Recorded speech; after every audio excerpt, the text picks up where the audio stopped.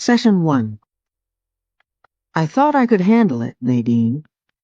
After all those years of seeing you, all those times I talked about whether I should look for my birth mother, I finally did it. I took that step. You were a part of it. I wanted to show you what an impact you had on my life, how much I've grown, how stable I am now, how balanced. That's what you always told me.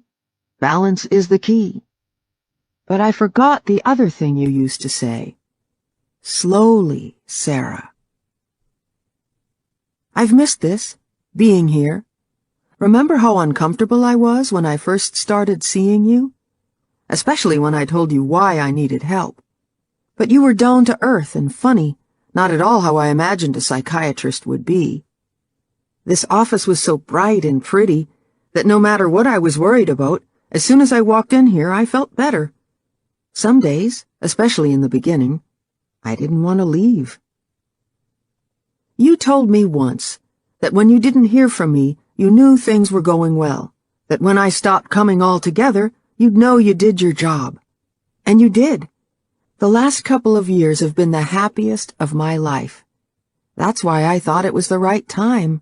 I thought I could withstand anything that came my way. I was solid, grounded. Nothing could send me back to the nervous wreck I was when I first met you. Then she lied to me, my birth mother, when I finally forced her to talk to me. She lied about my real father. It felt like when Allie used to kick my ribs when I was pregnant with her, a sudden blow from the inside that left me breathless. But it was my birth mother's fear that got me the most. She was afraid of me. I'm sure of it. What I don't know is why. It started about 6 weeks ago, around the end of December, with an online article. I was up stupidly early this one Sunday, no need for a rooster when you have a 6-year-old. And while I inhaled my first coffee, I answered emails. I get requests to restore furniture from all over the island now. That morning, I was trying to research a desk from the 1920s when I wasn't laughing at Allie. She was supposed to be watching cartoons downstairs, but I could hear her scolding Moose, our brindle-colored French bulldog, for molesting her stuffed rabbit. Suffice it to say, Moose has a weaning issue. No tails safe. Then, somehow or another, I got this pop-up advertising Viagra, which I finally got closed, only to accidentally click on this other link and find myself staring at a headline. Adoption. The other side of the story.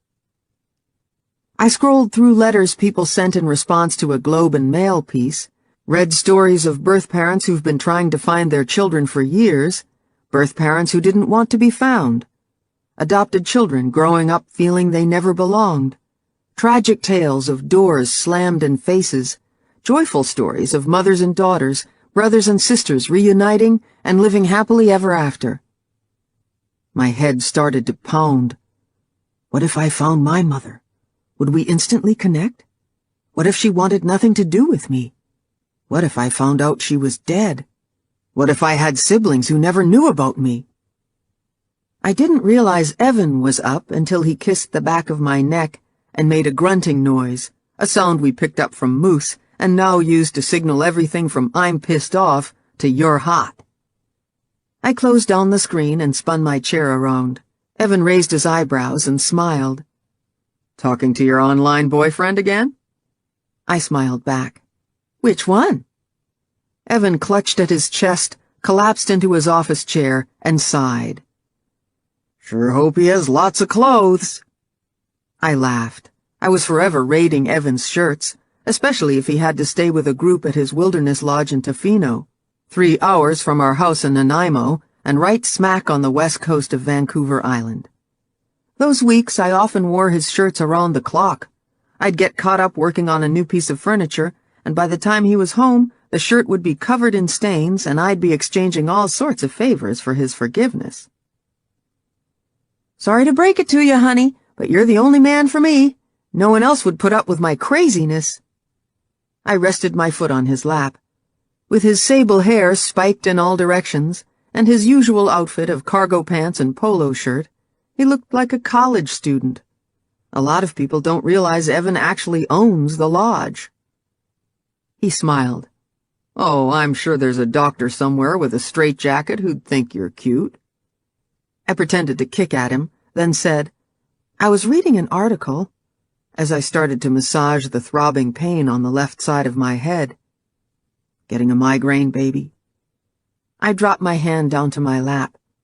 Just a little one. It'll go away. He gave me a look. Okay, I forgot my pill yesterday. After years of trying various medications, I was now on beta blockers, and my migraines were finally under control. The trick was remembering to take them. He shook his head. So what was the article about? Ontario's opening up their adoption records, and... I groaned as Evan worked a pressure point on my foot.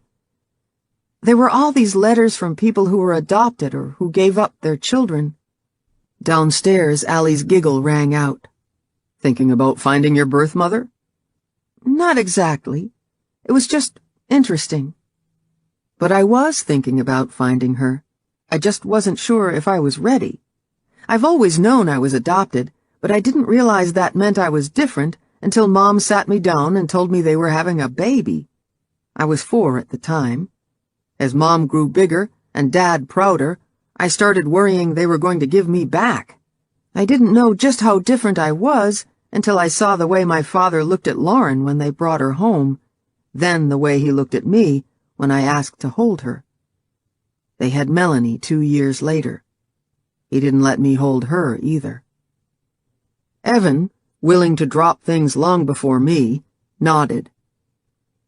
What time do you want to leave for brunch? 1:15 never. I sighed. Thank God Lauren and Greg are coming, because Melanie's bringing Kyle. Brave of her. As much as my father loves Evan, they'd probably spend the entire brunch planning their next fishing trip. He despises Kyle. I can't say I blame him. Kyle's a wannabe rock star, but as far as I'm concerned, the only thing he's playing is my sister. Dad always hated our boyfriends, though. I'm still shocked he likes Evan. All it took was one trip to the lodge, and he was talking about him like he was the son he never had. He's still bragging about the salmon they caught. It's like she thinks if they're around each other more, Dad will see all his good qualities. I snorted. Be nice. Melanie loves him. I gave a mock shudder. Last week she told me I better start working on my tan if I didn't want to be the same color as my dress. Our wedding's 9 months away. She's just jealous. You can't take it personally. It sure feels personal. Allie came barreling into the room with Moose in fast pursuit and threw herself into my arms. Mommy, Moose ate all my cereal. Did you leave the bowl on the floor again, silly? She giggled against my neck, and I inhaled her fresh scent as her hair tickled my nose.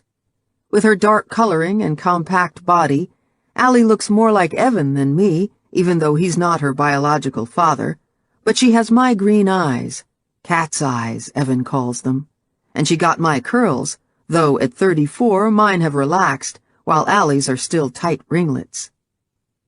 Evan stood up and clapped his hands. Okay, family, time to get dressed. A week later, just after New Year's, Evan headed back to his lodge for a few days. I'd read a few more adoption stories online, and the night before he left, I told him I was considering looking for my birth mother while he was gone. Are you sure it's a good idea right now? You have so much going on with the wedding. But that's part of it. We're getting married, and for all I know, I was dropped here from outer space. You know, that might explain a few things. Ha ha, very funny. He smiled, then said, Seriously, Sarah, how are you going to feel if you can't find her? Or if she doesn't want to see you? How was I going to feel? I pushed the thought to the side and shrugged. I'll just have to accept it. Things don't get to me like they used to. But I really feel like I need to do this, especially if we're going to have kids. The entire time I was pregnant with Allie, I was afraid of what I might be passing on to her. Thankfully, she's healthy, but whenever Evan and I talk about having a child, the fear starts up again. I said, "I'm more worried about upsetting Mom and Dad." "You don't have to tell them. It's your life. But I still don't think it's the best timing." Maybe he was right. It was stressful enough trying to take care of Allie and run my business, let alone plan a wedding. "I'll think about putting it off, okay?" Evan smiled. "Right. I know you, baby. Once your mind is made up, you're full speed ahead." I laughed. "I promise." I did think about waiting, especially when I imagined my mom's face if she found out. Mom used to say being adopted meant I was special because they chose me. When I was 12, Melanie gave me her version. She said our parents adopted me because Mom couldn't have babies, but they didn't need me now. Mom phoned me in my room packing my clothes. When I told her I was going to find my real parents, she started crying. Then she said, "Your birth parents couldn't take care of you properly, but they wanted you to have the best home possible. So now we take care of you and we love you very much." I never forgot the hurt in her eyes, or how thin her body felt as she hugged me. The next time I seriously thought about looking for my birth parents was when I graduated, then when I found out I was pregnant, and then 7 months later when I held Allie for the first time. But I'd put myself in Mom's shoes and imagined what it would feel like if my child wanted to find her birth mother, how hurt and scared I'd be, and I could never go through with it. I might not have this time either, if Dad hadn't phoned to ask Evan to go fishing. "Sorry, Dad, he just left yesterday. Maybe you can take Greg?" "Greg talks too much." I felt bad for Lauren's husband. Where Dad despised Kyle, he had no use for Greg.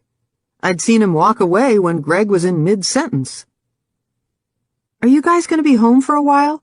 I was just going to get Allie from school and come by for a visit." "Not today. Your mom's trying to rest." "Is her Crohn's flaring up again?" "She's just tired." "Okay, no problem. If you need help with anything, let me know."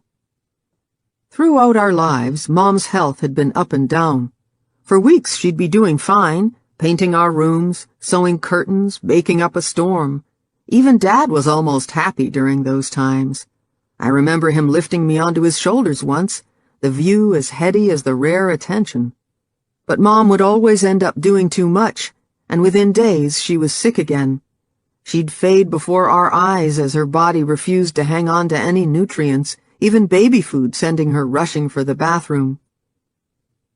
When she was going through a bad spell, Dad would come home and ask what I'd been doing all day, like he was trying to find something or someone to be pissed at. When I was 9, he found me in front of the TV while Mom was sleeping. He dragged me to the kitchen by my wrist and pointed to the stack of dishes, calling me a lazy, ungrateful child. The next day it was the pile of laundry that set him off, and the next, Melanie's toys in the driveway. His big working man's body would loom over me, and his voice would vibrate with anger. But he never yelled, never did anything Mom could see or hear. He'd take me out to the garage and list my shortcomings while I stared at his feet, terrified he was going to say he didn't want me anymore. Then he'd barely speak to me for a week. I started doing the household chores before Mom could get to them, staying home when my sisters were out with friends, cooking dinners that never got my father's approval, but at least didn't earn his silence. I would do anything to avoid silence, anything to keep Mom from getting sick again. If she was healthy, I was safe. When I phoned Lauren that night, she told me she and the boys had just got home from dinner with our parents. Dad had invited them. So it was just my kid who wasn't allowed over. I'm sure it wasn't like that. Allie just has so much energy, and what does that mean? It doesn't mean anything. She's adorable. But Dad probably thought 3 kids were too much. I knew Lauren was just trying to make me feel better before I went on a rant against Dad, which she hates. But it drives me nuts that she can never see how differently Dad treats me, or at least never acknowledges it. After we hung up, I almost called Mom to check on her, but then I thought about Dad telling me to stay home, like a stray dog who's only allowed to sleep on the porch because she might mess in the house. I put the phone back on the charger. The next day, I filled out the form at Vital Statistics, paid my $50, and started waiting. I'd like to say patiently, but I practically tackled the mailman after the first week. A month later, my original birth registration, or OBR as the woman at Vital Statistics called it, arrived in the mail. I stared at the envelope and realized my hand was shaking. Evan was at his lodge again, and I wished he could be there when I opened it, but that was another week. Allie was at school, and the house was quiet. I took a deep breath and ripped open the envelope. My real mother's name was Julia LaRoche, and I was born in Victoria, BC. My father was listed as unknown. I read the OBR and the adoption certificate over and over, looking for answers, but I just kept hearing one question. Why did you give me away? The next morning, I woke early and went online while Allie was still sleeping. The first thing I checked was the Adoption Reunion Registry, but when I realized it could take another month to get an answer, I decided to look on my own first. After searching websites for 20 minutes, I'd found 3 Julia LaRoches in Quebec and 4 down in the States who seemed around the right age. Only 2 lived on the island, but when I saw they were both in Victoria, my stomach flipped. Could she still be there after all this time? I quickly clicked on the first link and let my breath out when I realized she was too young, judging by her article on a New Moms forum. The second link took me to a website for a real estate agent in Victoria. She had auburn hair like me and looked about the right age. I studied her face with a mixture of excitement and fear. Had I found my birth mother? After I drove Allie to school, I sat at my desk and circled the phone number I'd jotted on a piece of paper.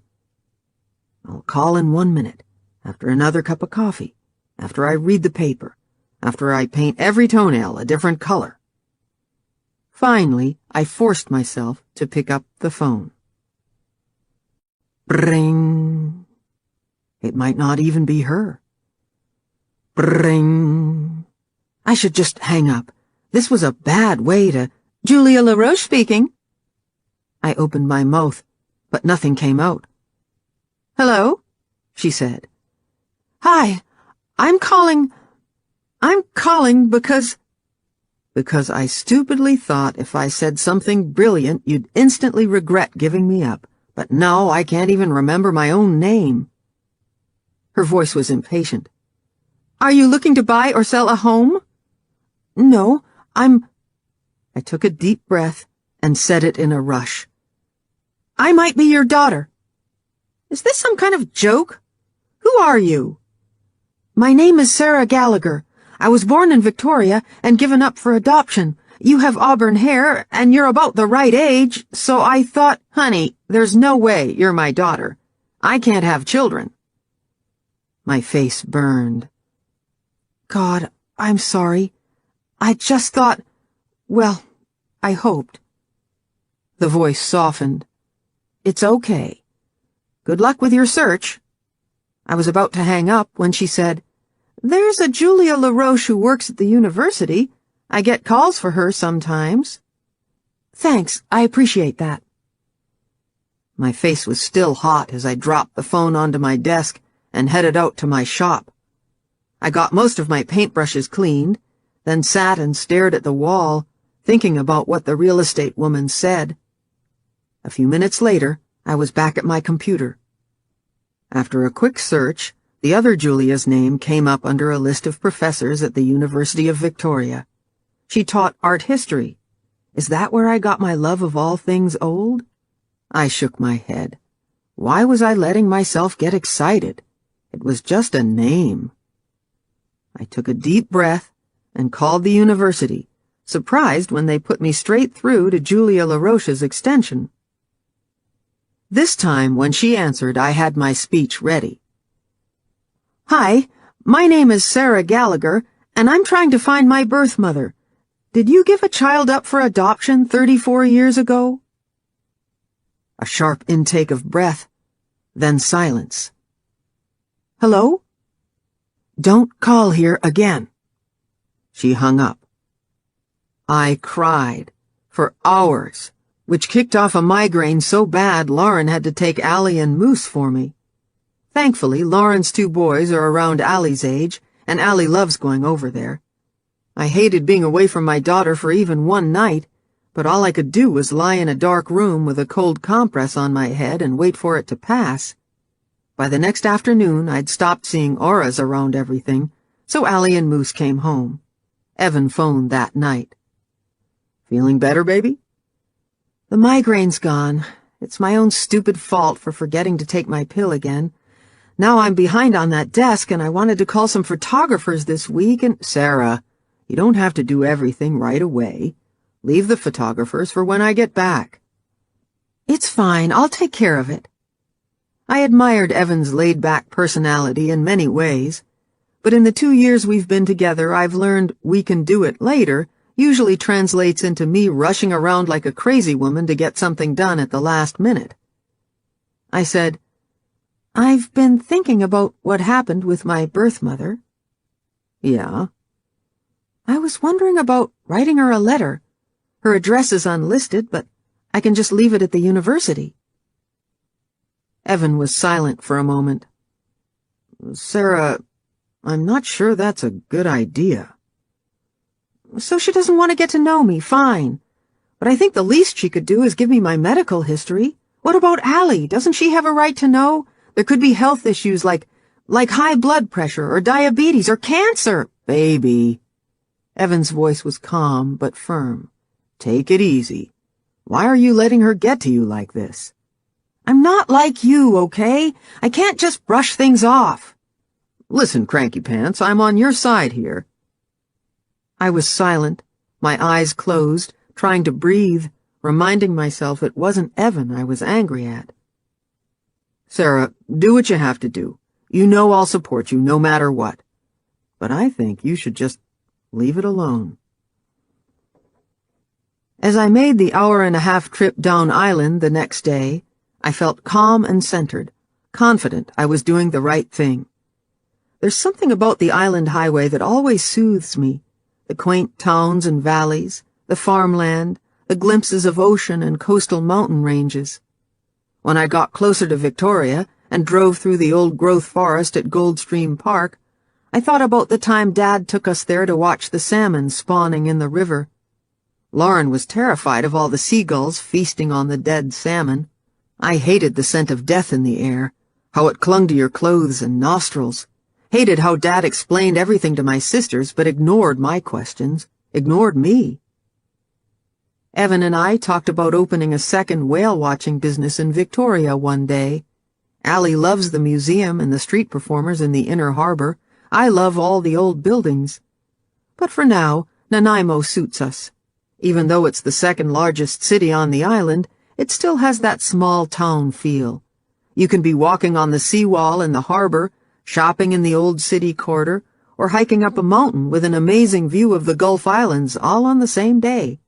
Whenever we want to get away, we just take the ferry to the mainland or drive down to Victoria to do some shopping. But if things didn't go well in Victoria this trip, it was going to be a long drive home. My plan was to drop off the letter requesting information at Julia's office, but when the woman at the front desk told me Professor LaRoche was teaching a class in the next building, I had to see what she looked like. She wouldn't even know I was there.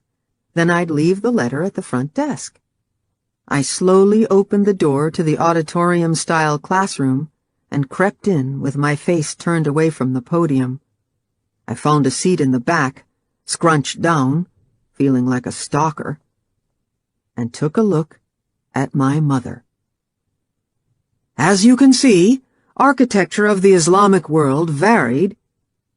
In my daydreams, she was always an older version of me, but where my hair is auburn, falling in unruly waves down my back, her black hair was cut in a sleek bob. I couldn't see her eye color, but her face was round, with delicate bone structure. My cheekbones are high, and my features Nordic. The lines of her black wrap dress revealed a slight boyish frame and small wrists. My build is athletic. She was probably a couple of inches over 5 feet, and I'm almost 5'9". The way she pointed out images on the projector's screen was elegant and unhurried. I talk with my hands so much I'm always knocking something over. If her reaction on the phone wasn't still haunting me, I'd think I had the wrong woman. As I half listened to her lecture, I fantasized about what my childhood might have been like with her as my mother. We'd have discussed art at dinner, which we'd eat off beautiful plates, and sometimes light the candles in silver candlesticks. On summer holidays, we'd have explored museums and foreign countries and had deep intellectual talks over cappuccinos in Italian cafes. On weekends, we'd have browsed bookstores together. A wave of guilt swamped me. I have a mother.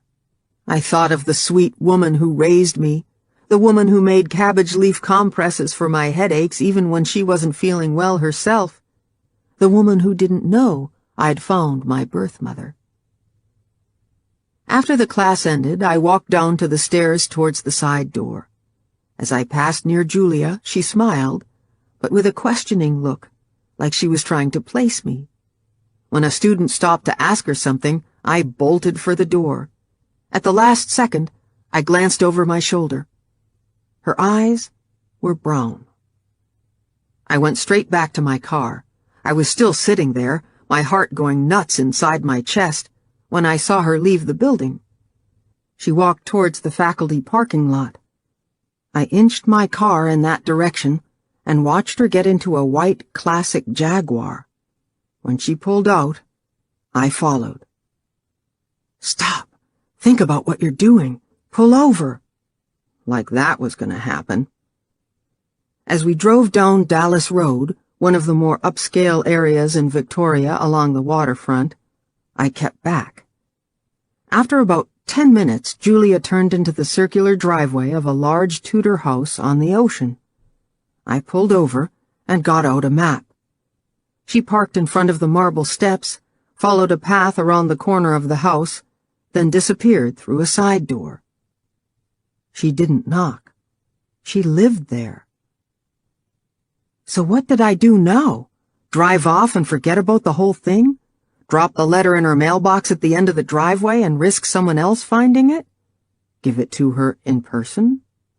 But once I reached the big mahogany front door, I stood there like an idiot, frozen, torn between tucking the letter into the door and just sprinting back down the driveway.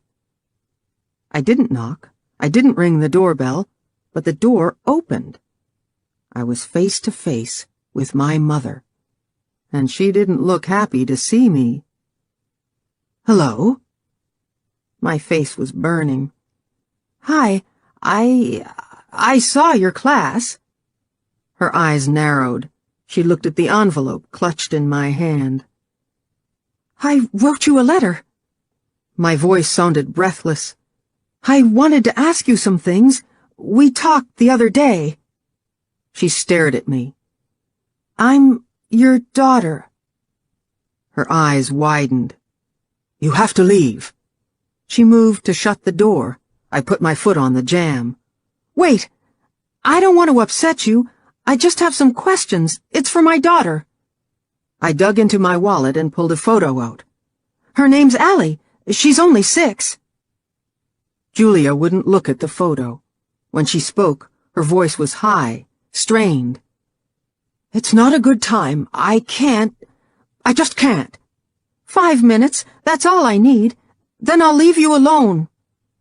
She looked over her shoulder at a phone on a hall table. "Please, I promise I won't come back." She led me into a side room with a mahogany desk and floor-to-ceiling bookshelves, moved a cat off an antique brown leather high-backed chair.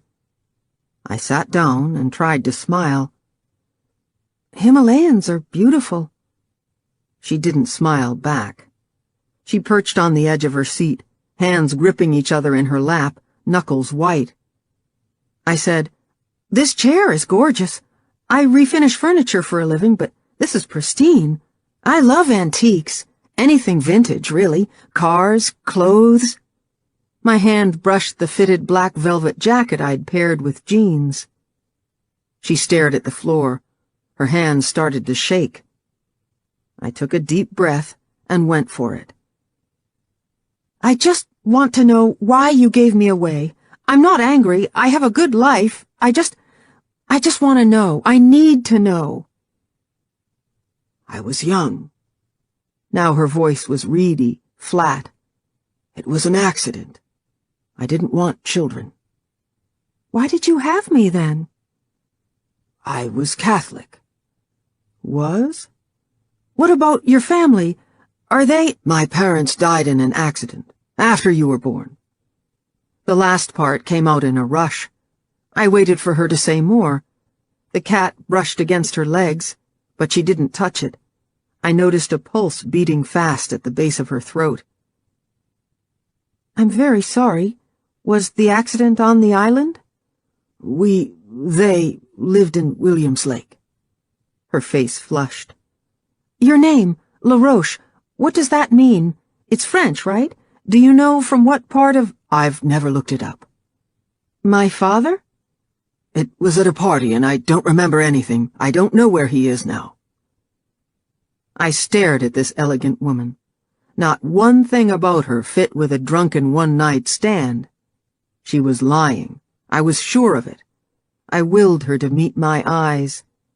She stared at the cat. I had an insane urge to pick it up and throw it at her. Was he tall? Do I look like him, or— She stood up. I told you I don't remember. I think you'd better go.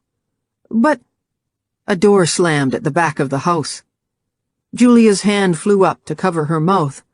An older woman with curly blonde hair and a pink scarf draped around her thin shoulders came around the corner. Julia, I'm glad you're home. We should— She stopped when she saw me, and her face broke into a smile. Oh, hello. I didn't realize Julia had a student over. I stood up and held out a hand. I'm Sarah. Professor LaRoche was kind enough to go over my paper with me, but I should be off. She took my hand. Catherine, I'm Julia's— Her voice trailed off as she searched Julia's face. I jumped into the awkward silence. It was nice to meet you. I turned to Julia. Thanks again for your help. She managed a smile and nod. At my car, I glanced over my shoulder. They were still standing in the open doorway. Catherine smiled and waved, but Julia just stared at me. So you understand why I had to talk to you. I feel like I'm standing on ice, and it's cracking all around me, but I don't know which way to move. Do I try to find out why my birth mother lied, or heed Evan's advice to just leave it alone? I know you're going to tell me I'm the only one who can make that decision, but I need your help. I keep thinking about Moose. When he was a puppy, we left him in the laundry room one cold Saturday when we went out, because he wasn't housebroken.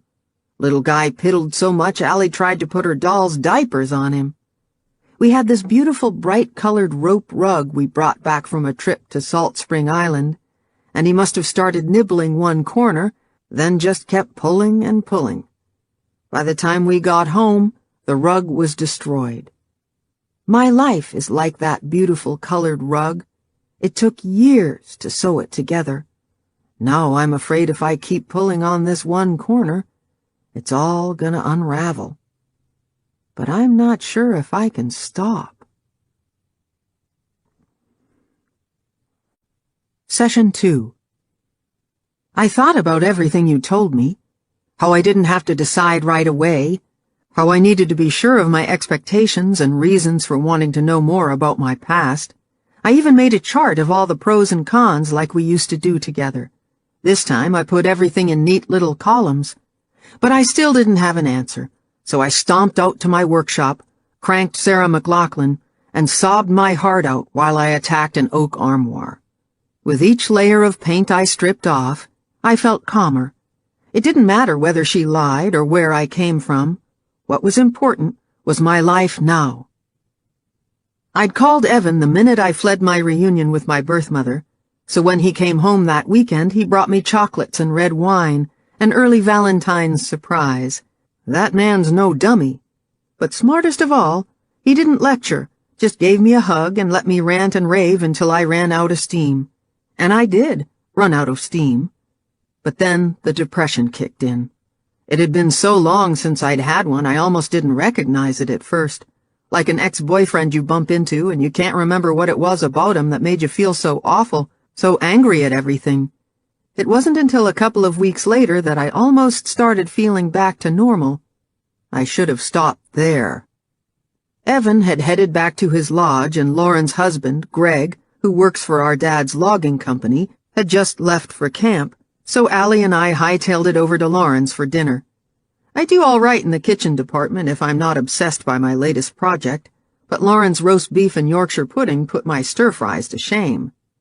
While Lauren's two boys, tow-headed with big blue eyes just like her, chased Allie and Moose around the backyard, Lauren and I took our coffees and dessert to the living room. I'm glad we're having a mild winter this year, although it never really gets cold on the island. But it was nice to curl up in front of her fireplace and catch up on our kids' latest events. Her two have usually just broken something, while mine is generally in trouble at school for bossing the other kids around or talking when she's not supposed to. Evan just laughs and says, "I wonder where she got that from," whenever I complain. When we'd scraped the last trace of chocolate from our plates, Lauren said, "How are the plans coming for the wedding?" God, don't get me started. My file is huge.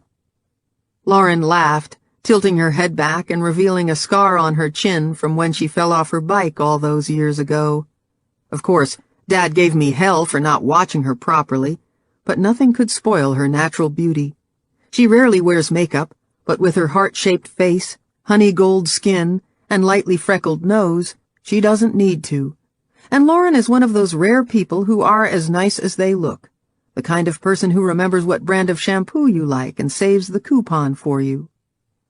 She said, "I told you weddings are more work than you think, and you thought this was going to be so easy."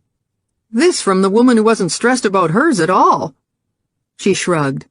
"I was 20. I was just happy to be married.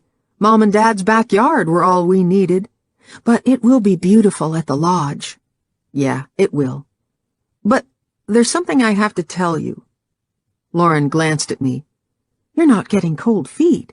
"What? Of course not." She let out her breath. "Thank God. Evan's so good for you." "Why does everyone say that?" She smiled. "Because it's true." She had me there. I'd met Evan at a garage while we were waiting for our vehicles. His was in for a tune-up, mine was on its last legs. I was worried they weren't going to be able to fix my car, and had no idea how I was going to pick up Allie, but Evan assured me everything would be fine. I still remember how he put the cardboard sleeve around my hot cup before he handed it to me, how relaxed and steady his movements were, how calm I felt around him. Lauren said, "So what did you want to tell me?" "Remember when I used to talk about finding my birth family?" "Of course. You were obsessed when we were kids. Remember that summer you were convinced you were an Indian princess and tried to build a canoe in the backyard?" She started to laugh, then looked at my face and said, "Wait, have you been searching for real?" "I found my birth mother a couple of weeks ago." "Wow, that's huge." Lauren's expression changed from surprise to confusion to hurt. "Why didn't you tell me?" It was a good question, and one I couldn't answer. Lauren married her high school boyfriend and had the same friends she did in elementary school. She had no idea what it felt like to be rejected, to be alone. But the other reason was her husband. It was impossible to talk when Greg was around. "I needed to process everything first," I said. "It didn't go very well." "No? What happened? Does she live on the island?" I filled Lauren in on the whole mess. She made a face. "That must have been awful. Are you okay?" "I'm disappointed, especially that she didn't tell me anything about my biological father. She was my only chance of finding him." Most of my daydreams growing up were of my birth father whisking me away to his mansion, where he'd introduce me to everyone as his long-lost daughter, his hand warm on my back. "You haven't told Mom and Dad, have you?" I shook my head. Lauren looked relieved, and I stared at my plate, the chocolate now sour in my mouth. I hate the wave of guilt and fear that comes whenever I worry about Mom and Dad finding out, hate myself for resenting it. I said, "Don't tell Melanie or Greg, okay?" "Of course." I searched her face, wondering what she was thinking. After a moment, she said, "Maybe your father was married and she's scared of it coming out after all these years?"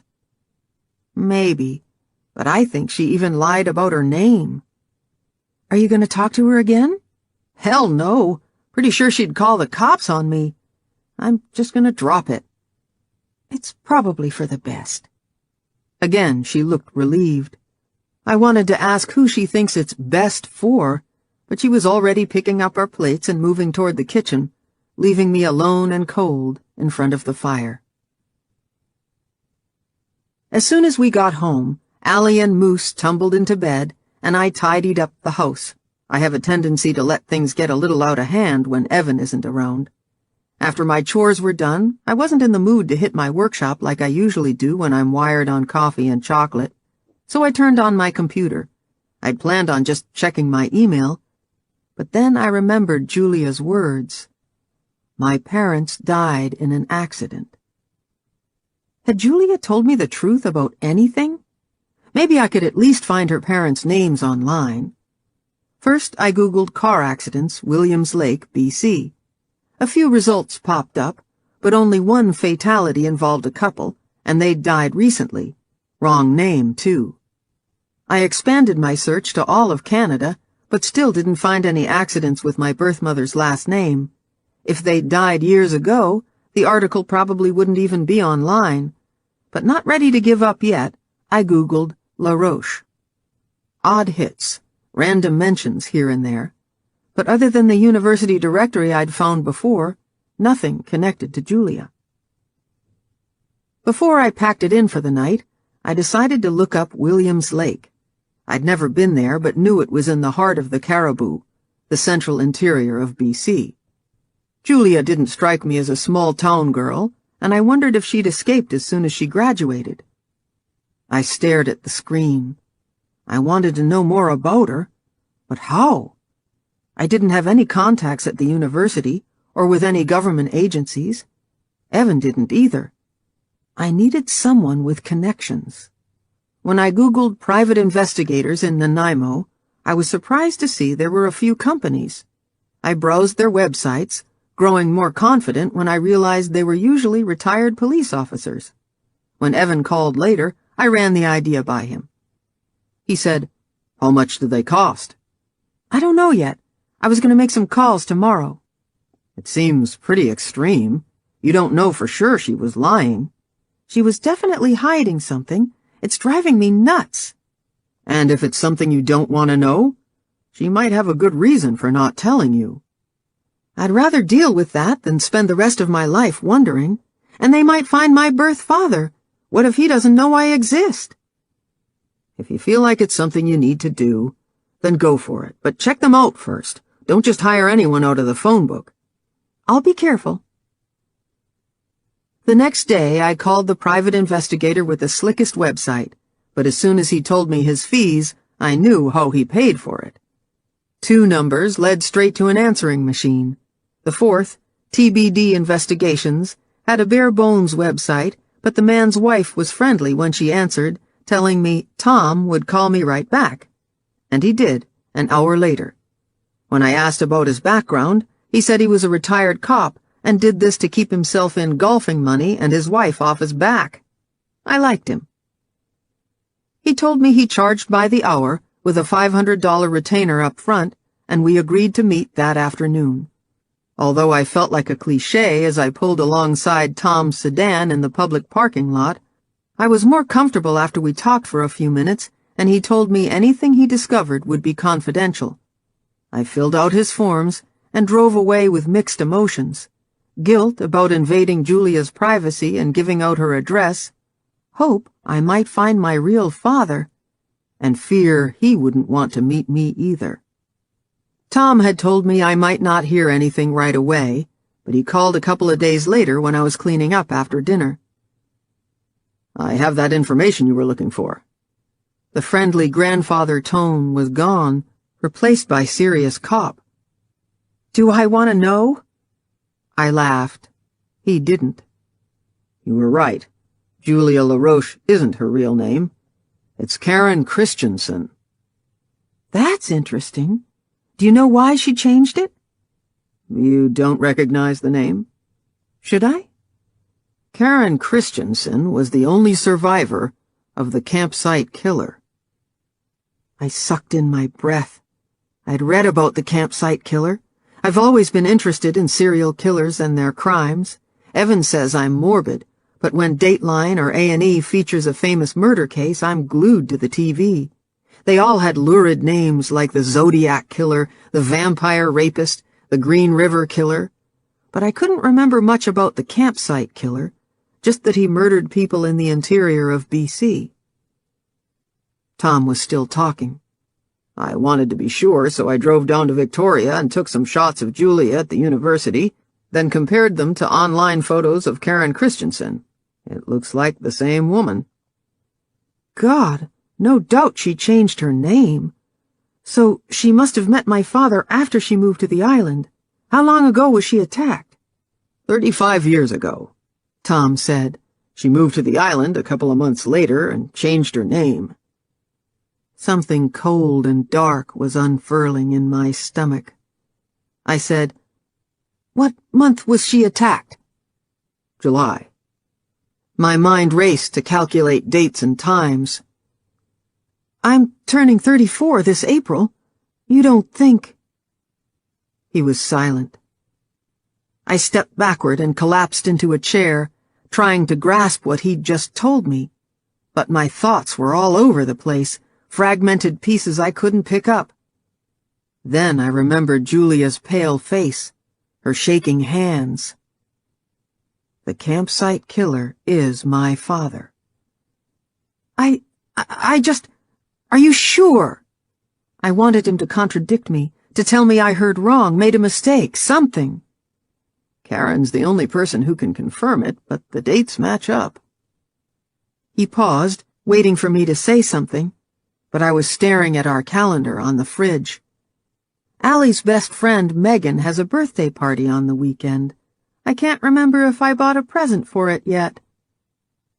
Tom's voice sounded far away. "If you have any more questions, you have my number. I'll email the photos I took of Karen with your receipt." I sat in my kitchen for a few minutes, still staring at the calendar. Upstairs, I heard a cupboard door slam and remembered that Allie was in the bath. I'd have to deal with this later. I forced myself off the chair. Allie was already out of the bathroom, leaving a trail of raspberry bubble scent and damp towels behind her. Normally, I love bedtime with her. When we're snuggled up, she tells me about her day, part little girl as she mispronounces words, part little woman as she describes what the other girls are wearing. Back in my single days, I let her sleep in my bed all the time. I loved the closeness, loved feeling her breathing next to me. Even when I was pregnant and Jason was out partying, I could only fall asleep with my hand on my stomach. He usually didn't come back until the wee hours of the morning. When I flipped, and I always did, he'd push me out of the room and lock it. I'd scream at him through the door until I was hoarse. I finally left him when I was 5 months pregnant, and he never got to see his daughter. He wrapped his truck around a tree a month before she was born. I've stayed in touch with his parents, and they're great with Allie, telling her stories about Jason and saving his things for when she's older. She spends the night at their house sometimes. The first time, I worried that she'd wake up crying, but she was fine. I was the one who couldn't sleep. Same with her first day of school. Allie sailed through it, but I missed her every minute. Missed the noise in the house, missed her giggles. Now I crave this little window into her life outside our home, want to know how she felt in each moment. Did it make you laugh? Did you like learning about that? But that night, Tom's words kept flashing in my mind. The dates match up. It didn't feel real. Couldn't be real. After Allie drifted off, I kissed her warm forehead and left Moose with her. In my office, I turned my computer on and Googled the campsite killer. The first link was a website dedicated to his victims. While the site played haunting music, I scrolled through photos of all his victims with their names and date of death below each picture. Most of the attacks were staggered every few years from the early 70s on, but sometimes he'd hit 2 summers in a row, then go years without surfacing again. I clicked on a link that took me to a PDF map that had a little cross marking every location where he'd murdered someone. He'd moved all over the interior and northern BC, never killing in the same park twice. If the girls were camping with their parents or a boyfriend, he murdered them first. But it was clear the women were his real target. I counted 15 women, healthy, smiling young women. All told, they believed he's responsible for at least 30 murders, one of the worst serial killers in Canadian history. The website also mentioned the only woman who ever got away, his third victim, Karen Christensen. The photo was grainy, her head turned away from the camera. I went back to the Google homepage and typed in Karen Christensen. This time, numerous articles popped up. Karen and her parents were camping at Tweedsmuir Provincial Park in the west central region of BC one summer 35 years ago. The parents were shot in the head while they slept in their tent. But he hunted Karen in the park for hours until he caught and raped her. Before he was able to kill her, she managed to hit him in the head with a rock and escape. She'd been lost in the woods for 2 days when she stumbled out of the mountain and flagged down a passing motorhome. In most of the photos, she was hiding her face, but some industrious journalist found her senior year picture from the high school yearbook, taken just months before that fateful summer.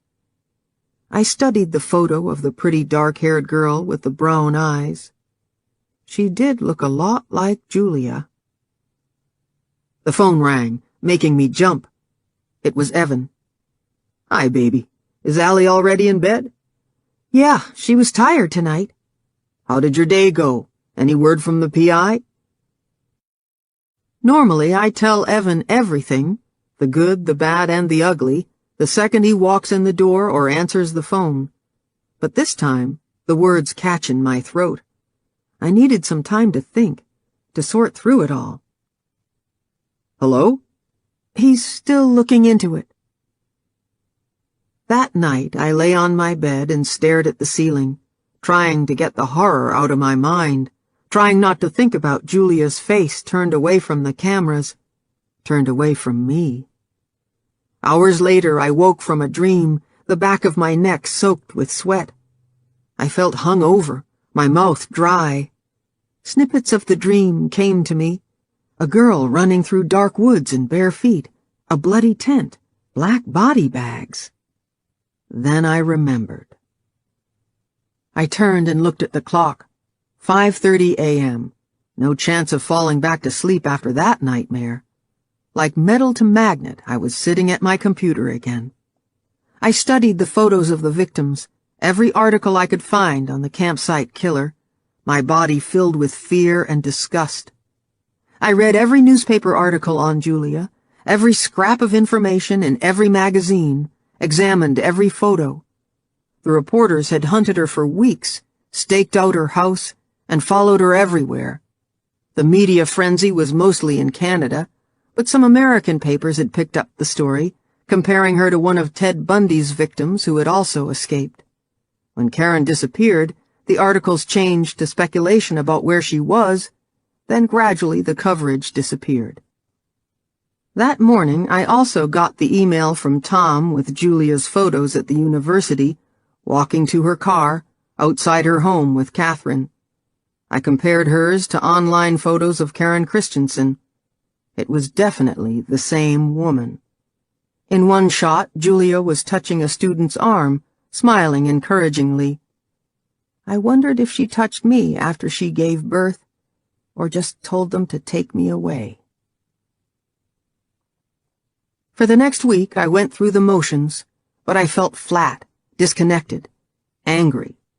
I didn't know what to do with this new reality, the horror of my conception. I wanted to bury it in the backyard, far away from anyone's eyes. My skin crawled with knowledge, with the evil that I'd looked into, that had created me. I took long showers. Nothing helped. The dirt was on the inside. When I was a kid, I used to think my birth parents would come back if I was just good enough. If I got in trouble, I worried they'd find out. Every good grade in school was so they'd know I was smart. When Dad looked at me like he was trying to figure out who let me into his house, I told myself they were coming. When I watched him piggyback Melanie and Lauren after telling me he was too tired, I told myself they were coming. When he took the girls to the pool and left me to mow the lawn, I told myself they were coming. They never did. Now I just wanted to forget they existed. But no matter what I did, or the million ways I tried to distract myself, I couldn't get rid of the dark, heavy feeling pressing down on my chest, grabbing at my legs. Evan had been out of cell range for most of the week with a group. When he was finally able to phone, I tried to listen about the lodge, tried to make the appropriate responses, tried to share about Allie's day. Then I ended the call after a while, claiming fatigue. I was going to tell him, I just needed more time. But the next night, he picked up on it right away. Okay, what's going on? Don't want to marry me anymore? He laughed, but his voice sounded worried. You might not want to marry me after you hear this. I took a deep breath. I found out why Julia lied. I looked at the door, knowing Allie would be up soon. Julia? I don't know who... My birth mother, remember? I heard from the PI last week. He told me her real name's Karen Christensen. Why didn't you tell me you found her?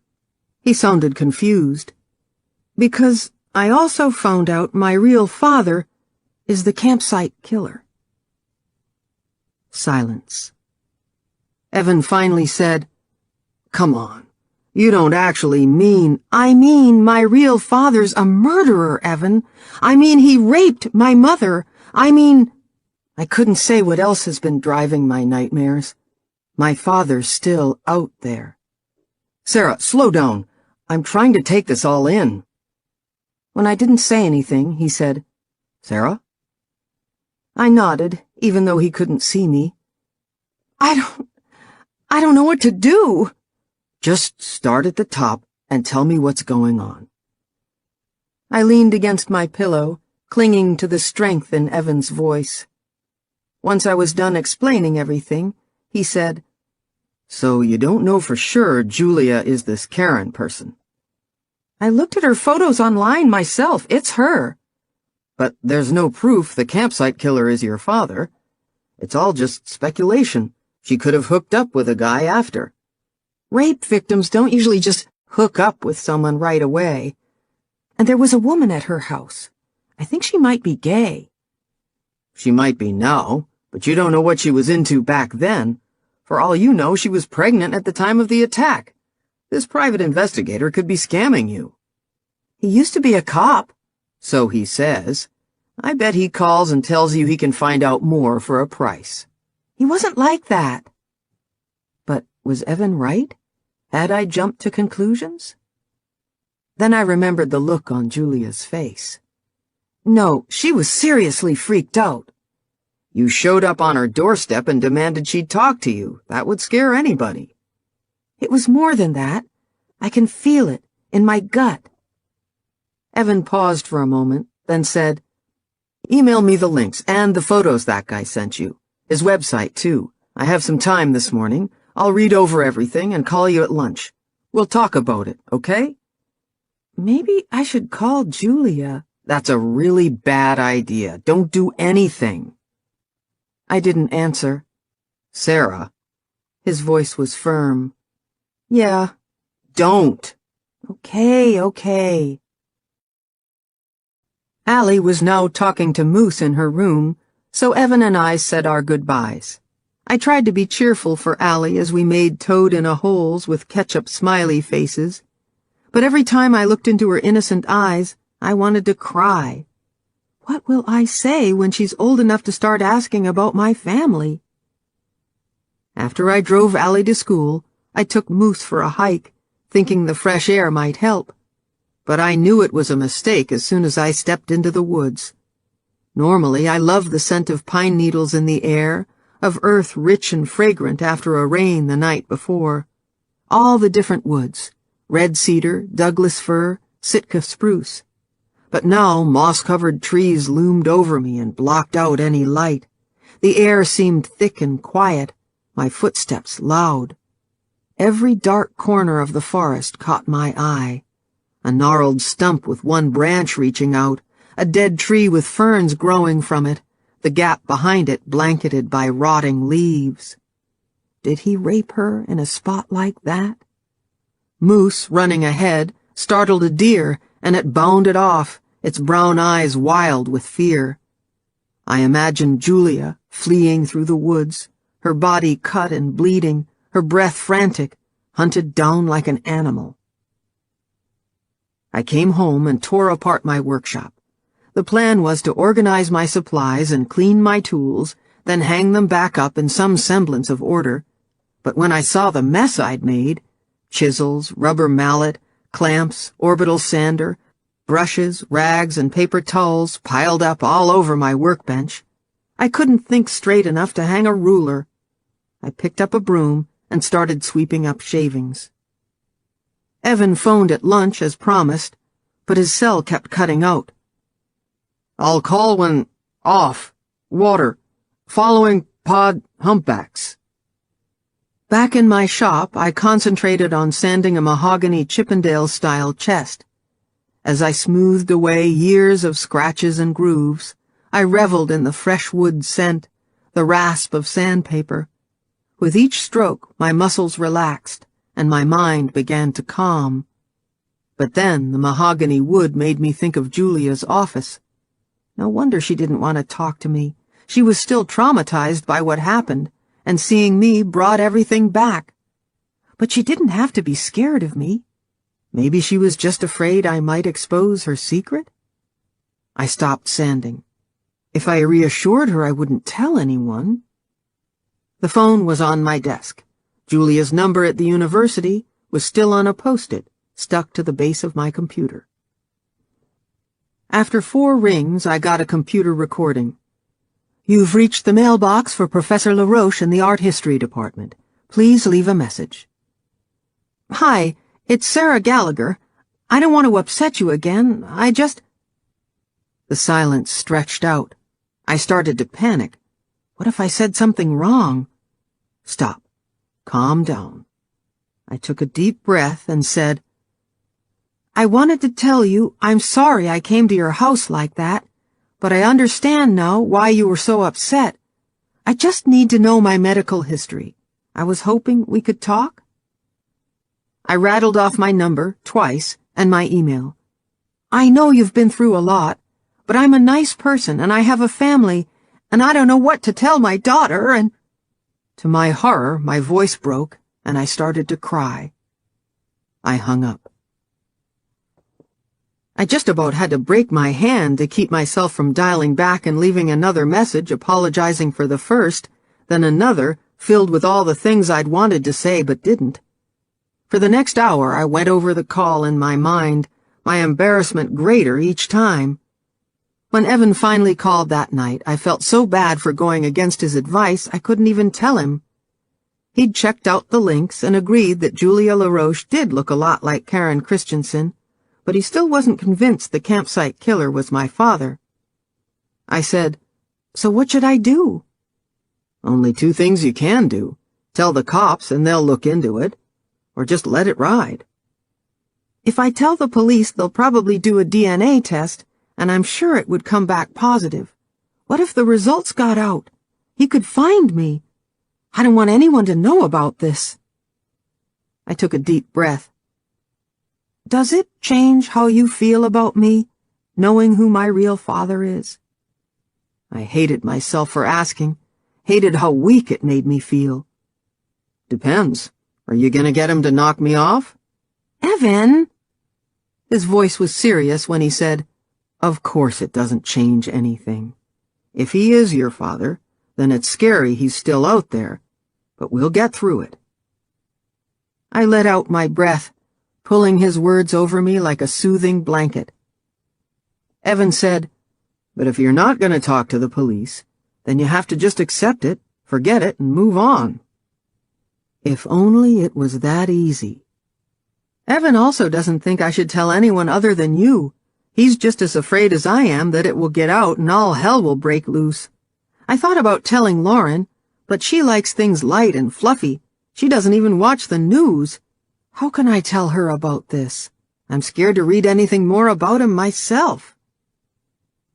When I first started seeing you after I pushed Derek, the first man I allowed myself to care about after Jason died, down those stairs, I was afraid I might have some horrible genetic predisposition, but you suggested I might be looking for something or someone to blame, so I didn't have to take responsibility for my own actions.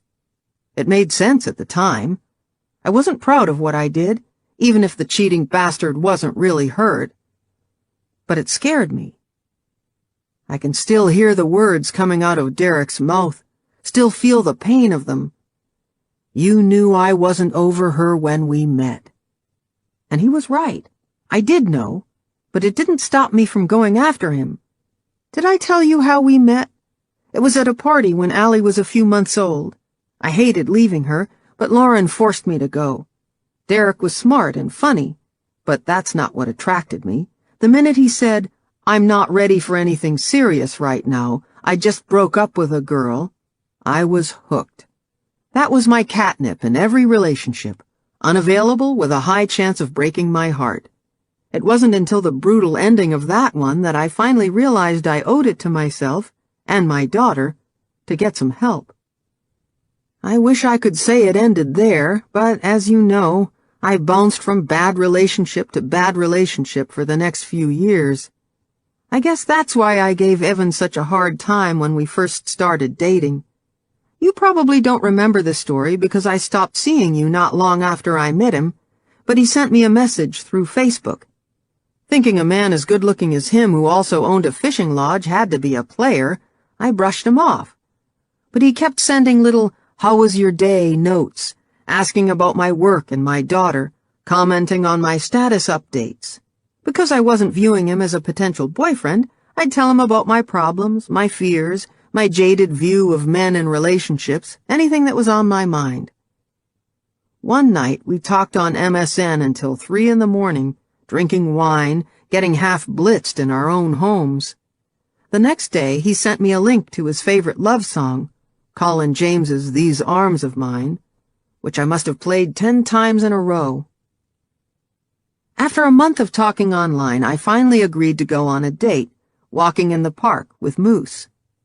Hours sped by without one anxious moment, just laughter and the wonderful feeling of being safe while totally being myself. When he met Allie a couple of months later, they adored each other instantly. Even moving in with each other was easy. If one of us was missing a household item, the other had it. But in those early days, I still caused arguments, trying to push him away, testing his loyalty. I was just so scared of being hurt again. So scared of losing myself like I did with Derek, of what might happen if I did. When I was a kid, I felt angry a lot, but I kept it bottled inside, which is probably why I was depressed so much as a teenager. It wasn't until I began dating that I started losing my temper. But I always managed to stop myself at a certain point, until that moment with Derek on the stairs. When he told me he'd spent the night with his ex-girlfriend, all I could feel was shame. All I could think was how everyone was going to know I wasn't good enough. Then my hands were reaching out, and he was falling. Afterward, I was shocked and horrified by what I'd done, even more by how powerful I'd felt.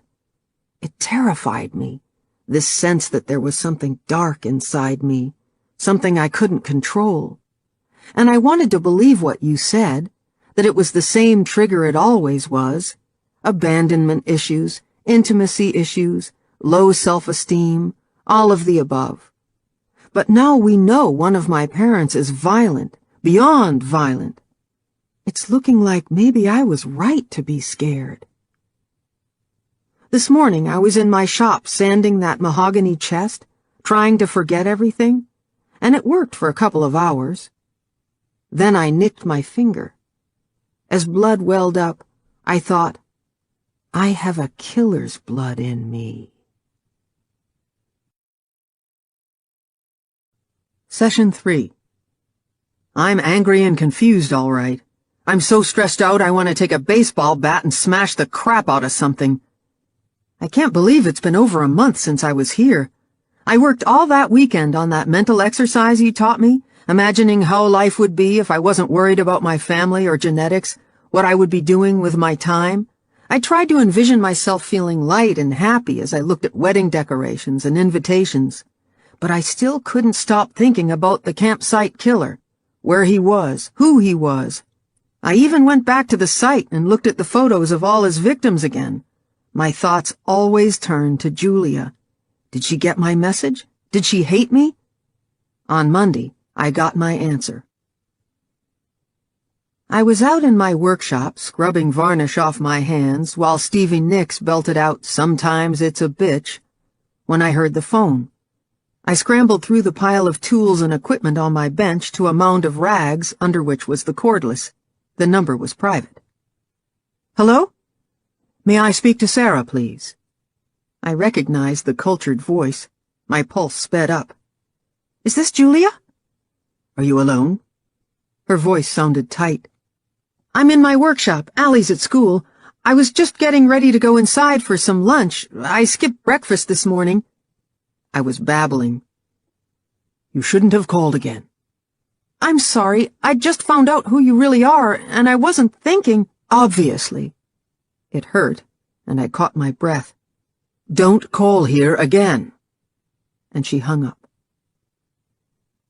I handled it with my usual grace and aplomb, chucked the phone clear across my workshop, which knocked the battery out of the back and sent it spinning under a shelf, then stormed into the house and ate a bunch of Allie's Oreo snack packs and Ritz Bits cheese sandwiches, cursing with every mouthful. She'd spoken to me like I was something she'd stepped in, something she wanted to scrape off her shoe. My face burned, and tears stung my eyes when I thought what I always thought after an ex-boyfriend dumped me, or stood me up, or when Dad didn't hold my hand when I reached for his. What's wrong with me? An hour later, I was still too upset to focus on any work, and wedding stuff? Forget about it.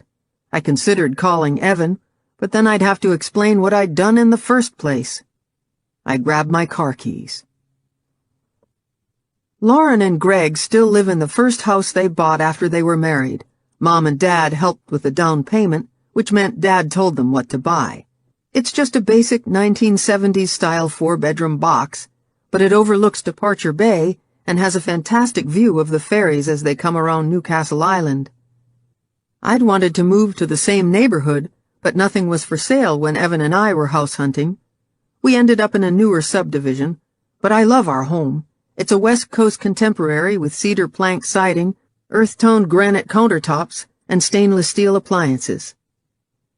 Greg's still in the process of restoring their house, but it's going to be beautiful when they're done. Lauren's brightened it up a lot over the years with handmade curtains, pastel walls, vases full of fresh flowers. I'm constantly pilfering from her vegetable garden. I rapped on the back door, then pushed it open. Hey, it's Sarah! She yelled down from upstairs. Brandon's room! When I got to the room, decorated in hockey motif, I found Lauren putting away laundry. I curled up on the quilt with its Canuck logo and hugged the pillow as I watched Lauren, envying how content she is with her life. She paused with a pair of socks in her hand. "What's wrong?" "I don't really want to talk about it." Her voice was teasing as she said, "You have to tell me now." She held up a sock like she was going to throw it at me. "I'm okay. I just wanted to hang out for a bit." "Are you still upset about your birth, Mother?" She turned and put the socks away, opened the next drawer. I hadn't planned on telling her, just wanted to be around her warmth for a while, but before I knew it, the words were coming out. "I found out who my real father is." She turned around, a small blue t-shirt clutched in her hand. "You don't sound happy. Who is he?" I was torn between my fear of what Lauren might think and my need for her to tell me it was okay, to make me feel better like she always does. I remembered Evan's warning not to tell anyone. I remembered my vow to Julia not to tell anyone. But this was my sister. "You can't tell anyone about this, not even Greg." She placed her hand across her heart. "Promise." My face felt hot as I said, "You've heard of the campsite killer, right?" "Everyone's heard of the campsite killer. Why?" "He's my father." Her jaw dropped open, and she stared at me with a stunned expression for what felt like hours. Finally, she sat beside me on the bed. Are you sure? How did you find out?" I sat up, the pillow in my lap, and told her about the private investigator and everything that happened since. I searched her face, waiting to see all the horrible things I've been thinking mirrored in her eyes, but she just looked concerned. She said, "Maybe Evan's right, and it's just a coincidence?" I shook my head. The way she spoke to me today, she hates me. "I'm sure she doesn't hate you. She probably—" "No, you're right. It's worse than that. It's like I disgust her." My voice was thick as I tried not to cry. Lauren rubbed my back. "I'm so sorry, Sarah. The people who matter love you. Does that help?" Except Dad didn't love me, and the fact that she wouldn't see it made it even more painful. "You don't understand what it feels like to be adopted, to have your birth mother give you away like you're a piece of garbage, then reject you again. I've been waiting to meet her for years, and now—" I shook my head.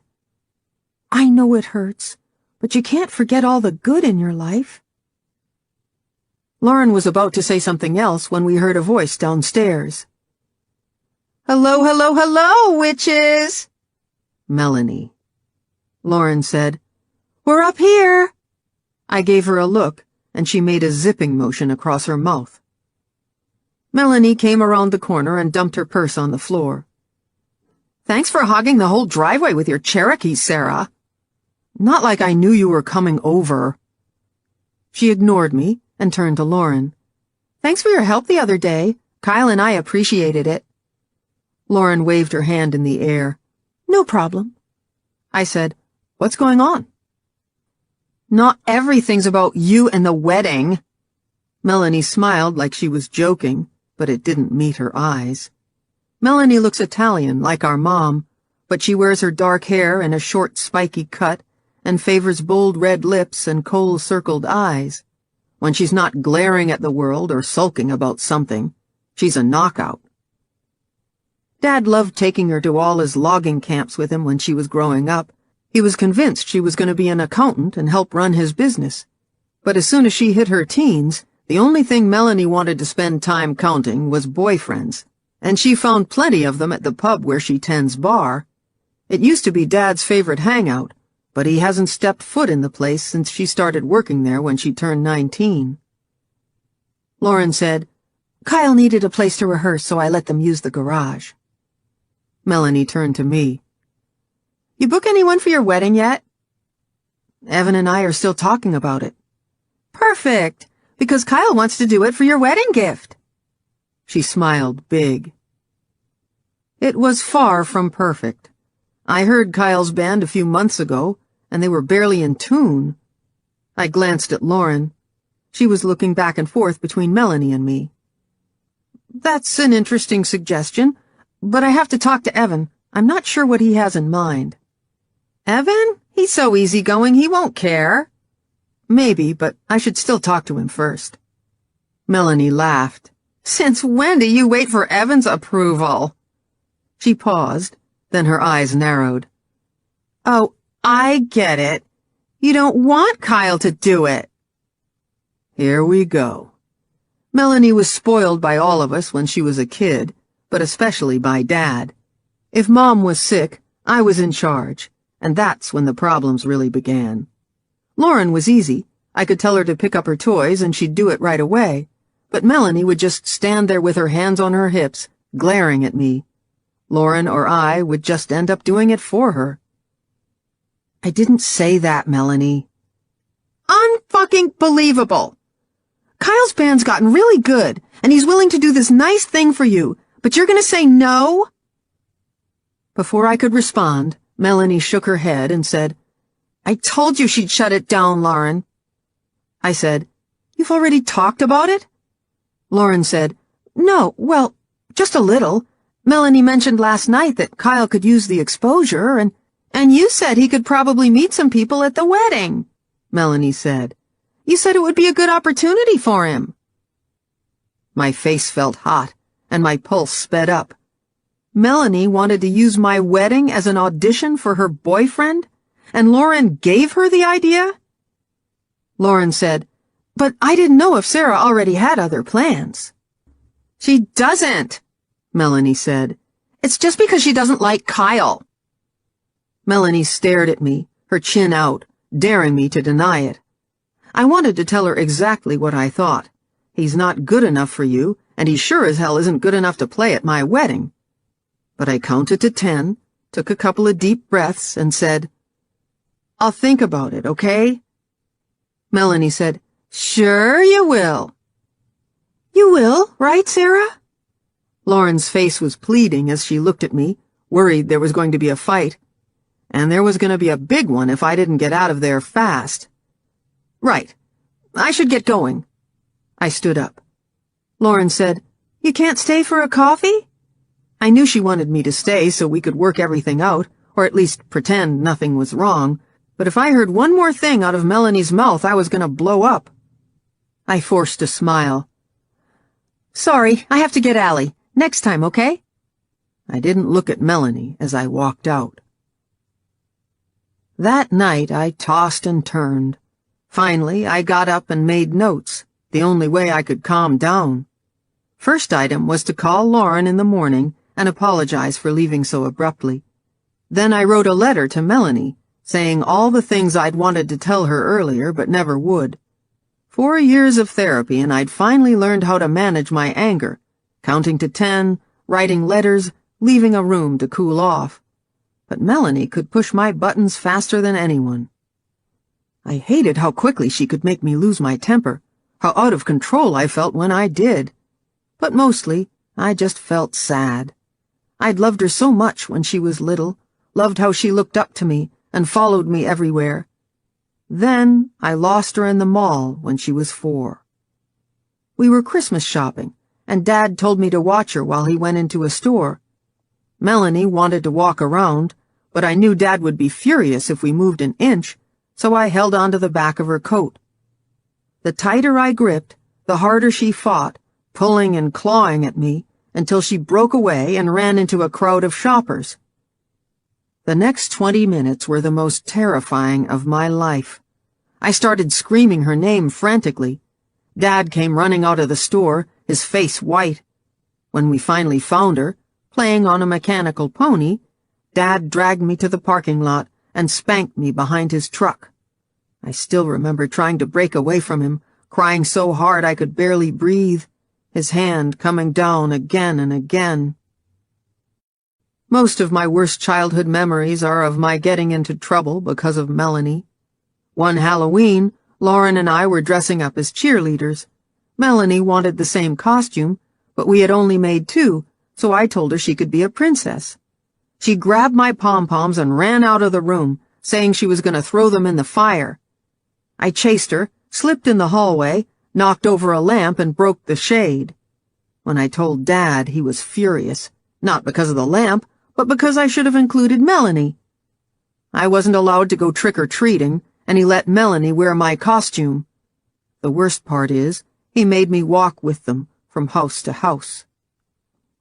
I still remember watching Melanie skip up to the door in the costume I'd spent weeks making, the little skirt swinging with each step, my heart breaking when people told her how cute she looked. When we hit our 20s, and neither of us was living at home, we started getting along better. After I had Allie, Melanie would come over sometimes and hang out, watching movies with me, laughing and eating popcorn. It was great, like we were finally sisters. We still argued once in a while, but the only times we really fought were if I tried to give her advice about her friends or some of the guys she was seeing. When she started dating Kyle, I told her I was worried he might be using her because she worked at a bar. She flipped out and we didn't speak for a while. Then I met Evan, and Dad began inviting us over for dinner. He only called when Evan was home, and arranging family brunches and barbecues. Melanie missed a lot of these dinners because she was working, but when she did make it to one, she started taking shots at me, especially if her boyfriend was there. I didn't know if she was just pissed off that Dad liked Evan more than Kyle, or because I didn't like Kyle either, but she was hell-bent on making me look bad. And if I did lose my temper, Dad would come down hard on me and wouldn't say squat to Melanie. The more I tried not to react, the harder she hit. Now, anytime we talked about the wedding, it felt like a setup for a fight. Lauren always ended up in the middle, and I knew she was probably feeling awful about what happened earlier, which made me feel awful. But guilt still gnawed at me for another reason, and I made a note to remind her not to tell anyone about my real father. The next morning, I slept late and ended up rushing around to get Allie off to school. Then a client called and needed an emergency repair on a hall stand that was going into an antique show. I never did get a chance to call Lauren, and I collapsed into bed swearing I'd deal with it the next day. But I didn't, and as the days turned into a week, I slid back into a depression. The simplest task seemed insurmountable, and my body ached all over. Even the idea of going to therapy was exhausting. So I slept too much, ate too much, and stayed on the couch all afternoon watching movies. I had to force myself out for walks with Moose, steering him away from his preferred path through the woods to the safer, more populated nearby park. Usually I love watching him chasing bunnies all over the fairgrounds, the earthy scent of hay and animals still lingering in the air. But now the buildings just looked old and abandoned as my feet slogged through puddles. The only other times I dragged myself out were for Allie, using any energy I had left to hide what I was feeling. But I didn't do a very good job. One day we were driving home in a downpour, not unusual for March or any month on the coast, but it added to my already dismal mood. We stopped at a red light, and I was staring out the windshield. Allie said, "Why are you sad, Mommy?" "Mommy's not feeling well, honey." "I'll take care of you," she said. She was so sweet that night, trying to make me soup and telling Moose he had to be quiet. She also spent the night in my bed. We snuggled together as she read me stories, lending me her favorite Barbie for comfort, the rain pattering against the window. The next morning, I finally called Lauren to apologize for leaving so fast, but she beat me to it. "I'm sorry if I said anything to Melanie about Kyle playing at the wedding, Sarah, but you two are always fighting, and it makes it hard to say anything to either of you. Melanie drives me nuts. I wish you two weren't so jealous of each other. I'm not jealous of her, I just hate that she gets away with everything. Dad's just as hard on her, you know." I laughed. "Yeah, right. He is. You just don't see it. He's always on her case about her job, telling her how well your business is doing, and how big your house is, and how successful Evan is. I think sometimes you two clash because you're so alike." I'm nothing like Melanie. You're both really strong people, and nothing, Lauren." She was silent. I sighed. "I'm sorry. I'm just going through a hard time." Her voice was gentle. "I know, hon. Call me any time you want to talk." But I didn't, because as much as I loved my sister, there were some things she couldn't help me with, some things that would always separate us. She knew where she belonged. When another week slipped by and I was still moping around, I decided it was time to make some changes. I stopped Googling the campsite killer 10 times a day, stopped reading about genetics and deviant behavior, which only led to nightmares, and bought material for a birdhouse, something Allie had wanted to build for ages. We had so much fun working on it together, Allie giggling while she painted, waving the brush around and splattering paint all over her fingers and the table. And slowly, the darkness started to lift. Evan and I even managed to have a nice dinner over at Lauren and Greg's one weekend. Or, at least, it was nice, until Dad showed up to go over some work stuff with Greg. I felt terrible for Greg, listening to Dad berate him downstairs, when he knew we could hear in the kitchen. It was especially bad considering Dad came up after and told everyone he'd just hired a new foreman. Greg has been waiting years for Dad to promote him. Dad stayed for a beer and spent the entire time talking to Evan about fishing. It disgusts me that he plays favorites, but I was also disgusted at myself for feeling proud that he likes my fiancé. By the first week of April, I finally felt like my depression was behind me. I was sleeping through the night and staying awake during the day. I was spending hours in my workshop again and getting caught up on projects. I'd been feeling so good I even went on a shopping bender for Allie. I dropped a ton of money on craft supplies and a netbook, telling myself it would help her learn. I love buying her things. Costumes, books, games, paints, clothes, stuffed animals. If Allie's happy, I'm happy. As I walked back into my house carrying all the bags, the phone rang. "You'd better come over tonight." It was my father, and his tone told me I was in trouble. Big trouble. "What did I do wrong?" "I got a call." Dad paused for an excruciating minute. I held my breath. "It says on the internet that your father's the campsite killer." His voice was tight with anger, demanding an explanation. I tried to make sense of what he just said, but it felt like the wind had been knocked out of me. "Did you know about this? Is it true?" His words hammered into me again, sending my pulse skyrocketing. This was the last way I wanted them to find out. I thought of Mom, of how hurt she was going to be. I dropped onto the hall bench, closed my eyes, and got it over with. "I found my birth mother a couple of months ago." I took a deep breath, then spat out the rest. "And it looks like my birth father is probably the campsite killer." Dad was silent. I said, "Who called you?" "Big Mike." Dad's head foreman? How did he find out about this? The man is barely literate. Dad answered my questions for me. "He said his daughter found it on Nanaimo News for Now." "You mean that gossip website?" I was already running upstairs to my computer. Dad's voice was hard. "You found your birth mother over a month ago, but you didn't say anything? Why didn't you tell us you were looking for her?" "I wanted to, but I just... Hang on, Dad." I typed in the website address and found the article. Karen Christensen, found in Victoria. Oh, no. I tried to read the article, but shock made the words jumble. I caught snippets. Karen Christensen, only survivor of the campsite killer. Julia LaRoche, professor at the University of Victoria. 34-year-old daughter Sarah Gallagher, family-run business Gallagher Logging in Nanaimo. It was out. Everything was out. Dad said, "How did they know she was your mother?"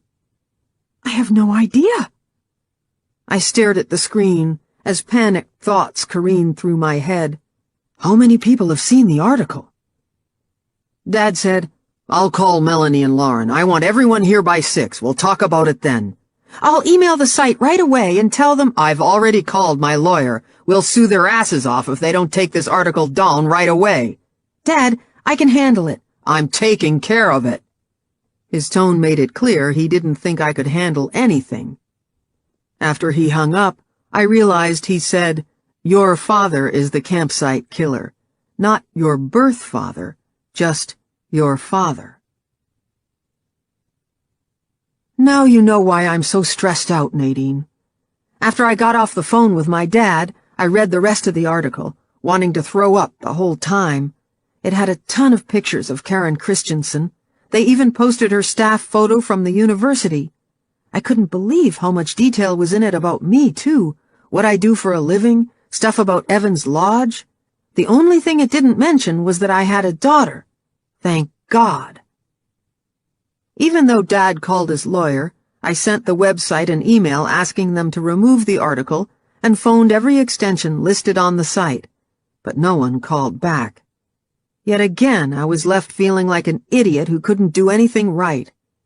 I tried to call Evan, but he's out on one of the boats with a group and won't be in until after dinner.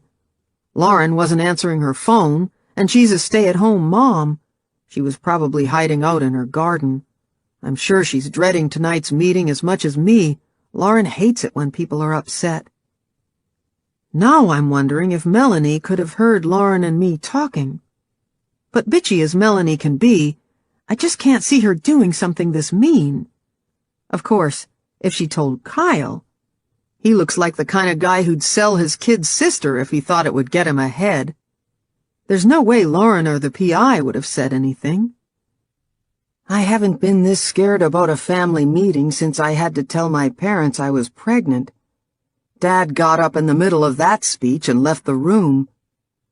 I took Moose for a walk, hoping to get rid of all the nervous energy humming through my body. But I just ended up rushing back home to my computer.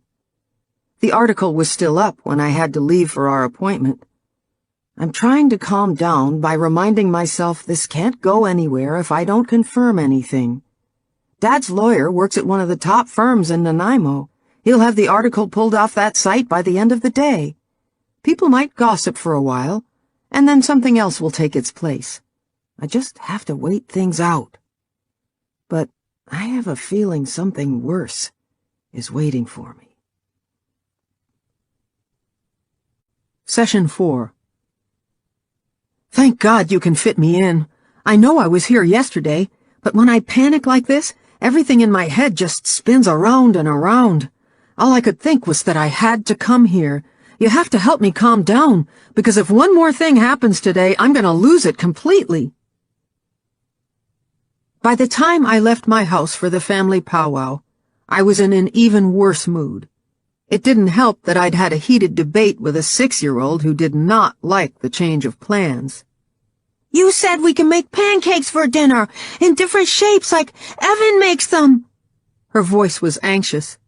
Allie has a methodical streak, and all decisions require much deliberation, which is adorable when she sticks her little tongue out of her mouth and contemplates what to buy Moose with her birthday money, but an absolute nightmare if we have to do anything in a hurry.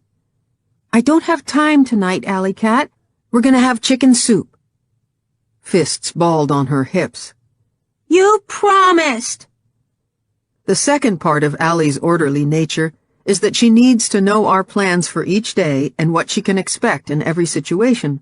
If I deviate off course, or God forbid rush through any step of the process, she'll come unglued. "I know, I'm sorry, but we can't today." "You promised!" Her high-pitched whine set my teeth on edge. I whirled around. "Not today!" She ran back to her room with her dark curls bouncing around her head and slammed the door. I heard something thump against it. Moose sat outside her door looking at me reproachfully. I didn't hear her crying, But Allie rarely cries. She'd throw something before she ever shed a tear. I once saw her stub her toe, then turn around and kick the offending table leg. I tried the handle. It turned, but something was against the door. Ah, Evan taught her to brace her chair under the knob if there's an intruder. "Allie, I'd like you to come out so we can talk about this, please." Silence. I took a deep breath. "When you come out, we can pick another night this week to make pancakes. I'll teach you how to make the batter from scratch, but you have to come out at the count of 3. Silence. 1, 2... Nothing. "Allie, if you don't come out here right now, you're not watching Hannah Montana for a week." She opened the door, walked past me with her arms crossed and her head bowed, then tossed a sad look over her shoulder. "Evan never yells at me." Things didn't get any better at my parents'. When I pulled in front of their log house on the outskirts of Nanaimo, Melanie's car and Lauren's SUV were in the driveway. Allie was already out of the Cherokee, Moose at her heels. I marched up to the front door, armor in place, knowing it wasn't going to help one bit. They were all in the living room. Melanie didn't look at me, but Lauren gave a tentative smile. Dad's face was an iron mask. He was in his armchair in the middle of the room, dressed in his usual steel-toed work boots, black t-shirt, and red strap jeans that every self-respecting logger on the island lives in. Barrel-chested and brawny, full head of hair, a snow-white crown, with his wife and daughters flanking him, he looked like a king. "Nana!" Allie ran toward Mom and hugged her legs, her pink goose-down coat squishing up around her ears. For a moment I wished I could run to Mom and hug her too. Everything about her is soft, her dark hair now threaded with silver, the powdery perfume she always wears, her voice, her skin. I searched her face for anger, but just saw fatigue. I looked at her, my eyes pleading. "I'm sorry, Mom, I didn't want to hurt you." She said, "Let's go in the kitchen, Allie. I have a cinnamon bun for you. The boys are already in the back." She took Allie's hand and led her away. As they passed me, I said, "Hi, Mom." She touched my hand and tried for a reassuring smile. I wanted to tell her how much I loved her, that this wasn't about her, but before I could gather the words, she was gone. I threw myself into a chair facing my father, chin up. We held gazes. I looked away first. Finally, he said, "You should have talked to us before you found your birth parents." Years of working in the sun have emphasized the deep grooves around his mouth, which was set in a hard line. Even though he's over 60, it was the first time I'd seen my dad look old, and shame washed over me. He was right. I should have told them. I was trying to avoid hurting their feelings, and this conversation, but I made the whole thing worse. "I know. I'm sorry, Dad. It made sense at the time." He raised his left eyebrow in the way that always made me feel like a colossal failure. This time was no exception. "I want to know how that website got this information." "I'd like to know that myself." I stared at Melanie. She said, "What are you looking at me for? I didn't even know about it until Dad told me." "Sure you didn't." Melanie twirled her finger by her temple and mouthed, "Crazy." My blood surged with a hot rush of anger. "You know, Melanie, you can be a real enough." Dad's voice boomed. We were all quiet. I met Lauren's eyes. I could tell by her expression, part guilt, part fear, that she'd told Dad she already knew about my birth parents. I turned to Dad. "The only other people who know are Evan and the private investigator I hired, but he was a retired cop." "Did you check his credentials?" "He gave me his card and—" "What do you know about him?" "I told you, he's a retired cop." "Did you call the police and verify that?" "No, but—" "You didn't check him out." Dad shook his head and my face burned. "Give me his number." I wanted to tell him that he wasn't the only person capable of doing something, But as usual, he had me doubting myself. "I'll email it to you." From the corner of my eye, I noticed Mom standing in the doorway with a plate. Does anybody want a cinnamon bun? She sat on the couch and set the plate on the coffee table with some napkins. No one reached for a bun.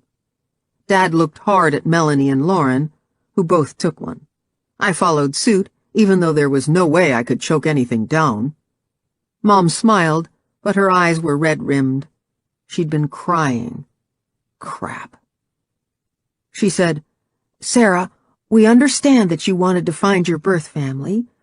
We're just disappointed you didn't tell us. It must have been very upsetting when you found out who your real father was.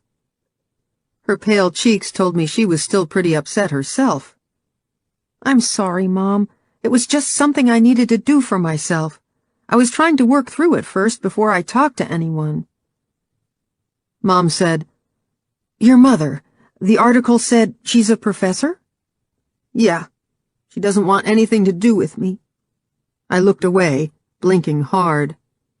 It's not personal, Sarah. Mom's voice was gentle. Any mother would be proud to have you as her daughter. Tears filled my eyes. I'm really sorry, Mom.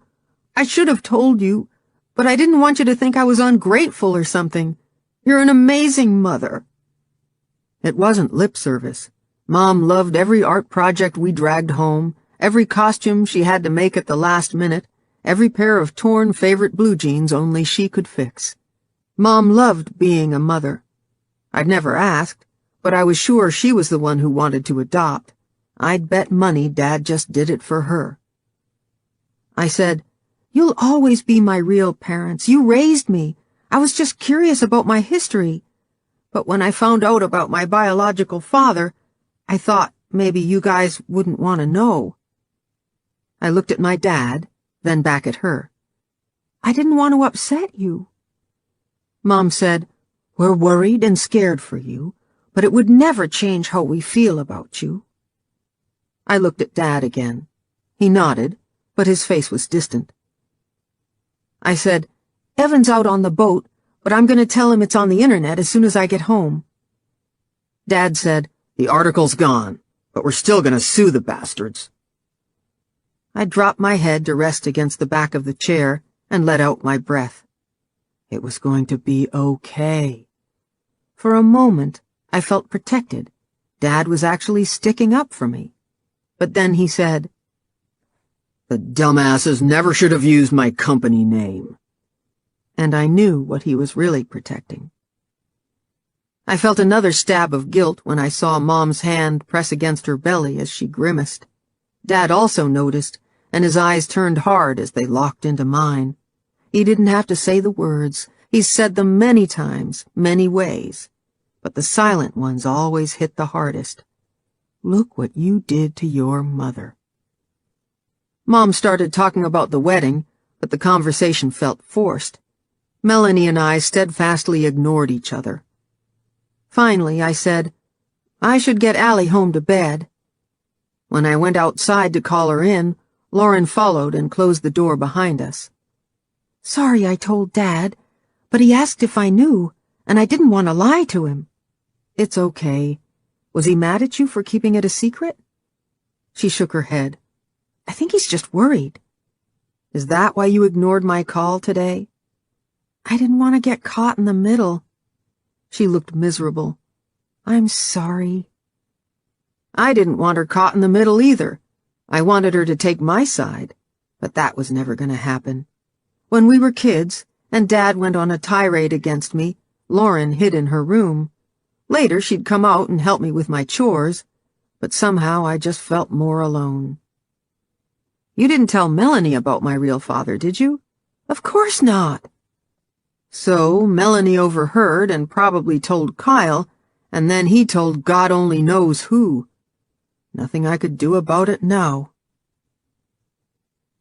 On the drive home, I was feeling a little calmer, but still worried about how many people saw the article before it got pulled off.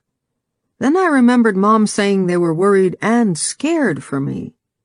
I stopped at a red light, focusing in on that moment. Dad's tense face, the concern in Mom's eyes, something they were both thinking but didn't say. What had I missed? Then it hit me. The campsite killer could have read the article. I didn't know I was still sitting at the light until a car honked behind me and Allie said, "Mommy, go!" I drove the rest of the way in a daze. I'd been so caught up in defending myself, so terrified of my father's anger, I missed the thing I should be most afraid of. If the campsite killer found that article, he not only knew I lived in Nanaimo, he knew my name. As soon as we got home, Allie had a bath, then I read her a story, but I kept stumbling over words and losing my spot on the page. I had to talk to Evan. After Allie fell asleep, I tried to call him, but he wasn't answering his cell. I bundled up in a blanket on the couch, watching mindless TV and waiting for Evan to call back. Just as I was about to give up and go to bed, the phone rang. Before he could ask what I've been up to, I asked him how his day was. "We found a pod of humpbacks, so the group was happy." Evan built his lodge on the remote west coast of the island, so it offers guided kayak tours and whale watching, not just fishing charters. "That's awesome." "Sure looking forward to coming home this weekend, though." He growled, and I tried to join in, but couldn't pull it off. So I took a deep breath and spit it out. First I told him about leaving Julia a message and her awful call back, then about telling Lauren, and finally that it hit the internet. He took it better than I thought, a lot better than I would. No surprise there.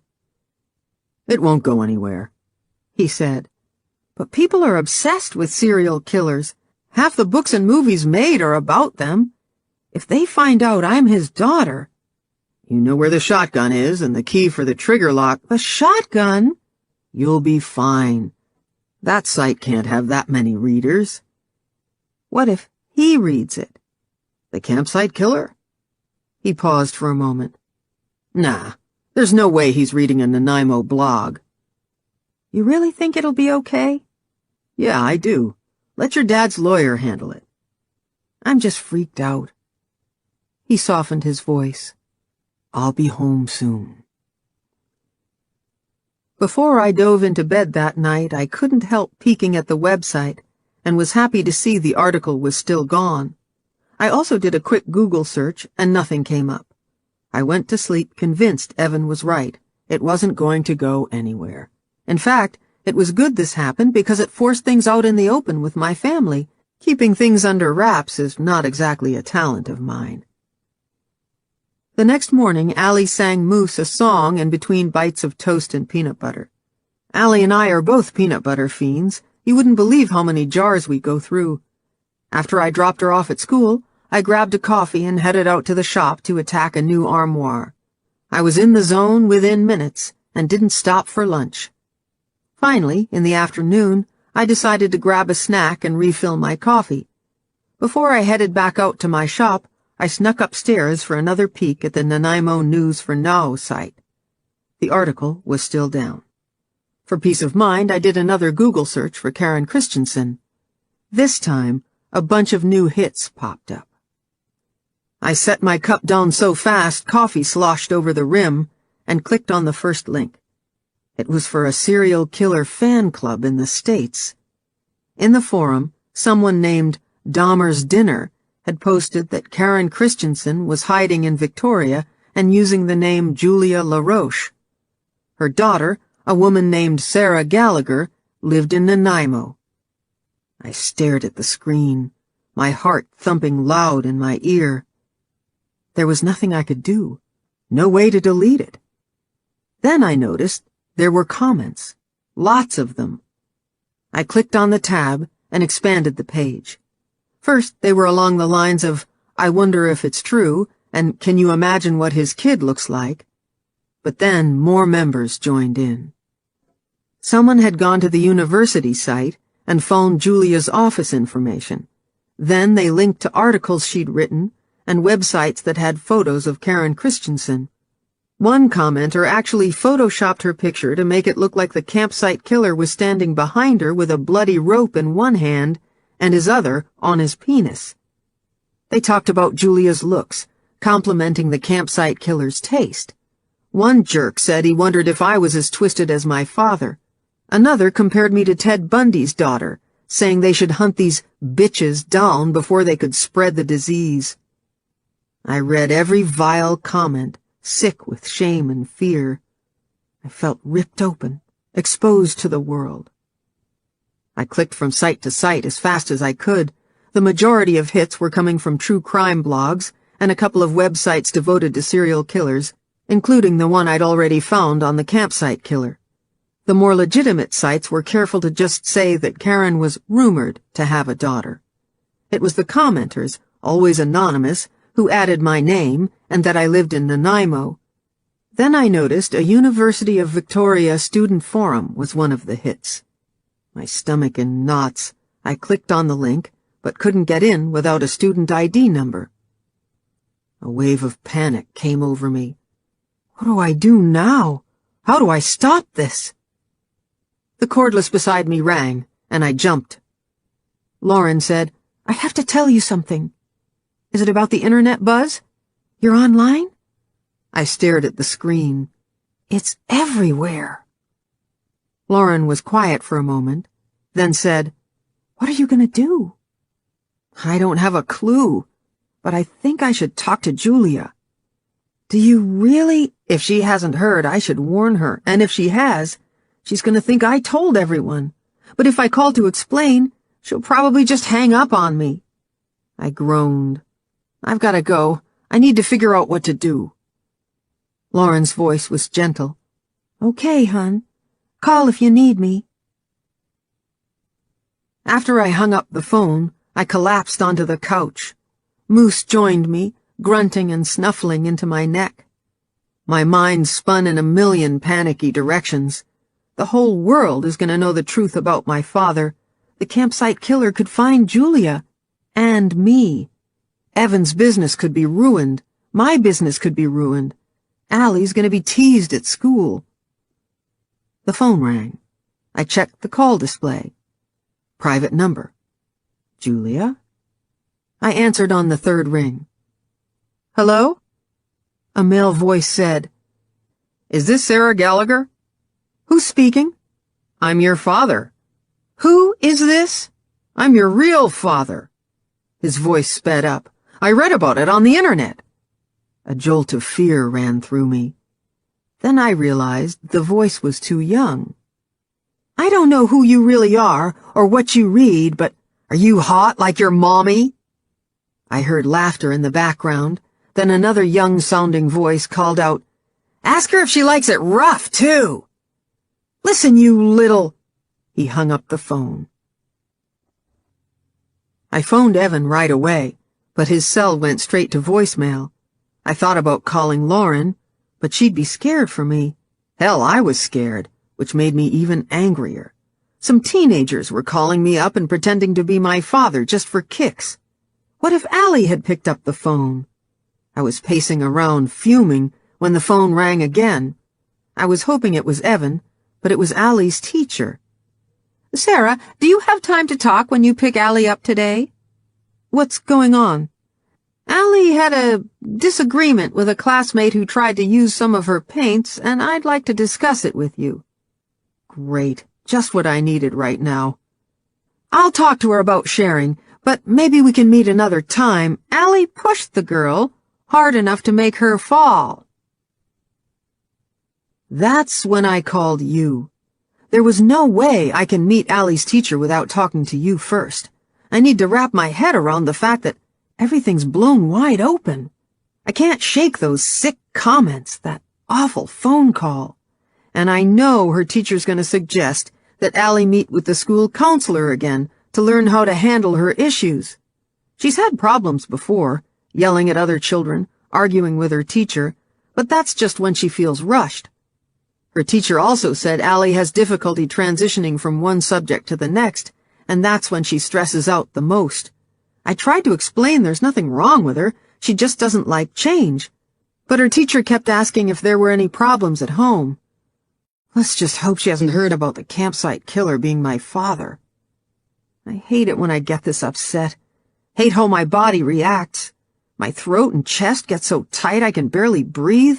My heart rate skyrockets. My face feels hot. I start sweating, and my calves ache with unused adrenaline. It feels like a bomb exploded inside my head, and my thoughts are flying everywhere. We used to talk about how my anxiety was caused from growing up adopted and having a distant father. My subconscious was afraid I'd be abandoned again, so I never felt safe. But I think it's more than that. When I was pregnant with Allie, I read that you need to be calm or your baby will pick up on your negative energy. I spent 9 months inside a woman who was constantly terrified. Her anxiety flowed into my blood, into my molecules. I was born in fear. Session 5. When I first started therapy and was trying to avoid talking about my childhood, you said, to build up a future, you have to know the past.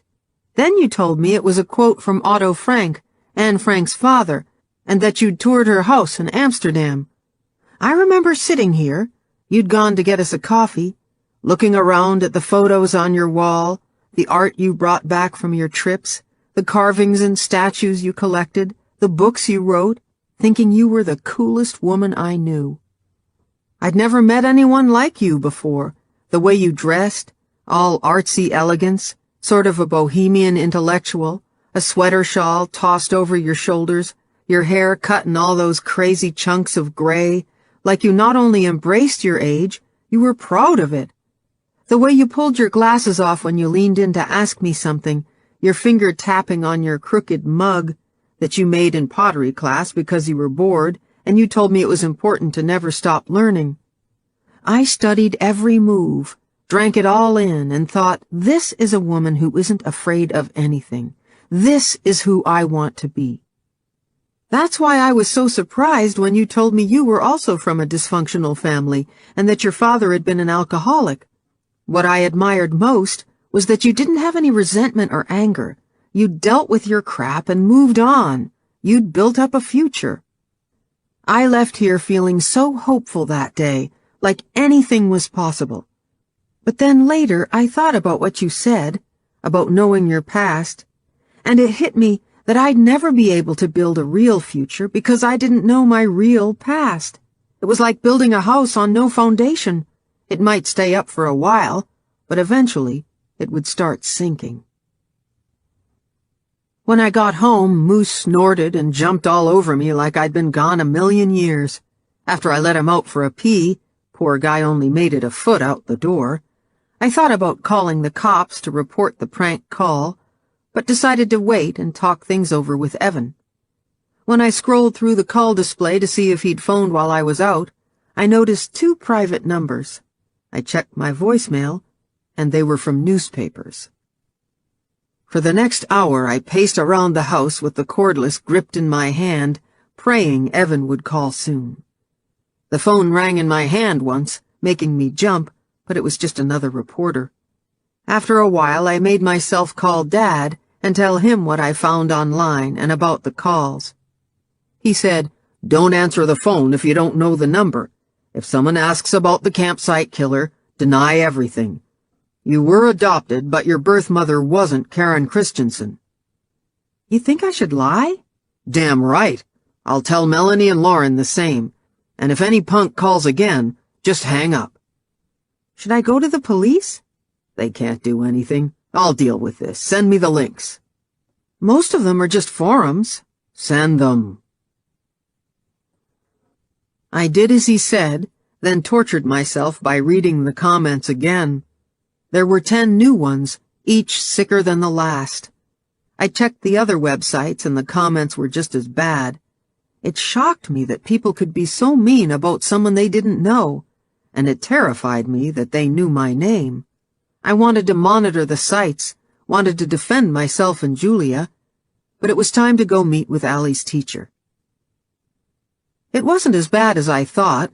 Turns out the other little girl had been harassing Allie for a while, messing up her desk, taking paints while Allie was still using them, and Allie finally lost it. Of course, I said I'd explain to her that pushing wasn't the way to deal with disagreements, and she should tell an adult if she's having problems, but I'd have said anything to get out of there. What Allie did was wrong, and I did talk to her about it, but frankly, it didn't seem like such a big deal compared to the fact that I'd just ruined Julia's life, not to mention my own. Then I dragged my whole family into it. It was the last one that hurt the most. The phone finally rang at 8. As soon as I saw Evan's cell number, I answered in a rush, "We have to talk." "What's going on?" "That website. It spread somehow. Maybe they didn't do a Google sweep, but now it's on other blogs. It's mostly about Julia, but there are all these disgusting comments. Some of them mention my name. Then this teenager called and said he's my father. Reporters are calling, but I'm not answering, and Dad said—" "Sarah, slow down. I can't understand half of what you're saying." I take a deep breath and begin again. At the end, Evan's silent for a minute, then says, "Have you called the cops?" "Dad said they can't do anything." "You should still tell them what's going on." "I don't know. He said he'll deal with it." The last thing I want is Dad pissed at me for going against him. "So let him, but get something on record." "He's right, though. They can't do anything about someone playing a joke." "You asked for my advice. Call the police in the morning and don't comment on any of these blogs." "Okay, okay." After I hung up the phone, I climbed into bed and watched late-night TV until I fell into a restless sleep. Early the next morning, the phone rang. Without looking at the call display, I reached over and picked it up. "Hello?" A male voice said, "Good morning. I understand you restore furniture?" I sat up. "I do. What can I help you with?" "I have a few pieces, a table, some chairs. I don't think they're worth much, but they were my mother's and I'd like to give them to my daughter." "Value isn't always what you can sell something for. It's what it means to you." "This table means a lot. I spent most of my time there. I like food." He laughed, and I laughed back. "Kitchen tables tell the story of a family. Sometimes people just want me to clean them up a little, but preserve marks their children made, things like that." "How much do you usually charge?" "Why don't I have a look and give you an estimate?" I climbed out of bed and threw on a robe as I headed to my office for a pen. "I can come to your house, or a lot of my clients just email me photos." "You go to strangers' homes?" I paused in my hallway. He said, "Do you go alone?" Okay, there was no way I'm taking this job. My voice flattened, turning cold. "I'm sorry, I didn't catch your name." He was silent for a moment, then said, "I'm your father." That explains it, just another jerk playing a prank. "Who is this?" "I told you. Your father." "I have a father, and I don't appreciate—" "He's not your father." The voice turned bitter. "I wouldn't have given my kid away." He paused, and I heard traffic in the background. I almost hung up, but I was too mad. "I don't know what kind of sick joke you're playing." "It's not a joke. I saw Karen's photo and recognized her. She was my third one." "Everyone knows Karen was his third victim." "But I still have her earrings." My stomach climbed into my throat. What kind of person pretends to be a murderer? "Do you think this is funny? Calling someone and trying to scare them? Is this how you get your kicks?" "I'm not trying to scare you." "Then what do you want?" "To get to know you." This time, I hung up. The phone rang back right away. The call display showed a BC area code, but I didn't recognize the prefix. Finally, the ringing stopped, only to start up again. My hands shook as I unplugged the phone. I raced down the hallway, woke Allie up, told her to get ready for school, and jumped into the shower. Out in minutes, I made her some peanut butter and toast while she brushed her teeth, slapped her lunch together while she ate, then tore out of the house. When I walked into the police station, 2 older men in plain clothes were manning the front desk. As I headed toward them, a policewoman came through the door behind the counter and picked up a file off a desk. I guessed her to be First Nations, with high cheekbones, coffee-colored skin, big brown eyes, and thick, straight, dark hair pulled back in a tight bun. At the counter, I said, "I want to talk to someone about some calls I'm getting." One of the men said, "What kind of calls?" The policewoman said, "I'll take it," then led me to a door with a metal plate reading "Interview Room" and motioned me in. It was bare except for a long table and 2 hard plastic chairs. On the table was a pad of paper, a phone book, and a phone. She settled in a chair and leaned far back. Now that she was facing me, I saw her name badge, S. Taylor. "How can I help you?" It occurred to me that what I was about to say was going to sound crazy as all get out. I was just going to have to give her the facts and hope she believed me. "My name's Sarah Gallagher. I'm adopted, and I recently found my biological mother in Victoria. Then I hired a private investigator, and he found out she's Karen Christensen." She stared at me blankly. "You know, the campsite killer's only living victim?" She sat up straight. "The private investigator thinks the campsite killer's probably my father. Then the website Nanaimo News for Now somehow got hold of the information, and it spread all over the internet. Yesterday I got a prank call from teenagers pretending to be my father. Then, this morning, a man called, also saying he was my father, but this time he said he had her earrings." "Did you recognize his voice?" I shook my head. "What about the phone number?" "He called from a 250 area code, but the prefix was 374 or 376, something like that.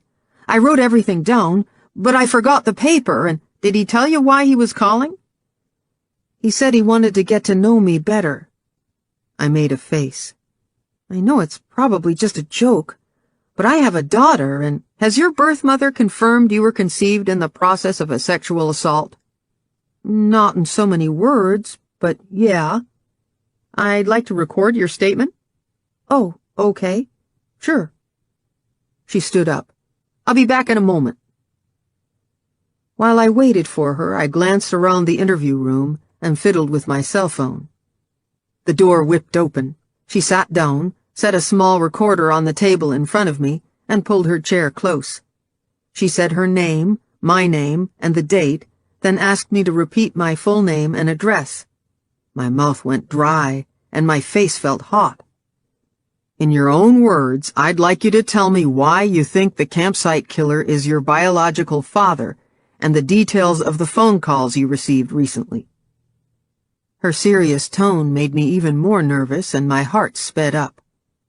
She said, "Go ahead." I did the best I could, but I occasionally meandered off course, and she brought me back with a quick, "And what did he say next?" She even wanted to know Julia's address and any information I had on her. I felt weird giving it, considering I basically got the information by stalking her. I also told her we'd been trying to reach the PI and that he's a former cop.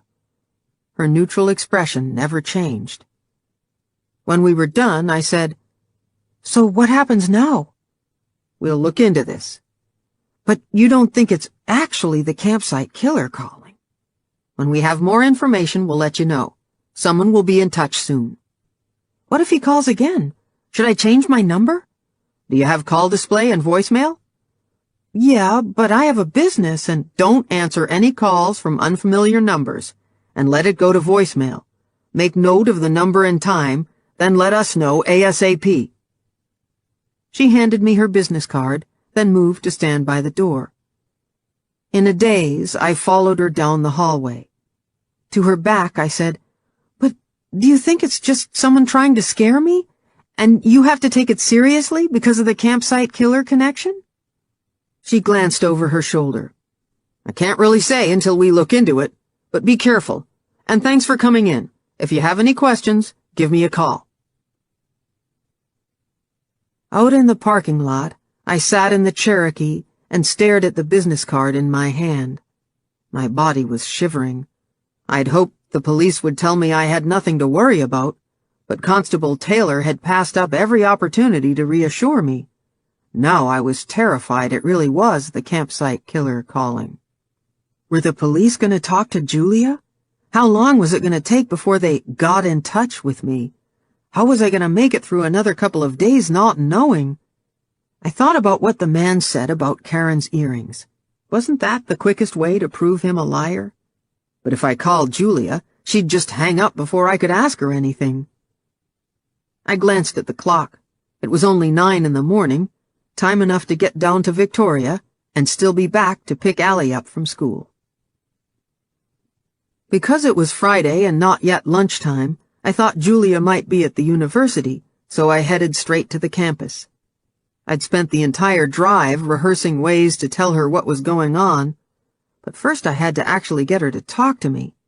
I hoped showing up at her workplace would mean she couldn't slam the door in my face. But when I called her office from a payphone, an assistant told me she didn't have any classes that day, and she didn't know when she'd be back. I was going to have to go to her house. As I drove down Dallas Road, I started to second-guess the brilliance of my plan. I was crazy. Julia was going to flip at the sight of me. I should just leave it to the police. But still, I found myself parked on the road in front of Julia's house, staring at her front door. I had to let her know what's going on. She was the only person who knew about the earrings. I had a right to ask. The safety of my family depended on it. Her safety depended on it.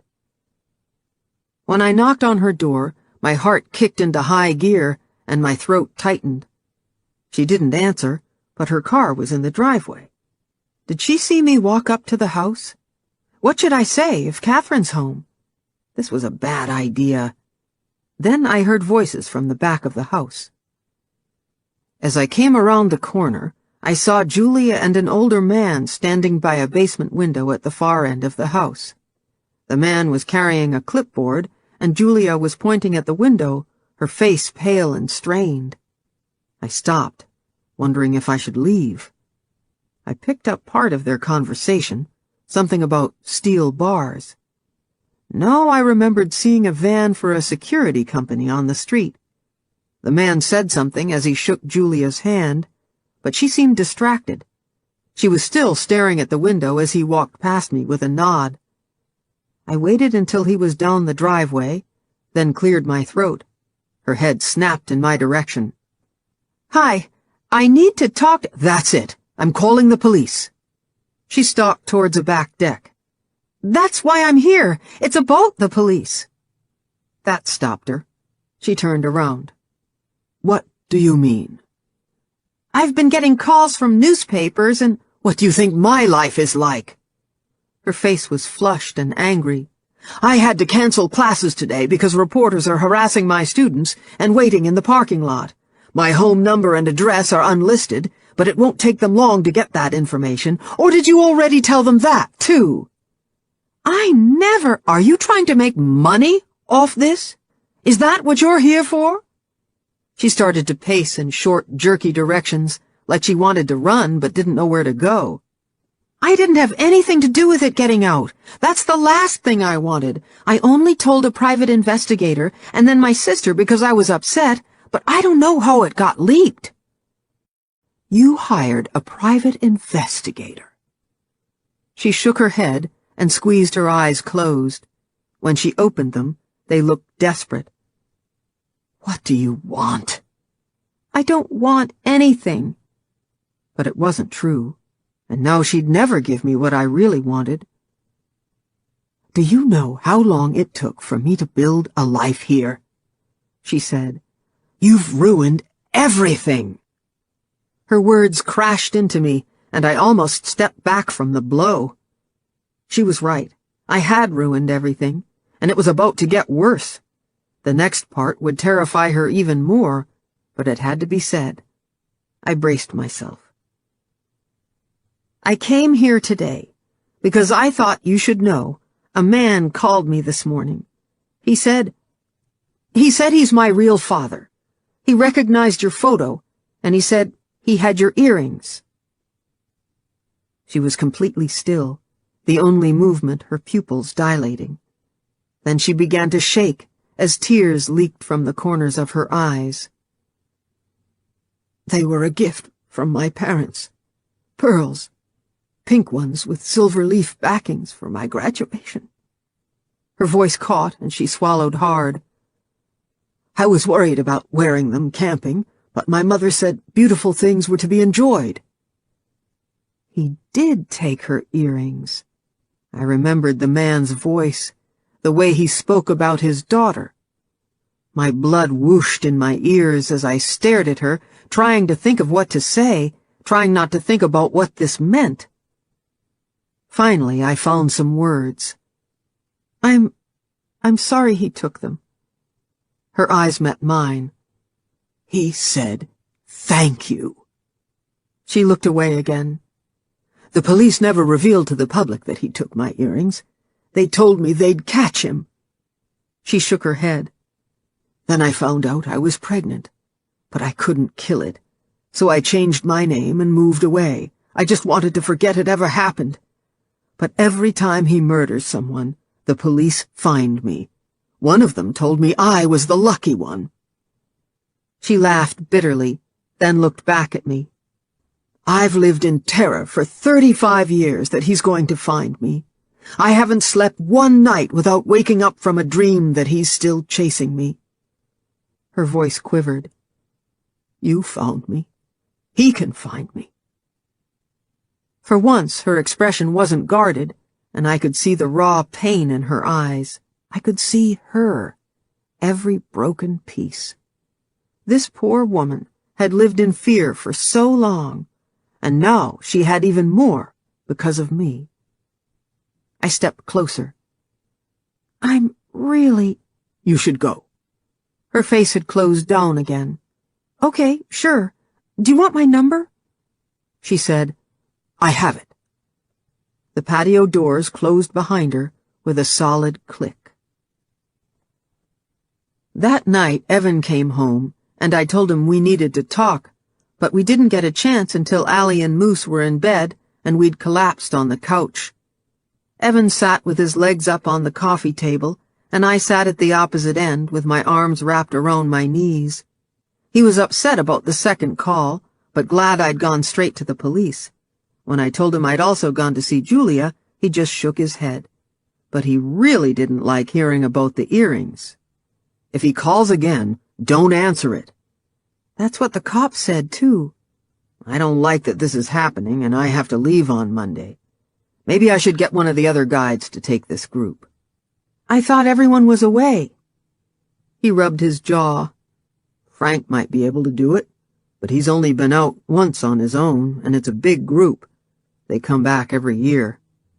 Evan had worked for years to build his lodge's reputation to the point where he was booked every summer, but one bad trip with an inexperienced guide, or worse, an accident, and his business was toast. "You have to take them." "Maybe you should stay at your parents' or Lauren's." I considered the idea for a moment, then said, "I don't want to tell Dad about the call yet, not until we know more. He'll just take over and stress me out. And I don't want to worry Lauren either.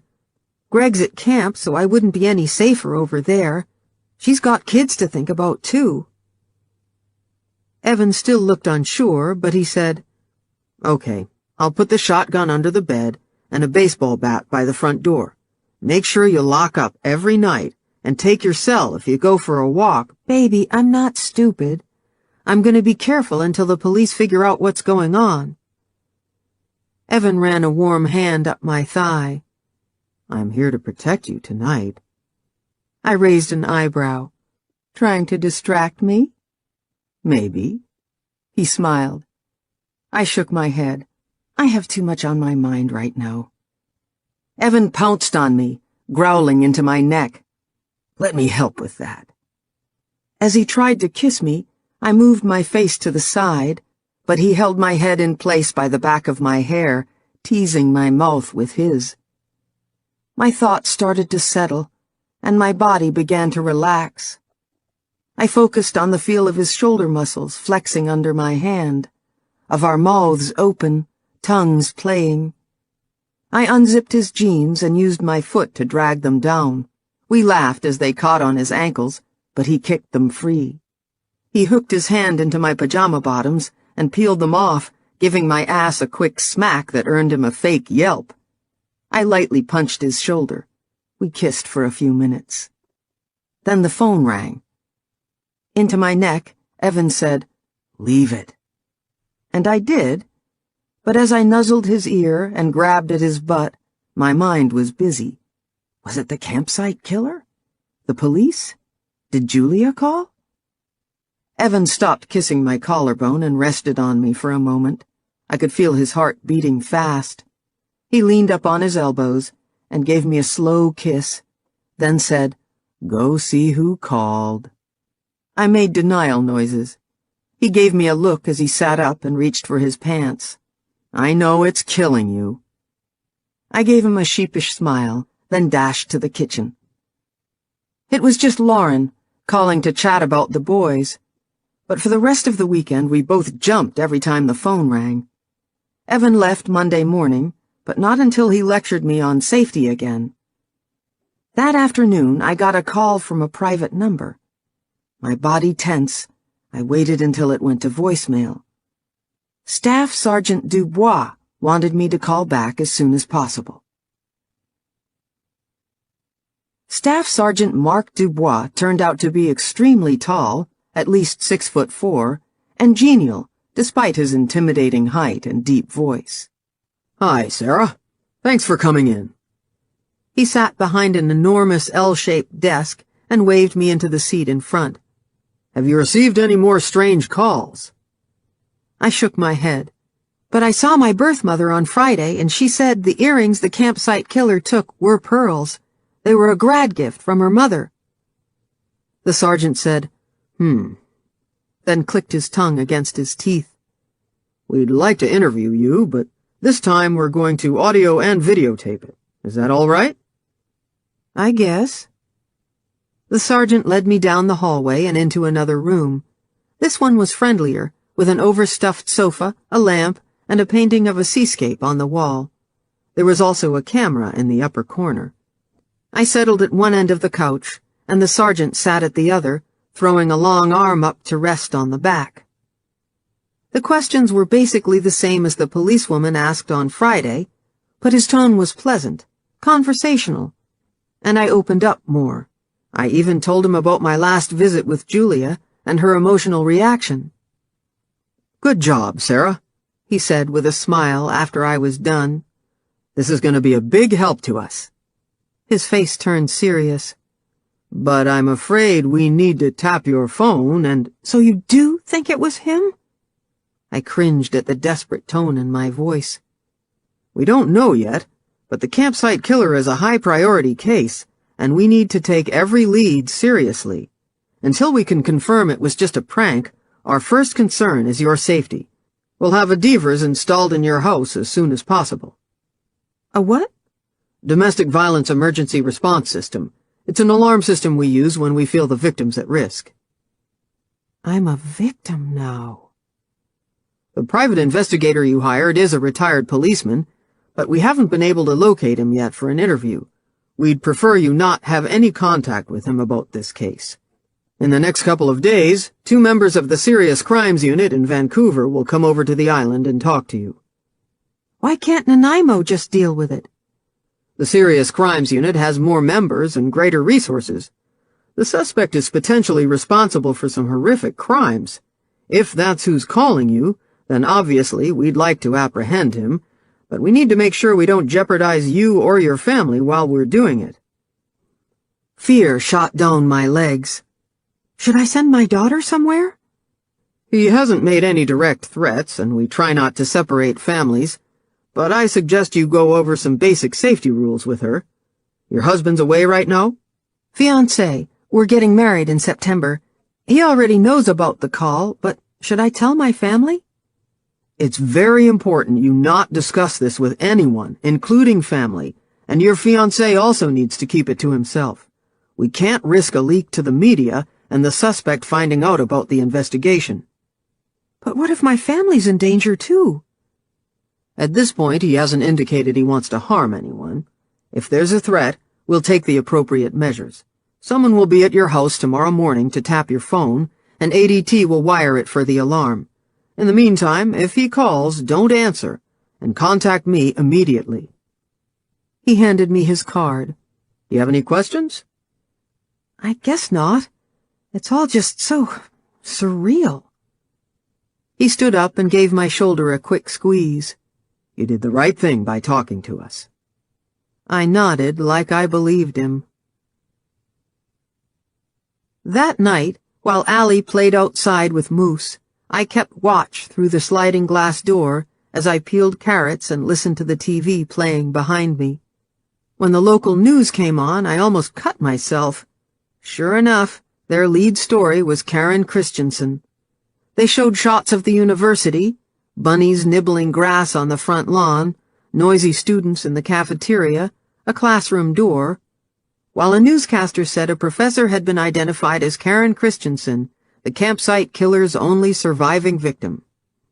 They didn't give my name, just said that Karen was rumored to have a daughter living in Nanaimo who couldn't be reached for comment. The newscaster's closing line was delivered in a somber voice. As the days grow warmer, we can't help but wonder where the campsite killer is now and where he'll be this summer. That's when I turned the TV off.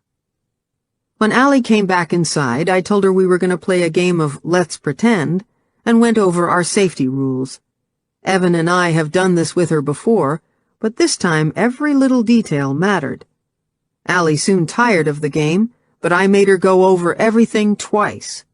What our code word is, Moose, that she's not to go anywhere with an adult who doesn't know it, what number on the phone is programmed to dial 911, what things the operator might ask, especially our address, and a new rule, she's not to answer any phone or open the door until an adult looks first.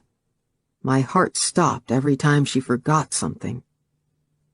When I snapped at her for answering the phone 20 minutes later, which turned out to be Lauren, she shut herself in her room and refused to talk to me. I made pancakes for dinner and wrote "I'm sorry" in blueberries. She got over it, but I still felt bad dropping her off at school this morning. When I got home, the police were waiting to tap my landline, and ADT arrived soon after to wire the house. They also showed me how to use the small personal alarm, which I'm supposed to wear around my neck. I didn't want Allie to ask about it, so I carry it in my purse. After everyone cleared out, I stared at the alarm and my now tapped phone, trying not to panic. How long is this gonna last? I can't even have a private conversation with Evan anymore. The phone rang. Just go look. It's probably not even him. It rang again. It might be the police. Evan's cell number. I let my breath out in a rush. He said, "Hi, baby, then broke off. Dead air. When I called back, I got voicemail. Great, another dropped call. I slammed down the receiver. When it rang again, I almost picked it right up, but at the last minute, I noticed the call display. It was a payphone. I held my breath and waited for it to stop ringing. He called back 5 times. This time I phoned the police right away, Nadine, but the man didn't leave a message, so we aren't any further ahead. Sergeant Dubois said I still shouldn't answer the calls until I talk to the Serious Crimes Unit people, and they can't be on the island until tomorrow.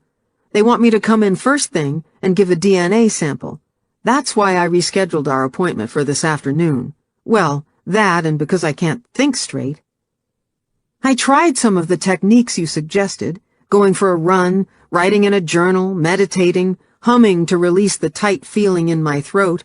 I even tried humming while meditating. The worst part about all of this is that I can't tell my family, can't talk to Lauren. You know me, I dump everything out, then figure out what to do. Thank God for Evan. We talked last night, and he's being super supportive, but I miss him so much. When he's around, I feel more focused, settled, like everything's gonna be okay. Today, Julia's lawyer released a statement that she wasn't Karen Christensen and had never given a child up for adoption. Anyone claiming otherwise would be faced with legal action. This morning, after I dropped Allie off at school, a reporter and a cameraman were waiting in my driveway. Taking my dad's advice, I told them the statement was true. Neither Julia LaRoche nor Karen Christensen was my birth mother, and I'd sue if they printed anything about me or my family. Then I closed the door in their faces. I understand why Julia lied. She's trying to protect herself. In my case, I'm trying to protect Allie, but it was weird reading that Julia denied she'd had me. It made me feel like I don't exist or something. But that's not such a bad thing right now. I'm not looking forward to the DNA test. If it matches with the DNA they have on file from the crime scenes, then all of this will be real. I keep hoping it won't match. Maybe there was a mix-up with the adoption records, and I'm not Julia's daughter after all. I could only be so lucky. Session 6. I can't remember the last time I picked up a tool. I snapped at Lauren the other day, and all she asked was whether I'd sent out invitations yet. But if I even think about making a guest list, my mind blanks. When I tried to talk to Evan about it, he said we might want to consider postponing the wedding until things settle down. You can imagine how well that went over. He does have a point. The timing is a nightmare. But I waited my whole life to feel the way I do when I'm with Evan. I didn't know men like him even existed. He's so nurturing, bringing me food when I'm in my workshop, pouring baths when I have a headache. Yet he's strong enough to handle my intensity. And we're both homebodies, preferring to watch movies on our couch rather than go out in the evening. We rarely fight, but when we do, we work it out fast. He's so good and kind that it makes me want to be the same way. I can't stand the idea of waiting to marry him. The way things are going lately, though, I may not have a choice.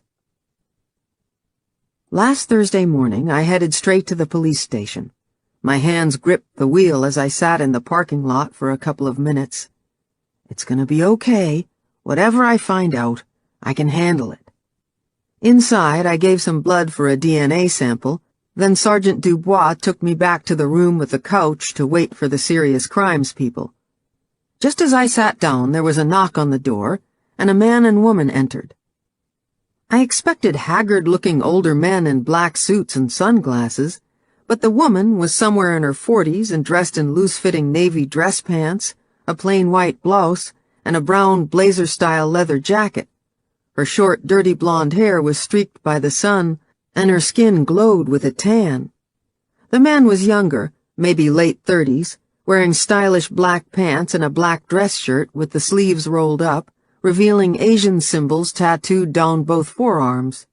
His olive skin tone, shaved head, and hooded eyes gave him a Mediterranean look.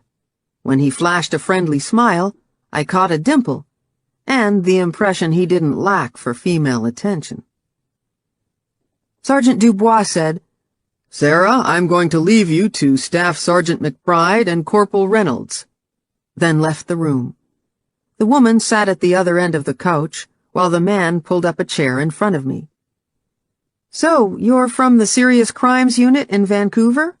I said. He nodded. "We came over last night." I couldn't place his accent, maybe somewhere on the East Coast. He handed me his card, and I saw he was Corporal B. Reynolds. So the woman was the sergeant. I was impressed. She handed me her card. "You can just call me Sandy." She motioned to the corporal. "And this is Billy." "Bill," he said, shaking a fist at Sandy. She laughed. "I'm older and wiser. That means I can call you whatever I want." I smiled, enjoying their banter. Sandy turned to me. "Can we get you a coffee or water, Sarah?" "I'm good. I'll just need to pee 1,000,000 times."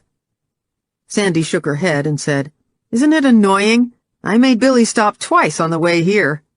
He nodded and rolled his eyes. I said, "It got worse after I had my daughter. Do you have children?" "Just a dog." Billy snorted. "Tyson's not a dog. He's a human in a Rottweiler suit." Sandy laughed. He's a handful. She met my eyes. And I'm sure Allie keeps you busy. For a moment, I was surprised they knew Allie's name. Then I realized they probably know everything about me. My bubble popped.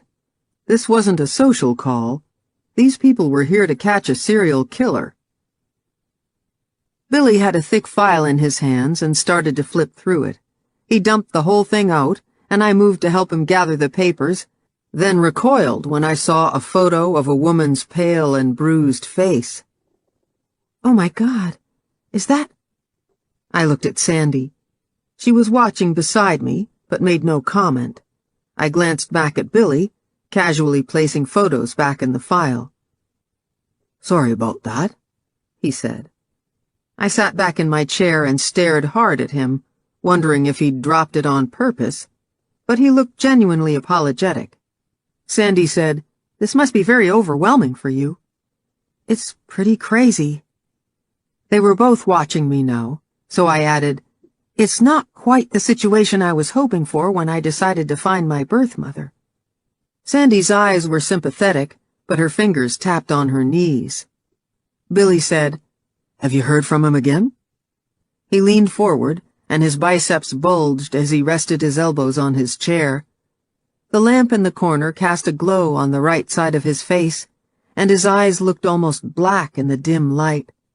I pressed further into the couch, fiddling with my engagement ring. Sandy cleared her throat. I said, "Just the calls I got Monday night. I already told Sergeant Dubois about them. I gave him the phone numbers." Billy looked at Sandy, then back at the file in his hands. It made me nervous, which made me mad. I said, "I didn't answer because Sergeant Dubois said you guys were going to coach me on what to say, but the number's still on call display if you want to check." "You handled it perfectly." Sandy's voice was calm. "The next time he calls, we'd like you to answer. Let him guide the conversation, but if there's an opening, try to see if he'll give you any information about the earrings, the victims, where he's calling from, anything like that. Even small details can help us determine whether he's actually the campsite killer. But if he becomes agitated, change the subject."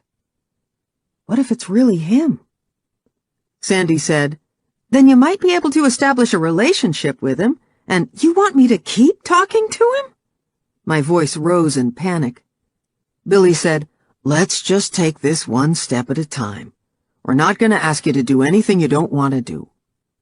Sandy said, "That's right. For now, we just need to know who this person is and why he's calling." My body relaxed slightly. "Do you have any idea where he might be?" Billy said, "The calls have been coming from the Kamloops area, but the payphones he used were in remote locations and wiped clean, so he's being careful." I was relieved to hear he was an hour-and-a-half ferry trip and a few hours' drive from my home. "Billy and I are staying in town," Sandy said. "We'll give you our cell numbers so you can call us the minute you hear from him, any time of day." We were all quiet for a moment. Then I said in a hushed voice, "Summer's coming. Do you think he's still, active?" Sandy said, "We never know when he'll hit, but as long as he's out there, it's always a possibility. That's why this lead is so important." You have a lead? They stared at me. Oh, you mean me? My face was hot. "The profiles show someone familiar with the woods," Billy said. "He's cunning and used to living by his wits, probably a loner, someone who spends a lot of time hunting." I shudder as an image of a terrified woman running through the woods flashes in my mind. Billy continues, "The description we got from Julia yesterday—" You saw Julia? Sandy said, "We interviewed her in Victoria. Based on her original description, the suspect was probably in his late teens or early 20s at the time of her attack. He'd be in his early to mid-50s now. Methods have changed in the last few years, so we had her sit down again with a police artist from the behavioral science unit." Billy handed me a sheet of paper. "This is a composite sketch of how the suspect might look today." I sucked in my breath. No wonder Julia freaked out at the sight of me. Even in this rough drawing, I could see the resemblance. Same cat eyes, left eyebrow that arched higher than the right, Nordic bone structure. I stared down at the drawing. His hair, Sandy said. Julia described it as a deep reddish-brown color, and wavy. I looked up just as her gaze flipped to my hair. My stomach rolled. Billy took the sketch from me as Sandy said, Julia was attacked in the middle of July, but another woman was killed in Prince Rupert later that August. This is the only time he hit twice in the same summer, so it was probably because he failed with Julia. He's very careful and leaves virtually no evidence. That's why we need you to play along with this caller, so we can find out if he's really the campsite killer. It's all we have to go on right now. I looked back and forth between Billy and Sandy. Their gazes were steady on mine. I took a deep breath, and then nodded reluctantly. Okay, I'll try. As soon as I left the station, I phoned Evan. He didn't answer his cell, so I left him an I miss you and need you message. I wasn't ready to go home and face the possibility of another phone call from my supposed father, so I picked up a vanilla latte and walked along the seawall, obsessing about everything Sandy and Billy said. We wouldn't see the results on the DNA test for another 3 to 6 weeks, but I got the feeling the police were sure I was the campsite killer's daughter.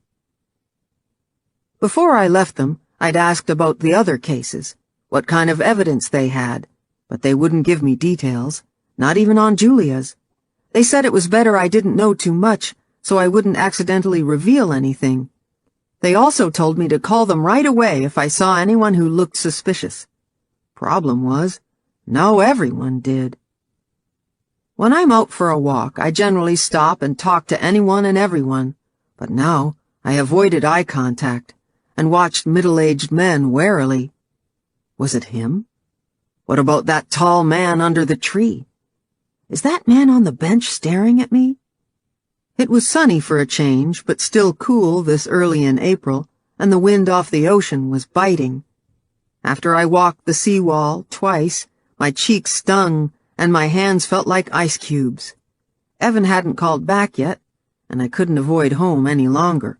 Moose needed out, and I had a ton of things to do before I picked Allie up from school.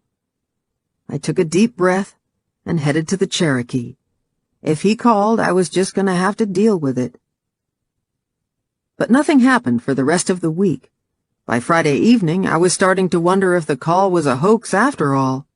Sandy or Billy checked in every day, their voices more falsely casual with each call, and I wondered if they thought I made it up. The initial flurry of calls from reporters died down, and when I checked online, there were no new comments on any of the blogs. A few people asked Evan and Lauren about it, but they told them it was just a rumor. No one dared ask me, but I caught a few odd looks from parents at school when I dropped Allie off. I'm sure people are still gossiping, which drives me nuts, but as long as it doesn't get back to Allie, I can deal with it. I talked to Dad, and the private investigator hadn't called him back either. He was still talking about suing that website, but it sounded like he was losing interest as everything died down and his lawyer bill went up. It was all going away. I'd never been more relieved. By Saturday morning, I was missing Evan like crazy and couldn't wait for him to come home Monday. While Allie played over at Megan's, they're back to being best friends again, I hit my shop for a few hours and got more done than I had in a week. Still riding the high of getting so much accomplished, I took a quick shower before I picked up Allie. While I soaped sawdust out of my hair, I made mental plans for the rest of the day. Maybe we'd tie-dye some t-shirts and go to a movie later. We hadn't had a girls' night for a while. When I was single, we used to get dressed up and go on dates together every weekend. As much as I loved my life now, I missed our special times. After she was asleep, I could make a rough guest list for Evan to go over. How long had it been since we'd done anything special together?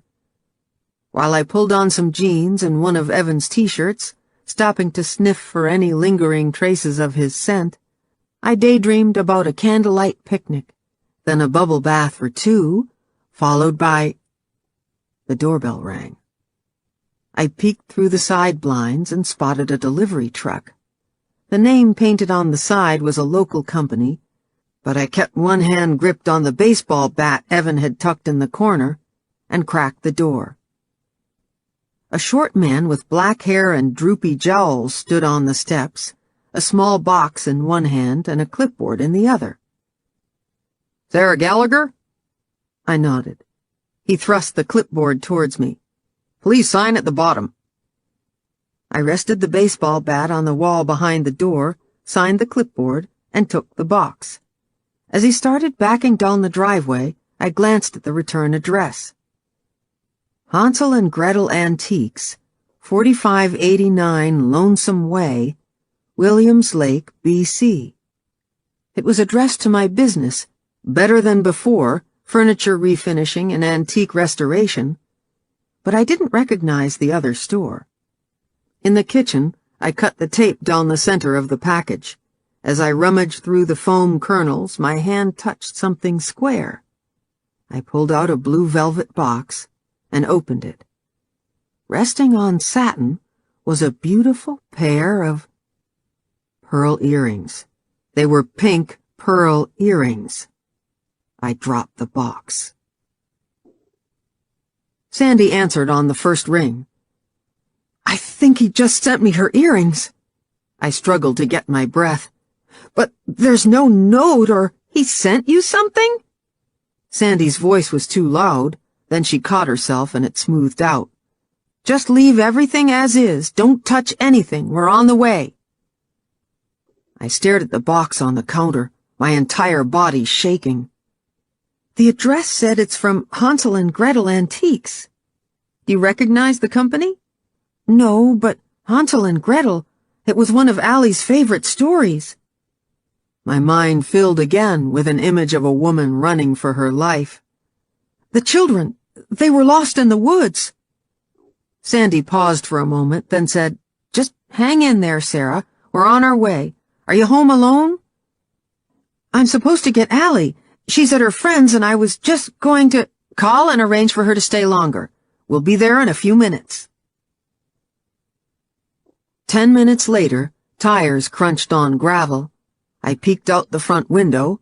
I'd been lurking in the living room as far from the box as I could get, and watched as a black Chevy Tahoe pulled up with Billy at the wheel. It was barely parked before Sandy climbed out. Even though it was cloudy, they were both wearing sunglasses. I whipped open the front door. You have to get that box out of here!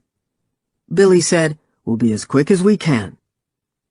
Inside the house, they pulled on gloves and examined the box and the earrings, while I sat at the table. Moose rested his round bottom on my feet, growling at the police under his breath. My cell phone rang on the table. Sandy and Billy turned and looked at me. It's probably Evan. I picked it up and checked the call display, then jumped to my feet. I think it's him. I held the phone out like I was hoping one of them would answer. Sandy's voice was clipped. Is it the same number as before? I don't think so, but the prefix looks the same. I don't know how he got my cell number. The ringing stopped. I said, What do we... Sandy grabbed the phone out of my hand and checked the call display. Pen? Drawer behind you. She yanked open the drawer, found a pen and paper, and scribbled something down. She handed Billy my cell, then went into the other room with her phone. She was talking quickly into it, but I could hear the words. Her hand moved in the air in rapid jerks. I sat back down with a thud and stared at Billy. It's him. I know it. Now Billy checked the call display on my cell. Let's just wait and see if he calls back. What if he senses you're here and flips out and... One step at a time. Looks like he might have called from a cell this time. So right now, Sandy's contacting a service provider. Hopefully, they'll be able to triangulate the call. Triangulate? If he's in a populated area near multiple cell phone towers, we can narrow down his location to within a 200-meter radius, about the length of 2 football fields. But if he's in a remote area where there's only one tower, or on the move, that zone could be several miles. If he calls back, just take a deep breath, pretend we aren't here, and let him do the talking. It's gonna be fine. You can handle this, Sarah." Sandy moved further into the living room. Her voice sounded angry. I said, "Those are Julia's earrings. They have silver leaves, just like she said. He took them from her when he—" I covered my mouth with one hand. Billy said, "You okay, Sarah?" I shook my head. "Take a couple of really big breaths in through your nose. Try to imagine the air going deep into your lungs, then blow out through your mouth until there's nothing left." "I know how to breathe, Billy. What if the earrings have blood on them and—" "Take a deep breath." His voice was firm. I took a quick one. "I'm just saying he might have ripped them from her and—" "Right now, your body is going into fight or flight. You need to calm down or nothing I say will register. Put your hand on your chest and focus on lifting it as you breathe. Don't think about anything but your hand. It will help, Sarah." "Fine." I did as he suggested, holding his gaze while my chest rose and fell, my eyes conveying, "I'm only doing this because you're making me." He smiled and motioned for me to do it again. Finally, he said, "I was right, wasn't I?" I actually did feel a lot better, but I said, "Just give me a minute." In the downstairs bathroom, I splashed cold water on my face. Then I stared in the mirror at my watering eyes and flushed face, at my hair. His hair. I wanted to shave it all off. Sandy and Billy were waiting in the kitchen. Sandy paced. Billy leaned against the counter with Moose in his arms. Moose squirmed at the sight of me, and Billy let him down, saying, all right." Sandy smiled. "Feel better?" But the smile didn't reach her eyes, and her body radiated tension. The earrings were in a plastic bag on the counter beside Billy. So was the box. Evidence. Billy got me a glass from the dish tray and ran me some water. As he handed it to me, I said, "Thanks." He nodded and crossed his arms across his chest and leaned back against the counter. Sandy's phone rang again, and she picked it up. "What?" Her face flushed as she said into the phone, "That's not fucking good enough." She frowned as she listened, running her hand through her hair until it was sticking up. With my arms wrapped around my body, I leaned against the counter near Billy. "I can't believe this is happening." Billy said, "It's a lot to take in." "You think?"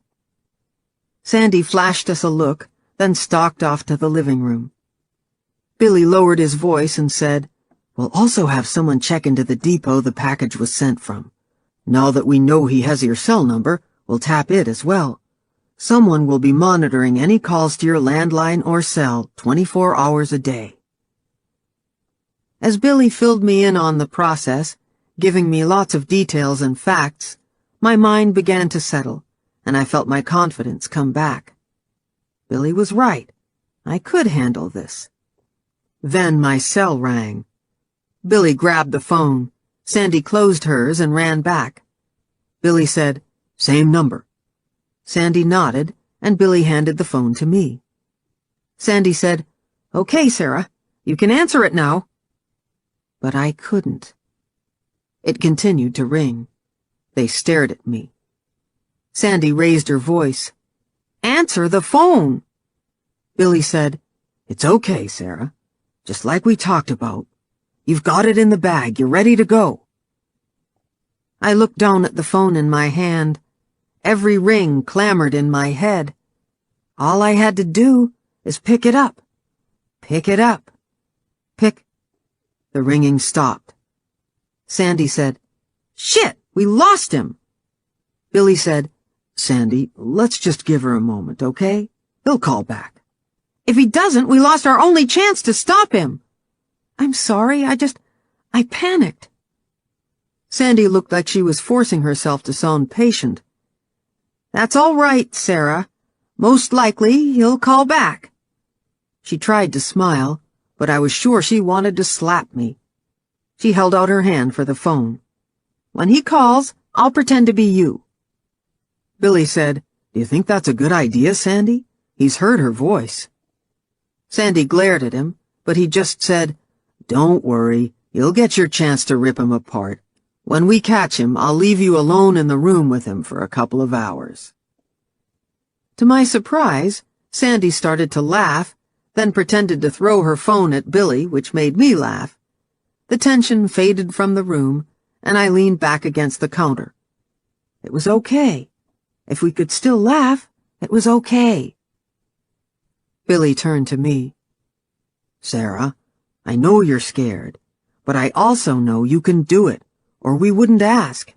You just have to get over the initial fear. Once you start talking, you'll do great. Got any coffee?" Just as I pointed to the stainless steel flask behind them on the counter, the cell rang. They spun around. "Remember, you can do this."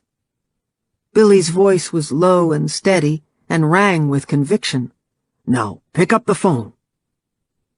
I took a deep breath and answered my father's call. Hello? "Hi, Sarah. How are you?" He sounded excited, eager. Why do you keep calling me? My body began to vibrate, and I sat down at the kitchen table. Sandy and Billy eased themselves into chairs across from me. "Because I'm your dad." I have a dad. He was silent. Sandy's hand balled on the table like it was taking all her strength not to rip the phone from my hand. "You can call me John for now." I didn't say anything. He said, "You got my present?" Yes. How did you get this number? "It was on the internet." Of course. My business was listed on a website directory. That must have been how he found me in the first place. Too late, I remembered Evan's warning, "You sure you want your cell number on there?" "Do you like the earrings?" Where did you get them from? I knew I sounded angry, but I couldn't stop the emotion from leaking into my voice. I glanced at Billy, and he mouthed, "Keep going." I didn't look at Sandy. John said, "Karen gave them to me." I closed my eyes against the image his words created. He said something else, but it was drowned out by a roar from a vehicle going by. He said, "Sorry about the background noise. I'm in my truck." Where are you? He paused for a moment, then said, "It won't work like that, Sarah. I know you've probably called the cops and your landline's tapped, but I won't reveal anything they can use. Even if they trace this call, I know the interior like the back of my hand. They'll never find me." I stared at the two cops sitting at the table with me. Did he really know I called them, or was he just bluffing? My pulse beat loud in my ear. I had to answer fast. I didn't tell anyone. I thought it was just a prank. He paused for a moment, then said, "I guess you probably got a few prank calls. Your family must be upset. Is that why you told the papers Karen Christensen wasn't really your mother?" My stomach muscles tightened at the intimate tone in his voice, his casual way of speaking about my family. Then I realized I'd found my way out. She's not my mother. It was just a rumor someone started. I told you— I saw your Facebook photo. You're my daughter. My Facebook photo? How many others did he see? Did he know about Allie? My mind scrambled, trying to remember my profile settings. He said, "And I saw Julia's photo in the paper. I know she's Karen Christensen. She hit me in the head." The last sentence he said with grudging respect. Is that what this is about? You're trying to find her? I have no interest in her anymore. Then what do you want? I have to talk to you whenever I have the urge. It's the only way I might be able to stop. What What will you stop? Hurting people. I sucked in my breath as my thoughts scattered. He said, I have to go now. We'll talk more next time. Keep your phone with you. I can't always answer when you— You have to answer. But I may not be able to. Sometimes I'm busy and— If you don't answer, then I'll have to do something else. What do you mean? I'll have to find someone. No, don't do that. I'll keep my phone on— I'm not bad, Sarah. You'll see. He hung up. He hasn't called since. I know I should be happy. No news is good news, right? But I walk around in a constant state of anxiety. The first thing I did was check Facebook. Thankfully, he could only see my profile picture because the rest were set to private, but I still removed everything. Billy and Sandy stayed until I'd calmed down, or as calm as I could be given what just happened, and went over what to do if he calls again. They want me to continue denying I told the police anything. Billy said the more confident John is, the more likely he'll make a mistake, but I think he has good reason to feel confident. The police weren't able to triangulate the call because he made it from somewhere west of Williams Lake, and they could only get a signal from one tower. It took almost an hour for the local police to get there, and by then he could have been anywhere. All they could do was patrol the main highway and back roads, stopping vehicles, asking homeowners if they'd seen any strangers in the area. But without a vehicle description, they don't have much to go on. He was also using a stolen phone, which sent them on another wild goose chase as they tried to track down the owner. I've traveled through BC, and I know the more populated towns are in the southern part of the interior, the Okanagan region. But when you're in the central and northern interior, most of the towns are small. They're also hours apart with nothing but mountains and valleys surrounding them. You don't have to drive far to disappear into the wilderness. And if the remoteness of the terrain wasn't bad enough, Billy said there can be delays getting information from the service provider, and sometimes the signal even pings off the wrong tower. I asked about GPS, but apparently he can just turn that feature off. Billy thinks John knew exactly how long it would take for the police to get to the area. Even the payphones he'd called me from were all remote locations, like old campsites and rest areas, which meant no witnesses or cameras. They also think he makes sure there are multiple routes to the location, so he's never fenced in. The police still seem sure they'll find him, but I'm having some serious doubts. They don't think he realizes they can tap my cell, but he said it himself. It doesn't matter what I told them or if they traced the call. He knows the interior like the back of his hand. He's been getting away with this for over 30 years. What's going to stop him now? When I told Evan what happened, he freaked out and wanted me to tell the cops I wouldn't do it. I told him they thought I was their only chance to find him, and if they didn't, he'd keep killing. Finally, we agreed I'd take it one day at a time. He came home on Monday. God, I was happy to see him, but I still couldn't relax. We finally sat down and did the guest list, but then Billy called to see how I was doing. I left the table so I could talk to him out in my shop, and when I came back in, Evan said, "One of your boyfriends?" "Ha ha, it was that cop I met the other day. Sorry for taking so long. We were talking about John." "No worries." But I was worried. I couldn't stop thinking about what I should say next time John called. We went for a long walk with Allie and Moose that night and rented a comedy, but I couldn't tell you one thing that happened in that movie. Evan said he hates seeing me so scared and upset, but I can't help it. While I'm making dinner for Allie, while I'm tucking her in at night, while we're brushing our teeth in the morning, all I'm thinking about is whether the police will catch John before he kills someone. I've read every article on his victims. I know about Samantha, the pretty blonde 19-year-old who was camping in a provincial park with her boyfriend. He was shot twice in the back as he tried to escape. They found Samantha's body a couple of miles into the park. Her arm was broken in 3 places from a fall, and as she fled through the woods, something jabbed straight through her cheek. The campsite killer covered her face with her Nike t-shirt, then raped and strangled her. I used to have the same shirt. I know about Erin, the brunette softball player who decided to go camping by herself and was found 2 weeks later by someone's dog. He brought her hand back to the campfire where his owners were roasting marshmallows. The police had to use dental records to identify what was left after the animals got to her. Sleep has become my nighttime nemesis. I wander the house or watch late-night TV while the clock ticks. I have baths, showers, drink warm milk, and lie on Allie's bed stroking her curls while she sleeps. If Evan's home, I curve my body around his, try to match my breathing with his, and daydream about how beautiful our wedding will be. Nothing helps.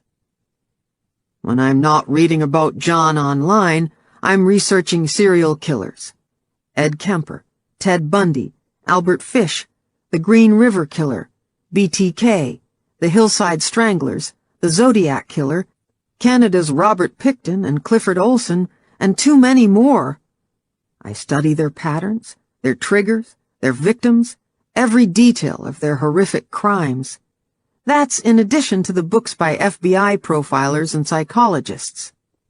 I compare theories and arguments, psychopath, mental defect, chemical imbalance, dysfunctional childhood. I take pages and pages of notes. And when I finally do fall into an exhausted sleep, I have nightmares of women leaping off diving boards onto pavement or running through fields of broken glass. I hear their screams.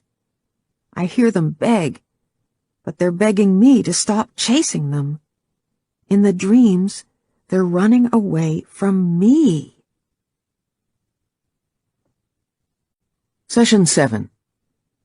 It was my birthday on Friday, but I wasn't in the mood to celebrate. Evan tried so hard to cheer me up. He'd obviously taken Allie shopping. She gave me a beautiful green cashmere cardigan. And he spoiled me with a new mountain bike. I made sure to exclaim over their gifts, forced down 3 pieces of the pizza they made, and laughed in all the right places at the movie we rented. But my head was filled with thoughts of Julia.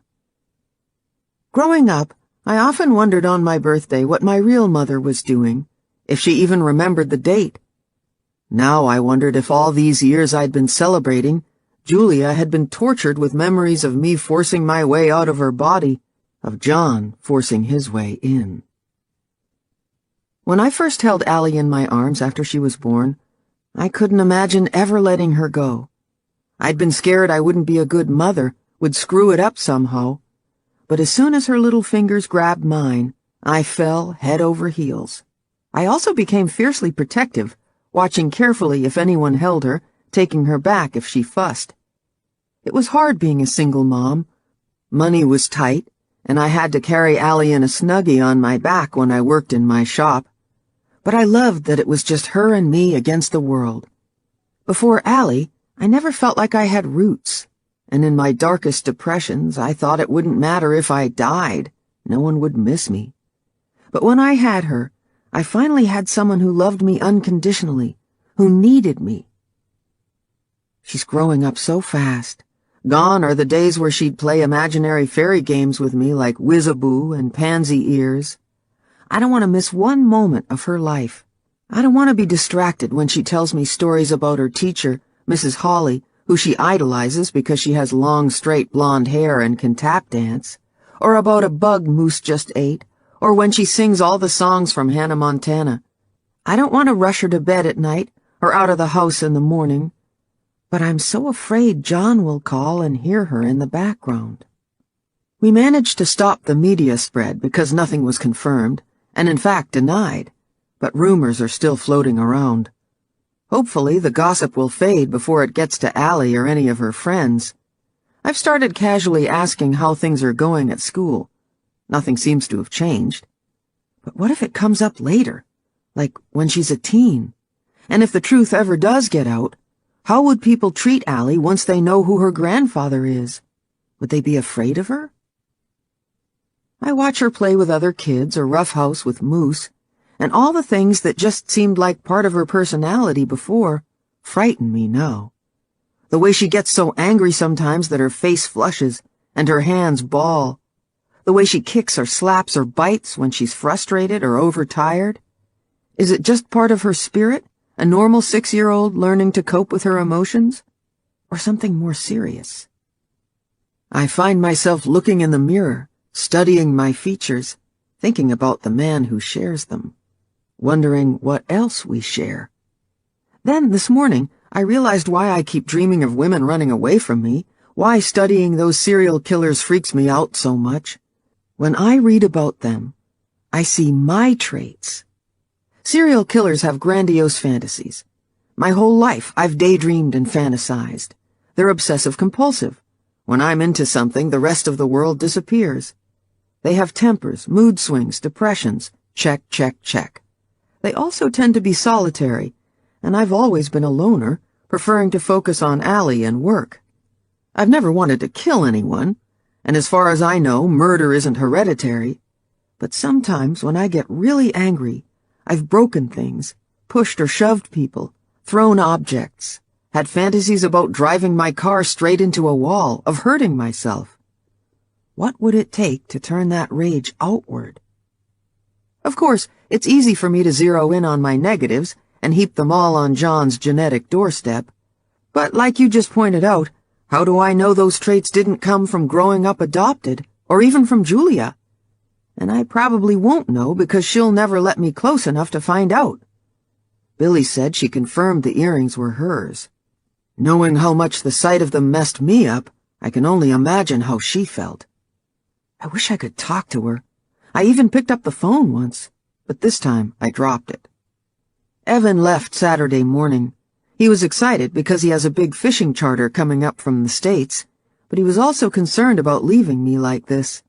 He told me to stop reading books about serial killers, but there's no way I can just stop researching. I have to find something, some insight or clue that might help stop John. But lately, I just feel tired. Not sleepy tired, wired up and strung out tired. Most evenings I just pace from window to window, waiting for the phone to ring. That's where I was when John finally called again on Monday, standing at my bedroom window upstairs, watching Moose and Allie chase each other in the yard below, thinking how happy they looked, remembering how happy I used to be. My cell rang in my pocket. I didn't recognize the number, but I knew it was him. "Hi, Sarah." His voice was cheerful. "John." My mouth went dry, and my chest tightened. The police had my cell tapped now, but I didn't feel any safer. We were both silent for a moment. Then he said, "So," he cleared his throat, "your business, do you like making furniture?" "I refinish furniture. I don't make it." Sandy told me to be friendlier next time he called, but I was having a hard time even being polite. My body tensed as I heard Allie down in the kitchen. "Please, please just stay there." He said, "I bet you could make stuff if you wanted to." Allie was coming up the stairs, jabbering to Moose. I moved toward my door.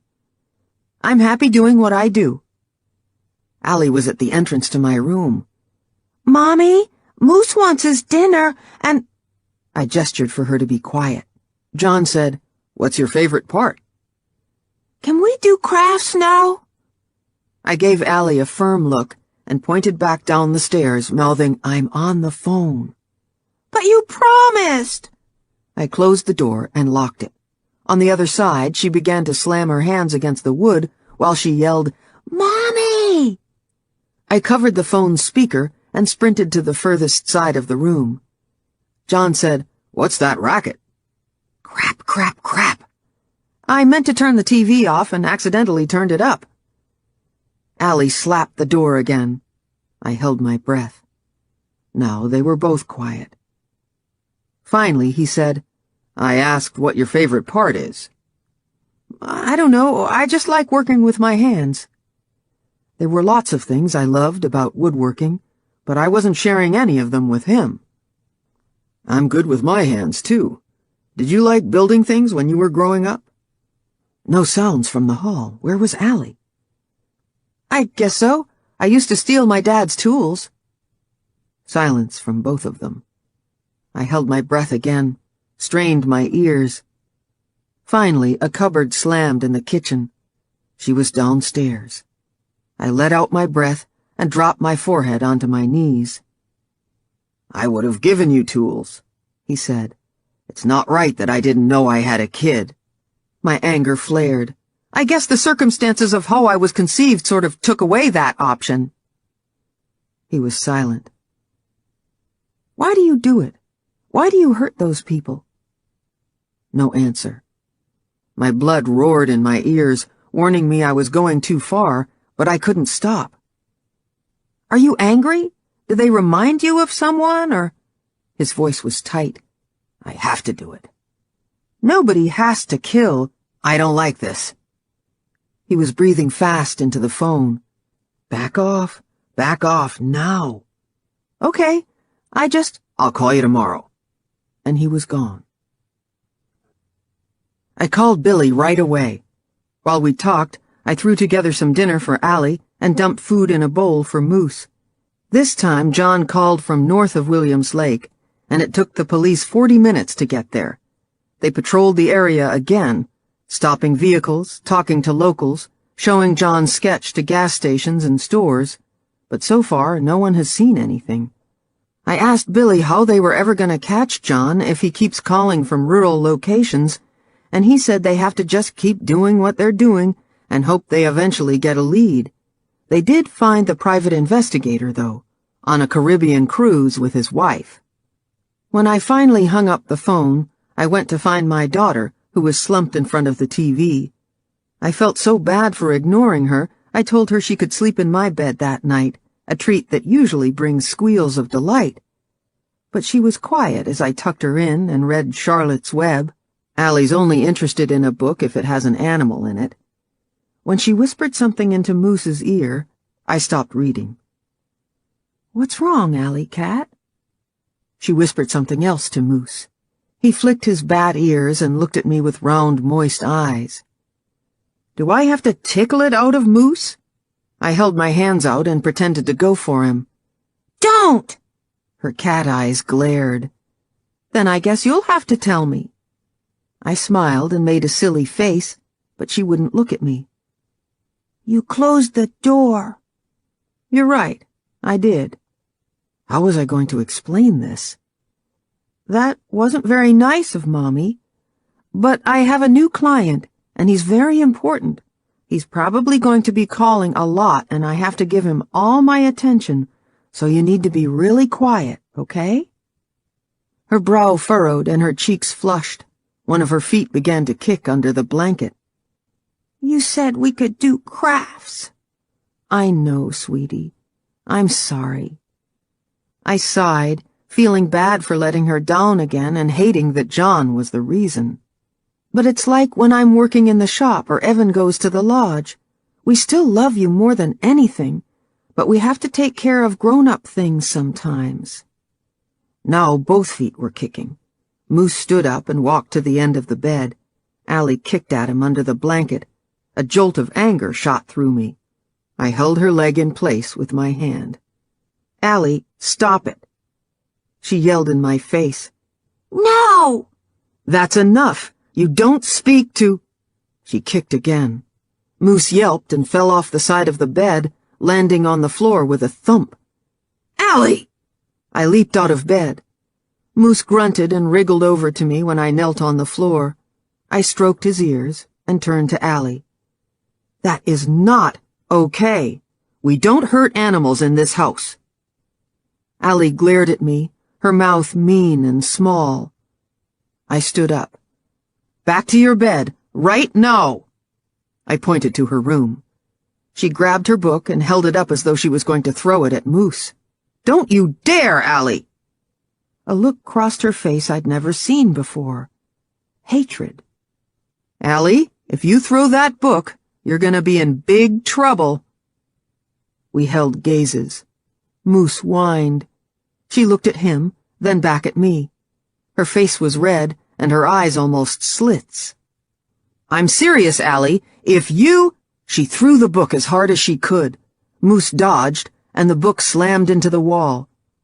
My blood surged with rage as I grabbed her wrist and hauled her out of bed.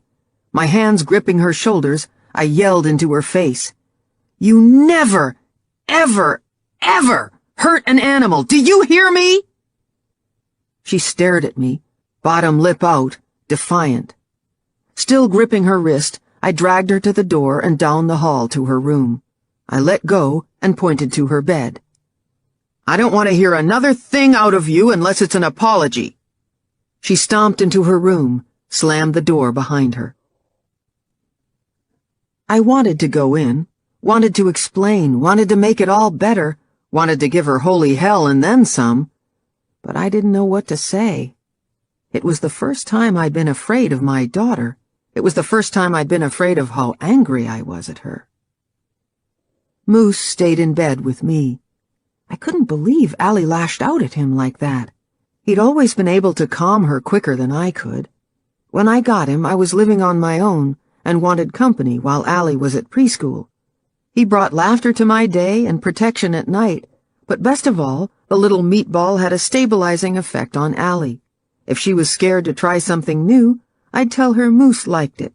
When I needed her to focus on something or listen to me, I could use Moose as a threat or a bribe, and when she was really sick or upset, simply for comfort. But that night, I was the one who needed comfort. I pulled Moose under the covers and tucked his big head into my neck.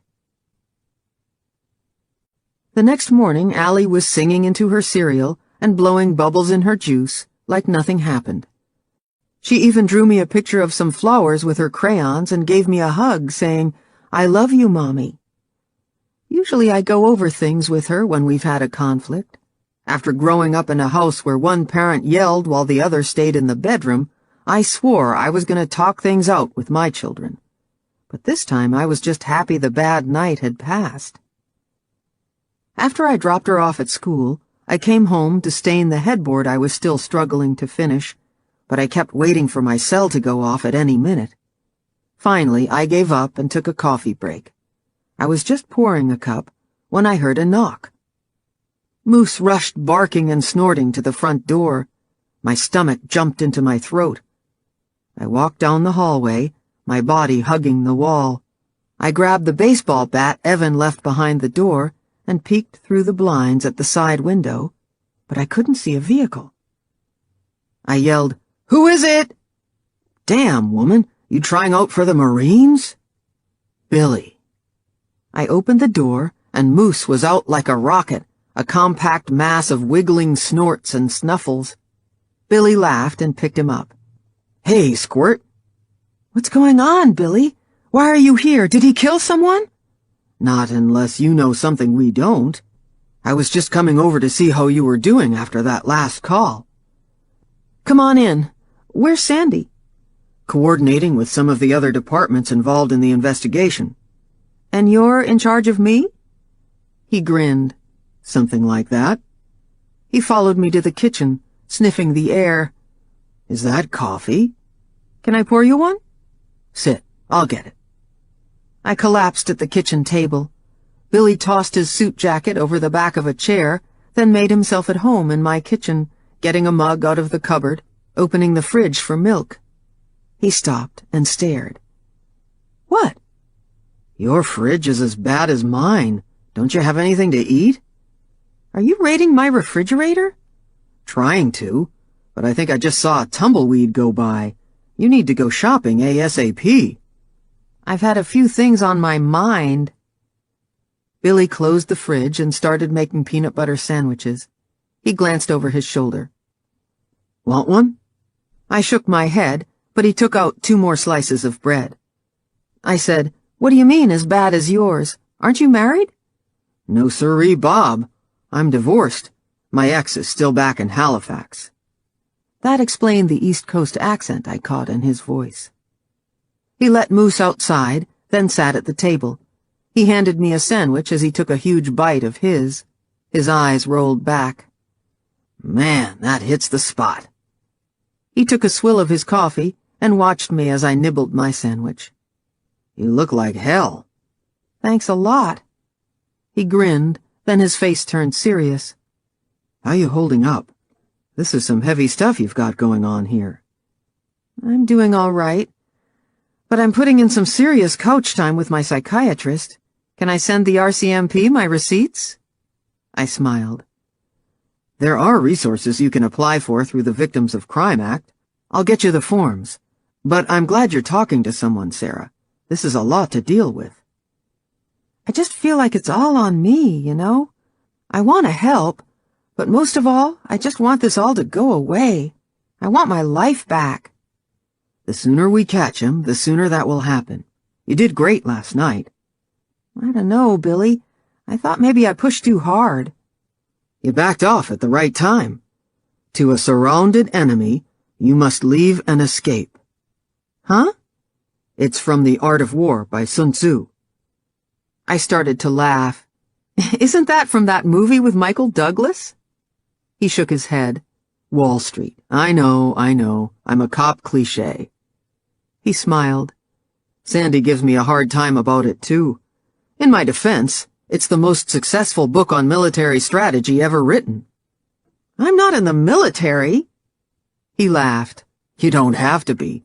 It's just about strategy and applies to lots of things in life. I don't go anywhere without a copy. You should check it out. It'll help you deal with John. It's just so weird. What's weird? Talking to him.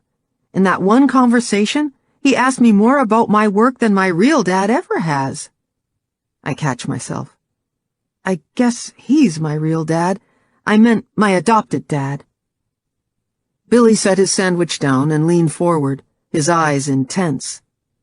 Most killers don't seem like killers, Sarah. That's what makes them so dangerous.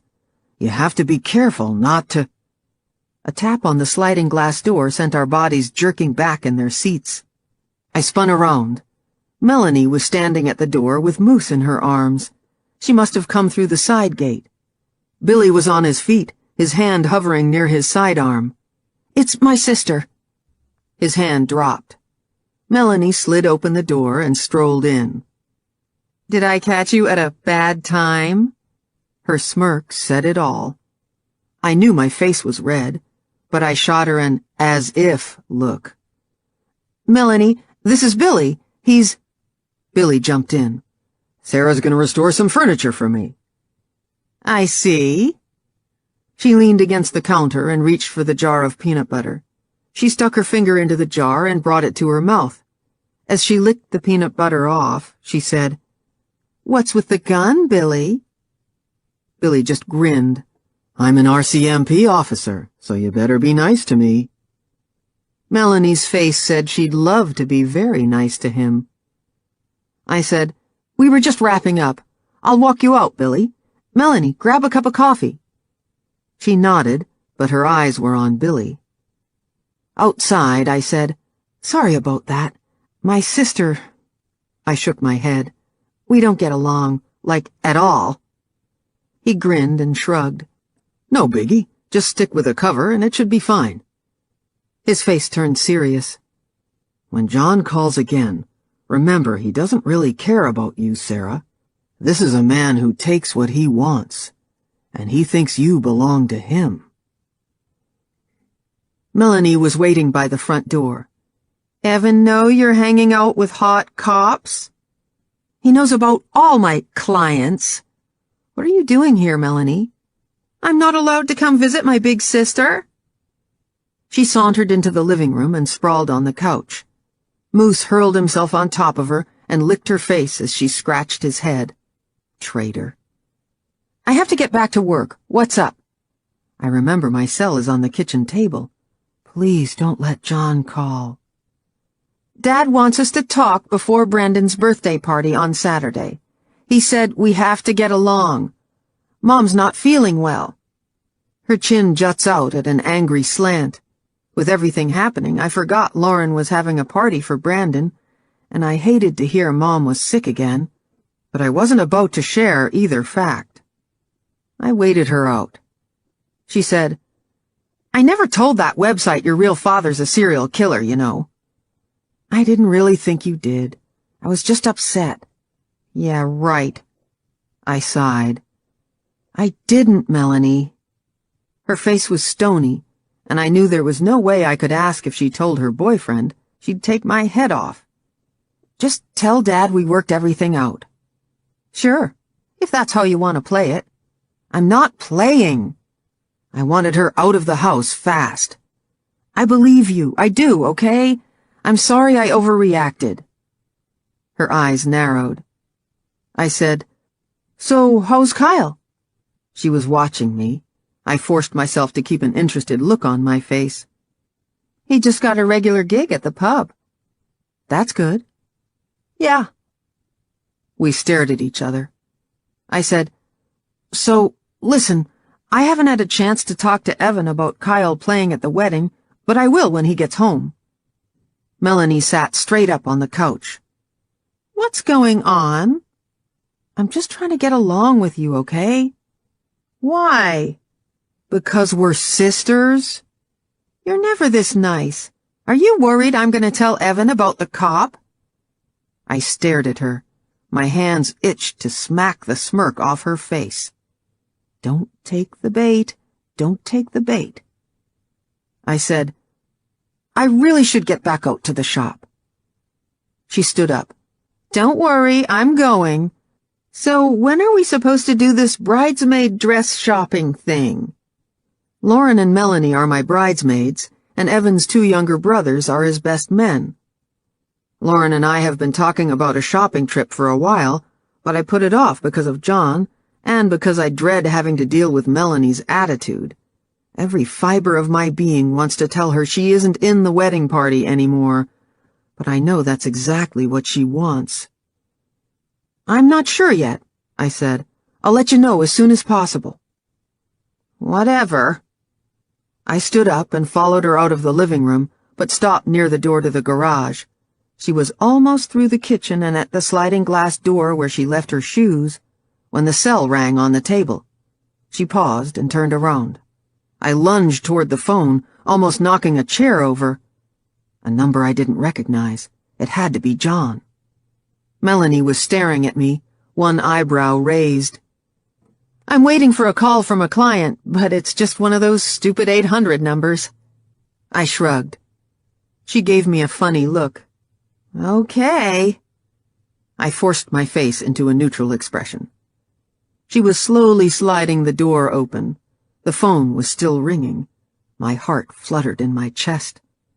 Melanie glanced over her shoulder. I smiled and gave a little wave. She was still looking at me.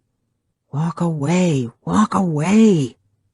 Finally, she turned around. When she was past the window, I answered the phone in a breathless rush. "Hello?" "What took you so long?" His voice was annoyed. "I was in the bathroom." "I told you I need you to keep the phone with you at all times." "I'm doing my best, John." He sighed. "Sorry, I've had a hard day." "That's too bad." It almost killed me to keep the sarcasm out of my voice, but I still ended up sounding abrupt. I walked to the front window and watched Melanie drive off. For a moment, I wondered what she would do in my situation. Probably just tell John to screw off. Some people I work with, they think they're better than me. "Where do you work?" "I can't tell you that." "Can you tell me what you do?" He paused. "Not yet. So what kind of things do you like to do for fun?" My body tensed. "Why?" "I'm just trying to get to know you better." His tone picked up. "I like being outdoors." "Yeah? Like camping and stuff?" I couldn't bring myself to ask if he liked to hunt. I thought he'd pick up on my lack of genuine interest, but his voice was cheerful when he answered. "I camp all over, spots most people are scared to go. There's not too much of BC I haven't seen. You could drop me at the top of a mountain and I'd still find my way out. But I stick to land." I racked my brain for something to say. "Why's that?" "I can't swim." He laughed. "Do you like camping?" "Sometimes." John's tone flattened. Do you go with your boyfriend?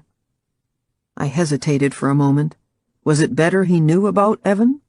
He'd think I have protection living with me. He's my fiancé. What's his name? I hesitated again. I hate the idea of him having Evan's name, but what if he already knows? Evan? When are you getting married? A hint of something in his voice. Time stretched out as I tried to think how to answer. We're not sure yet. Still trying to work all that out. I have to go.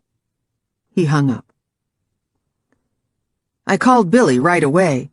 This time John was somewhere between Prince George and Quesnel, which is even further north of Williams Lake. As soon as he was done talking to me, he turned the phone off and essentially vanished. He could be standing right behind a cop and still they wouldn't be able to get his exact location, only a general area. Billy assured me John was going to slip up soon, but when he said it again, I wondered who he was trying to convince.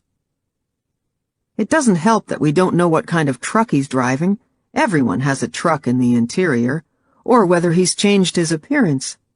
I asked about roadblocks, but Billy said it's a waste of resources unless they can pinpoint his exact location. Their best bet is to keep showing his photo around and talking to the locals. At least everyone usually knows everyone in rural locations. The police are also working with conservation officers, so they can stop hunters or anyone driving on the Forestry Service roads.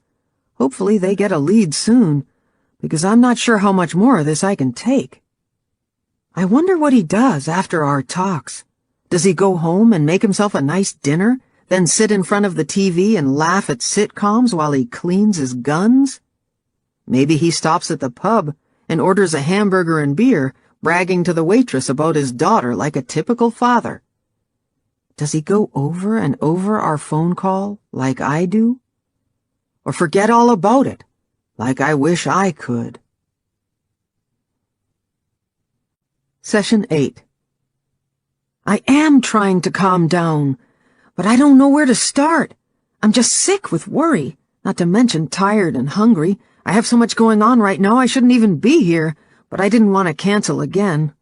I know I'm talking too fast. My blood sugar is crashing, which is why I'm forcing myself to eat this disgusting granola bar I found in my glove box. Fine, I'll slow down and start at the beginning. After our last session, I tried that technique you gave me for staying in the present.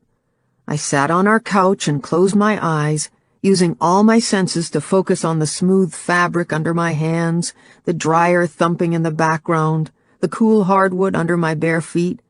But my mind always went back to John. He hadn't called for 3 days, and I was working really hard on reminding myself I have zero control over what he does. But I couldn't stop thinking about how he hung up so abruptly, wondering if it was because I mentioned Evan, wondering if he sensed I lied when I told him we didn't have a wedding date yet, wondering what he might do. Thank God Evan came home for the weekend. No matter how bad I'm freaking out, he can usually bring me back to some semblance of calm, or at least to the point where I'm not hyperventilating. Before we went to Lauren's for Brandon's birthday, we had a talk about how to handle it if John called, and I was feeling better about the whole deal. I was even kind of looking forward to the party. I've always had a soft spot for Brandon, and couldn't believe he was already turning 10. I'd practiced changing diapers on him. Not that my trial and errors with him helped when it came to dealing with a strong-willed little girl. Just trying to take Allie shopping for a present was insane. First, she had to walk up and down every aisle. Then we finally settled on a Nintendo game, but she wouldn't stop looking at the one still on the shelf. Maybe he'd like hockey better, Mommy. I said Brandon would be happy with any of them, but she started picking up one after another again. When I finally snapped and grabbed the one she'd already picked, she screamed, "It's the wrong one, Mommy!" like her life depended on it. Then she stood in the middle of the aisle, her arms crossed in front of her, and refused to budge no matter what I said. At the end of my rope, I said, "Fine, you can just stay here all day," and started walking away. After a moment, she followed along behind, her little shoulders slumped and her lips tight as she struggled not to cry. A few miles down the road, she was still staring out the passenger window. Now that I was calmer, I felt bad for rushing her, and said, "Brandon's going to be so excited when he sees your present." She still wouldn't look at me, so I started singing along to the radio, making up my own words. "Sugar Pie Alley Cat, you know I love you. I can't help myself. I love you and nobody else, except for Evan and Moose and Nana and Auntie Lauren," and I sucked in a big breath of air. The corner of Allie's lips twitched as she tried not to laugh. I started singing louder. By the time we picked up Evan, she was also singing, in between giggles, which got me laughing too. Then she tilted her head to one side, smiled at me, and said, "You're so pretty, Mommy." God, I love that kid. We were still having fun when we pulled into Lauren and Greg's driveway. This year the party was a Transformers theme, so I knew the whole house was decorated top to bottom, and they had all kinds of games for the kids. I probably would have had a great time if both my fathers hadn't ruined it for me. Dad was getting a case of beer from his truck when we got out of the Cherokee. As Allie ran ahead with Moose to find the boys, I followed my father and Evan to the backyard while they talked fishing. Greg hovered over a gas grill, apron tied around his neck. He grinned at the sight of us. A big teddy bear of a man, he pulled me, then Evan, in for a rough hug. After he released us, he opened a cooler near his feet and handed Evan a beer. Judging by Greg's rosy cheeks, he'd already helped himself to a couple. "You want anything, Sarah?" "I'll grab a coffee inside, thanks." In the kitchen, Lauren was dumping chips into a bowl while Mom finished up the dishes. Lauren has a dishwasher, but Mom won't use one. She doesn't think they get dishes clean enough. "Can I help with anything?" I said. Lauren turned around with a smile and blew a wisp of blonde hair off her face. "I think we're okay for the moment." I gave Mom a kiss on the cheek, noticing her face seemed thinner since I last saw her. She smiled, but her eyes were tired, and she'd definitely lost weight. I poured myself a cup of coffee and felt my good mood slipping away. As I took my first sip, I spotted Melanie and Kyle coming around the side of the house. Dad barely acknowledged Kyle, who was dressed in skinny black jeans and a tight black t-shirt, before turning back to his conversation with Evan. Lauren came up behind me and rested her chin on my shoulder. We watched the men for a moment. Greg was telling a story, beer in one hand, tongs in the other. Evan and Melanie laughed when he finished. Greg's eyes darted to Dad to see if he was laughing too. He wasn't. I said, "Beer and logging, Greg's two favorite subjects." "Be nice." Lauren poked my back. While the kids dove into the food at their table, the adults settled around the log picnic table Greg built. I was just taking my first bite of burger when my cell phone rang in my pocket. I pulled it out and casually glanced at the call display. Another strange number. It had to be John. It rang again. As I stood up, everyone around the picnic table stopped talking. The only sound was from the kids' table. I said, "Excuse me for a minute." Dad's face was a thundercloud. Trying not to break into a run, I walked around the corner until I was out of sight, then answered the phone. "Hello?" "I needed to hear your voice." His words made me cringe, but I said, "Is everything all right?" How was I going to get him off the phone? "I'm glad I found you." His voice was tight, like it was hard to get out the words. Knowing I have you helps." I heard a noise in the background, but couldn't make it out. "What's that sound? Where are you calling from?" "It's not too late." "What's not too late?" "For us." I didn't say anything for a moment, trying to focus on the sounds in the background. Animal or human? "Tell me it's not too late." No, of course not." He exhaled into the phone. It sounded labored, like he was breathing through clenched teeth. He said, "I have to go." After I closed the phone, I tried to compose myself, but my throat was so tight I felt like I was strangling. My vision blurred. I pressed the heel of my hand against my temple and closed my eyes. How was I going to deal with this? I couldn't let my family see how upset I was. I wanted to call Billy, but everyone would wonder if I was gone much longer. Don't think about John, just shut it out and focus. Pull it together, Sarah. As I walked back to the table, I caught Evan's eye and gave a slight nod. That the client you were waiting for? He said when I sat down. Thank you, baby. I nodded, avoiding my dad's stare from across the table. As I picked my burger up, I said, Sorry about that, guys.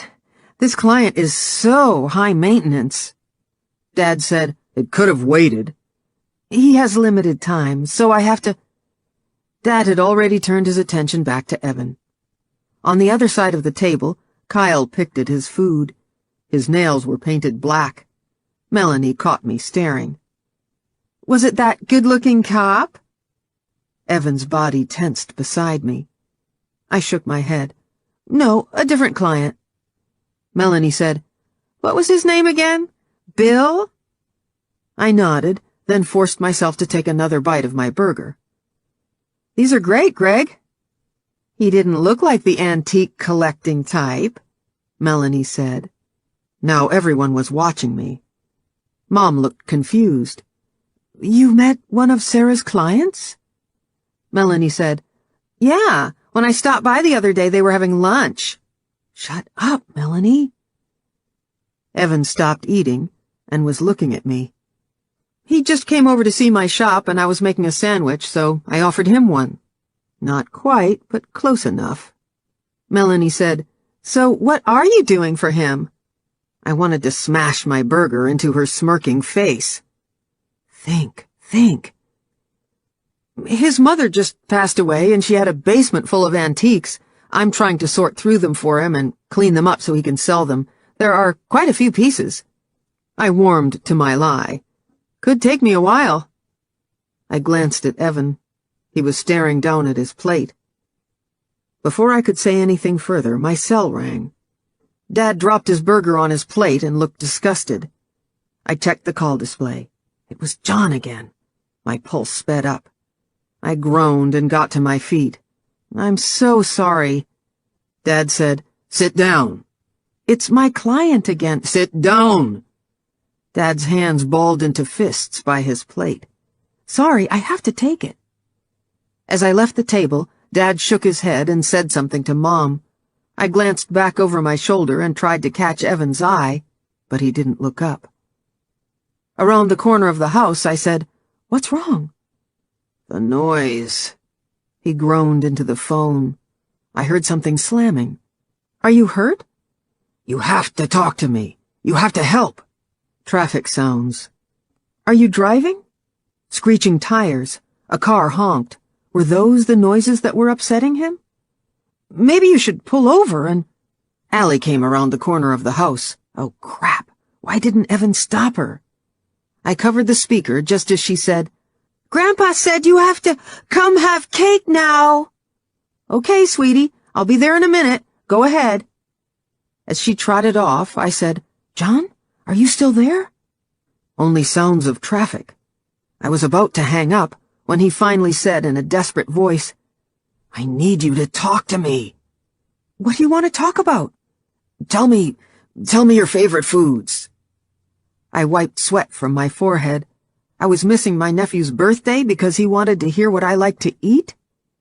Can't you just tell me what's wrong? I'm at a family party and people are— I thought you said you didn't tell anyone about me. His voice was hard. I didn't. But it's going to start looking odd that I'm talking on my phone and people are going to ask questions and I don't— He'd hung up. For the rest of the party, every nerve ending in my body vibrated with unanswered questions. What were the sounds in the background? Why was he talking about a noise? What was he going to do now? My whole system was in overdrive. My face burned, my armpits were soaked with sweat, my legs screamed to get out, to go home, talk to Billy, anyone who could make this horrible feeling go away. I tried to focus on the conversation around me, but I couldn't follow the threads. Every kid's voice grated. Every shriek sent a bolt of anger through me. I glanced at my watch constantly, my phone tight in my hand.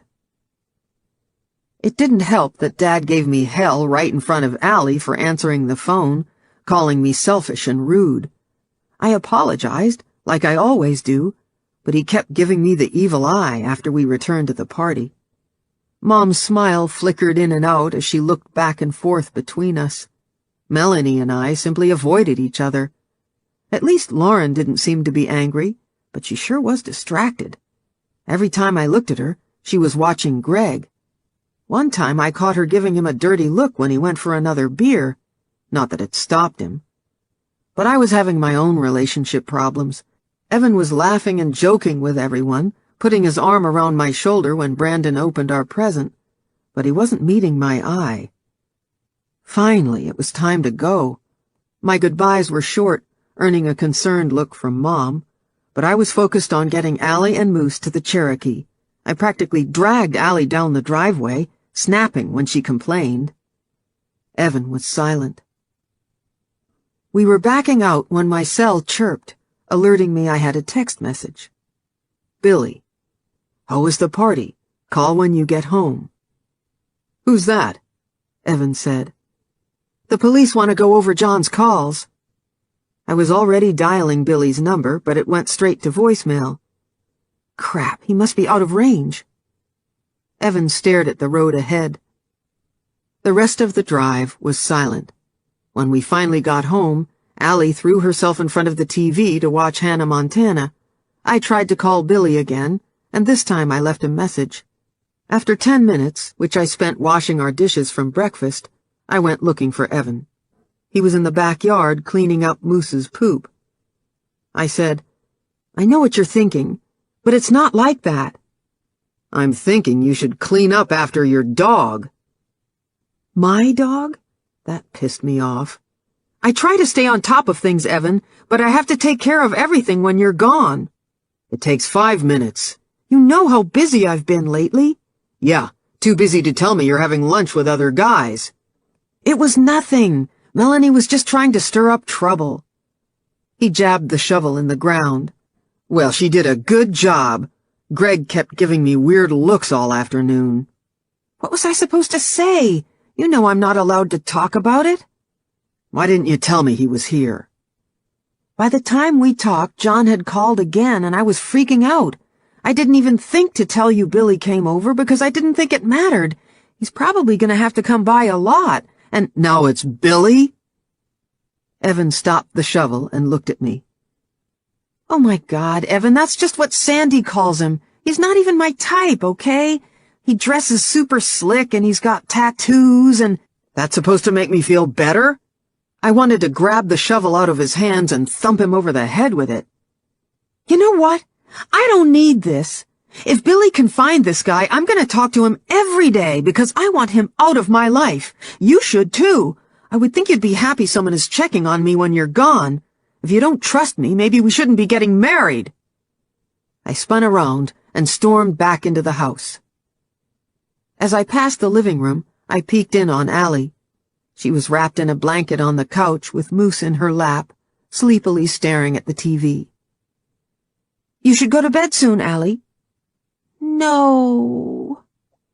Tired of fighting, I left it for now and headed upstairs to my office. To try and calm down, I wrote out everything I remembered from the calls, making a note to ask Billy if they have the technology to isolate the sounds in the background. I closed my eyes and tried to focus. What were those noises? My eyes flew open. What if he'd abducted a woman? Maybe he was taking her somewhere in the truck, and the sounds were her trying to get out. Just as I picked up the cordless to call Billy again, I heard the sliding glass door open downstairs, then footsteps. Evan was in the kitchen. I hesitated for a moment. Maybe I should wait until the morning. But this was important. Billy answered on the first ring. I said, I was thinking the sounds in the background could be a woman. Maybe he's taking her somewhere and he's gonna— Whoa. Hold on. That's not his M.O., and we haven't had any reports of missing women. Then what were the sounds? We're still working on isolating them, but so far we don't have anything usable. Maybe you need some more people on the task force. We have every available member of Serious Crimes in Vancouver and some in Nanaimo. Can't you bring in members from Toronto? It doesn't work like that, Sarah. Most of the files are old and have already been investigated. We have access to lots of resources, and this case is top priority, but until John makes a move, or someone sees something, we can't do much. It doesn't seem like they're doing anything. I'm sure it seems that way, but they're following up leads, coordinating with the lab and other departments. Right now, we're trying to find out who owns the cell phone he used. I knew I sounded cranky when I said, "Do you at least know where he's calling from?" But Billy just said, "He's moved west of Prince George, probably somewhere near Burns Lake. It's possible he's heading toward Prince Rupert, so we've notified the local detachments, and they'll circulate the sketch to truck stops, gas stations, any places he might stop along the way." I took the heat out of my voice. What do you think was wrong with him? He was complaining about a noise. We're hoping the next time you talk, you can get him to elaborate. I don't want there to be a next time. I'm sick of this. You have to do what feels right to you, Sarah. But I won't lie. We really need your help. You're likely our only chance of ever finding him. I closed my eyes against Billy's words and dropped my forehead onto my desk. He said, "I know it feels like he has all the power, but he wants a connection with you. That's why he keeps calling back. No one knows how far we can push this. But like Sun Tzu says, the opportunity of defeating the enemy is provided by the enemy himself. Eventually he'll give us something to go on." Evan was coming up the stairs. "I have to go." "Okay, we'll be in touch. Get some rest." Just as I set the cordless down, Evan walked in behind me and dropped into his chair. I spun around. He said, "Was that Bill?" God, he could read me like a book. I had to debrief. Jesus, Evan. His face was blank. Part of me wanted to argue and defend, to storm out in righteous anger. My face felt hot, and I was on the edge of losing it. Pull back. Flipping out won't solve the problem. I took a breath. I'm sorry I lost my temper. It's just, all this stuff is so big. I really need you on my side. I am on your side. It sure doesn't feel like it. I hate that you're mad at me. Evan heaved a sigh, then grabbed my foot and pulled it into his lap. As he massaged it, he said, "I'm not mad at you. I'm mad at this situation. It's a nightmare." You don't think I know that? God, he could be killing some woman right now, and there's nothing I can do about it. If he kills someone, it's not your fault. He's a killer. It's what he does. But it would be my fault because I didn't stop him. I remembered Billy's words. I'm pretty much the cops' only chance at catching him. The cops are using you as bait. You don't have to talk to him, you know. I think you should just get yourself out of this. I can't sit here and do nothing while he's out there looking for his next victim. Sarah, you're always stressed out, and your emotions are all over the place. He held a hand up. You have every reason to be upset, but I'm worried about you. Are you worried about me or about Billy? He gave me a look. I'm sorry I'm being a jealous prick, okay? If you say I have nothing to worry about, then I believe you. I just hate the idea of some other guy protecting you. You're my girl. I crawled into Evan's lap and wrapped my arms around his shoulders. As I nuzzled his ear, I said, Baby, he's got nothing on you. And right now, he's the one who has to deal with all my paranoid meltdowns. You get the good stuff. Keep talking. I traced my mouth along his collarbone, licked his earlobe, whispered against the warm flesh of his neck. Allie? Asleep on the couch with Moose. I was gonna carry her up later, but I can get her now if— I put my face close to his and grabbed the back of his hair. He raised his eyebrows. I rested my lips on his and kissed him slowly, softly, then harder, grinding my lips against his, snaking my tongue into his mouth. As he tried to suck on it, I pulled away and smiled at him. He grabbed a length of my hair and wrapped his fist around it, then brought my face close and kissed me hard. I got up and made a "come here" motion with my finger, strolling out of the room with an exaggerated, sexy walk. He laughed and followed me into our bedroom. I slid onto the bed, then tossed my hair over my shoulder and said in a bad Southern accent, "Lordy me, sailor, you've been out to sea for such a long time, I'm not sure if I remember what to do." Evan did his own sexy walk over to the bed, then pulled his shirt off over his head, one-handed, the way I love. He dangled the shirt from his finger, then dropped it on the floor as he wiggled his eyebrows. I smiled. "I think it's coming back to me."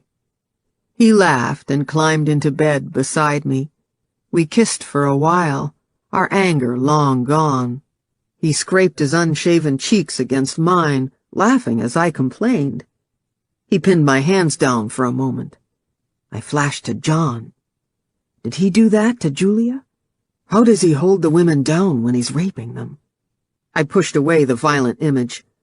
Now Evan was looming over me. I saw John looming over a woman. Evan looked down into my face. "What's wrong?" "Nothing." I pulled him on top of me, hiding my face in his neck. And for the next while, I almost believed it. After breakfast the next morning, we took Allie and Moose for a walk out to Neck Point to watch the sea lions, then Allie went over to Megan's to play. I was working hard on keeping John out of my mind, but Evan was working harder. I'd mention something about the case, and Evan would give me a kiss. I'd mention something else, and he'd nuzzle my neck. I'd try to push him away and finish my thought, and he'd nibble my ear. I'd try to wiggle away, and somehow my bra was coming off. Afterward, Evan and I lazed around in bed and made plans for what to serve at the wedding rehearsal dinner. Now that I'd allowed myself to relax for a moment, I started looking forward to the big event again. But it also reminded me I still needed to arrange a day to go shopping with the girls. The idea of putting up with Melanie for hours makes me want to grind my teeth. But there was no way around it. Evan and I were discussing decorations, and I was getting excited about the idea of fairy lights strung through fir trees when my cell rang in the office. I looked at Evan. He said, "Go ahead." The blanket wrapped around my naked body, I sprinted down the hall and grabbed the phone off my desk. It was the number John called from last time. As soon as I answered, he said, "Are you having a nice day?" There was a tone in his voice I hadn't heard before, a coolness. "It's going all right. How about you?" I tried to sound pleasant, but I was even angrier than usual that he called and ruined what had been a nice afternoon. "Is Evan there?" Still unsure of his tone, I said, "He's here, but he's not in the room if you're—" "Have you been honest with me, Sarah?" My stomach dropped. "Of course." "Have you been honest?" I sat down in my chair. Did he know I've been talking to the police? Oh, God. Did he find out about Allie? "What's wrong?" I saw the website. My mind raced. Had there been another article? "I'm not sure what—" "It's all there." What was he talking about? I decided to wait him out. After a few beats, he said, "You have a wedding date. You're trying to trick me." "I don't know what—" Then I remembered Evan had made a wedding website a couple of weeks ago. How was I going to get out of this? We had a date set, but lately we've been talking about changing it. That's why I said we weren't sure. I wasn't lying to you. I wouldn't do that. I held my breath. He hung up. I was still sitting there a couple of minutes later when Evan came in and sat behind me at his desk. "Was it him?" he said. I nodded.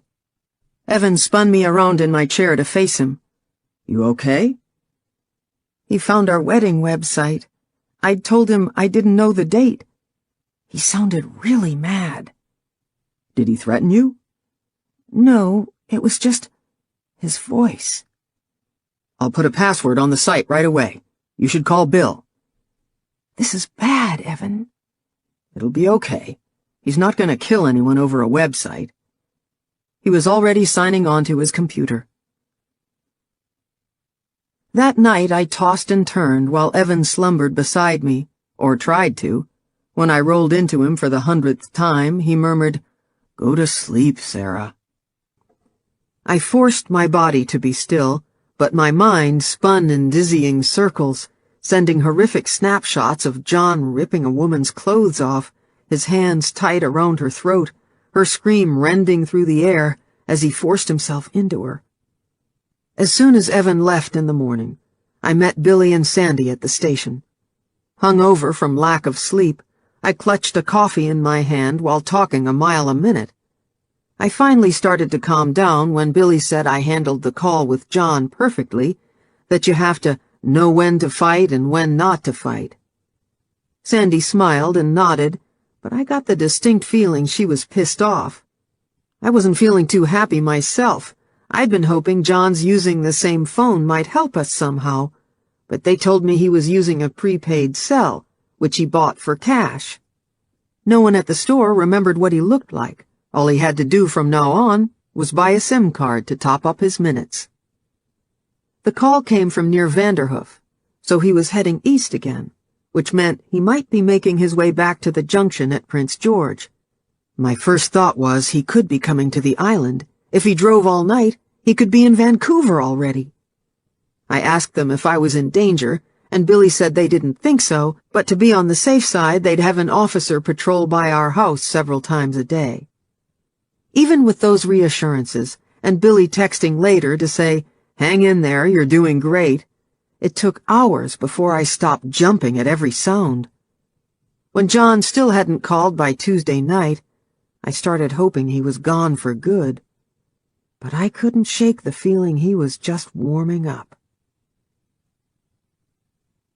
After I dropped Allie off at school yesterday, I came home and let Moose into the backyard. Feeling more settled than I had in a while, I decided to burn off some steam in my shop before our session that afternoon. I got totally caught up in refinishing a cherry table, and before I knew it, a couple of hours had flown by. Then I remembered Moose was still out in the backyard. I expected him to be waiting at the sliding glass door, wet nose marks smeared all over the glass, but he wasn't there. I opened the door and whistled. Nothing. "Moose?" When he still didn't come running, I walked out to the backyard. Was the little bugger stuck in the woodpile again? But when I checked, he wasn't there. Maybe he was messing around in the compost. I followed the stepping stones around the side of the house. He wasn't there either. I walked closer to the gate and checked it out. It wasn't latched. I ran into the driveway yelling, "Moose!" at the top of my lungs. A dog barked, and I held my breath. It barked again, too deep to be Moose. I ran all the way to the end of the driveway where our mailbox is. Please, oh please, be here. But he wasn't. He wasn't at any of my neighbors' houses either. That's why I had to cancel our session. After I phoned you, I spent the afternoon calling the pound, the SPCA, the vets, everyone. No one has seen him. I called Evan in near hysteria, totally flipping out and accusing him of leaving the gate unlatched when he cleaned up the backyard. He just kept raising his voice and repeating, "Sarah, calm down for a minute. Sarah, stop," until I shut up long enough for him to tell me he was positive he'd closed it. After we got off the phone, I called Billy, sure John had taken Moose in retaliation. Right away, Billy checked with a patrol car that was keeping an eye on my place. The officer said he didn't see anything suspicious when he drove by that morning, but Billy still came over and checked around the house. Not that there was much to see. The gate would be hard to open from the outside, but if you were tall enough, you could reach over and do it. When Billy finished looking around, he made me sit and write out a list of who to call next, where to put up signs, what websites to post on. At first I balked, wanting to just get out and start searching. But Billy said it would save time, and that running around like a chicken with its head cut off wasn't doing Moose any favors. Finally, I just grabbed a pad of paper and started the list.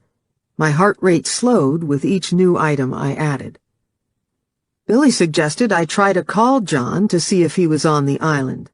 We didn't know if he was using the same phone anymore, but I gave it a shot. I just got a "this customer is out of range" recording. Billy said if John had taken Moose, he'd probably call soon. The police were going to park a car on the road until we found out if John was on the island. After Billy went back to the station, I called Lauren. She rushed over, and we made signs, then posted them everywhere. But no one's called. When it was time to pick up Allie from school, I didn't know what to say. I try not to lie to her, but the one other time we lost Moose, at a park, she freaked out and bit Evan when he tried to stop her from running across the road after him. I was hoping against hope I'd find Moose this time before I had to tell her the truth. If he doesn't come home, I can't allow myself to even go down that path. I don't know if I did the right thing. I never know if I've done the right thing. But I told Allie that Moose had to get a checkup and was staying over at the vet's. She wanted to visit him, but I talked her out of it and distracted her with movies and games all evening. Allie fell right to sleep, but I stayed awake for hours, worrying about where Moose could be, terrified of who might have him and why. Session 9. I'm so depressed today, but I'm hoping talking to you will help. Other than Evan or Billy, you're the only person I can talk to these days, at least about anything that's really going on. I've been sitting around my house all morning, waiting for our appointment. Time on my hands is not a good thing. I can't stop going to that website about John and looking at all the pictures of his victims and their families. Afterward, I think about them, wondering what their lives were like, what they could have been. I fixate on little details, like the shell necklace one girl wore that was never recovered. I wonder if John has it. Her boyfriend, who John shot in the back of the head, had just gotten a new dirt bike for graduation. The kid could fix anything, loved restoring old cars. His dad still has the one he'd been working on when he was murdered. The dad refuses to finish it, and it sits in the garage, all the tools still around it, where he left them. I cried and cried at that image of a car up on blocks and a family that will never be put back together. I think about the moment their families were told the news. Then I torture myself with thoughts of something horrible happening to Evan or Allie. I'm sure the pain would kill me. How do the parents of these victims get out of bed every morning? How do they keep on living? Everywhere I go, I see death, a side effect of reading non-stop about serial killers. But the thing that haunts me the most is how quickly it happened to these people. I don't mean just John's victims. I mean all the murdered people I've been reading about. They were just going about their lives, sleeping, driving, jogging, or maybe just stopping to help a stranger.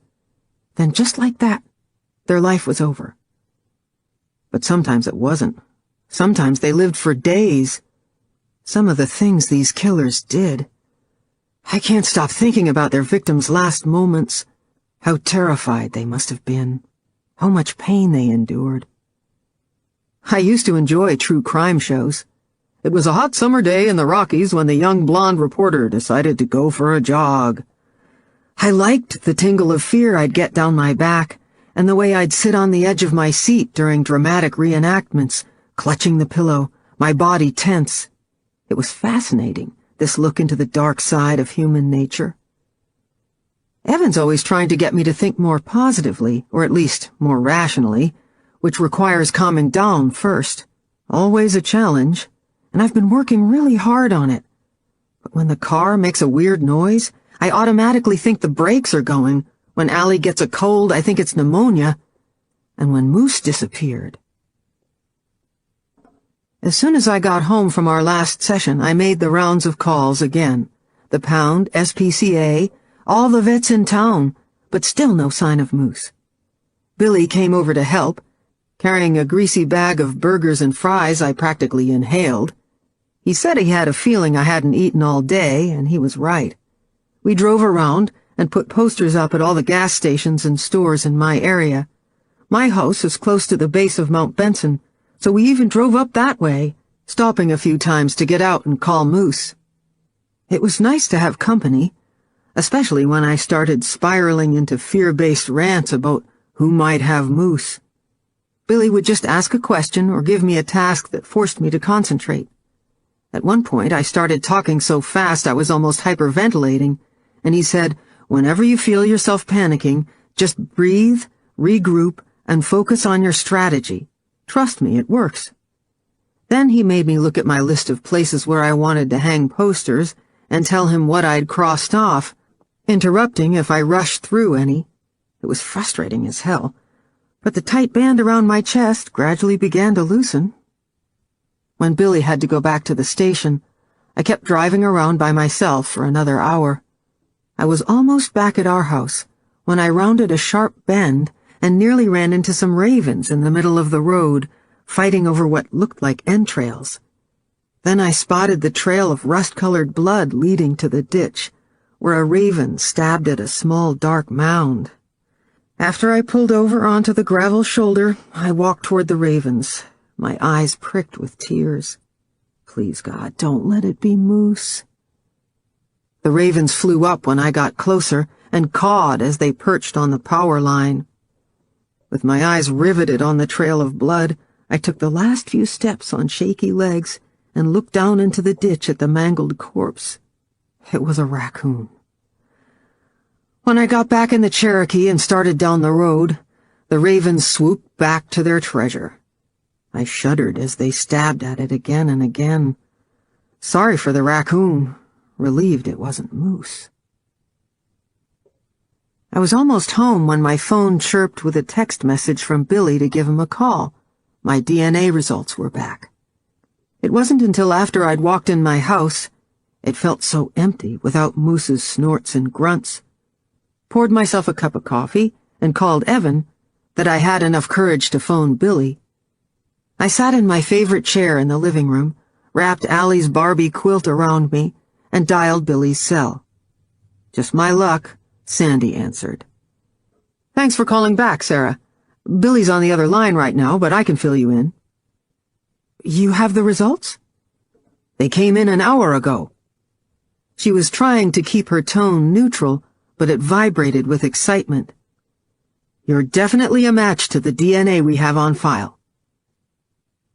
The campsite killer is my father. This is real. I wait for the emotion to hit, for the tears to come, but they don't. It feels like Sandy simply told me my own phone number. I stare out the window at my cherry tree. It was all in bloom. Sandy was still talking. We weren't able to collect biological samples from every scene, but when DNA testing came into effect, we conclusively linked him to many of the victims. "How do you know he's responsible for the other murders?" "The MO is consistent." "What about women who are still missing?" Her voice was forced patience. "The campsite killer is only triggered in the summer, and he doesn't try to hide the bodies, so he's not considered a suspect in any other disappearances." "But isn't it unusual that he only attacks in the summers? I know about cooling off periods between kills, but it's not unheard of for a serial killer to have a long cooling off period.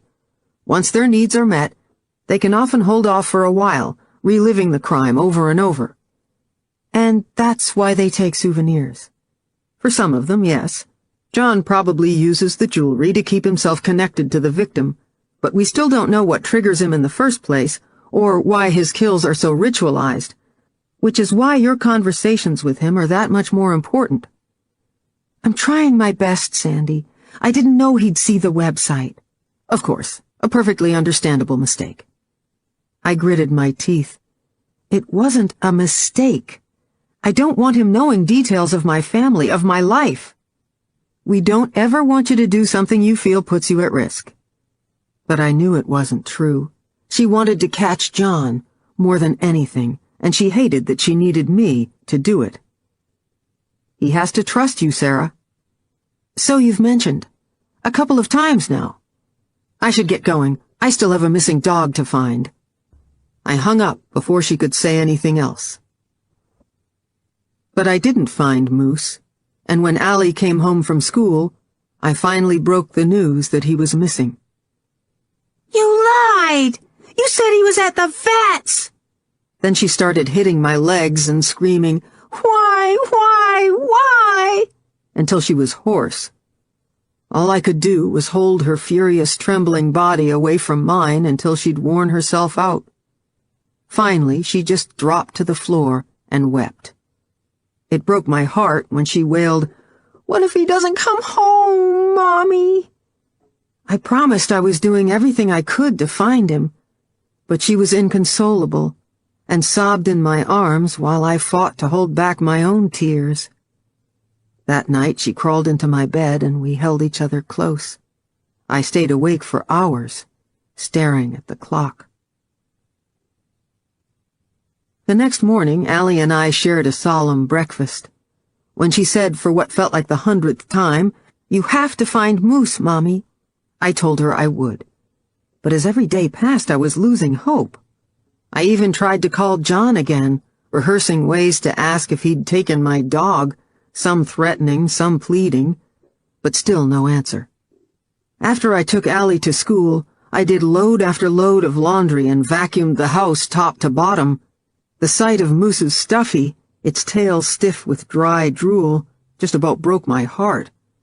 Usually I wash it every week, but I couldn't bring myself to erase any sign of him and simply set it in his dog basket. I was just about to take a shower when the cordless rang in the kitchen. Hoping it was someone calling about Moose, I raced downstairs, but when I checked the call display, it was just Billy. "Got some good news for you, Sarah." "You found Moose?" My heart is in my throat as I wait for his answer. I asked all the guys to keep a lookout for the little guy when they were on patrol. One of the officers pulled over some teens at the skate park, and he was getting their vehicle information when he saw a French bulldog in the back seat. He checked his tag, and sure enough, it was your dog. "Oh, thank God! How did they get him?" "They said they found him running down the road and were gonna return him soon, but the officer said the kid's girlfriend was crying when she handed him over, so you might not have gotten him back." "Allie's gonna be so happy." "He's at the station with me. I'll bring him over ASAP. "That would be great. Thank you so much, Billy." "Hey, we always get our man, or dog." We laughed. I called Allie's school, and they said they'd let her know. Evan got the call next, and he was thrilled. It took some serious self-control on my part not to make a snarky comment about the gate, but as usual, he read my mind. I still think I shut the gate, but maybe I'm wrong. I was just happy we had Moose, so I dropped it. When I told him Billy was bringing Moose over right away, he said, "That's nice of him." "Yeah, he's been a huge help," I said, "and not just with finding Moose. He's also teaching me how to calm down and focus when I'm upset." Silence from the other end of the phone. "Hello? How exactly is he teaching you?" "I don't know. Lots of ways. Like he gives me tasks so I have something to channel my energy into." "I tell you to do the same thing." Evan's tone was starting to piss me off. "It's different when he does it. He's a cop, not my fiancé. You get annoyed." "I don't get annoyed. I just think you get yourself freaked out over nothing sometimes. And you make me feel like I'm just some crazy stress case." I knew I should pull back, Knew comparing him to Billy was going to backfire big time, but anger pushed the words out of my mouth. Billy doesn't make me feel like crap. Well, I don't like you hanging out with him. He's the cop handling my case. So what's he doing driving around looking for Moose then? I can't believe you're being like this. The doorbell rang. Evan said, "Is someone there?" I told you Billy was bringing Moose over. Then I guess you better let him in. He hung up. Moose was wriggling so much that Billy almost drops him, handing him over. Once Moose and I finish our joyous reunion, which involves a lot of grunting and snuffling on his part, I offered Billy a coffee. "Sure, I'll take a quick one." I poured us both a cup, and we were heading toward the living room when he stopped at the door to the garage. "Is this where your shop is?" Yeah, we keep talking about building one in the back, but I like being closer to the house. "Can I see it?" Sure, but it's a mess. I opened the door. I showed him some of my equipment, laughing when he turned on the sander and revved it up. A typical guy, he had to try all Evan's power tools. After he shut the last one off, he walked over to the cherry lamp table and ran his hand across the surface. "Is this what you're working on?" Yep, I just stripped it yesterday. I came over to stand near him and rested my hand on the table. It's still rough in spots. I looked up at the sound of heavy boots in the kitchen. The door swung open. We both jumped back. Billy's arm pushed me behind him. My dad's large frame filled the doorway. His eyes focused on Billy, then at Billy's hand protectively in front of me. Dad, you scared the bejesus out of me. I held my hand over my heart. The tools must have drowned out the sound of his truck. I knocked. Door was open. He stepped into the shop. "This is Billy, Dad, one of my clients." Dad nodded his head in greeting, but didn't smile. He gave Billy the once-over, then turned to me. "Lauren said Moose was missing, so I came to see if you needed help." "Thanks, Dad, but he was returned this morning." He grunted. "I see that." His gaze focused back on Billy. "You're with the RCMP?" "Yeah, almost 15 years now." "You know Ken Safford?" "Not sure I do." "What about Pete Jenkins?" "Don't think so. I just transferred over from the mainland, so I'm still trying to get to know everyone." I was impressed with how smoothly Billy was able to lie. "Well, I should get going," he said. "Thanks for the coffee. Just email me the new quote when you have it ready, Sarah." "Okay. Want me to walk you out?" "Nah, I'm good. Visit with your dad." Dad didn't move, forcing Billy to step around him. Dad and I were left alone. I shivered in the cold garage. "See the table I'm working on?" He glanced at it and nodded. "Did you want a cup of coffee?" Dad never sat around and drank coffee, but he surprised me. "If it's fresh." He was standing at the sliding glass door, staring out into the backyard when I handed it to him. He nodded, then said, "You guys need some more wood?" "I think we're okay. It's warming up." "Ask Evan next time he calls. If he needs some, he can let me know." Of course I should ask Evan. God forbid a woman know anything. He took a gulp of coffee. Still staring into the backyard, he said, "Evan's a good man." "That's why I'm marrying him, Dad." He grunted and took another sip. "You better get your head screwed on straight, Sarah, or you're gonna lose everything." Tears stung my eyes.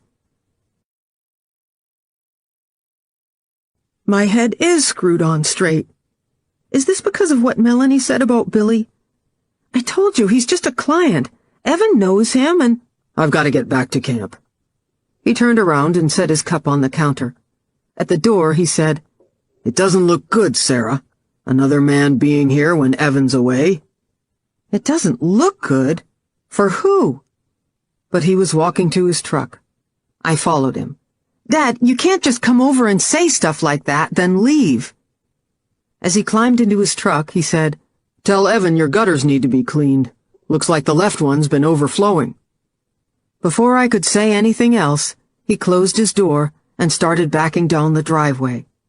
I stared after him until the sound of his diesel truck faded in the distance. As I walked back into the kitchen, my cell rang. I checked the call display. It was John. Was he still mad about my wedding date? What if he found out I lied about something else? Stop. Calm down. Just answer the phone or he'll be really angry. I swallowed hard and took a few breaths. Hello? You can't lie to me again. I wasn't. Don't argue. You're right. I'm sorry. We both paused. He said, What's wrong? I'm fine. I fought the urge to cry. You don't sound fine. His voice was concerned. I said, It's just work stuff. What are you working on? Just a lamp table right now. What kind of wood is that made from? This one's cherry. Cherry's beautiful. Nice rich tones. Surprised at his insight, I said, Yeah, it really is. What kind of tools do you use? Mostly smaller tools, planes, sanding clamps, drills, but for work like this, it's usually done with brushes. I eyed mine. I have to get some new ones soon. They're getting kind of ratty, but I want a new jack plane, too. Evan should get you what you need. I can buy things myself. I just get distracted. I saw his website. He's one of the guides, so he's away all the time. A husband should be there for you. Great. One father thinks my fiancé is too good for me, and the other one thinks he's not good enough. He makes it home often. Except for the next couple of weeks where he has back-to-back bookings. Is he home now? My eyes flicked to the door. Did I lock it when Dad left? He's coming home soon. I sprinted to the alarm and made sure it was set. And my brother-in-law stops in all the time. Greg had never stopped over once. But Evan leaves you alone and unprotected? I caught my breath. Do I need protection? Not anymore. I have to go, but I'll call soon. When Evan called that night, he apologized for getting pissed off earlier and said he was glad Billy was helping me. I knew he was just saying that so we could move on, but I was more than happy to go along with it. I didn't tell him I'd just gotten off the phone with Billy, who told me John called from somewhere between Prince George and Mackenzie. They still didn't get there in time, but I was happy he was at least heading in the opposite direction of me. Later, when I was lying in bed, I thought about my phone call with John, about how concerned he sounded when he thought I was upset. Then I realized I'd never heard that tone in my dad's voice. Not once.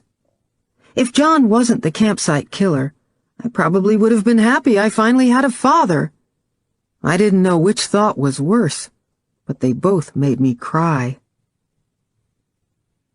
On Monday, another package arrived. Same delivery driver, same address. When I saw it was from Hansel and Gretel, I called Billy right away. He was over on Vancouver with Sandy, meeting with the rest of the task force, and told me not to open it. It was still sitting on my counter when John called, later that afternoon. Did you get my present? I haven't had a chance to open it. The package was larger and heavier than the last one, but I still asked, Is it jewelry again? His voice was excited. Open it now. Right now? I wish I could see your face. That was the last thing I wanted. Hang on, I'll open it. With John still on the phone, I pulled on a pair of garden gloves from my shop, then took a knife to the seal, feeling guilty about not waiting for Billy. John said, Is it open yet?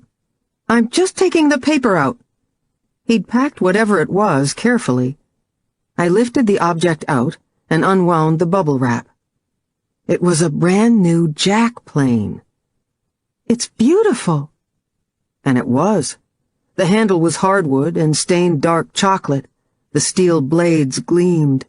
My fingers itched to try it out, but I only allowed myself to pick it up, to feel the weight of it, to imagine it gliding over wood, shavings falling to the floor, lifting off years of... Stop. Put it back in the box. You really like it? I could get you a different one. It's perfect. That was thoughtful. I remembered how Dad would watch Lauren and Melanie on Christmas morning, how he'd smile when they opened their presents, how he'd leave the room to refill his coffee when it was my turn. We were both silent. John, you seem like such a nice guy. When you're not killing people or threatening me. I gathered myself for the next part of my sentence. I just don't understand why you hurt those people. No answer.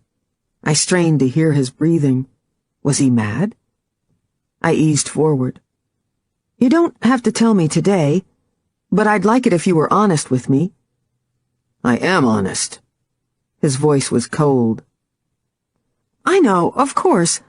I just meant that if I understand you, it will help me understand myself. Sometimes... I imagined Sandy and Billy listening, tuned them out. Sometimes I have terrible thoughts. Like what? I lose my temper a lot. I'm working on it, but it's hard. I paused, but he didn't say anything, so I kept going. I feel this darkness come over me, and I say awful things, or do really stupid stuff.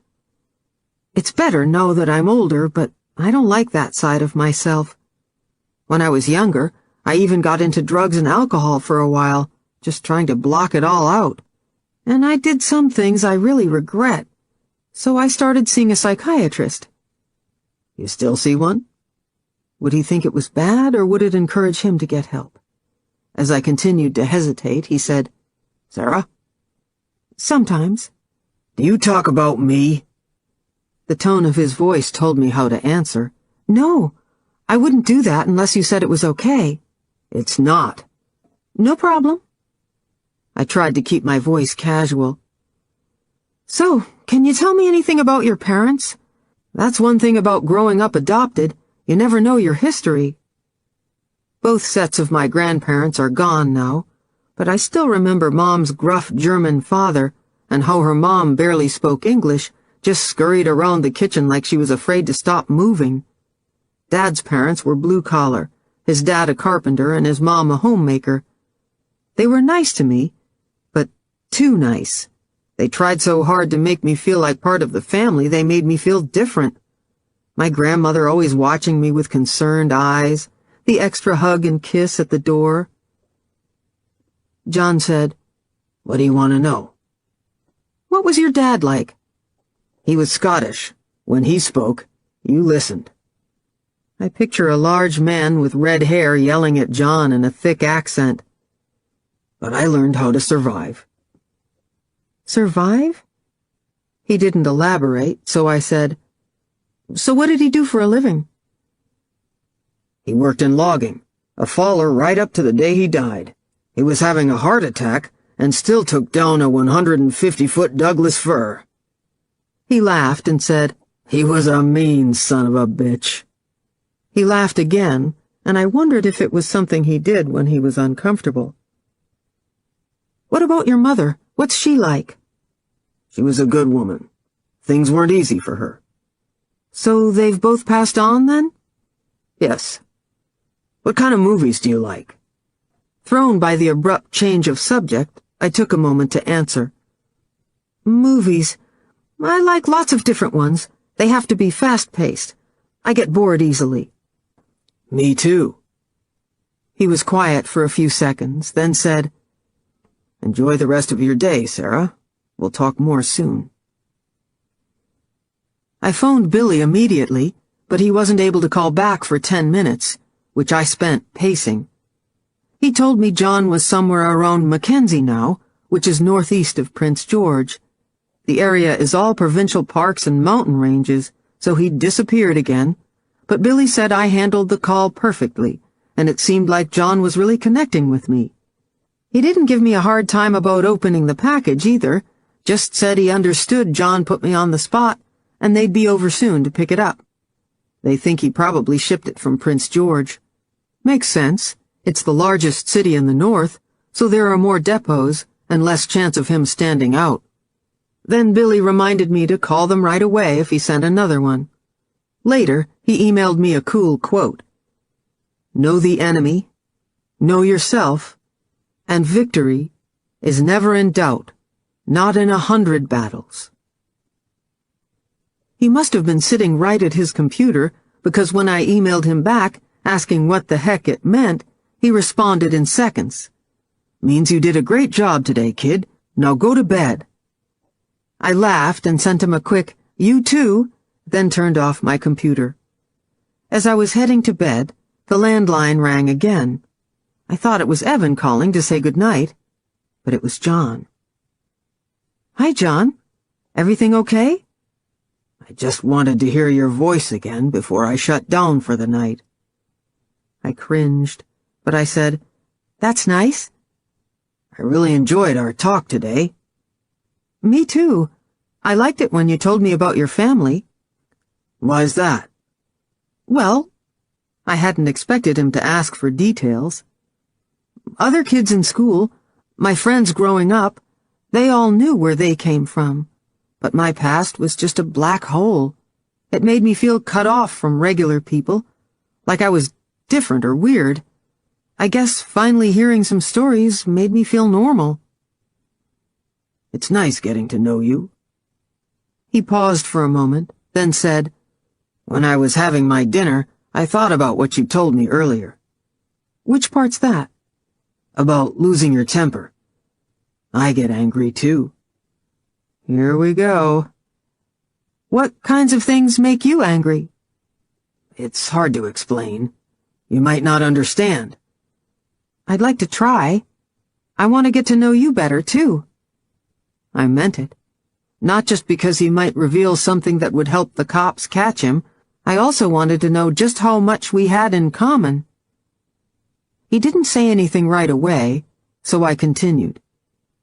"The other day when you called, you sounded like you were in pain." "I'm okay. Did I tell you we had a ranch when I was a kid?" Frustrated that he'd changed the subject on me again, I took a breath and said, "No, but that must have been a great way to grow up. How much land did you have?" I said, hoping he'll mention where he's from. "We had about 10 acres at the base of a mountain." His voice sounded excited.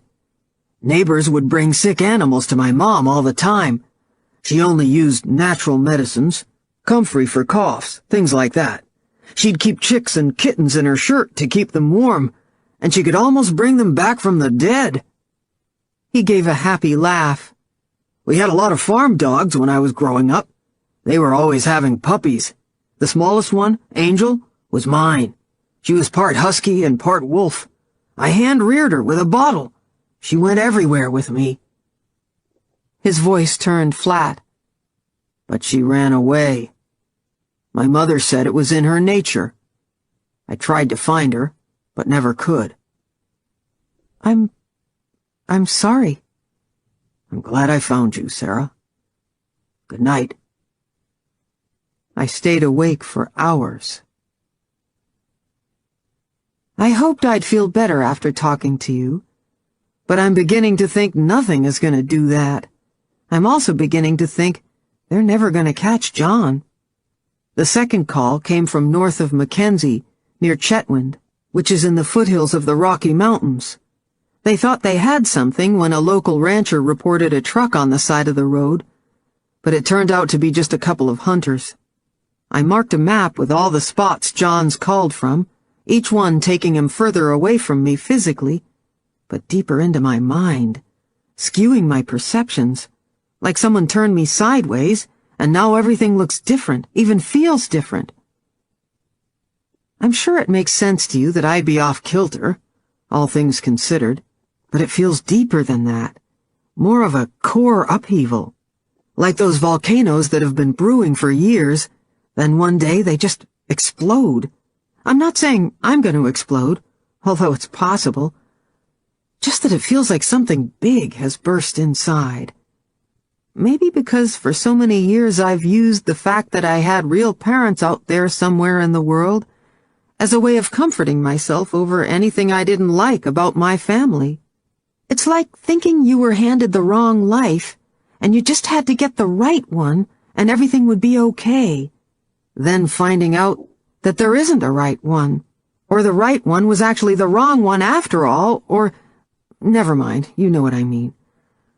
But then I think about my temper, my urges to lash out with tongue or fist. I think about Allie's tantrums, the line we both cross sometimes when we lose control. And I wonder if we do belong in that other life, with that other family. When I first told you I found my mother, I said it was like standing on cracking ice. This is like falling straight through into the freezing water. You struggle back to the surface, your lungs burning, everything focused on that patch of light above you. And you finally make it there, but the hole's frozen over. Session 10. I've never been so scared in my life. I still can't believe I actually thought I was in the driver's seat with John. I'm such an idiot. You warned me about getting overconfident. Did I really think, just because he asked me about my tools and my work, because he told me about his dog, that I had any control over him? He has all the power. And do you know why he has the power? Because I'm terrified of him, and he knows it. The day after our last session, another box was delivered. I knew I should wait until Sandy and Billy opened it, but I wanted to know if he'd sent me another tool, wondering for a moment why it mattered, then brushing off the thought. This box was smaller and lighter than the one the Jack plane had arrived in. I gave it a little shake, but didn't hear anything. After I found some gloves, I carefully sliced open the package and lifted out a smaller box from inside. What if it was another victim's jewelry? I debated for half a second about calling Billy, then lifted the lid off the box. A small rustic metal doll, maybe 4 inches tall and a couple of inches wide at the shoulders, lay nestled in cotton batting. The body seemed to be made from some sort of dark, heavy metal, like iron or steel. Its arms and legs were thick and straight down like a toy soldier's. The feet and hands were just round metal balls. It was wearing a little denim skirt and a yellow t-shirt. The clothes were delicate, the stitching intricate. The head of the doll was also a round ball of metal, but it had no face, no mouth or eyes. Long, straight brown hair, parted in the middle, was attached to the top of the head. Faint traces of glue were visible through the strands, but you had to look closely. Why had John sent this? I looked back in the main box to see if he'd included a note, but it was empty. I looked back at the doll again, marveled at the clothes, the hair. The hair. I put the doll back in the box and called Billy. He and Sandy were at my house 20 minutes later. I was waiting in the driveway, pacing back and forth, with Moose in my arms, when Billy stepped out of the driver's side of the SUV. "It's in the kitchen," I said. "You okay?" "I'm freaking out." "We'll get it out of here as soon as possible." He gave my shoulder a quick squeeze and scratched the top of Moose's head. Sandy's first words as she exited the SUV were, "I thought we agreed you would contact us next time a package arrived." I changed my mind. I headed toward the house. "Sarah, this is an investigation." She was following close on my heels as we reached the front steps. "I know what it is." I fought the urge to close the door in her face as I walked into the house. "You could damage evidence." I spun around. "I wore gloves. That still doesn't—" Billy said, "Come on, Sandy. Let's have a look." She brushed past and headed straight to the kitchen. Billy shook a scolding finger at me behind her back. I gave a couldn't-help-it shrug. He smiled, then focused in on the box. Sandy set a soft briefcase on the kitchen counter, took out some gloves, and handed Billy a pair. Their backs were to me as they examined the box. A minute crawled by. Then Sandy lifted the smaller jewelry box out and gently took off the lid. I said, "It's real hair, isn't it? Do you think it's from one of the victims?" Neither of them turned around. Sandy put up a hand. Shh. If I didn't already dislike her, that would have sealed the deal. Finally, after a few moments that felt like hours, she murmured something to Billy. He nodded. Sandy slid the jewelry box into a plastic bag, while Billy bagged the larger box. Sandy turned and said, "We're going to take this back to the station." "So, the hair's from one of the girls?" "We won't know anything conclusive until the lab runs some tests." She walked past me with the evidence bag. "We'll be in touch."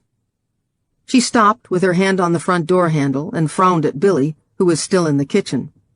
"Let's go, Billy." "Right behind you." She gave him another look and went outside. I turned to Billy. "What's her problem?" "She's just frustrated because none of the leads are going anywhere." "You don't seem frustrated."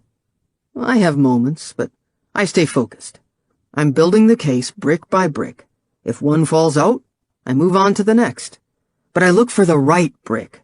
If I shove them together without making sure each one fits, the structure's gonna collapse. Even after we catch John, there's still a trial. That's why it's important to be patient." He gave me a stern look. "We can't risk losing trace evidence or contaminating it with a fiber from your clothes. One mistake, and he gets away forever. Trust me, it's happened." "I get it. I shouldn't have opened the box." He nodded. "I know you were careful and wore gloves, but it's one of those department regulations we can't get away from. Remember, I'm on your side. We both have the same goal, to put John behind bars. The right piece of evidence, and we've got him." "What about the boxes? Did anyone see him sending them?" "A clerk in Prince George thought he remembered the person who shipped the first box, but his description was of a man with a dark beard and sunglasses with a baseball cap pulled low.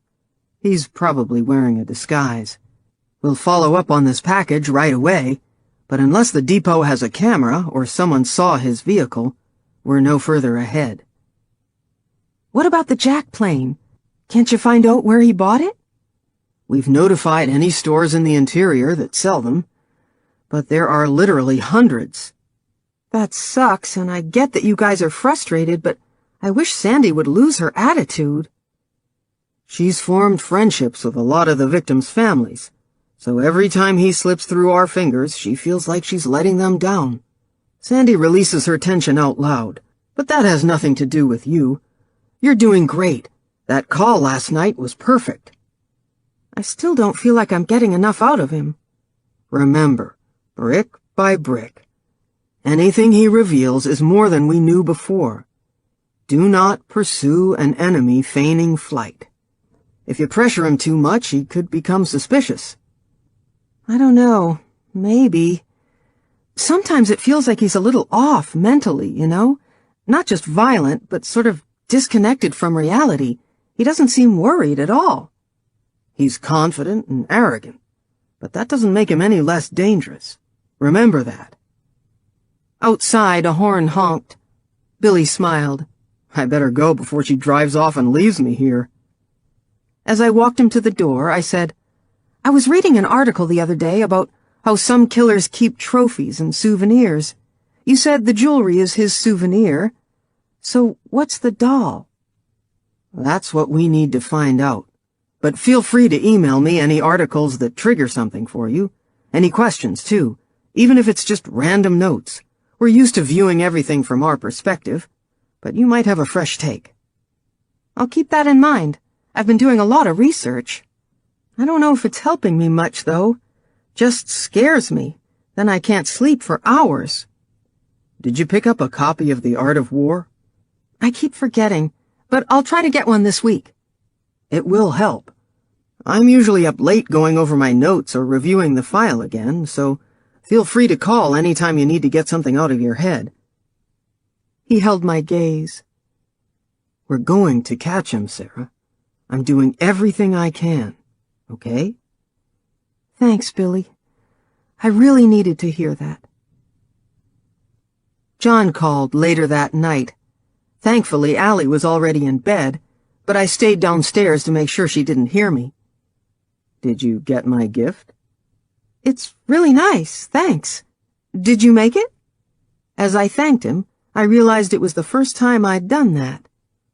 Yes. The detail on it was incredible. How did you learn how to do that?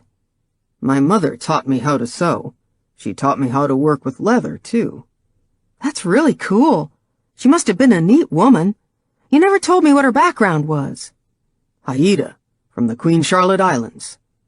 I'm part First Nations? His tone was proud now. The Haida believe in passing their stories down through each generation, and now I can share mine with you. I've got some good hunting stories. I could write a book. He chuckled. Did you know a bear looks similar to a human when it's skinned? The hands and feet especially, except the feet are backwards, and the big toe is on the outside. No, I didn't know that. I didn't want to know that. Do you hunt bear? I kept my tone interested while I tried to wrap my head around the fact that my grandmother was First Nations. He said, moose, elk, bear. Remembering that Sandy told me to find out anything I could about his guns, I said, Do you have a certain gun you like to use? I have a couple, but my favorite is my Remington 223. I shot my first one when I was 4. He sounded pleased with himself. Bagged my first deer when I was only 5. With your dad? I'm a better shot than he was. His voice turned serious. And I'll be a better father. Before I could ask him what he meant, he said, What was your favorite ice cream when you were a kid? The rest of the phone call, he asked more questions along those lines. What was my favorite soda? What kind of cookies? Chocolate with peanut butter or plain? The questions were so rapid fire I didn't have a chance to think up lies. I was getting the feeling that he was a serious junk food hound. But the only specific thing he revealed about himself was that he loved McDonald's, Big Macs mainly. I wondered if that little detail would make Sandy happy, or if she'd just be frustrated she couldn't stake out every McDonald's herself. We'd only been on the phone for 10 minutes, but I was exhausted, drained from his questions, and the effort to gauge his reaction to every answer. Forcing myself to sound polite so I didn't lose any ground I'd just gained, I said, John, it's been great talking to you, but I really have to go to bed. He sighed. Get some rest. We'll talk soon. Billy called a few minutes later to tell me John was traveling south on the Yellowhead Highway. They think he was in McBride, a small town between the Rockies and the Caribou Mountains. The population is under 1,000, but no one noticed anyone who fit John's description. The police were starting to wonder if he'd frequented these areas before. He might not be turning up on anyone's radar as a stranger, because they know him. Hoping he'd continue south on the same highway, they were making sure all gas stations, truck stops, and stores had his description. When we finally hung up, I went straight to bed. But I didn't sleep. I just stared at the ceiling, wondering if John was on the highway right now, if he was getting closer with every minute that ticked by. The next day, another box arrived. This time I called Sandy and Billy right away. I thought they'd just grab it and go, but they opened it with me there, so if John called, I'd know what was inside. This doll was blonde. I wanted to cry at the silken curls, at the little polka-dot tank top and white shorts, wondering which woman's hair it was, wondering if it had been her pride and joy. They thought he'd sent the package from Prince George and were going to check all the depots in the area, but I already knew he was smart enough to wear a disguise. After Sandy and Billy left, I went upstairs and checked out the Campsite Killer's website again. The pictures of his first victim showed a woman with black hair. Then I pulled up the photos of his next one. Suzanne Atkinson had straight brown hair, parted in the middle. His third, the woman he killed after Julia escaped, Heather Dawson, smiled broadly in her photo, her heart-shaped face framed by lustrous blonde curls. She'd been proud of them. She was last seen wearing a polka-dot blouse. I called Billy right away. You knew he took pieces of their clothing and hair. He was quiet for a moment, then said, "We knew, but we didn't know what he did with them." What else are you holding back? We try to fill you in as much as possible without jeopardizing the investigation. What about jeopardizing me? Shouldn't I— We're protecting you, Sarah. This is a man who can read people really well. The less you know, the better. If you inadvertently reveal something that only the police would know, we could lose him, or worse. I took a deep breath and let it out slowly. Like it or not, I could see some of the sense in what he was saying. I hate being left in the dark. Hate it! He laughed. I don't blame you one bit. I promise to tell you everything you need to know when we know it. All right? Can you tell me why he leaves their faces blank? My guess is he's depersonalizing them. Same reason he puts the victim's shirt over her head. He can't look them in the face. That's what I thought, too. Do you think he feels shame? If you ask him, he'd say yes. He's a psychopath. He knows how to mimic emotions. But I don't believe he truly feels them for 1 minute. John called again that night, and I managed to thank him for the doll. But this time I said, "Can you tell me about the girl?" "Why?" So he wasn't going to deny it was from one of his victims. "I don't know. I just wondered about her. What she was like." "She had a pretty smile." Her picture flashed in my mind. I thought of John touching her. I thought of her pretty mouth begging him to stop. I closed my eyes. "Is that why you killed her?" He didn't answer. I held my breath. After a moment, he said, "I killed her because I had to. I told you, Sarah, I'm not bad." "I know, but that's why I don't understand why you had to kill her." He sounded frustrated as he said, "I can't tell you yet." "Can you tell me why you made a doll with her clothes? I'm really interested in your— What should I call it? In your process." "Then she stays with me longer." "And that's important? That she stays with you?" "It helps." "What does it help with?" "It just helps, okay? We'll talk more about it another time. Did you know pine beetles make blue wood?" I didn't get the feeling he changed the subject to avoid anything. More like another thought occurred to him, so he went with it. I hated how much he reminded me of myself. "I've read about it, but I've never worked with any of it." "It's not the beetle that kills the trees, you know. It's the fungus they carry." He paused, but I didn't know what to say, and he went on. "I've been reading about different woods and tools, so we can have things to talk about. I want to know everything about you." I shuddered. "Me too. So what about you? Do you make things other than the dolls?" "I like working with different materials." "But you're obviously talented with metal. Are you a welder?" "I can do lots of things." It wasn't a direct answer, so I was about to repeat the question when he said, "I have to get going, but I've got a question for you." "Okay, sure." "What do you call a grizzly with no fur?" I don't know." "A bear." He'd called from Kamloops, one of the major cities in the interior, and about 5 hours from his last location. But the fact that he was in a more populated area wasn't working to our advantage. There was a 3-day rodeo, and he called from somewhere in the middle of it. Billy sounded confident when he told me they were searching the crowd, but I could read anger in his clipped tone, his short sentences. John called 3 times the next morning. The first thing he asked was where the dolls were and what I was doing with them. His voice was tight, so I quickly said, "I made a special shelf in my shop for them. That's where I spend most of my time." "Okay, that's good." But then he said, "Are you sure they're safe there? What about sawdust or chemicals? Do you work with chemicals?" I grasped at the first thing that came to mind. "It's a locked display case, so they're protected by glass." John didn't say anything, but I heard traffic. I said, "Would you like them back? I understand if you—" "No. I have to go.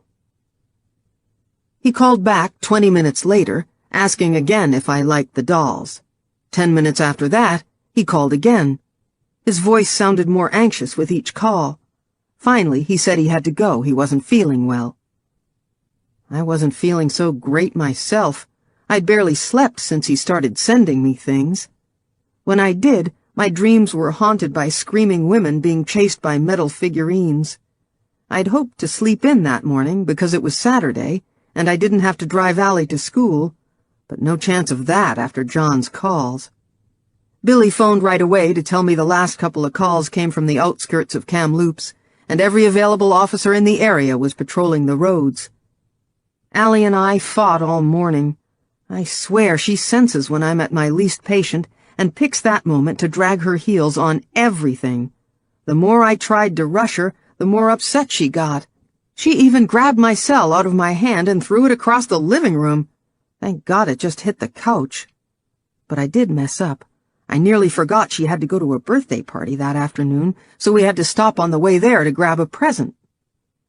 Allie wanted Spider-Man walkie-talkies for the birthday boy, but the store was out and we didn't have time to go to another one. I assured her Jake would like the science kit, feeling like the worst mother in the world when I saw how disappointed she was. After I came home from dropping Allie off, I planned on getting some work done. But then, I got a call from Julia. I didn't recognize the number showing on the cordless, but the area code was Victoria, and it could be a client. The first words out of Julia's mouth were, "Has he called you again?" The police warned me not to tell anyone, but she was in the same boat as me. Didn't she have a right to know? He has, yes. He sent you my earrings. I had to identify them. I didn't have a response, but I had a feeling she didn't want one. She said, "Has he said anything about me?" John's voice rang in my head. I saw Julia's photo in the paper. "Nothing. I want to move, but Catherine thinks we should stay. I can't sleep." Her tone was bitter, blaming. "They're going to catch him." "That's what Sandy says, but I've been told that so many times." "You've talked to Sandy?" "The police keep me updated." "How nice." "I have to go."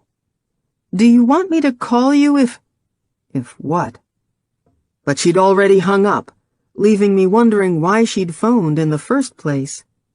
Then I wondered if even she knew why. I dialed Sandy's cell, and as soon as she answered, said, "I just talked to Julia." "Did you call her again?" Why did she assume I'd called Julia, not the other way around? My face was hot. "She called me." "I hope you didn't discuss the case with her." "She asked if he called again, and I said yes. That's it." "Sarah, you have to be careful with—" "She already knew he'd call, and she knows he sent me her earrings. If I denied everything, she would have wondered more. She said you've been filling her in yourself anyway." Sandy didn't say anything, so I jumped in with my own questions. "What have you found out about the dolls? It's the victim's hair, isn't it?" "We're still waiting for the DNA results." "Have you notified the families?" "Not at this point. We need to be careful how we approach this. They don't know the campsite killer is in contact with someone." "After all those calls today, please tell me you have a lead." "Not yet." Her voice was curt. "The calls were getting closer to Cache Creek, moving west of Kamloops. There are a lot of provincial parks in the area, so he's probably traveling on back roads." "Maybe he's heading back up north?" "Try not to speculate, Sarah." Her schoolteacher tone was bugging the crap out of me. "Isn't that what police work is?" I was proud of my comeback until she said, "No, it's a careful analysis of data and facts, then the drawing of a conclusion based on hard evidence." "Well then, are there any facts or data that might give us an idea of what he does for a living? He seems to be on the road a lot, so I was thinking he could be a truck driver, or a delivery man, or all possibilities. I'm about to step into a meeting now. Can I have Billy call you back so you can discuss it further with him?" "No, I'm fine." I hung up the phone, frowning. What did I ever do to that woman? I worked in the shop until it was time to pick up Allie. I was still trying to finish the cherry lamp table, but my heart wasn't in it. It didn't help that John's comment about rich tones kept flickering through my brain. Of course he liked the wood. It probably reminded him of blood. I shuddered at the macabre thought. I was used to being away from Evan for long stretches of time, especially during the summer, but it was never easy. Today, I missed him terribly, and wished I could call him, but he was out on the boat all day. We'd been talking every night. We had a long call after I found out I was part First Nations. Evan thought it was great, but it was weird knowing Sandy or Billy or whoever else could listen whenever they wanted. It was also hard when Lauren and I talked on the phone, because she'd say something personal, and I knew she was being taped, but she didn't. I usually tried to stick to the subject of our kids or the wedding, but not telling her what was really going on was killing me. We'd finally made plans to go dress shopping on Sunday. We were all going to meet at my house in the morning and drive to Victoria in my truck. Lauren was already baking something, and I knew she'd have a thermos of coffee. Melanie, well, I was sure she'd bring her attitude. I was hoping like crazy this would be one of the days I didn't hear from John. The rest of the afternoon passed quietly, and I picked up Allie, who was so burned out she fell into bed after her bath. When I tucked her in, she informed me Jake already had 2 science kits. I felt so bad I told her I'd take some of her friends to a matinee soon, but she said, "You'll just forget, Mommy." I swore I wouldn't, my heart breaking that she doubted me. When I kissed her goodnight and whispered that I loved her, she didn't say it back. I told myself she was just tired. Evan called later, and we managed to have a nice talk, right up until I heard my cell ring. "Hang on a sec, baby." I checked the display. "It's John." "Call me back." I picked up the cell. "Hello?" "Sarah?" There was a long pause. I said, "You still there?" "Did you like the dolls?" He slurred the last words, and I wondered if he'd been drinking. In the background, I heard traffic. "Are you driving?" "I asked you a question." It was a phrase my dad used often when I was growing up, guaranteed to make me not want to answer at all, but I said, "Yeah, I like them. I told you that." "I wasn't sure you would." The slurring again. What do I do with this? I waited him out. "This is how it should be. Father and daughter. Talking." "For sure." All I heard was breathing. I said, "It meant a lot to me when you sent the dolls. I know they're important to you." I paused, but he was still quiet. "And I like talking to you. You're an interesting guy." It killed me to let him believe I liked anything about him. "Yeah?" "Absolutely. You have some great stories." "Remind me to tell you about the time I killed a bear with just my .22. Only took 1 shot. Sucker had been tracking me. Did you know grizzlies will track and kill other bears?" I was about to answer when a car honked on his end. "We'll talk more soon." He hung up. I called Evan back and told him what had just happened. "That's weird." "No kidding. I'm going to Victoria with the girls tomorrow, and I don't know what I'm going to do if he calls." "Treat him like you would a normal person. Tell him you're busy." "But he's not a normal person." "Let's talk about something else. How was Allie's birthday party today?" "We almost missed it because John called 3 times this morning. It was awful. And I forgot Jake's birthday party, so we had to get a present on the way there. Allie was so upset." "Poor Allie. She feels neglected." "Excuse me? Are you saying I'm neglecting my daughter?" "I didn't mean it like how you're about to take it. Let's not go there." "You already took it there, Evan. I feel bad enough without you getting on my case, too." "I'm sorry I said anything. I know you're having a hard time." We were both silent for a moment. I imagined Sandy in a room somewhere, headphones on, listening to my relationship problems, smiling that condescending smile. I said, I appreciate that you're looking out for me. I am. I know, but I can take care of myself. He laughed. Hey, I've managed just fine for years. His voice teased. Just admit, you were a mess before you fell in love with me. This time I laughed, not even caring if Sandy was listening. The next morning, the girls arrived around 9:30, just after I dropped Allie off at Megan's. We took my Cherokee, and Lauren brought fresh-baked scones and a thermos full of coffee. The drive down was fun, with everyone talking at once and Lauren cracking runaway bride jokes. Melanie was even in a good mood, although we had a close call when she asked to use my cell phone because she'd forgotten hers. When I hesitated, she kept looking at me, so I grabbed it out of my purse and handed it over. I was terrified John would call while she was on the phone, but she just made a quick call to Kyle. The morning flew by as we hit the downtown boutiques. We were planning to have an outdoor wedding, so Evan and I were trying to stick with a natural theme. We found a bridesmaid dress that was perfect. It was this strapless tea-length chiffon in a gorgeous silvery green, almost a sage, like the flat side of fir needles, and it looked great on both girls. After we ordered the dresses, we had a late lunch at an Irish pub overlooking the inner harbor. It was nice to have a day when I could just laugh and talk about familiar, everyday things, normal things. But I forgot my life was anything but normal. After the girls came back to my place and got their vehicles, I picked up Allie. As soon as we walked into the house, I dug my cell phone out of my purse to put it on the charger. 20 missed calls. I scrolled through the list of numbers. They were all from John and Billy.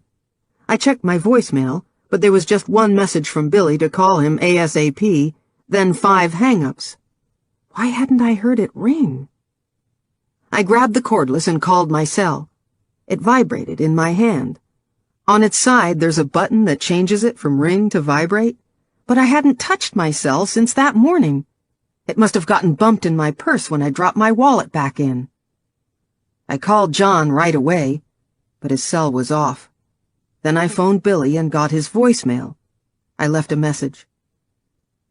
For the next hour, I paced around my house, glancing at the phone, willing it to ring, worried about why Billy hadn't called back yet, and all the while struggling to stay calm so Allie didn't sense something was wrong. Finally, just after I put her to bed, John called. As soon as I picked up, I said, "I'm so sorry I missed your calls.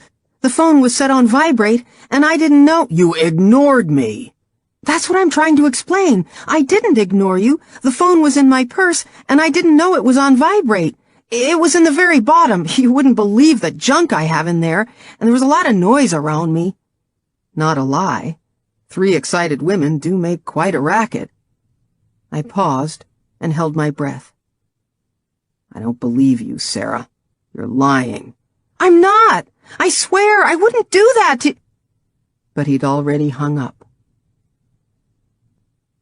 And that's where it's still at.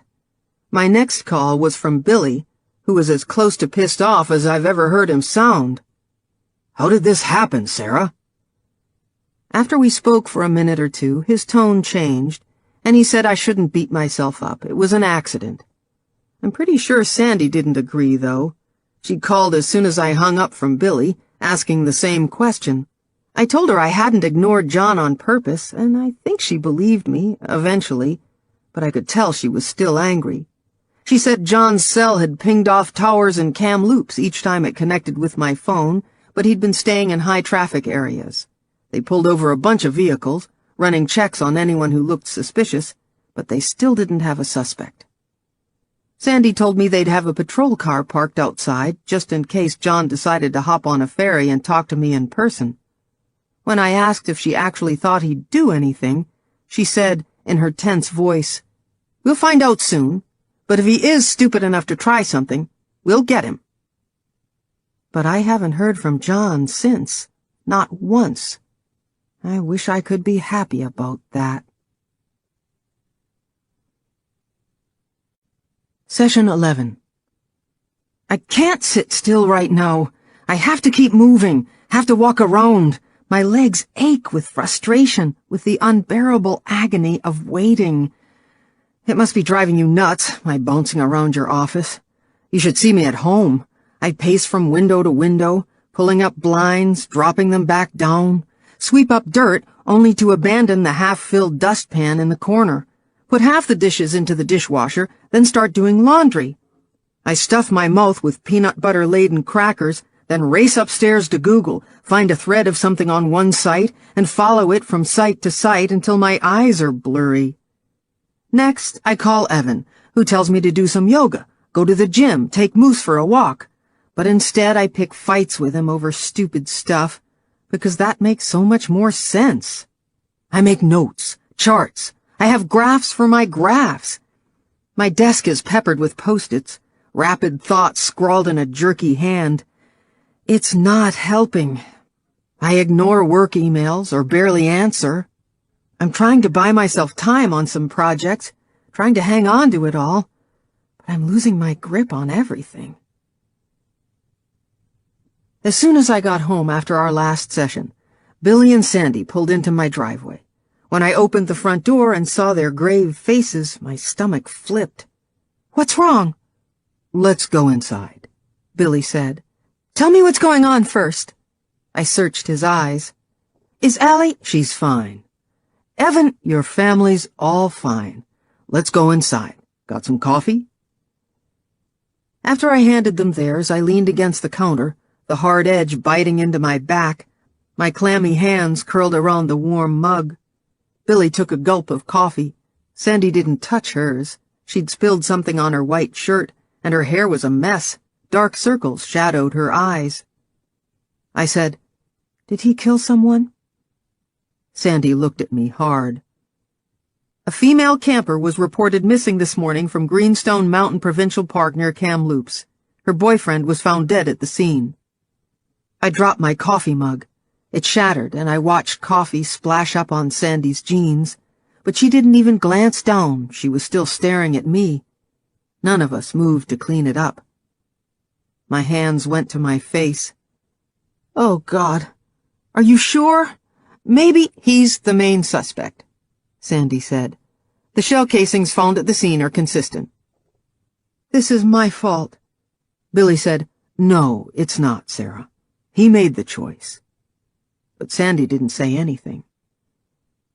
"What are we going to do now? What about the girl?" He was quiet for a few seconds. "Right now, we're searching the surrounding area for the female victim's body." "You think she's dead?" Neither of them answered. "What's her name?" Billy said, "We haven't released that to the media yet." "I'm not the media. Tell me her name." Billy looked at Sandy, who turned to me and said, "Danielle Sylvan.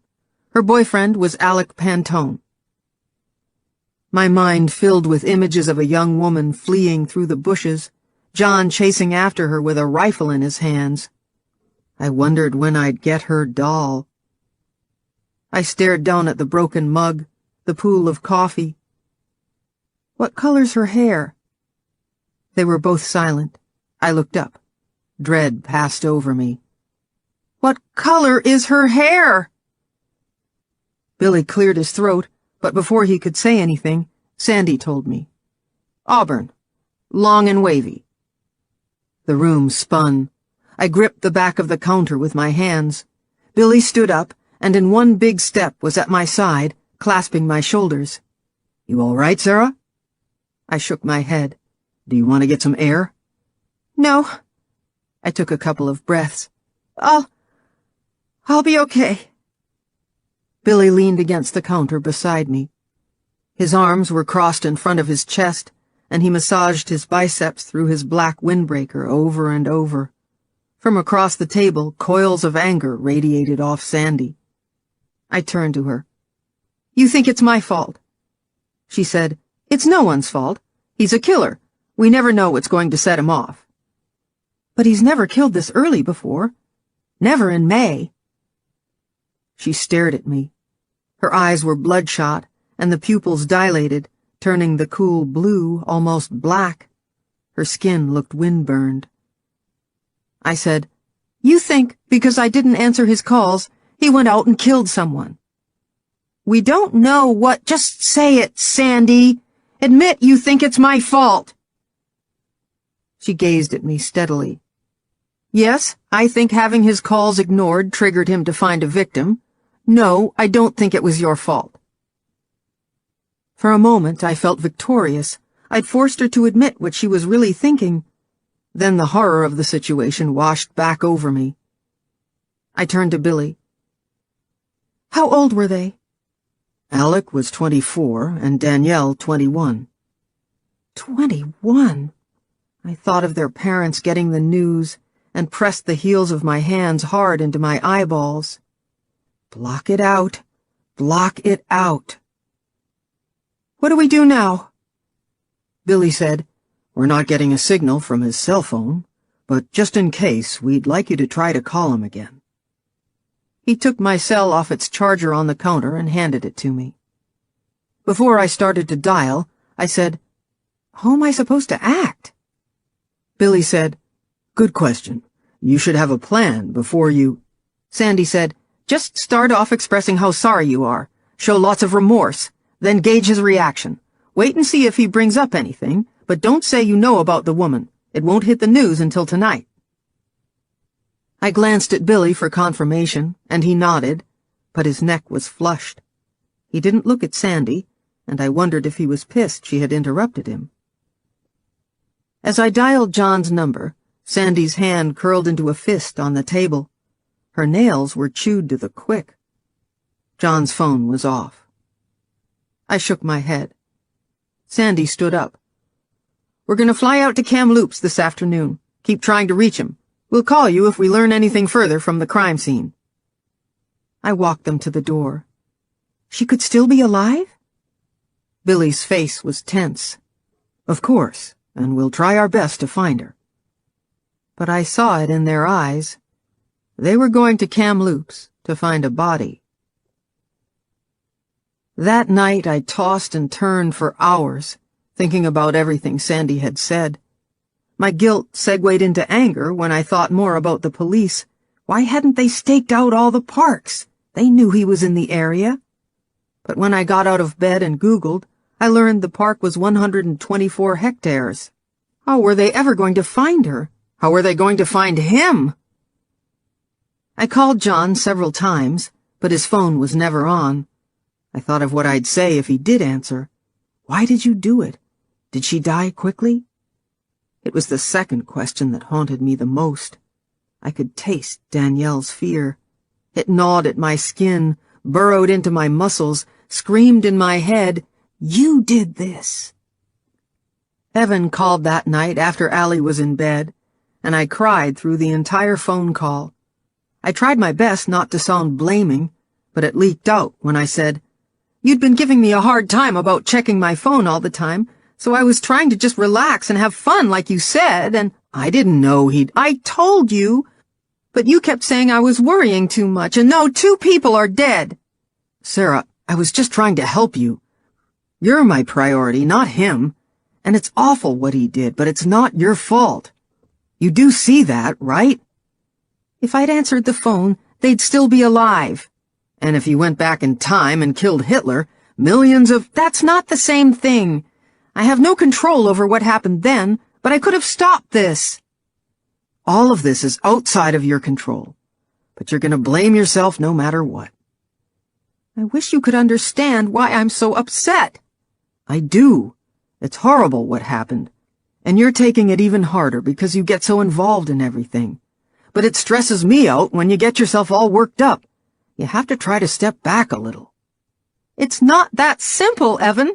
I can't just close my eyes to everything like you. I flinched at my harsh tone, then waited out the silence that followed.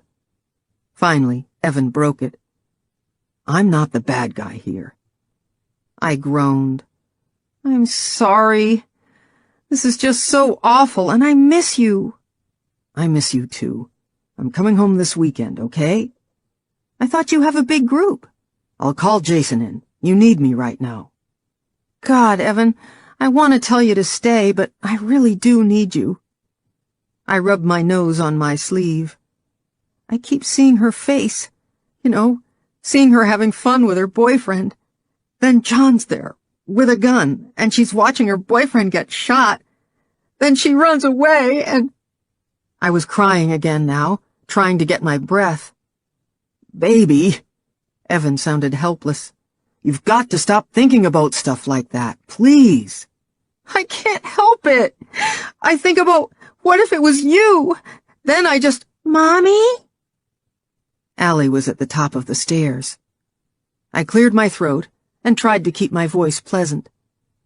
"What's wrong, sweetie?" "I can't sleep." "I'll be up in a minute." Evan and I said our goodbyes, then I washed my face in cold water, hoping Allie wouldn't notice my puffy eyes. As I cuddled in bed with her, Moose at our feet, I stroked her hair and gently tickled her back. Then I thought of another mother out there who just found out her daughter was missing. I wondered what she did to soothe her to sleep when she was little. I wondered what this woman would think if she knew her daughter was gone because my cell was on vibrate. When Allie drifted off, I eased out of her bed. Moose's head popped up, but I motioned for him to stay, and he dropped it back onto Allie's Barbie quilt. In my office, I pulled up Google and typed in Danielle Sylvan. I hoped there wouldn't be anything, but I found an article in the paper where she'd volunteered for a literacy program. The photo of her face beaming as she held out an armful of books to some children just about killed me. The deep red of her hair was vibrant against her pale skin. I imagined that skin even paler in death, and my stomach flipped. I sent the article to Billy, knowing he had a BlackBerry and would get it instantly. My message said, "Did you find her?" I waited and waited, hitting send, receive every second. Finally, 10 minutes later, he answered, "Not yet." I turned off the computer and climbed into bed, cell on the night table. I tossed and turned for hours. It's your fault. All your fault. Your fault. The next morning, Allie was cranky. "I don't want to wear my raincoat. I want to wear the blue socks. No, the yellow ones. When will Evan be home? Why can't Moose come? I'm tired of cereal." Finally, I got her dressed, and we were on our way. We were a mile from her school when my cell rang in my purse. Allie, who was singing in her seat and moving her head back and forth in time with the windshield wipers, began to sing louder. I reached into the console and grabbed my cell. As soon as I saw John's number, I panicked. "Alley Cat, this is an important client, so you have to be quiet, okay?" She kept singing. I raised my voice as the phone rang again. "Allie, that's enough!" She looked at me. "You're not supposed to answer the phone while you're driving, Mommy. It's not safe." "You're right. That's why Mommy's pulling over." I quickly turned onto the soft shoulder of the road and stopped the Cherokee. "He really needs my help, so you have to be super quiet, okay?" Rain thundered down on us as Allie stared out the window, drawing shapes in the condensation. She was pissed at me, but at least she was quiet. I answered the phone in a rush. "Hello?" "Sarah." His voice was low and raspy, like he'd been yelling. I said, "I'm really sorry about what happened. I made a mistake, but it won't happen again, okay? I promise." I held my breath and braced for a barrage, but he was silent. So Allie couldn't hear. I turned to the window and lowered my voice. "John, there was something about a missing woman on the news last night?" He was silent. In the background, I could hear traffic, but there was another sound, a persistent thump. I strained my ears. Beside me, Allie's legs started to kick. Still waiting for John to answer, I flipped open the glove box and found a notepad and a pen. As I handed it to Allie, I motioned for her to draw me a picture. She ignored the pad and crossed her arms over her chest. I gave her a warning look, and she stared out the window. I said, "Are you still there?" The thump in the background was louder, You shouldn't have ignored me. I needed you. I'm sorry, but I'm here now. Can you tell me where she is? His voice was flat. She's with me. Hope surged until I realized he didn't say she was alive. Is she okay? Beside me, Allie kicked at the dashboard. I grabbed her foot and gave another warning look. She pulled her foot out of my hand and started bouncing up and down in her seat. I clamped my hand down on the phone speaker. Allie, stop it this minute, or you're not going to Megan's sleepover on Sunday. Allie gave a shocked gasp and sat back in her seat.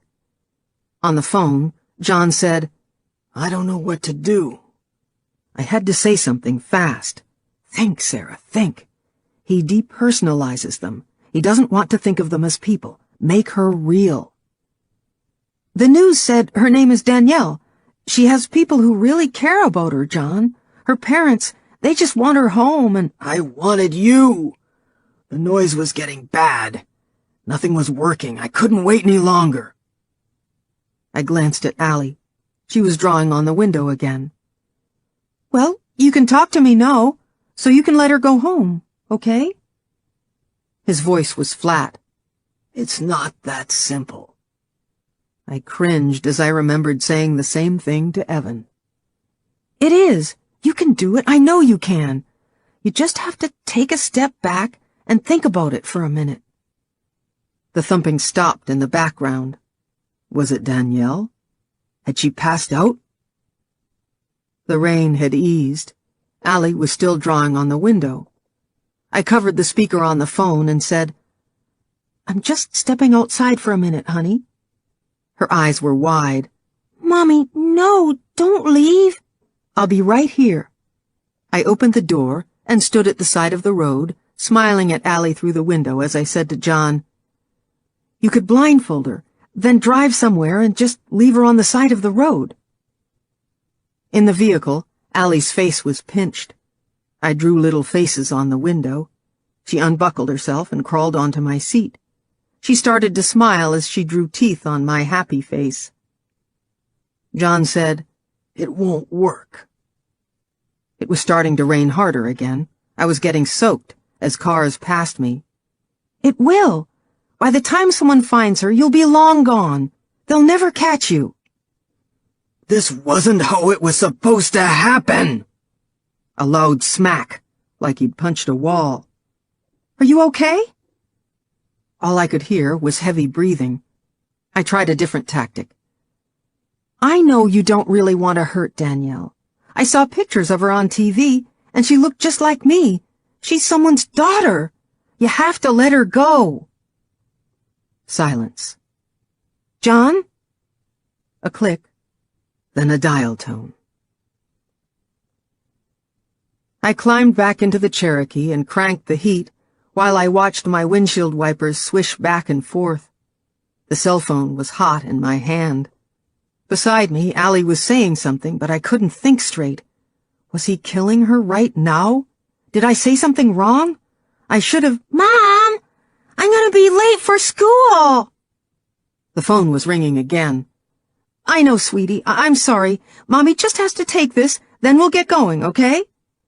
She groaned beside me. I gave her a little smile, but my heart raced as I glanced down at the phone. It was Billy. I let out my breath.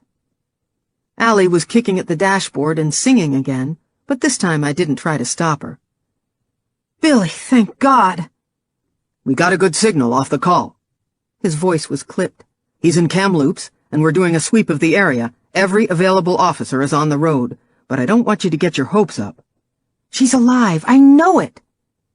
I heard voices in the background, then Sandy was on the phone.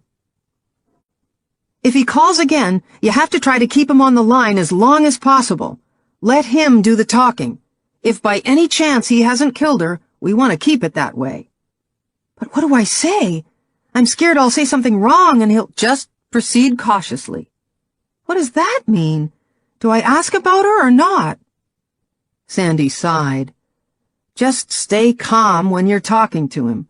He needs to hear you care about him, that you're interested in him, that you're sorry. He probably felt rejected when you ignored his calls. I didn't ignore— Sarah, do you really want to argue over semantics? A woman's life may depend on this next call. What are you doing right now? I gritted my teeth against all the ways I wanted to tell her off and simply said, I have to drive Allie to school. She's with you? Her voice rose. I was driving her to school, but he didn't hear her. If he finds out you never told him you have a child— I don't want that either, Sandy. She's my first priority, and right now she's late for school. Drop her off, then call us. I bit out, fine. As I pulled back on the road, Allie said, Is a woman okay, Mommy? Still going over Sandy's call in my head, I said, What woman, honey? The one you were talking about with your client. You said she was missing. Crap, crap, crap. I tried to think back over what she might have heard. Oh, she just got a little lost when she was walking home, but the police are going to find her soon. I don't like it when you talk on the phone so much. I know, honey, and I really appreciate how good you were. She stared out the window. In front of the school, I got out and gave Allie a hug and a kiss. Her shoulders were slumped, and her little face pinched.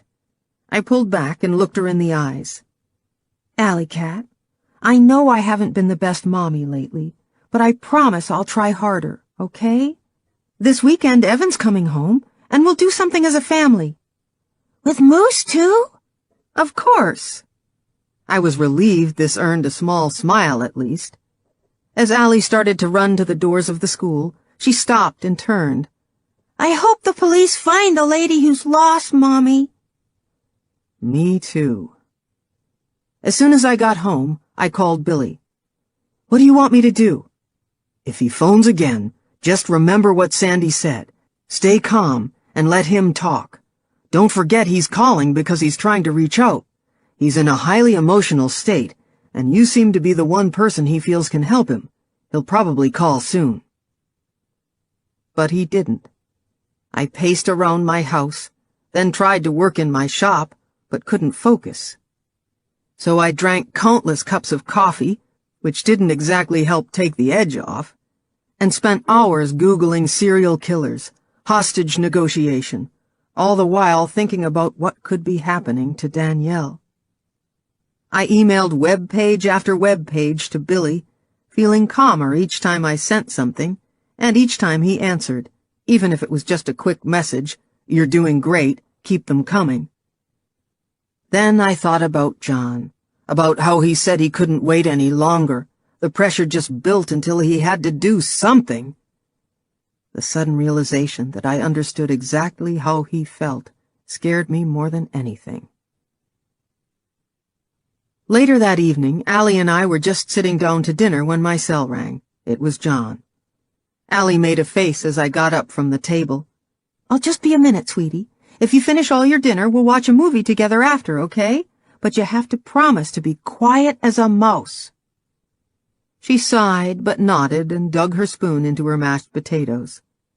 I raced into the other room and answered the phone. "John, I'm really glad you called back. I was worried." I was still worried. I didn't know if he was calling for help or to tell me it was too late. He didn't answer. "Is Danielle okay?" "She won't stop crying." The frustration in his voice terrified me. "It's not too late. You can let her go. For me, please. She didn't do anything wrong. I was the one who messed up." I held my breath. He was quiet. I said, "Can I talk to her?" "That wouldn't be good for you." His tone was parental, a father telling his daughter she can't have another cookie. "What are you gonna do?" "I don't know." He sounded frustrated again. "You don't have to do anything right now. Do you want to talk for a little bit? You asked me what I like to eat the other day. I was wondering what kind of stuff you like. Are you allergic to anything?" "No, but I don't like olives." His voice rose at the end. "I'm not a fan of them either, or liver."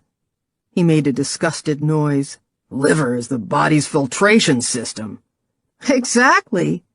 I laughed, but it sounded hollow. John, the other day you said the noise was getting bad. What did you mean? Is it bad now?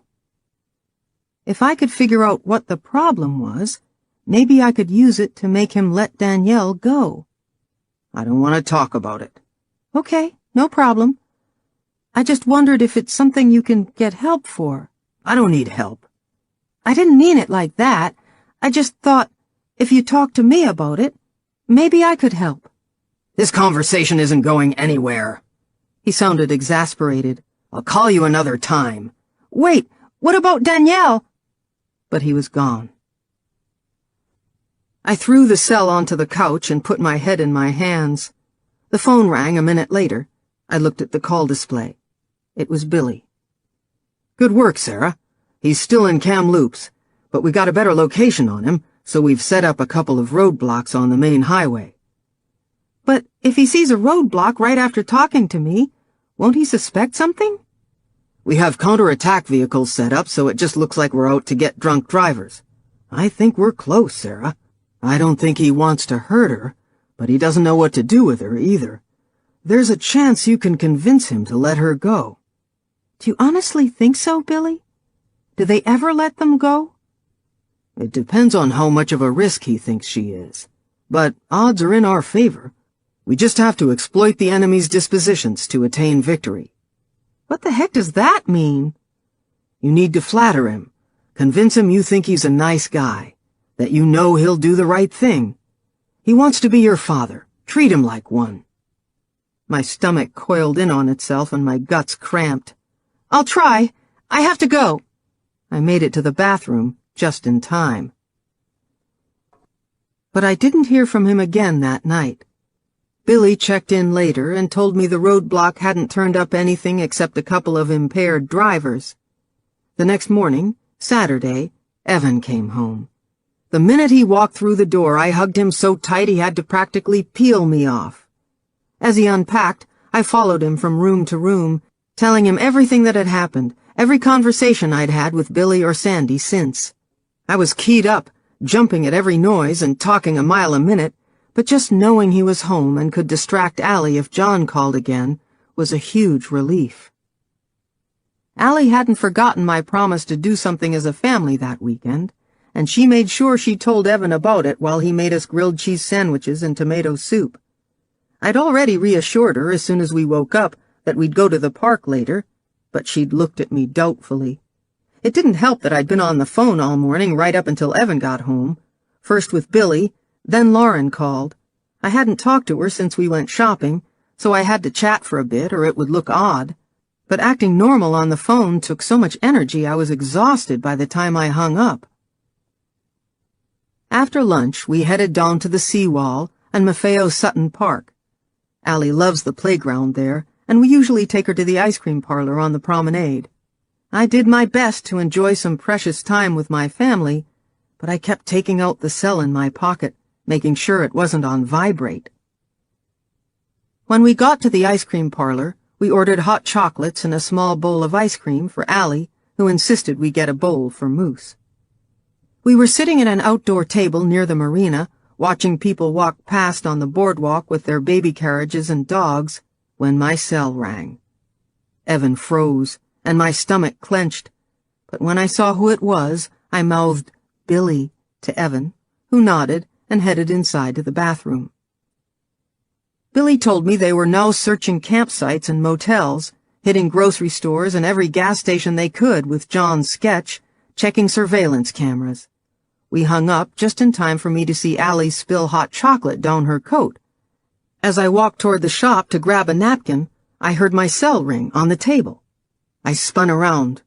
Allie lifted the cell to her ear. "Allie, no! Don't answer it!" I sprinted toward the table. I was almost there. My hands reached for the phone. She said in a sing-song voice, "Mommy can't come to the phone right now, 'cause she's spending time with me," and hung up. And hung up. She handed me the phone, then went back to eating her ice cream. I grabbed her shoulders and spun her toward me. She dropped her spoon. "Allie, you're never supposed to touch my phone." Her eyes filled with tears. "But you're always talking on it." The woman at the next table gave me a dirty look and whispered to her friend. I let go of Allie and flipped open my phone. Evan ran out of the shop. I heard yelling. What's going on? I scrolled through received calls. Please, please, please let it have been Billy. The last call was from John's number. Evan said, "Sarah, what happened?"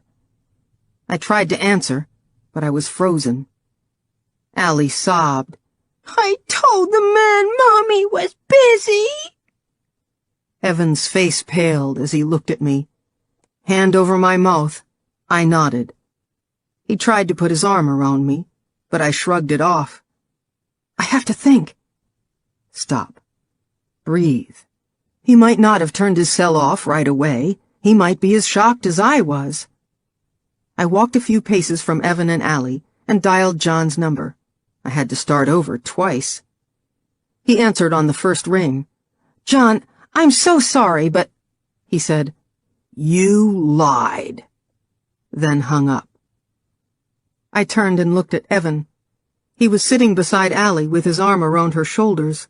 Our eyes met, and I shook my head.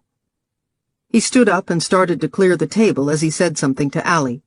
They walked over to where I was leaning against the railing, my hand gripping the cold metal. Allie wouldn't look at me. Evan said, "Let's head back to the car. Your mom's turning blue, Allie." I smiled at her and pretended to shudder as I rubbed my hands up and down my arms, but she still wouldn't look at me. As we walked toward the parking lot, Evan grabbed my hand in his and held tight.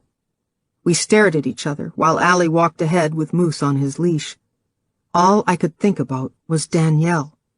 Did I just sentence her to death? I said, "Billy and Sandy will probably—" My cell rang, and my heart stopped. I grabbed it, looked at the call display, and let out my breath. "It's Billy." Evan said, "I'll go ahead with Allie." He caught up to her and took her hand. Following behind, I answered the phone. "God, Billy, what are we going to do?" It was Sandy. "Billy's on the other line. What happened? How did Allie get the phone?" "It was on the table. I just turned my back for a second. Sarah, we went over this. You knew if he caught you in a lie, he'd probably kill Danielle." "I didn't know Allie was going to answer it. She's not supposed to, but I've been on it so much lately, it shouldn't have been out of your hands for a second." I raised my voice. "I'm going to hang up if you keep talking to me like this, Sandy." She was silent for a moment, and when she spoke again, her voice was calm. "The calls came from Clearwater, which is north of Kamloops. But we'll put a patrol car on your street tomorrow and have someone follow you when you leave." "You think he's coming this way?" "We don't know where he's going." My heart was going nuts in my chest. "What about Allie? She has school and—" "Talk to her teachers. Tell them there's a custody issue. Make sure they know she's not to go with anyone. Take her right to her class and tell her to wait with her teacher until you pick her up. Don't let her out of your sight." "You don't think... he wouldn't hurt Allie, would he?" "All we know is that he's very angry, and a woman's probably dead by now because of this." "Stop blaming me, Sandy. Maybe if you were doing your job, you wouldn't be calling in the first place. Why aren't there more men on this?" "We have every member of Serious Crimes on this now, but it's a process." "Well, your process isn't working."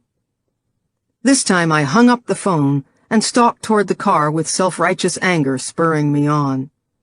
But then I thought of Danielle, and my mind filled with images of her dying on a forest floor, clawing at mounds of earth, begging for her life. And the truth burned like acid in my gut.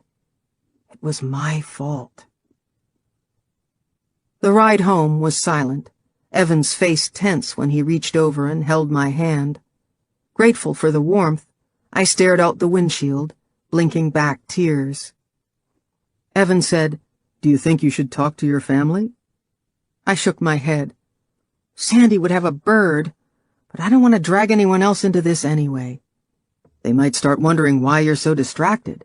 They're pretty used to me being obsessed about something. I'll just say I'm busy with a wedding or behind with work, which I am. Another wave of anxiety swamped me when I thought of all the emails I'd been ignoring. Maybe you should think about taking some time off. I've spent years building my business. I can't just drop everything. You can build it back up. I'm just a little behind. I can handle it. I was a lot more than a little behind. Then maybe you and Allie should come up to the lodge with me for a while. Allie's already struggling in class.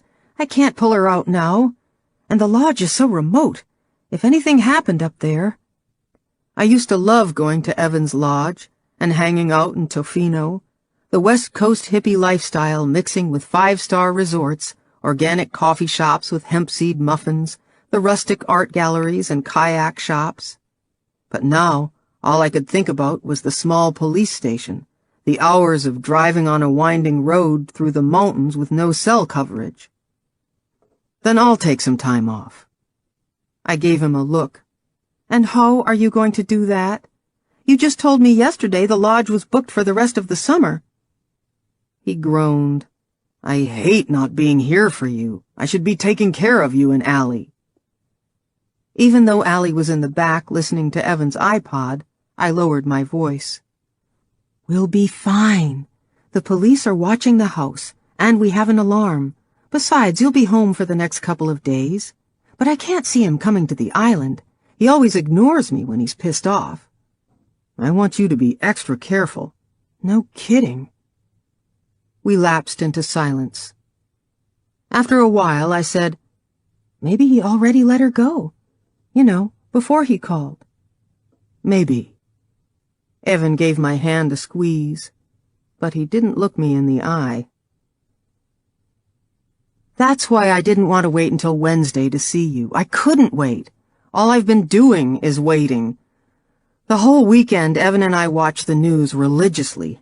We jumped out of our skin every time the phone rang, but my cell never went off except when Billy eventually called and told me the same stuff as Sandy, minus the part where she made me feel like I'd just signed Danielle's death warrant. When I said everything felt totally out of control, he told me again to get a copy of that book he's always quoting from. He said, it's the only thing that helps me when I'm worried about the investigation. I review the files and focus on strategies. The skillful warrior does not rely on the enemy's not coming, but on his own preparedness. I think of every possible scenario or direction the case might take, then I prepare for each event. I said, wow, when do you sleep? He laughed. I don't. I was surprised because I figured him for the type to hit the sheets and be out in 90 seconds like Evan. It was nice to know I'm not the only one who gets obsessed and can't sleep. When I told him Evan was home for the weekend, he sounded relieved and told me to hang in there. I asked him when he was going to be back on the island, and he said Monday, which is today, so I'm sure I'll hear from him soon. Sandy's staying behind, I guess, until they find Danielle. Evan stayed home as long as he could, even Sunday night, which is when he normally leaves. Poor guy had to get up at 4 this morning to head back to the lodge. We held each other at the door for a long time. After he left, I climbed into bed with Allie and snuggled next to her until it was time to get up for school. I saw Danielle's parents on TV a couple of times. Evan told me to stop watching, but I couldn't. Her mom doesn't look very old. Maybe she had Danielle when she was young, like me with Allie. I wondered if she warned her to be careful before she left on her camping trip, or if she told her to have fun.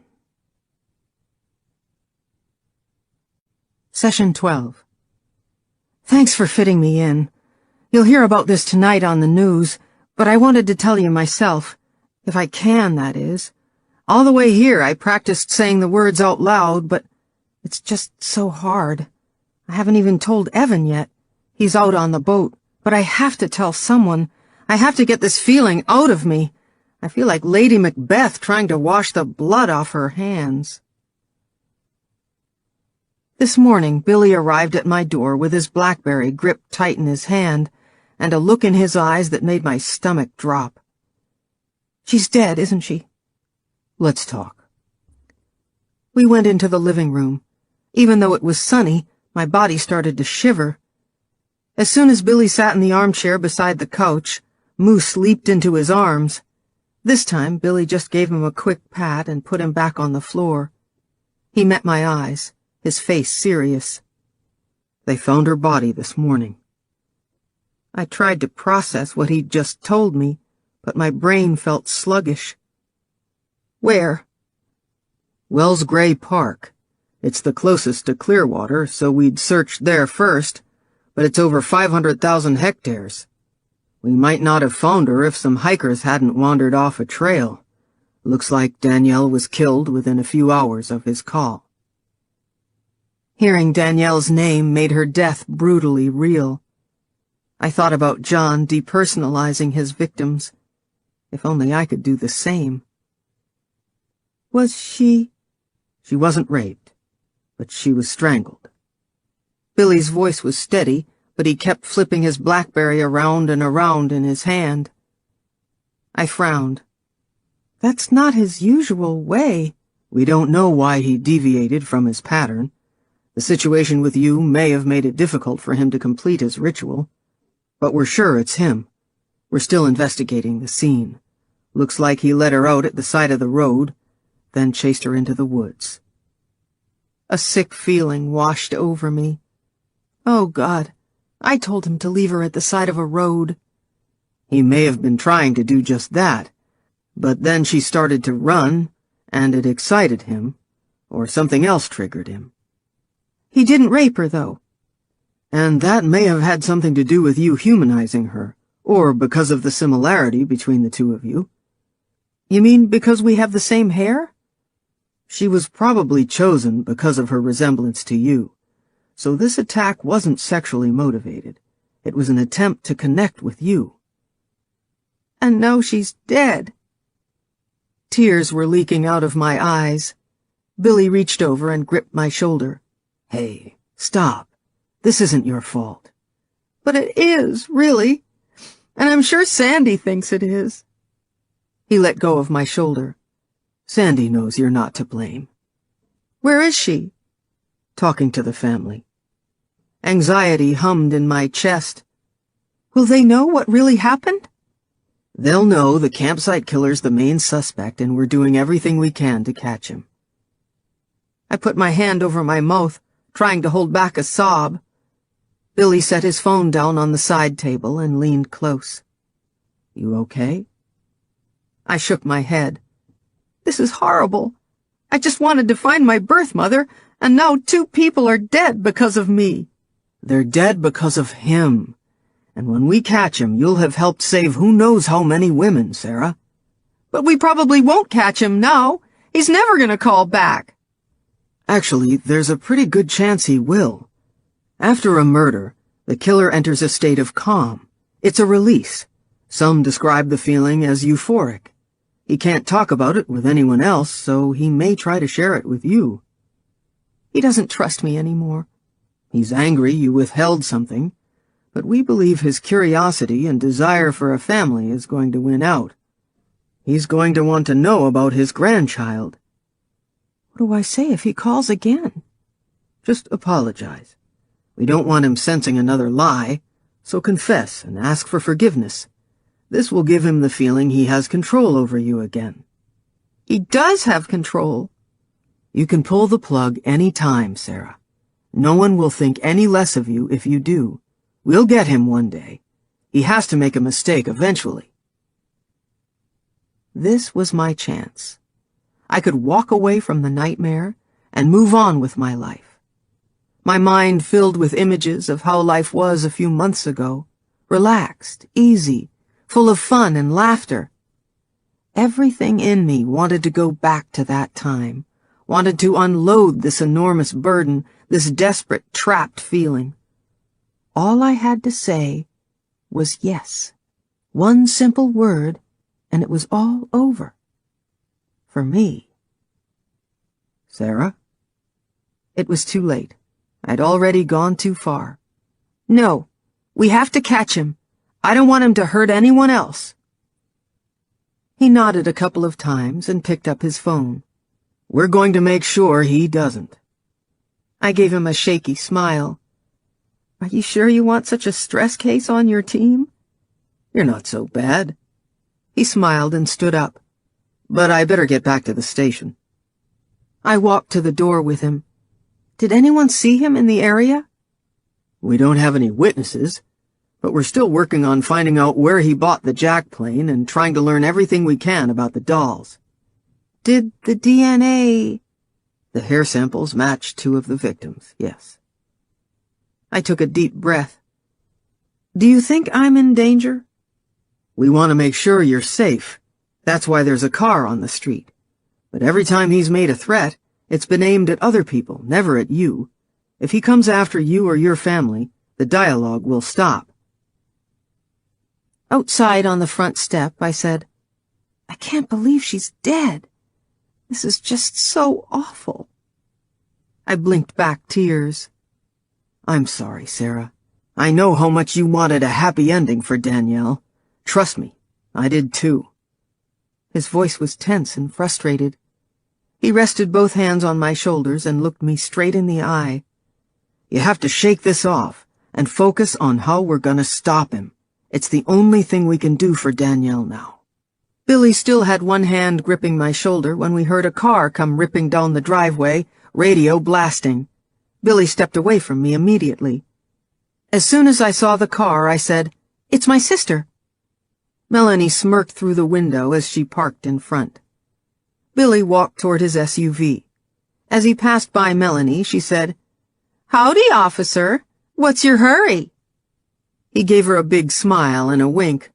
Oh, you know, catching bad guys, boring things like that. He stopped at his truck door and over the hood of the SUV said, I'll let you know about the other pieces tomorrow, Sarah. Sure, no problem. As he drove off with a honk of his horn, Melanie sauntered up the front steps and raised her eyebrows. I rolled my eyes, turned, and walked into the house. This time I didn't wait for her innuendos. God, Melanie, I am not messing around with Billy. He's a client and a friend. I'm in love with Evan and marrying him, remember? I walked to the kitchen with Melanie hot on my heels. I remember, but I'm not sure your friend Billy does. He's into you. I poured myself a fresh cup of coffee, but didn't offer her one, hoping she'd leave soon. You don't have a clue what you're talking about. You've seen him twice, and both times he was flirting with you. But I'm not the one he likes. She shrugged. Look, I don't know why he'd be into you either, but he is. She sat at the kitchen table. Nice. And he's not into me. What are you doing here anyway? I leaned against the counter. You said you'd talk to Evan about Kyle playing at the wedding? I slapped my forehead. Oh, crap. I didn't get a chance this weekend, and of course you didn't. That's why I brought you one of his CDs. She took one out of her purse and set it on the table. I'll try to listen to it. Why do you have to try? Why can't you just say, sure, Melanie, I'd love to? Why are you always picking fights with me? She said, because you're always looking down on me. I shook my head and opened my mouth to tell her she needed to get over herself. Then I remembered there was a dead girl. A girl who had a sister named Anita who pleaded on TV last night for her return. I'll listen to the CD. I glanced at my shop door. But I have a lot to do, so don't worry. I'm leaving. I didn't try to stop her when she got up and headed to the door. I just followed behind and stood on the steps, waiting for the parting shot. At her car, she turned and said, You should go see Mom sometime, or did you forget about her, too? I've been really busy. You haven't gone over in a long time. Guilt spread through me and was quickly followed by anger. Melanie didn't have a clue what was going on in my life. She never had. Worry about your own relationships, okay? She slammed her car door and backed up, spraying gravel all over the driveway. After she left, I walked inside and slammed my door behind me. I checked my cell, but no calls.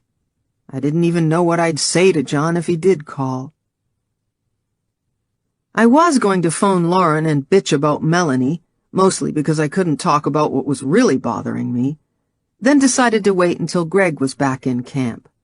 I know, me waiting, what a shocking concept. But it's not the same talking to her when he's home. Lauren got together with Greg when she was so young, I wonder sometimes if she missed out. But she usually seems happy and doesn't complain about him, so I guess it doesn't matter what age they met. Then again, Lauren never says if something's bothering her unless I hound her, and even then it's like pulling teeth to get her to talk about it. I asked her why once, holding back being so completely foreign to my own nature, and she said she doesn't like to dwell on the negative parts of life. I wish I could say the same. Maybe then I could forget that a woman is dead because of me. Maybe then I could forgive myself. At this point, I'd settle for forgetting. But my guilt is like a canker sore in my mouth, and I can't stop my tongue from running over it and over it and over it again.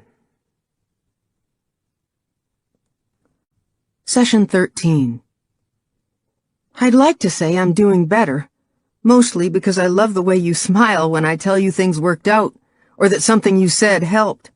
A lot of what you and I talk about does help, but lately stuff is coming at me so fast and furious I don't have time to get over one thing before I'm thrown head first into the next. Every day I Google Danielle's name to see if there's another article. Her family started a memorial website, and I can't stop looking at her photos and reading the little facts that made up her life. She was supposed to be a bridesmaid in her friend's wedding this summer, and they'd just had their dresses fitted. I cried, thinking of her dress hanging in a closet somewhere. You asked if I might be obsessing about the victims because I'm trying to come to terms with my own worst fears of losing my daughter, but I don't think that's it. I don't know why I put myself into Danielle's pain, why I conjure poignant images, each more painful than the last, why I can't stop wanting to know everything about her life. You taught me years ago that we can't choose how we feel about something, we can just choose how we deal with those feelings. But sometimes, even when you have a choice, the things you're choosing between are so horrible, it doesn't feel like much of a choice at all. Saturday morning, I was at the grocery store with Allie when my cell finally rang. I didn't recognize the number, but the area code was BC. I answered with a cautious, "Hello?" "You didn't tell me you had a daughter." I stopped in the middle of the aisle as fear gripped tight around my chest. A few paces in front of me, Allie was pushing a small buggy with her red purse slung over her shoulder. She stopped and examined a bag of pasta, her lips pursed. I said, "No, I didn't." "Why?" I thought about Danielle. If I didn't say the right thing, I might be next. My face felt hot and my vision blurred. I forced myself to take a breath. I had to sound calm, had to keep him calm. I was being cautious. You hurt people, and— "She's my granddaughter!" Allie wheeled her cart back toward me. I pressed the phone against my chest. "Sweetie, why don't you go to the end and pick out some cereal?" She loves examining all the boxes for their various prizes. Picks one, puts it back, picks another. Normally, I hated it. John said, "Is she with you right now?" Crap, he heard me. "We're grocery shopping." "What's her name?" Every fiber of my body wanted to lie, but he might already know. "Allie." She glanced up. I smiled, and she went back to debating cereal options. "How old is she?" 6. "You should have told me about her." I wanted to tell him that he had no right to know anything about my life, but this was not the time to piss him off. "I'm sorry. You're right. But I was just protecting my daughter. Any mother would have done the same thing." He was silent. A woman walked down the aisle. I moved to the side, wondering what she'd think if she knew who I was talking to. He said, You don't trust me. I'm scared of you. I don't understand why you killed Danielle.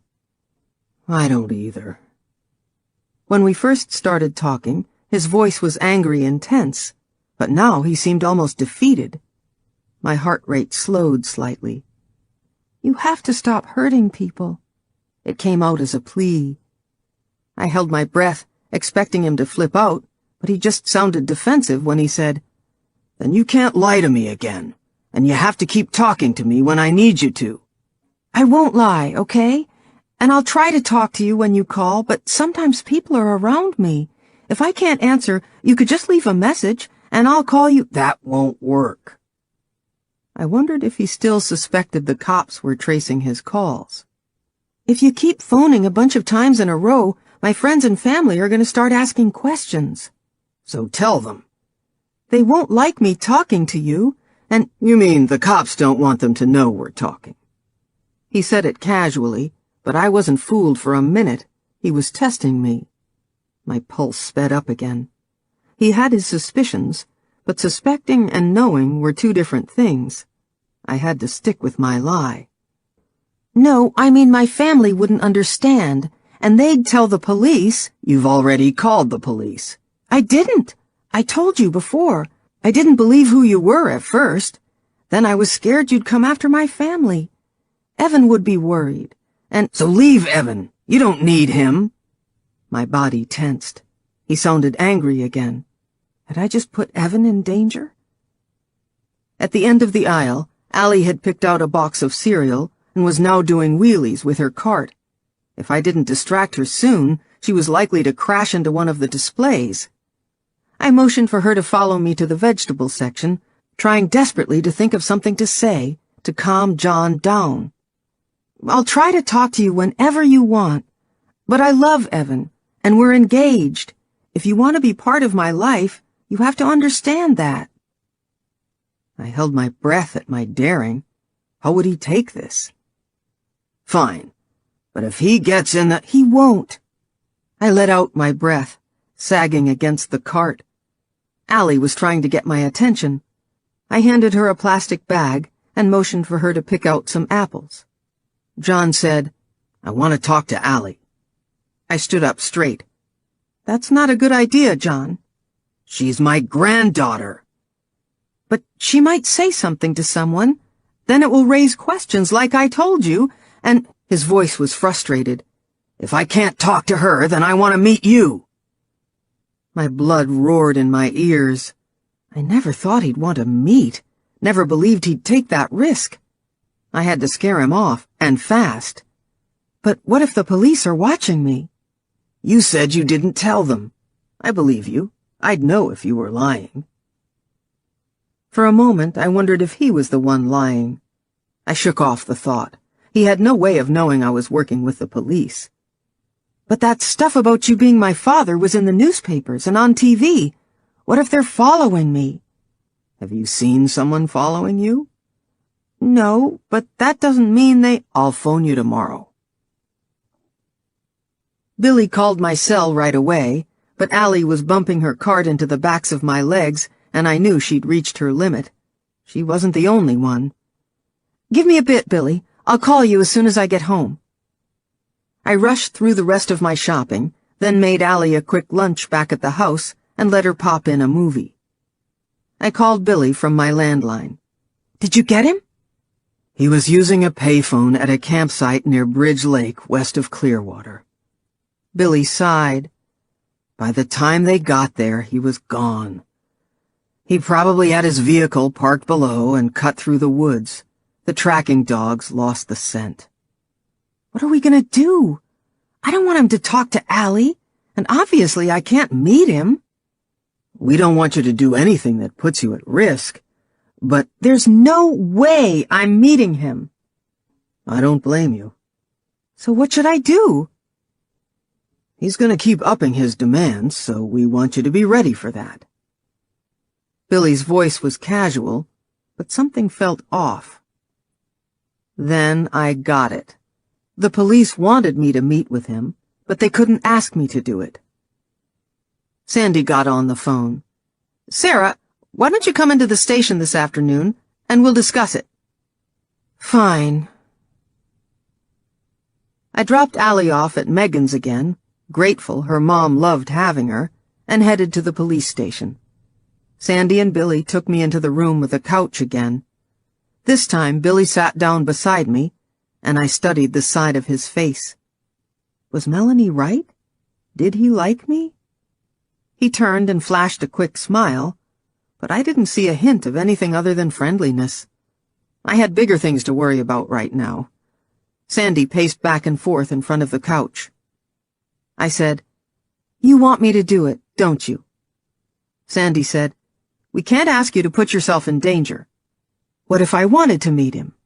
She jumped on it. "You need to pick the spot before he does, but do it casually. You don't want him suspicious. Location is paramount. We have to consider the public's safety." "What about my safety? Aren't you supposed to be worried about that?" "Of course your safety is our primary concern. We'll make sure—" She caught herself. "If you decided you wanted to do this, we'd be there the entire time." "Oh, perfect! So he can spot you and then kill me?" "He'd never know we were there. We'd pick a location that doesn't have a lot of people around, but nothing too remote, and we'd have undercover officers covering you every minute." Billy said, "We'll plant a wire device on you, but the plan is for us to arrest him before he has a chance to get close to you." "Wait a minute. You have a plan already? When did I agree to do this?" They stared at me. Finally, Billy said, "Nobody's planning anything.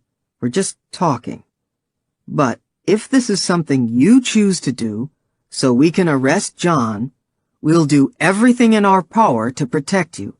Like Sandy said, your safety is our main concern." I eyed Sandy. "I'm not so sure about that." Sandy pulled a chair close in front of me and sat down. She grabbed a file off the table at her side, pulled out a picture, and thrust it in front of my face. "I want you to take a good look, Sarah." It was a photo of Danielle's corpse. Her face was pale, her neck bruised. Her eyes bulged out, and her blackened tongue stuck out of her mouth. I jerked back in my chair and closed my eyes. Billy grabbed the photo out of Sandy's hand. "What the hell, Sandy?" "I'm getting a coffee." She shoved the file at him and walked out of the room. The door banged shut behind her. "I can't believe she did that." I pressed my hand against my heart. "Her eyes and her tongue." Billy sat on the couch near me. "I'm really sorry, Sarah." "Aren't there rules about that sort of stuff? She's a sergeant." "I'll talk to her. She's just in a bad place today. Losing Danielle was really hard on her. She wants to catch John before he kills someone again. We all do." "I understand, but I have a daughter. If something happened to me—" My voice broke. Billy leaned back in the couch and let out a big breath. "And that's another reason we need to catch him soon, so you can stop living in fear. But if it makes you feel any better, you're probably the one person who's not in danger from John. You've done a great job at gaining his trust." "Does he trust me, though? He still makes sure he doesn't stay on the phone long. So why is he willing to risk meeting me?" "It's possible he's setting up a meeting so he can do counter-surveillance and see whether you're working with the police. He's a hunter, so he either stalks his prey or flushes them out. But I think he really does trust you. He's arrogant enough to believe you would never betray him." Prey. That's exactly what I was to John. But I felt more like a sitting duck. My stomach rolled. "But I am lying, and when he realizes, he'll be in handcuffs. But maybe you shouldn't meet him, Sarah. Not if you're this scared." "Of course I'm scared, but that's not it. I need to think about it." "You should think it over." "And I've got to talk to Evan." "Sure. If he has any concerns, I'd be happy to talk with him." That would go over great. But I said, "I'll let you know." Billy walked me out of the station. There was no sign of Sandy, who I hoped was getting reamed out by a superior. At the Cherokee, he said, "I won't lie to you, Sarah. Meeting with John is risky, but you already know that. But I also know you'll make the right decision in the end." Then he closed my door.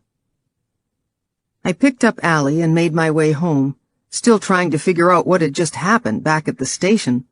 Was I actually considering meeting John? Had I totally lost my mind? For the rest of the afternoon, Allie and I played at the park with Moose, but only part of me was there. My cell phone was mercifully quiet, but my head spun. Should I do it?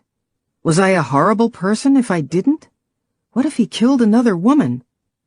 But what if he killed me? My mind conjured images of Allie and Evan weeping at my funeral, of Lauren raising Allie and Evan taking her for ice cream when he came home on weekends. But then there were the images of me standing bravely in a park, spotting John and speaking cryptically into a wire device. A SWAT team swarms in and wrestles him to the ground. Families of the victims call with tearful thanks, saying they've finally found peace. No matter where my thoughts took me, I couldn't get the image of Danielle's face out of my head. I hated that Sandy had used her photo to manipulate me. I hated that it worked. Later, while Allie had her bath, Evan and I talked on the phone. When I told him John wanted to meet, his first response was, "No way, Sarah, you can't do it." But what if this is the only chance to catch him? You can't risk your life like that. What about Allie? I said that too, but the cops don't think I'm in any real danger. And of course you're in danger. He's a serial killer, and he just murdered a woman. Isn't he already breaking his pattern, or whatever they call it? They said they could protect me and they'd arrest him before we even spoke, and this isn't your responsibility. But think about it, Evan. This could get him out of our lives for good. Catching him would make me feel like I did something right. I'm in constant limbo, wondering what he'll do next, when he'll call, what he'll say. You know what this is doing to me, to us. If they arrest him, everything can go back to normal and we can just enjoy planning the wedding. I want you alive. Nothing else matters if he kills you. What if the cops used another girl as a decoy? Or he's seen pictures of you. If he realized it wasn't you, he could go nuts and hurt lots of people, including you and Allie. I told you before, the police are just using you as bait. I won't let you risk yourself like that. You won't let me? You know what I mean. You're not doing it, Sarah.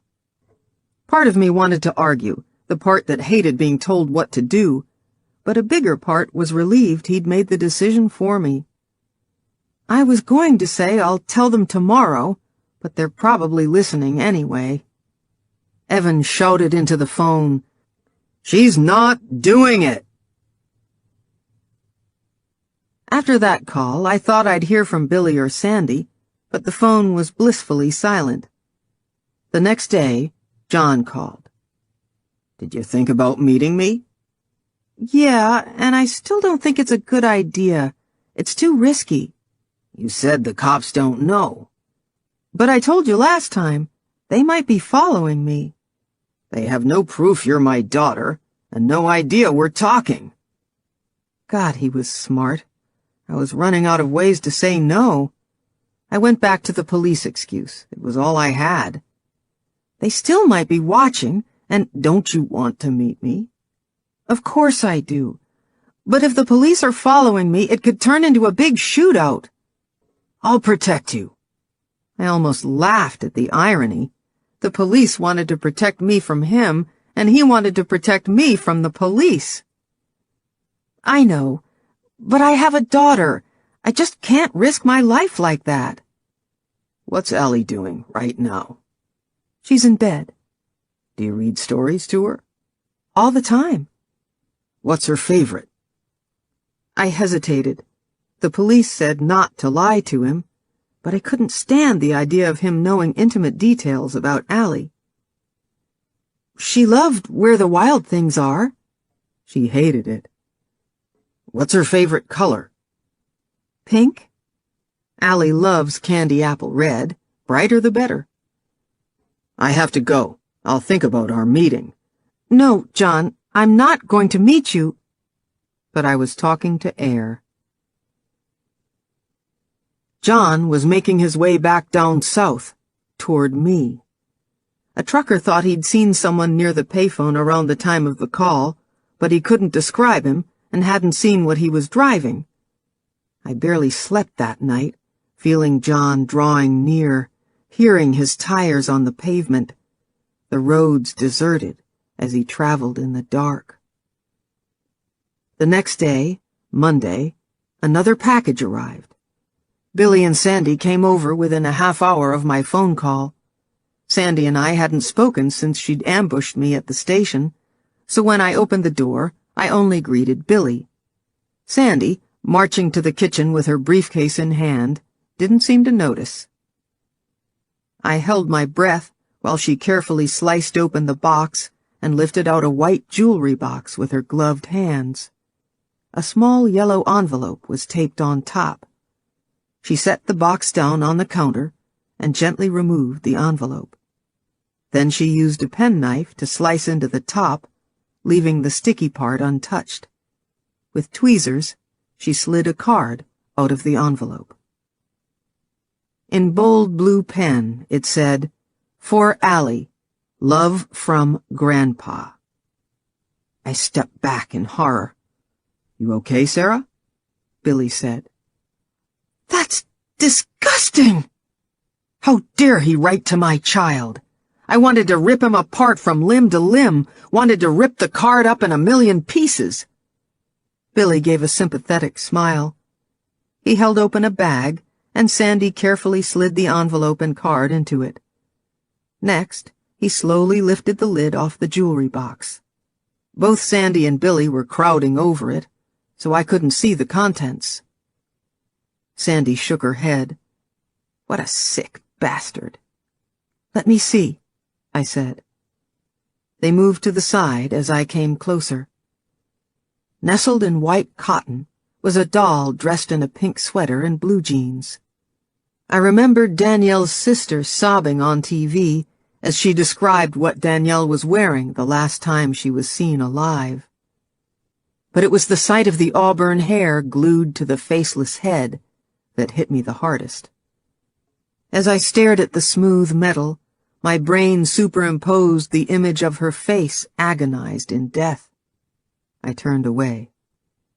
Sandy said, "You need to have a good look in case he asks you anything." "Just give me a minute." I sat down at the table and took a few deep breaths. "I keep seeing her face in that photo." "Have you given any more thought to meeting with him?" Sandy spun around, still holding the jewelry box. "Evan won't let me. He's too worried." Billy nodded. "He wants you to be safe." "It's so risky." I stared at the box in Sandy's hands. "But if I did it—" "We arrest him, and this all ends," Billy said. "The gifts, the phone calls." "Women being murdered," Sandy said. "You know, Sandy, the guilt trip doesn't help. What you did with the photo was horrible."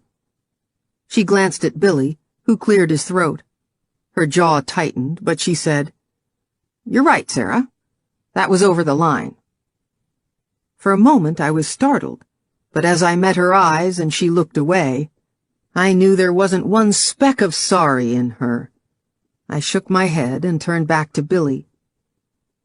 "I thought about the exact same things, Billy. But if I do it, Evan's going to be really upset."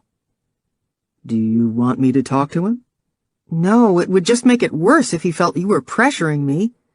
He doesn't think I should be helping at all. It's too dangerous. And he's right.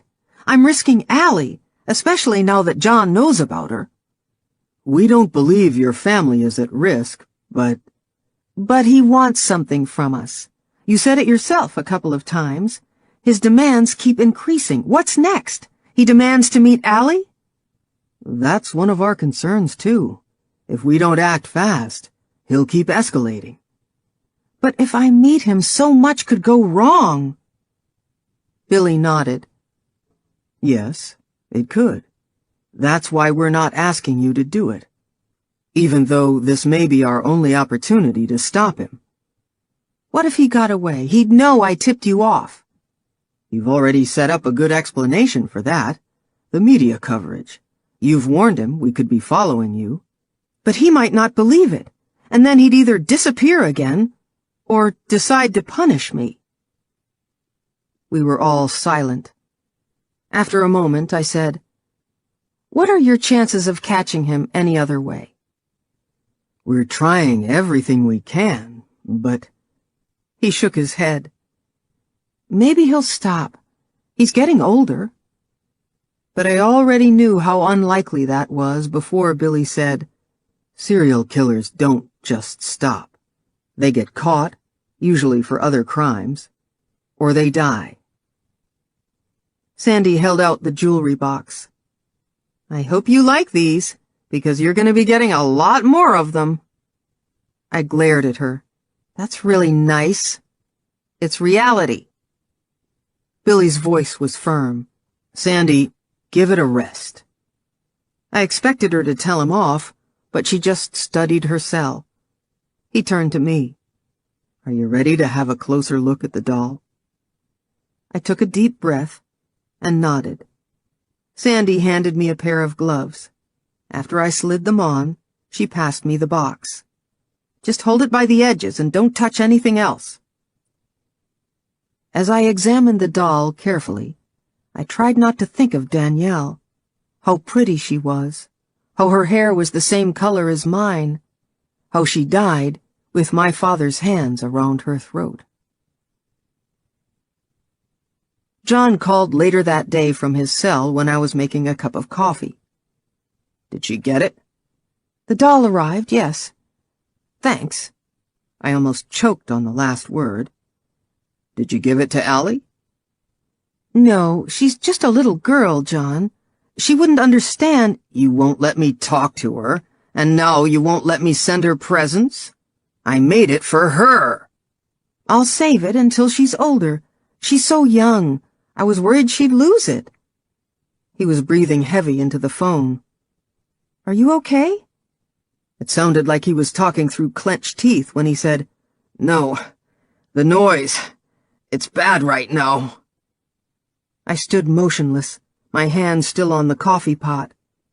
What noise? I strained my ears. Did he have another girl? I heard something. Laughter? Then chopping sounds. An axe hitting wood? I forced myself to take a slow, deep breath. John, where are you? The sound stopped. Can you please tell me where you are? I'm at a campsite. My heart went into overdrive. Why are you there? He hissed into the phone. I told you, the noise. Okay. Just talk to me. What are you doing at the campsite? They're laughing. Drive away. Please, I'm begging you. Just drive away. The sound of a truck door opening. They have to stop! Wait! I'll meet you, okay? I'll meet you. God help me. Now you know why I had to see you a day early. It took me a few minutes to get John back in his truck and away from the campsite. I just kept telling him how great it would be to meet him, basically getting him to focus on something else. It was hard at first. He kept talking about the noise, then about the campers laughing. Then I'd say something like, I can't believe I'm finally going to meet my dad. Eventually, he calmed down and said he'd phone soon so we could arrange our meeting. I'm supposed to go see Billy and Sandy after I'm done here. They want to go over everything in case John wants to set up something right away. He'd called from just north of Merritt, a small town only 4 hours from Vancouver. He was heading in this direction. When I told Evan last night, he said, They're just manipulating you, Sarah. They who? All of them. The cops and John. Don't you think I'm smart enough to know when I'm being manipulated? Meeting with John is reckless when you have a child. Did you even think about her? You had no right to agree to something this big without talking to me first. Are you kidding me? I put Allie above everything, you know that. And where do you get off telling me what I have a right to do? Sarah, you need to stop yelling, or You need to stop being a jerk! Now his voice was raised. I'm not gonna talk to you if you keep yelling! Then you shouldn't say asshole things like that. He was silent. So no, you're not gonna speak at all? And I'm the immature one. I'm not discussing anything with you until you take it down a notch. I gritted my teeth and took a few big breaths. Forcing myself to speak calmly, I said, Evan, you have no idea what it was like talking to him, knowing he was picking out his next victim. If I didn't say the exact right thing, someone was going to die. Can't you understand how horrible that felt? Billy said the faster we catch him, the faster he's out of our lives. And it's true. Even if the cops are manipulating me, it doesn't change the facts. Evan was silent for a long moment, then finally said, Shit. I hate this, Sarah. Me too. But can't you see I didn't have any other choice? You had another choice. You just didn't take it. I get why you felt you had to say yes, but I still don't like it, and I don't agree with it. If it's going to happen, then I want to be home. I'll shut down the lodge if I have to, but I want to ride with the cops when it goes down. I'm sure they won't have a problem with that. We talked for a little while longer. He apologized for accusing me of being reckless. I apologized for calling him names. Then we said our goodnights. But I don't think either of us actually had one. I spent hours staring at the ceiling. All I could think about was the campers John had been watching. They didn't know how close to death they'd come. Then I wondered how close I was. Session 14. Right now, I'm a train wreck. The more Evan tries to calm me down, the more upset I get. Then I hate myself, which makes me lose it even more, so Evan tries even harder to calm me down, or goes all take control alpha male, so then I turn into an irrational bitch from hell. But when I finally get a reaction from him, when his face flushes and he raises his voice or walks off, that's when I calm down. Then I look over everything I'd just said or did and feel horribly ashamed, so I suck up, trying to squirm my way out of whatever mess I'd just caused. Thankfully, he doesn't hold a grudge for long, and in typical Evan fashion, drops it and moves on, but I'm the one who can't let it go. This isn't the first time we've talked about my overreactions, and then my overreaction to my overreaction. It's funny I can even use that term with you, because if anyone else in my life even hints I'm overreacting, it's guaranteed to make me see red. You've told me it's never about the situation at hand. That's just the switch. It's the currents between people sparking off each other that cause the problem. You have to deal with the way you're fighting, not what you're fighting about. How many times did you try to hammer that into me? You'd think I'd have gotten the hang of it by now, but in the moment, it all goes out the window. At least, now I know where I got it from. After John's initial excitement about meeting, I thought he'd want to set something up right away, but when he called after I got home from our last session, he just wanted to talk about Allie. I kept trying to change the subject, but when I mentioned the meeting, he said he was still considering how best to go about it. Then he brought up Allie again. I hated talking about my daughter with him, hated wondering what he was doing with the information. Sandy and Billy, who I saw every day once I agreed to meet John, didn't understand why he was stalling either, but agreed it would look odd if I started pushing, and said I should let him bring it up. Now that I'd made the decision to meet, I couldn't wait to get it over with, especially because it didn't look like we were going to get him any other way. He'd called from near Cranbrook, which was a surprise. They'd expected he'd keep heading south, not 8 hours east. His next call came from a payphone even farther east, almost to the Alberta border. I spent hours staring at the map, trying to figure out what he was thinking, why he was heading in the opposite direction. Every call he wanted to know more and more about Allie, and I was walking a tightrope between truth and lies. I didn't know how internet savvy he was, so on things I thought he could verify, like birth dates or school info, I was careful to tell the truth. But when he asked about her likes and dislikes, I lied my butt off. Allie now hated cheese and red meat, was easygoing, shy with strangers, and terrible at sports. I had to make notes so I wouldn't forget the details about this new daughter I was creating.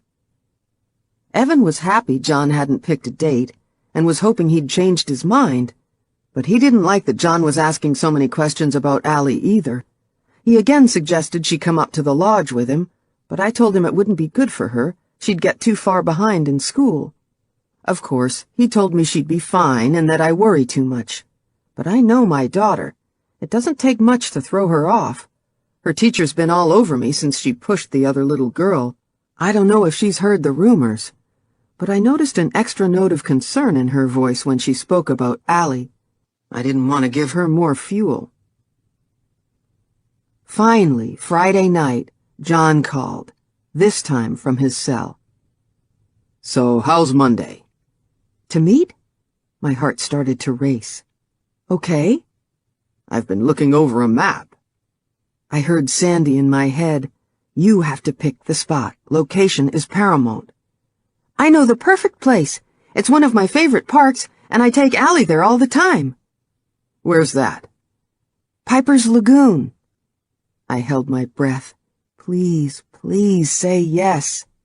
The police initially chose Bowen Park, but there was an outdoor arts festival. Piper's Lagoon Park was remote enough that there wouldn't be any crowds, just people out for walks, especially on a weekday. A narrow gravel dike led from the parking lot out to the 20-acre park with its rock bluffs, arbutus trees, and Gary oaks. The dike was bordered by ocean on each side and lined with park benches, so I'd be able to sit in the open and the police could keep an eye on me from several vantage points. But the best part was that there was only one road in, so they could block John's escape. On the phone, he said, Sure, let's meet there at 12:30. I tried to match his enthusiastic tone. Perfect! But my stomach climbed into my throat. In 3 days, I was going to be bait for a killer. Billy called right away to let me know John was still near the Alberta border and that we'd go over everything in the morning. Once I told Evan it was set up, he said he was coming home Sunday night. I don't think Billy really wanted him to ride with them, but I told them I wouldn't do it if they didn't allow it.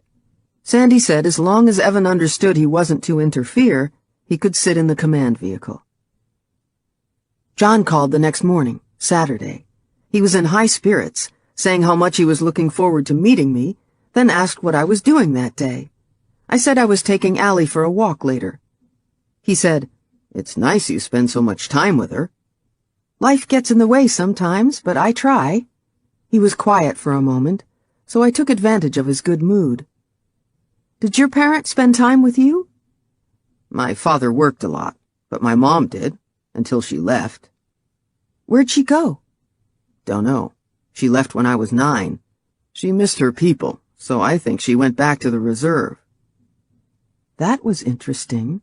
I wondered if his mother leaving was what started everything. That had to be really hard. You must have missed her a lot. Did you ever try to find her? A few times, but no luck. That's so sad, John. It was tough.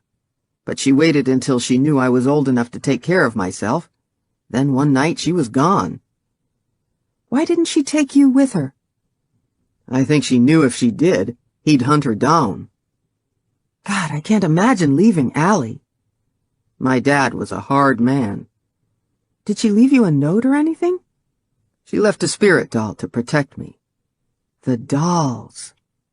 Like the dolls you gave me? Similar. They're for protection. He made dolls from women he killed so he'd have protection? Too bad the women didn't have protection against him. What are they protecting you from? The demons. Was he into witchcraft? Was that what this was all about? Are these First Nations demons? His voice wasn't angry, more bored, when he said, "I'll tell you another day." Can I ask about your dad? You mentioned before that he was strict. He was a violent drunk. He knocked out my front teeth for telling a joke. No sense of humor, huh? John laughed. You could say that. But he taught me everything I know about guns. When you're in the woods, though, you can't just rely on firepower. That's one thing he never understood, but my mother did. If it wasn't for her teachings, he'd have killed me the first summer. What do you mean? When I turned 9, he started taking me up into the woods and leaving me there. Like for an afternoon? Until I found my way home. He laughed again. That's horrible. My shock was genuine. You must have been terrified. Being out there was better than being at home with him. He laughed for the third time, and I knew he must be uncomfortable. I used to stay out for weeks on end. He'd beat me because it took me so long to find my way back, but I could have come home sooner. Sometimes I'd be living right on the outskirts of the ranch and he didn't know. I'd line up his head in my gun's sights, and pow! What stopped you? How's Allie today? Not surprised by the abrupt subject change, I said, She's great. Little girls all seem to like Barbie dolls, so I was going to— Allie doesn't like Barbies. Last thing I wanted was for him to send another doll. She's more into bugs and science stuff. Allie would own every Barbie in the world if she could, and if I ever gave her a science kit, she'd probably burn down the house. He said, "Better get going. I have some packing to do." He paused, then said, "I'm really looking forward to this. It's going to be awesome." I'll call you soon." I was about to hang up when he said, "Wait, I got a joke for you. You'll like this one." Sure. One man says to another man, "Did you ever hunt bear?" And the other man says, "No, but I went fishing in my shorts." He laughed loudly. I said, "That's a good one," and forced a laugh. "Tell Allie."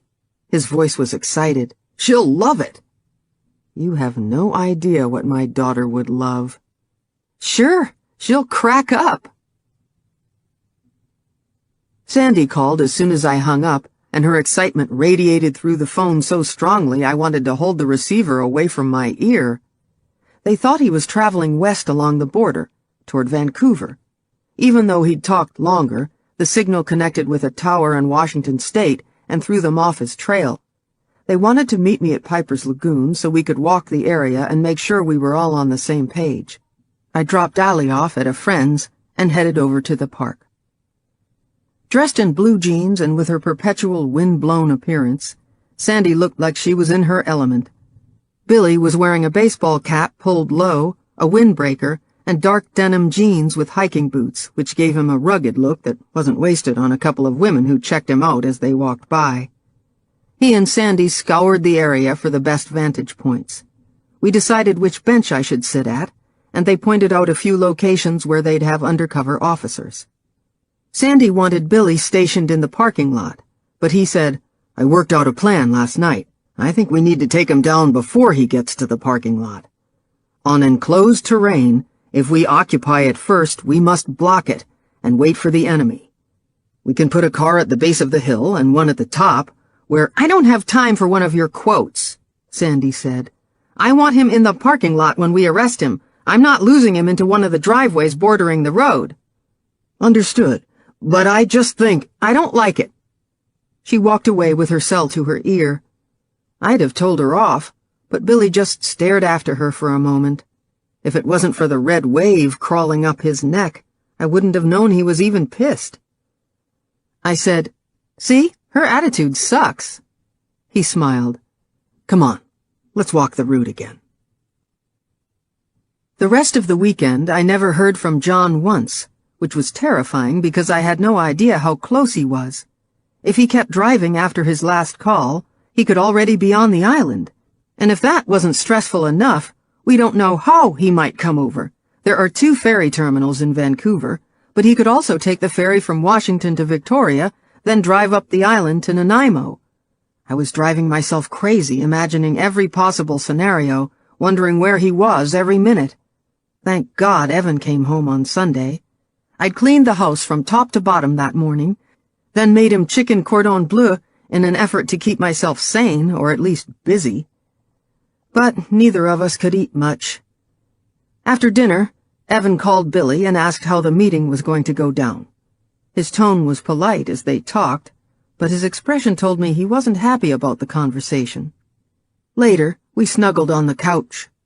Evan was quiet while I babbled about Moose's new organic food, my suspicion that one of our neighbors is growing pot, what to do with Allie this summer, everything and anything to stop myself from thinking about what was going to happen the next day. When I finally paused for breath, he pulled me in tight against him. "Sarah." "Hmm?" "You know how much I love you, right?" I turned to him. "You think something's going to happen to me tomorrow?" He didn't meet my eyes. "I didn't say that." "But that's what you're thinking." This time he looked at me, his face serious. "You sure you don't want to call this thing off?" "Nope. Tomorrow they're going to arrest John, and he'll be out of our lives once and for all." I tried for a big smile, tried to believe what I was saying. "This isn't funny, Sarah." My smile faded. "I know." That night in bed, we held each other close as we went over everything again. Finally, we fell asleep, but I dreamed I was being hauled away to prison. Allie cried through the glass, and Evan came and visited me with Melanie, his new wife. I woke up at 5:15 a.m., glanced at the clock, then stared at Evan's sleeping form, thinking for the 100th time, am I doing the right thing? The next morning, Evan made pancakes. We were joking around with Allie while Moose grunted and snorted his way through his own plateful, but Evan and I kept meeting eyes over our coffees, and I checked my cell phone over and over. Was John already on the island? Was he close? Did he know my address? What if he showed up here? I checked the alarm and caught Evan rechecking it. After we dropped Allie off at school, where a patrol car would be parked outside all day, we headed to the police station. Evan waited while they fitted me with a wire device. I was to drive down to the park, walk to the bench, sit, and wait. Evan was to go with the police in the main vehicle so John wouldn't see us together. If, for some reason, he did get close, I was to make sure I didn't go near any car, mine or his, and to keep lots of space between our bodies. All these commands were couched as cautions and followed by, "If you still want to go through with this." The message was clear. If the shit hit the fan and I got hurt, the police wanted it known I was doing this of my own free will. Once I got to Piper's Lagoon, Sandy would park down the road in the command unit with Evan. Billy would be one of the undercover agents acting as workmen installing new signs in the parking lot. Other police officers would be scattered around as dog walkers and birders. One female officer was going to push an empty stroller with a strategically placed blanket, and another was stationed on the hill above my bench, sketching the ocean. I was relieved they were bringing in so many members. They weren't taking any chances. But I was. About half an hour before I was supposed to meet John, I left the station. On the way there, the sun broke through the clouds, bouncing off cars and shining into my eyes. My head started to pound, and I realized I hadn't taken my pill that morning. I reached into my purse and hunted for an ibuprofen, but the bottle was empty. Perfect. The closer I got to Piper's Lagoon, the more my heart climbed into my throat. Why had I ever agreed to this? My mind was filled with images of all the things that could go wrong. John grabs a hostage. John grabs me. Evan jumps out to help and gets shot. The urge to call everything off was huge. I parked and looked around at the other vehicles. No trucks. What if he'd rented a car? I didn't see any license plates for a rental company. I wiped my sweaty palms on my legs. Okay, all I have to do is get out and walk to the bench. I took a deep breath, climbed out of the Cherokee, and started along the graveled path, holding my coat tight as the wind off the ocean grabbed at it. For a moment I panicked when a young couple hovered near the bench I was supposed to sit at. Thankfully, they moved on.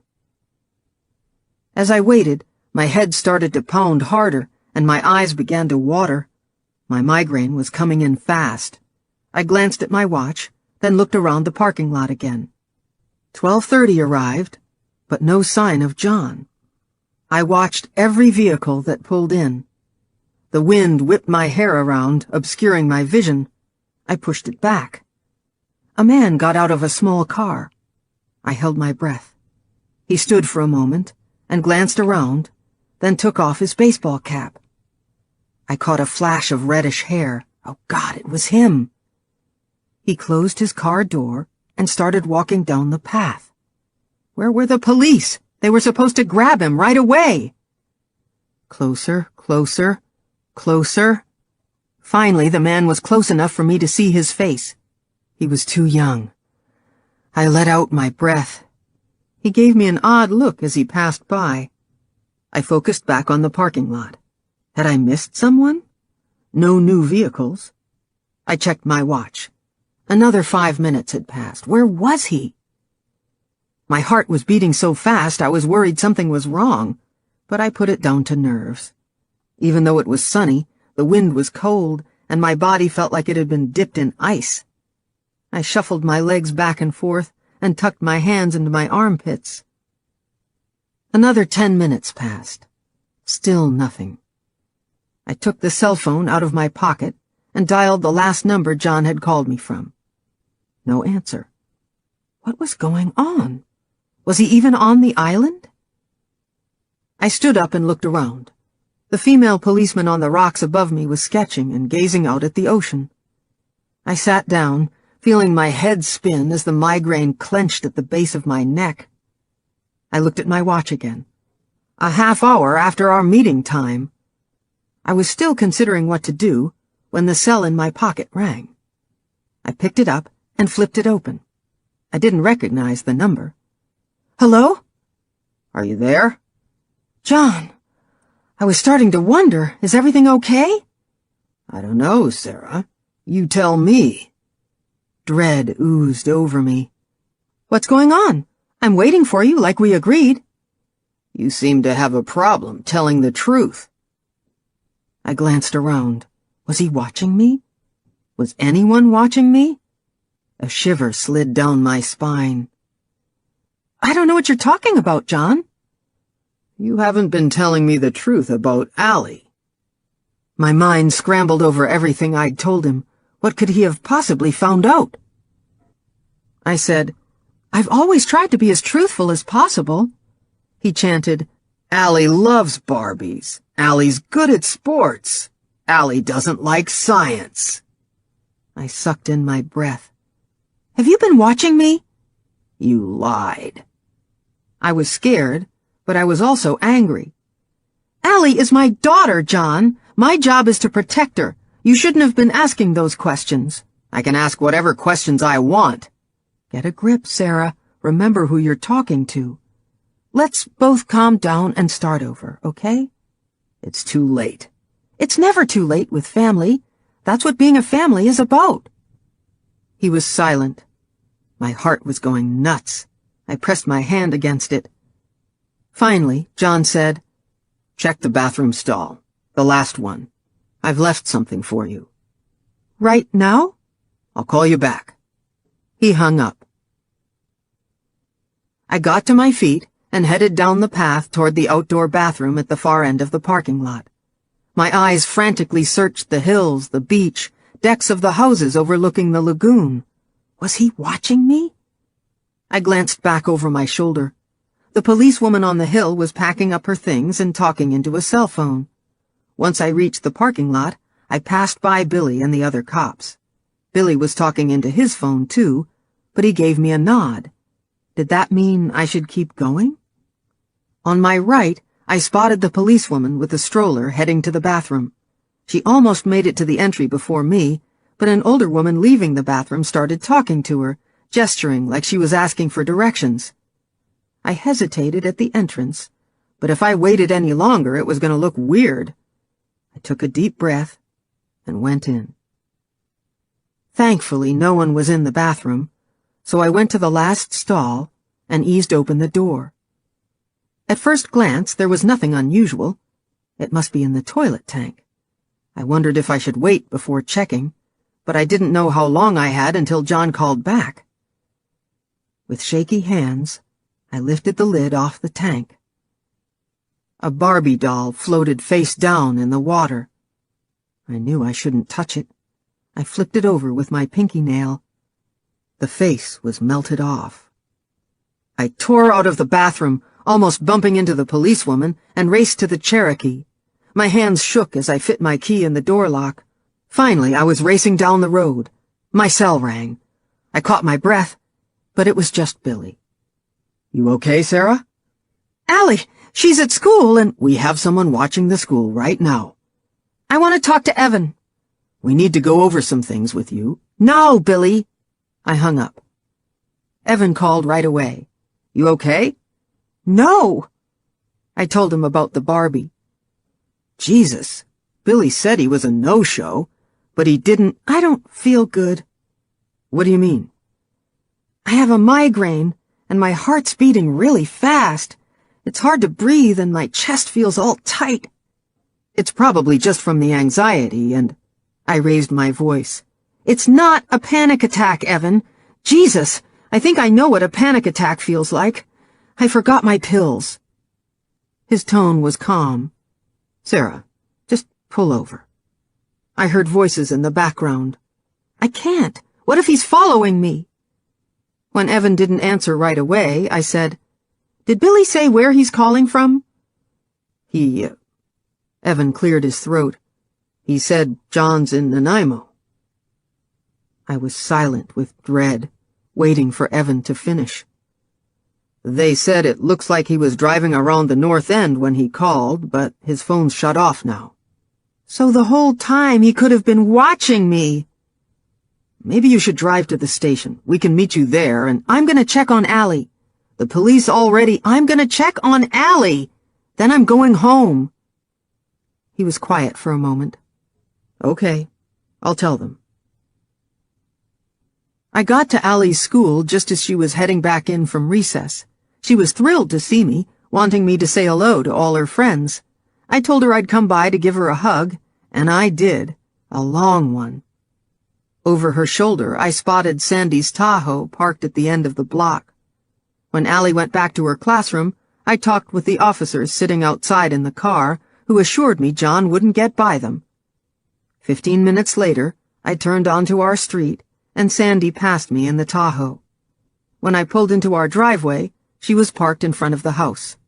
Evan met me at the door and grabbed me for a hug. "There's been a patrol car on the road watching the house the whole time. Sandy's checked everything inside. It's all clear." "Thank God, I have to get my pills." I kicked off my shoes and raced up to the bathroom. When I came out, Evan was already closing the blinds in the bedroom and had a cool cloth and a bowl of ice on the night table. I turned off the lights and lay on the bed, my hand pressed against my still racing heart. Focus. Breathe. It's okay. You're safe now. Evan whispered, "Want me to stay with you?" But even his soft voice burrowed like daggers into my temple. I shook my head and pulled the pillow over my face. "I'll check on you in a while." He gently closed the door behind him. A few minutes later, I heard Evan and Sandy talking downstairs. Sounds of a vehicle outside, then another male voice. I rolled into a fetal position, focused on my breathing, and let the pills take me away. When I woke up, it was the middle of the night. Evan was lying beside me. "Want some water, baby?" I murmured a yes, and he warned me to cover my eyes when he turned on the lamp. He filled up a glass in the bathroom and carefully handed it to me in the dim light. I sat up. "Thanks." Our voices hushed. He filled me in on everything that happened after I fell asleep. Billy stayed at the house with me, while Sandy and Evan picked up Allie from school. Evan told Allie that Sandy and Billy were friends from the lodge and were going to be staying with us for a while. Allie didn't seem to mind, and in fact, loved Sandy of all people.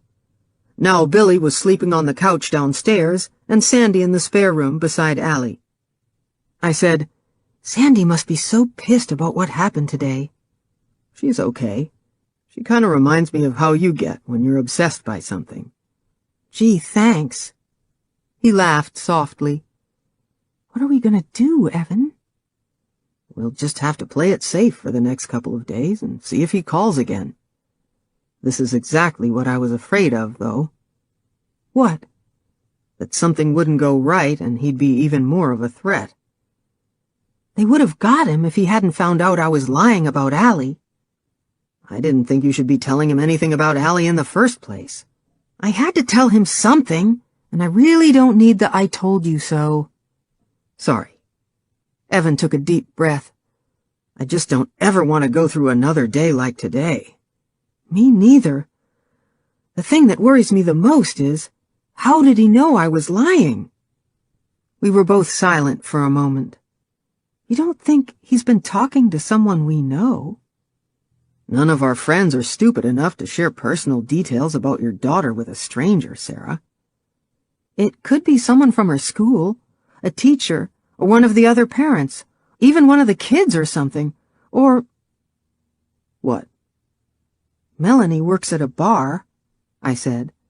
What if he came in and said he had a 6-year-old daughter or something? She might have started talking about her niece.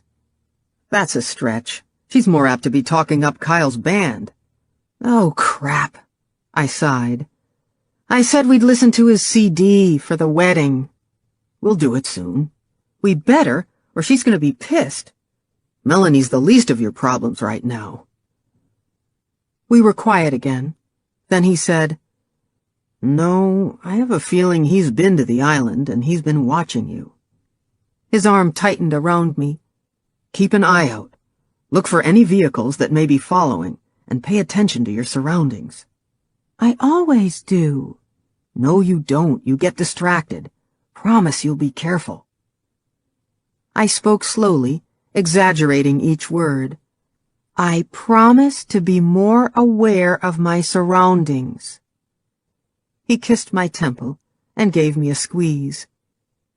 Tucked into Evan's arm, with the warmth of his body against my side and the steady sound of his heart beating in my ear against his chest, I started to drift off. He murmured in the dark, I don't want you to talk to him again, Sarah. I whispered into his shoulder, I won't. I'm done. But I haven't heard from John since. Evan stuck around the last couple of days. So did Billy and Sandy, which is why I didn't come for my session yesterday. It wasn't so bad having them there, I guess. Usually one of them went to the station during the day, and it was nice having someone escort Allie to school with me. But I missed my alone time with Evan. I missed my alone time.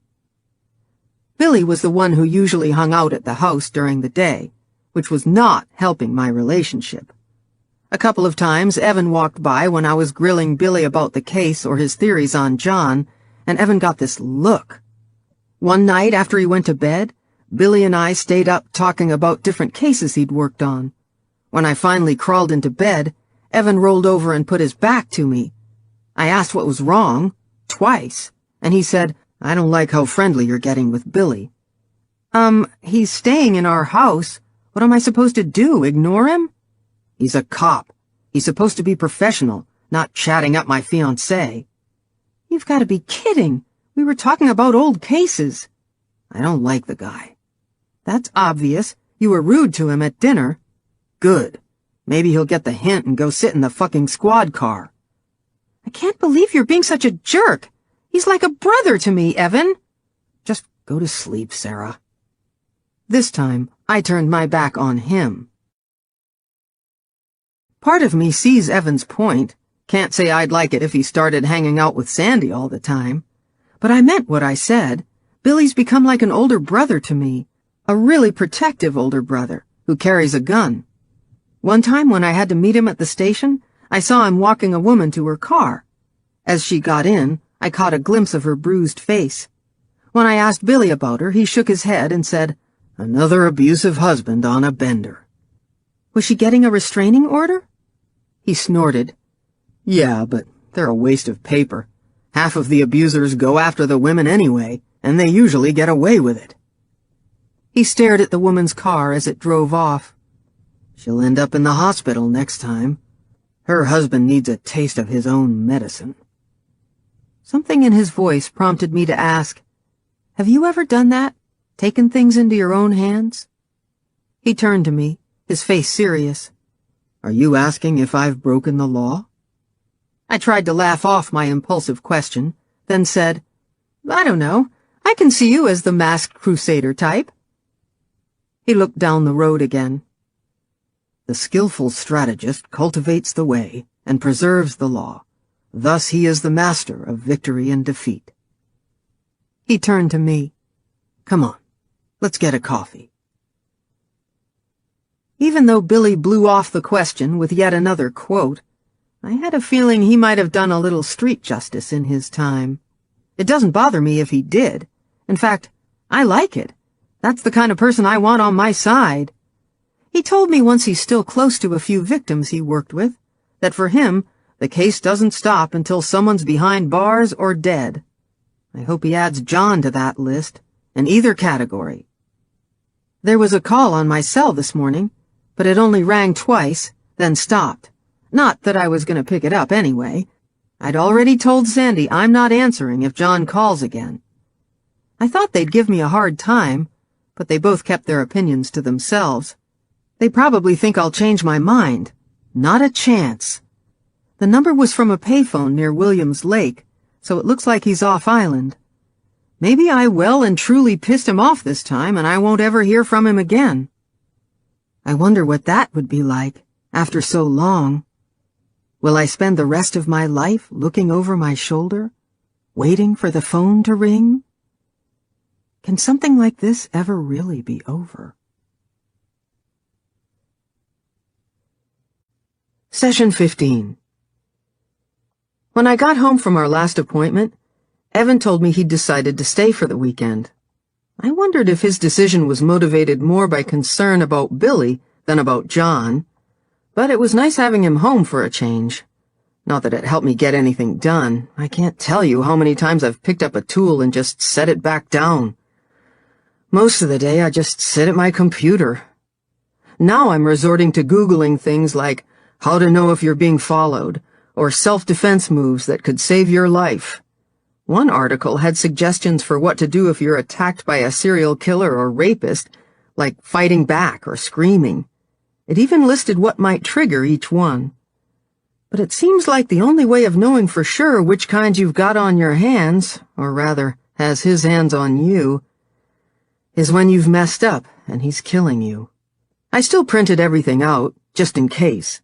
Then I added the pages to the enormous file I've already got going for all my other John stuff. I've been keeping a logbook, back from when he first started calling. I make note of the time of day he calls, his moods, tone of voice, speech patterns, anything. When I'm not Googling, I'm emailing Billy little "how's it going out there" messages. He always answers back. Sometimes just "don't worry" or "hang in there, I'll call later and touch base." Evan would freak if he knew how much we're in contact. I don't like doing it behind his back, but I can't explain why I need the reassurance. At least, not in a way Evan would understand.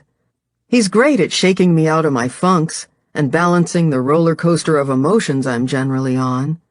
But that's when I'm operating at a level 5. Once I've hit 10, all his "just don't think about it" advice pisses me off. Billy's "we've got it under control" attitude is what I need. Last Friday night was brutal. Even though Evan was home and I hadn't heard from John since Monday, I didn't feel any more relaxed. My cell phone was quiet, but my mind was loud. All the books say that serial killers can be super impulsive. If John gets an urge to talk, he just might pick up the phone regardless of how angry he is, just to tell me how angry he is. Or he might decide to do it in person. But the thing is, people of John's type, my type, are just as obsessive as they are impulsive. What kept me up all night was wondering what was keeping him up. Then, on Saturday morning, the call started again. My cell rang while we were making breakfast. Well, Evan was making it. I was talking and getting in the way. The number was new, but the area code was still for BC. Evan said, "Don't answer it." "It's a different number." He turned back to the stove. "If it's not him, they'll leave a message." They didn't. They called back 3 more times, always stopping after the 4th ring. Halfway through setting the table, I was frozen with a fork in my hand, waiting for the phone to ring again. Evan glanced over his shoulder. "Just turn it off." Moments before, I'd been thinking how glad I was Sandy and Billy were gone so I could have Evan all to myself. But now I wish they were here so they could tell me what to do. All my tough talk and resolve about ignoring John was slipping away. I said, "But what if he has another girl?" Evan spun around with a spatula in his hand. "Turn off the phone, Sarah!" I stared at him as it rang again. Eggs sizzled in the frying pan behind Evan as he said, "I thought you said you were done." "But what if he has someone, or he's at a campsite and—" "If you don't talk to him, he can't manipulate you." Allie came around the corner. "What stinks?" Evan spun back around. Christ, the eggs. As he moved the pan to another burner, he looked back over his shoulder. "Do whatever you want, Sarah, but you know exactly what's going to happen." I turned off the phone and set it on the table. Evan grabbed my hand. "It's the only way you're going to get your life back." I sat down, pulling a squirming Allie onto my lap and burying my face in her hair, feeling sick with dread and guilt. Whose life had I just destroyed? After we drove Allie to Megan's, we came home, and Evan did some work around the house. I finally finished the headboard I'd been struggling with, but it felt like climbing uphill with rocks tied to my ankles. Billy had phoned to tell me John called from a payphone near Lillooet, about 3 hours south of his last call, and 3 hours from Vancouver. While I worked, I kept wondering if, while I was sanding something, John was looking for his next victim. The police have a patrol car cruising by Allie's school at all her breaks. The teacher thinks I'm involved in a bitter custody battle with her real father. Luckily, I never told the teacher he's dead. But I wondered if I should have kept Allie home. Evan and I had talked about it, but decided we should keep things as normal as possible for her. The trick was keeping me as normal as possible. I've run an inch below manic for most of my life, revving into high gear at a moment's notice. But now, I don't even know what normal is anymore. When Evan and I stopped for lunch, I tried to look interested as he told me how he'd reorganized the woodshed, but he noticed I was picking at my sandwich. He said, "Why don't you go see Lauren for a bit?" "I don't know." I shrugged. "We haven't talked much lately because I feel like I'm lying all the time. And I haven't told anyone you're home. They'll wonder why I didn't mention it." "Just tell them I had a cancellation and wanted to spend some time with you so we could get some wedding stuff done." God, the wedding. We still have to order the cake, the flowers, rent your tux, get the wine, make the labels. I threw my hands into the air. We still haven't even sent invitations. "It's gonna be fine, Sarah." "The wedding's in 3.5 months, Evan. How is that fine?" Evan raised an eyebrow. "Hey, Bridezilla, you might want to be a little nicer to the groom." I sighed. "Sorry." "What's the biggest thing on your list?" "I don't know. The invitations, I guess." He thought for a moment. "You go visit Lauren, and I'll find a template for a cover email and update the site. When you get back, we'll fine-tune it, then tomorrow we can go through our email addresses and send the link out." But what? Once the invites are out there, I don't know, maybe you're right. What if things get worse with John and... Evan said, They're not going to. He's out of our lives, and you're gonna keep him out, right? I nodded. So, unless you're having second thoughts about marrying me... I tapped my chin. Let me think. He grabbed my hair and pulled my face close for a kiss. I'm not letting you get away. Not when there's a cop waiting to take my place. I smacked his shoulder. Billy doesn't like me that way. And right now he probably hates me for screwing their case up. Evan just grunted and said, "Good. Now go see your sister." When I got home, feeling a lot better about life after inhaling half a dozen of Lauren's peanut butter cookies and a whole pot of coffee, Evan told me he'd gotten a couple of calls from the lodge. I said I was worried about him losing business. He said he was more worried about losing me. Once John realized I wasn't going to answer my cell phone, he tried the landline a couple of times. When Allie came home, she wondered why we weren't picking it up, so we told her that it was just salespeople and she was not to answer it.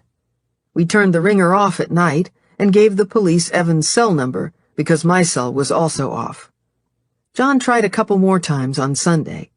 All the calls came from around Cache Creek, and I felt safer knowing where he was, or at least the general area, but Evan said it just made me more insane trying to predict his next move. He had a point. I agreed to call the phone company on Monday to change our number. Then I got the email Sunday night. Evan was about to show me the wedding website he'd spent all weekend updating when I decided to check my email. As soon as I saw the address hanselandgretelantiques@gmail.com, I knew it was from John. The message was in all caps. "Sarah, the pressure is bad. I need you. John." The walls of my office closed in as I stared at my screen. Behind me, Evan was talking, but I couldn't make sense of the words. My body felt hot all over, my legs heavy with dread. Evan said, "What's wrong?" "John just emailed." Evan spun his chair around, asked me something else I didn't catch. I opened the window above my desk, needing air, but I still felt like I was suffocating. Billy. I had to get in touch with Billy. I forwarded the email, and he called right away to say the RCMP would try to find out where John had sent it from, but I was sure he'd used a public computer. When I showed Evan the email, he told me to just ignore it. I tried to focus on the wedding site, but I couldn't get John's words out of my head. I said, "What if he kills someone?" "The police have warnings out to all the campsites. But he's going to end up killing you if you keep communicating with him, Sarah." He scrolled through another page on the website. "Come on, this will take your mind off it. See, I changed the format and added our horoscopes and links to a map. There's a little quiz, too, and people can RSVP right online."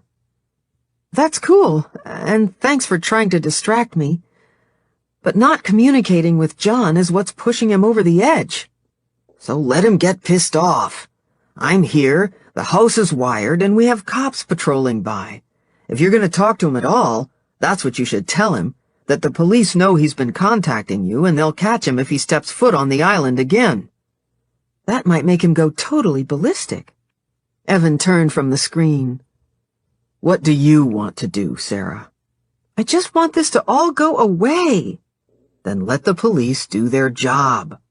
"But they can only do so much, and I can't stand not knowing what he's doing." "Sarah, if you talk to him, I'm going to be really pissed off." "Now you're threatening me? That's not fair." "It's not fair that I have to worry about you. You said you were done." "But he's not done. We can change our numbers. I can change them 1,000,000 times. But as long as he's out there, he's going to find new ways to contact me." Evan's face was stony. "So what do you want to do?" I think maybe I should try to meet with him again. No, Sarah. You can't do it." "Evan, just think about it. Please. I don't want to do it either. It's terrifying. But we have to catch him. It's the only way this is ever going to end. How are we going to be able to have a wedding with this hanging over us? If you do this, I don't want any part of it. What does that mean? It means I'm not sitting in that truck wondering if you're getting yourself killed. You're risking Allie too, you know. That's so unfair. I'm trying to protect Allie. She's not going to be safe until he's caught. If you do this, she should come to the lodge with me. Allie's staying here. So you want her in town where he can snatch her from school? She's safer here with police protection than up at the lodge. The drive there is deserted. There are only like 3 policemen in the entire town, and he knows where the lodge is, Evan. If anything happened up there, I could protect her better up there. Billy can protect her. I pulled back as I realized what I was about to say. So you think Billy can take better care of Allie? He's a cop, Evan. I don't care what he is. If you do this, I'm taking Allie to the lodge, or I'm telling your parents and she can stay there. You're not taking my daughter anywhere. Your daughter? That's what it comes down to? She's not mine, so I don't have any say in what happens to her? Evan, that's not what I meant. He closed down his computer and headed for the office door. Do what you want, Sarah. You will anyway. That night, Evan slept on the couch. I tossed and turned for hours, still arguing with him in my head, but by midnight most of my anger had burned off. I hated that he was mad at me. I turned onto my back and stared at the ceiling. Why couldn't Evan see that meeting with John was the best chance, like Billy said, probably the only chance, of getting him out of our lives? In the dark, I turned over everything we'd said. My daughter? Evan was more of a father than she'd ever had in her life. Did I really think, because she wasn't biologically his, that he shouldn't have a say in what happens to her? Now I realized that subconsciously, I'd always considered Evan's opinions second when it came to Allie. Maybe he was right. Maybe it was time to cut John completely off. I'd done everything the police had asked, endured all of John's calls to the point where I was a walking panic attack, finally agreed to meet him, and he still hadn't been caught. He'd said he wouldn't hurt anyone as long as I talked to him, then killed Danielle even after I pulled off to the side of a highway to answer his call. And how did I know he wouldn't have attacked her even if he had reached me in Victoria? If I made the slightest misstep, he used it as an excuse to do what he was going to do anyway. Now the stakes were higher. He knew he could use Allie as leverage. If I was willing to lie to protect her, he might wonder what else I'd be willing to do for her. I could have explained my feelings to Evan better, but why was he being so dominating? I ran back through the fight, and this time tried to put myself in his shoes. Then I got it. Evan was scared, and he had every right to be. How would I feel if he was going to do something that terrified me, but I couldn't stop him? The last thing I wanted was a marriage like my parents', Mom in the kitchen and Dad calling the shots. But Evan wasn't bossing me around. He was just worried. I crept downstairs and into the living room. Evan was on his back, one arm thrown up over his head. I knelt by his side and admired his features in the moonlight. I love his high cheekbones, and the way his upper lip is slightly fuller on one side. His hair was messed up, making him look even more boyish. I moved my face close to his. "What are you doing?" he murmured. "Sucking up." He grunted in the dark and wrapped his arm around my shoulders, pulling me up and on top of him so my head rested on his chest. He said, "You weren't very nice." "I know. I'm sorry, but you were being all alpha male guy." "I am alpha male. You just need to accept that." I heard the smile in his voice. He grunted into my neck. I grunted back. It had been a long time since we'd done that. I smiled against his cheek. His left hand crept down and grabbed my butt. "You know, you could make it up to me." I giggled into his shoulder. Evan, Yeah, baby. I won't meet him, okay? Good. Because I have to go back to the lodge in the morning, and I don't want to worry about you. First thing in the morning, I'll change all the phone numbers. He pulled me in tight and gave me a kiss. Then our bodies relaxed against each other, my head on his shoulder, his arms loose around my back, as he drifted off to sleep. The next morning after Evan left, I changed my cell and my landline. I gave the police the new numbers. My family would wonder why I changed them, so I just told them that since the article had come out, we'd had a lot of newspapers and wackos calling. When I talked to Melanie, she said, "I heard Evan was home." "Yeah, for a bit." "What did he think of the CD?" Before I could make up an excuse, Melanie said, "You're unbelievable! Some sister!" and hung up. When I tried to call her back and apologize, her phone just rang. Then my guilt turned to anger. I didn't need this crap. I had a serial killer messing with my life. Okay, so she didn't know that, but she could just wait for once. Since I changed my numbers, the calls from John have stopped. The first couple of days were hard. I checked my locks and the alarm constantly. But when nothing happened, I started to relax. Evan was right. I should have done this a long time ago. No more jumping up, no more checking my call every 10 seconds. I haven't watched the news or Googled anything. I'm even getting caught up with some projects. Yesterday, I returned a ton of email quotes. It's like I was addicted to some horrible drug, and now that I'm sober, I can't believe how much it had taken over my life. But this is it. I've quit for good. Session 16. You know what really bugs me? From the outside looking in, everyone thinks Evan is the calm, rational one, and I'm the crazy one. I even go along with it. I think, God, I shouldn't have flipped out like that. Why do I always overreact so much?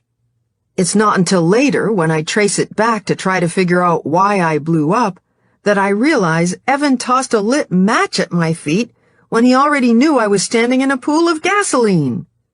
Like this morning, I'm trying to get Allie ready for school, and she's going through all her clothes trying to decide what to wear.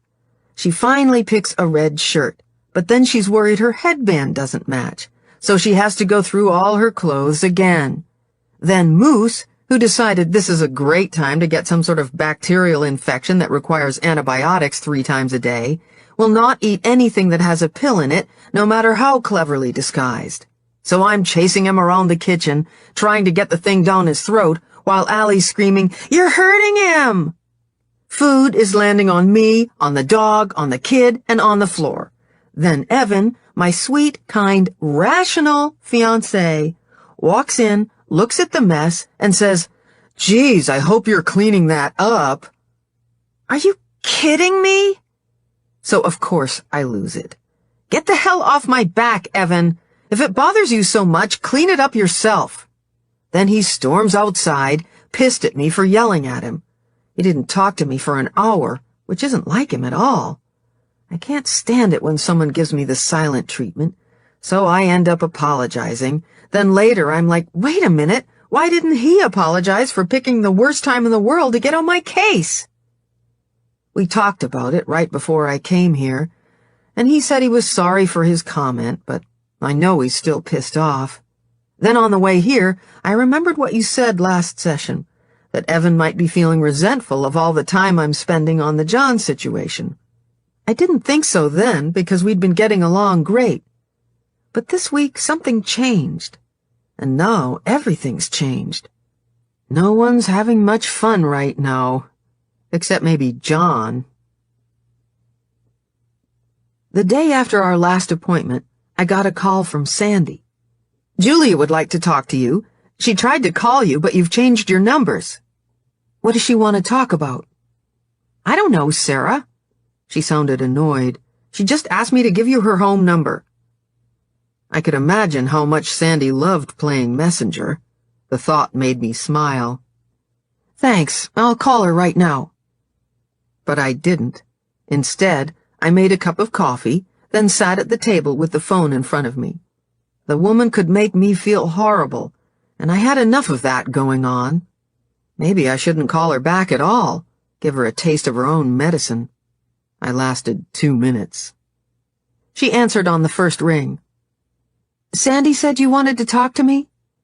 I'd like to see you in person, so we can talk privately. Oh, okay. I can't really go anywhere today. I have to pick up Allie soon, and tomorrow's fine. What time can you be here?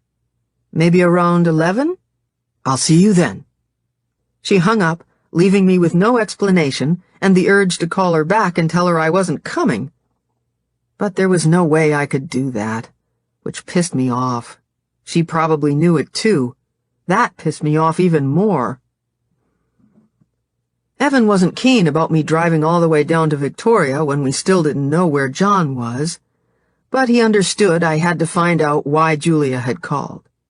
I promised I'd be careful, then proceeded to speculate about a million possible reasons she might want to see me, until he finally said, "Sarah, you'll find out tomorrow. Go to bed."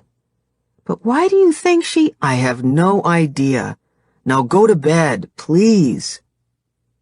I did, but I stayed awake for hours, wondering what to wear, how to speak. This visit felt so different. She'd asked to see me. She wanted to see me. The next morning, I headed straight down to Victoria after I dropped Allie off at school. I was almost a half hour early, so I grabbed a coffee from a shop near Julia's house, remembered there's a public beach close to her place, and drove down that way. As I passed by her house, I noticed a woman coming out the side door. She ran her hand through her hair. No way. I pulled into a neighbor's driveway, then watched in my rearview mirror as Sandy crossed the street and got into an unmarked police car. What was she doing in Victoria?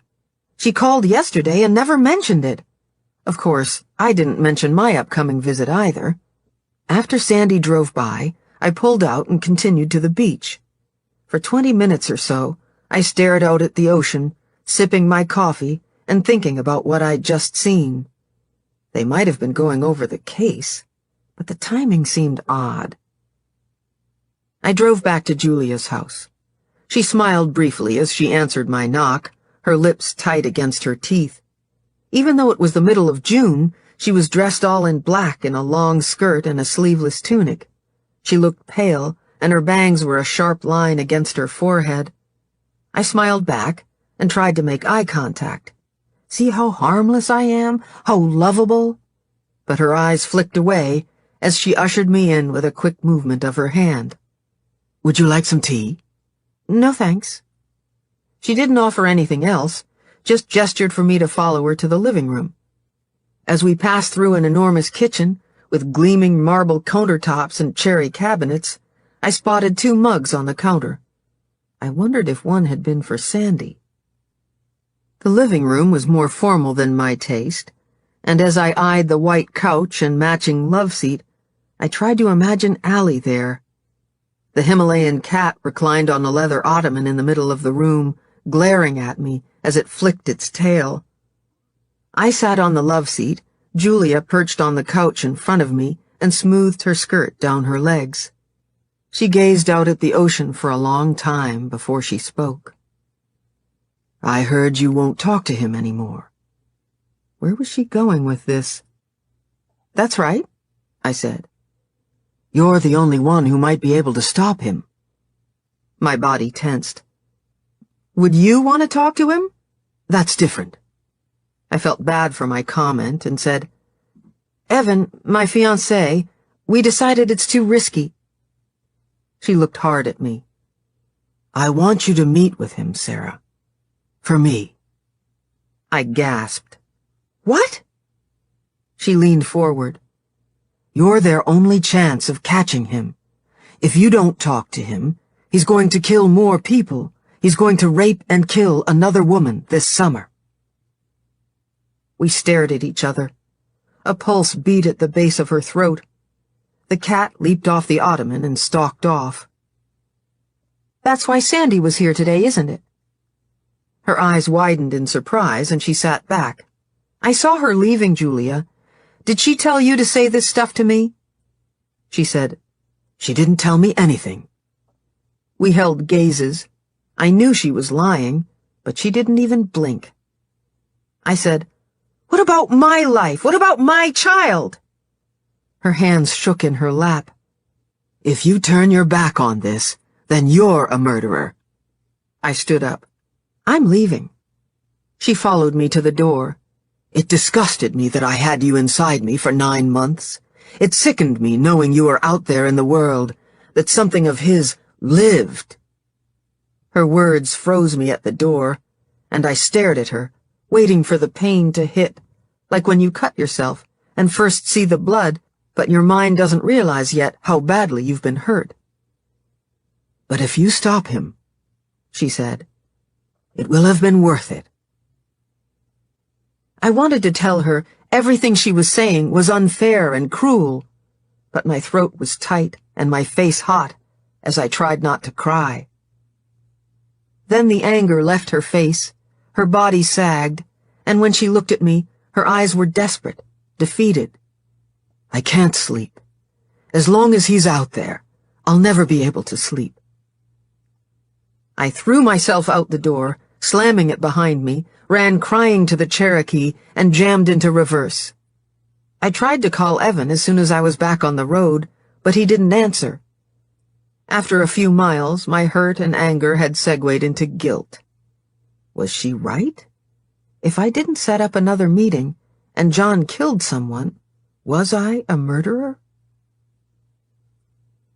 Normally, when I drive up the Malahat Highway from Victoria, I take it slow and focus on the road, with one side a sheer drop and the other a rock wall. There's no room for error. But today I was speeding around the corners, my hands gripping the wheel. When I reached the summit and started down the other side where the road opens back up into 2 lanes, I called Sandy. That was low, even for you. What are you talking about? You know damn well. As I came too close to another car on a sharp bend, I forced myself to slow down. Did something go wrong? You can drop the act, Sandy. I saw you leave her house. She was silent. I'm not dealing with you anymore. I hung up. I tried to call Evan, but he still didn't answer. I had to talk to someone. Billy answered on the first ring. I want Sandy off the case. I won't work with her. Uh-oh. What's going on? I just drove all the way down to Victoria to see my birth mother because I stupidly thought she might actually want a visit, but it turns out she was just trying to talk me into meeting John. I got there early and saw Sandy leaving her house. She talked Julia into it. Did you know about this? I know Sandy's been speaking to her. Julia's a very important witness. But I don't believe she was trying to set up— Don't you think it's pretty convenient she just happened to be there on the same day? Billy was quiet for a moment. Would you like me to speak to her? What's the point? God, I feel like such an idiot for thinking Julia really wanted a visit.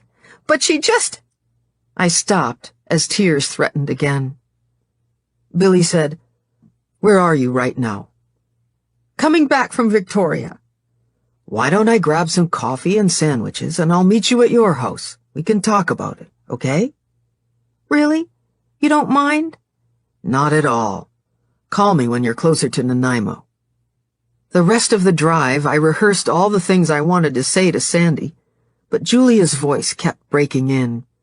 If you stop him, it will have been worth it.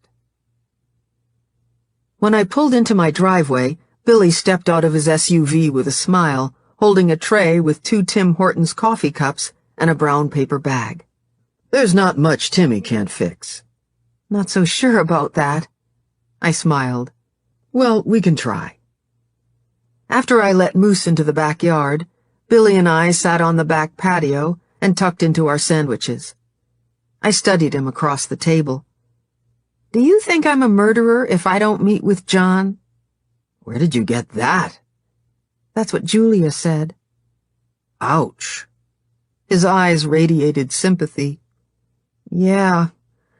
Evan said it wouldn't be my fault if he kills someone. Of course it isn't. As a police officer, I always feel responsible when a suspect gets away, but I just try to learn from it and do a better job next time. As we worked on our sandwiches, I thought about what he'd said, but Billy wasn't done with the subject. You don't have to do anything you don't want to, Sarah. But if you choose not to meet him, you can't blame yourself for the rest of your life when he does something. The thing is, if it was just up to me, I would try to set up another meeting. I was going to call and tell you that, but Evan flipped out. There's no way he'd let me do it again. He's just trying to protect you. I get that, but he doesn't torture himself like I do.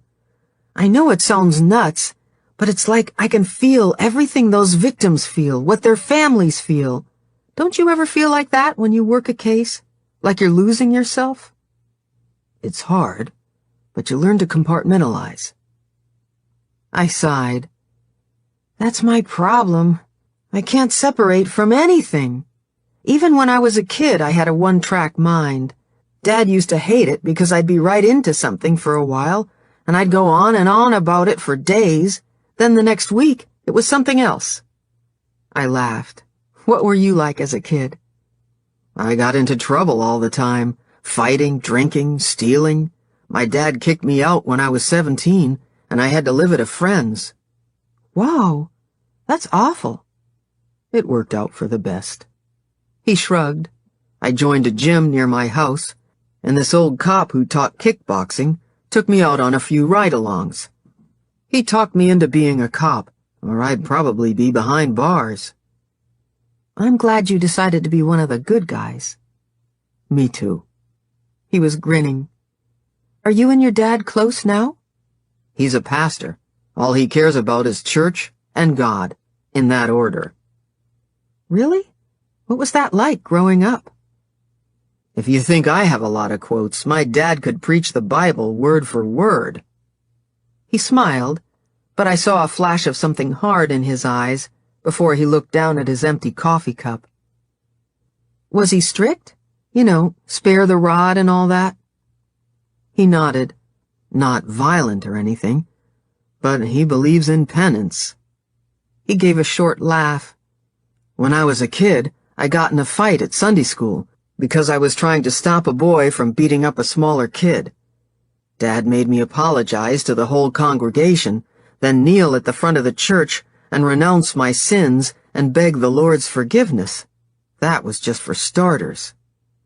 But you were just trying to protect someone. Didn't you explain what happened? There's no explaining anything to my father. But I know what I did was right. I'd do it again in a heartbeat. It's weird thinking of you having a dad like that. You're so calm and logical. No, sure. But it took me a while to get there. Really? I had a bad temper when I was in my 20s. When I first joined the RCMP, I wanted to take down every criminal myself. Back that up. You had a temper? A mischievous grin. I may have bent a few rules. Or a few faces, right? I knew it! His expression grew serious. A case got thrown out because of me, and I was suspended. Almost got kicked off the force. It was a hard lesson, but I learned to work within the system. But don't you get frustrated? Like when someone keeps getting away with crimes? I shook my head. If John got off on a technicality, I'd go nuts. It would be pretty tempting to take matters into my own hands. Billy's face was intent, troubled. I didn't fill in the silence. That case I just told you about? He said finally. It was a serial rapist. After months, we had a lead on where he might be staying, and I decided to check it out. When I got there, I saw a man leaving who fit the suspect's description. The rapist always took his victim's clothes, so I climbed in a window looking for evidence. And sure enough, there was a bag in the closet filled with women's clothing. I was about to leave when the suspect walked in the front door. When he saw me, he took off running, and I gave chase. It didn't end well. What happened? He met my eyes. Let's just say I let my emotions rule my head and I made a mistake. But you always seem so in control. I was intrigued that Billy might have another side to him, one a lot more like myself. The art of war changed my life. Kickboxing helped too. When you're in the ring, you find out fast that if you lose your cool, you lose your coordination. Huh, interesting. Are your tattoos from the book? He pointed to his left arm. This one says, "Weakness stems from preparing against attack." He pointed to his right arm. And this one is, "Strength stems from obliging the enemy to prepare against an attack." I got them when I joined Serious Crimes. They're really cool. He smiled. Thanks. We finished our sandwiches, then Billy's BlackBerry dinged. He unclipped it from his belt and glanced down. Looks like you got another email from John. I'd almost forgotten the police were forwarding all my emails to themselves. Billy's face was tense as he scrolled down. What does it say? He handed me the phone. "If you won't talk to me, I'll find someone who will."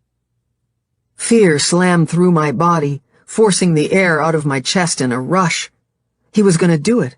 He was going to kill someone else. I tried to say something to Billy, but my whole body felt like it was pulsing with the blood roaring in my ears. Billy said, "Are you all right?"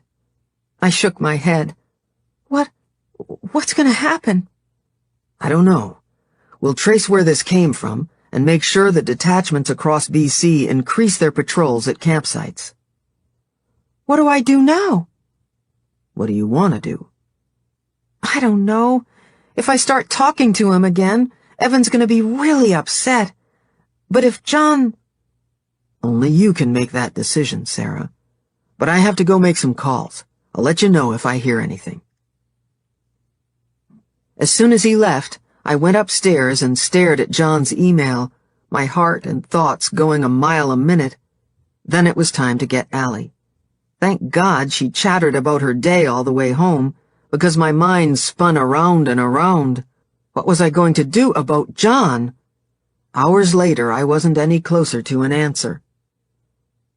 To distract myself, I Googled Billy and found an article about the case he'd mentioned.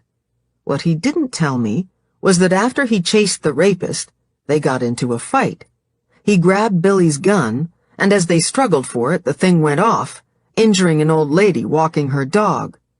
Because Billy had unlawfully entered the house, the judge wouldn't allow the evidence into court, and the rapist got a stay of proceedings. No wonder Billy did everything by the book now.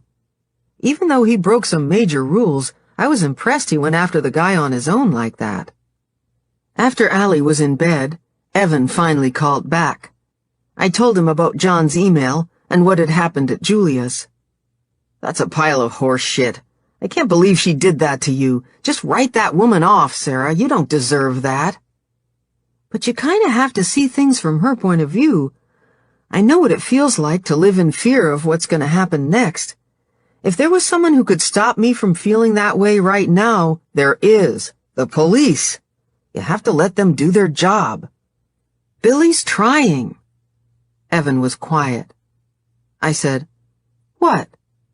"I just think it's weird that he brought you lunch." I was upset. He was trying to make me feel better, and I'm glad he was here when I got that email. Seems like Billy's always trying to make you feel better. He's a policeman. He's just doing his job. At least he never makes me feel pressured like Sandy does. Don't kid yourself. He's probably just playing good cop. He is a good cop. There was a long pause.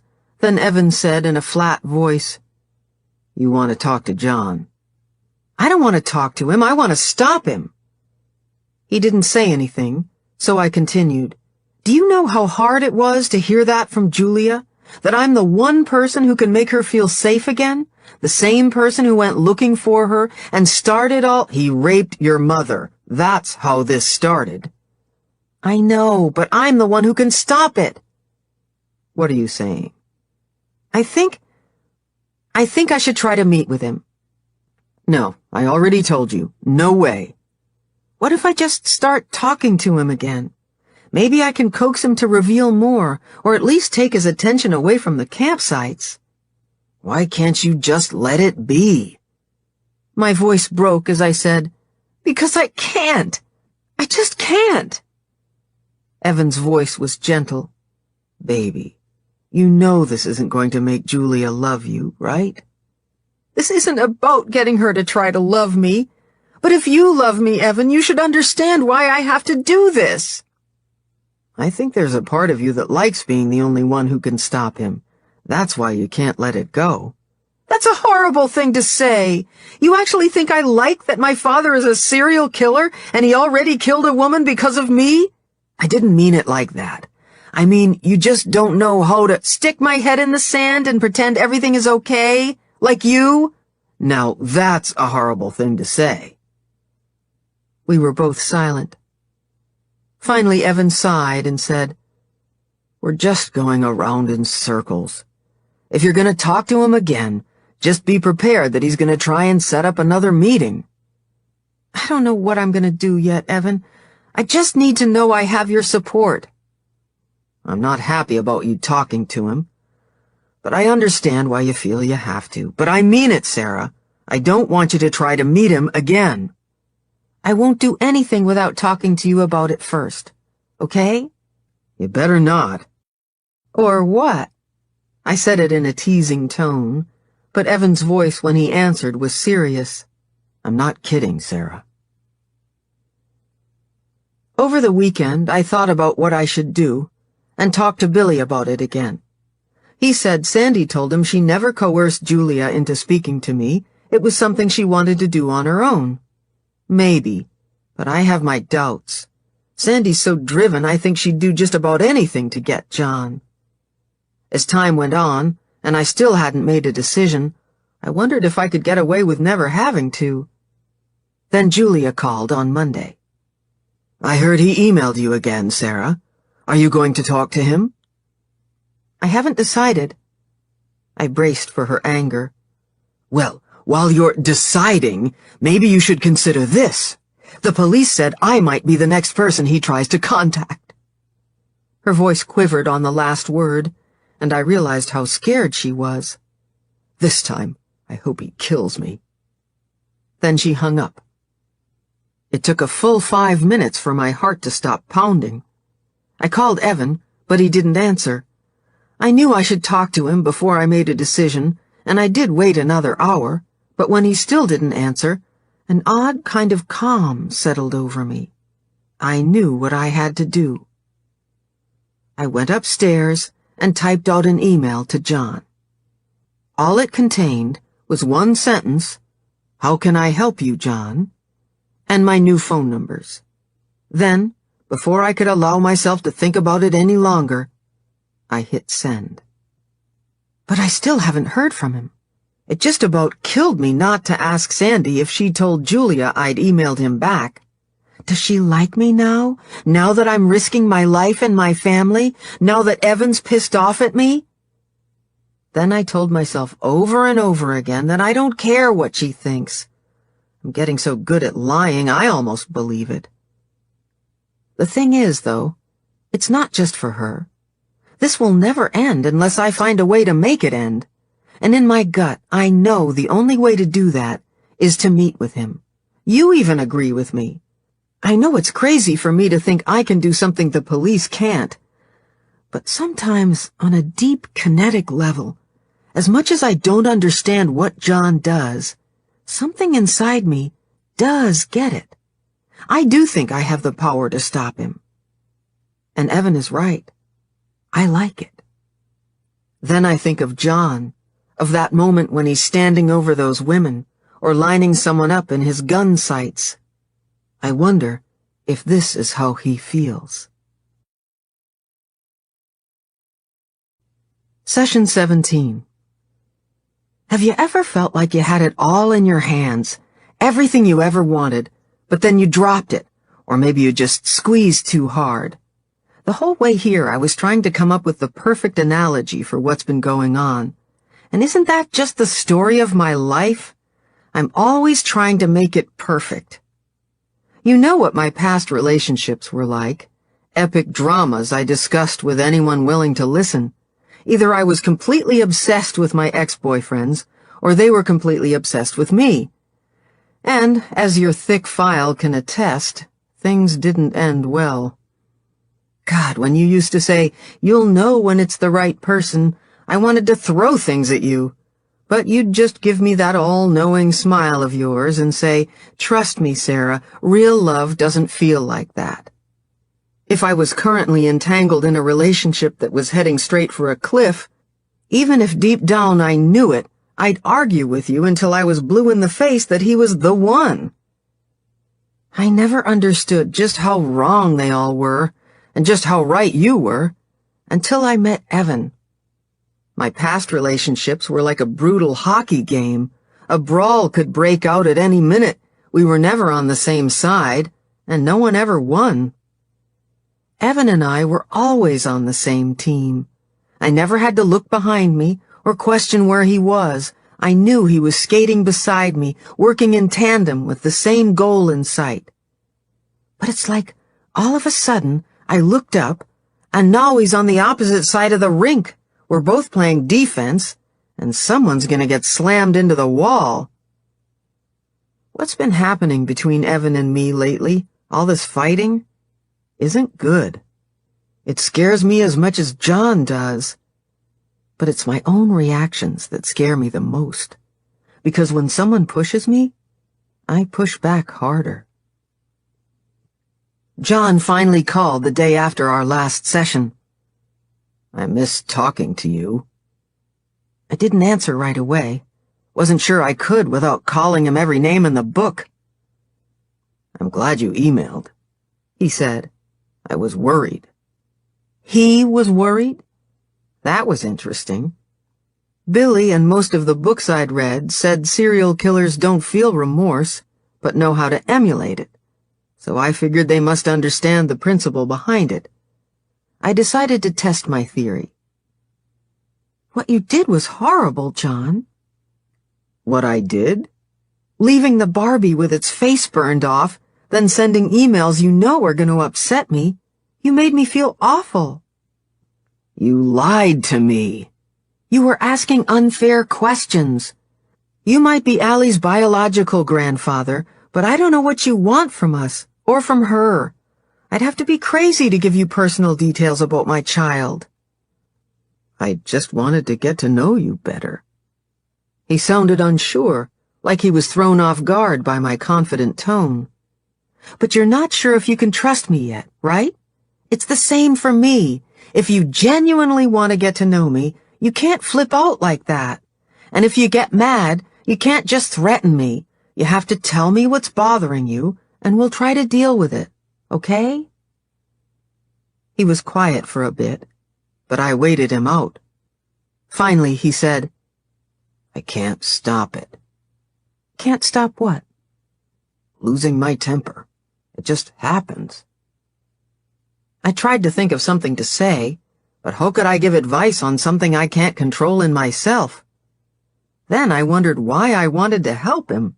Did I actually think there could be a man in the monster? And what would that prove? That I wasn't a monster? I pushed the thought away.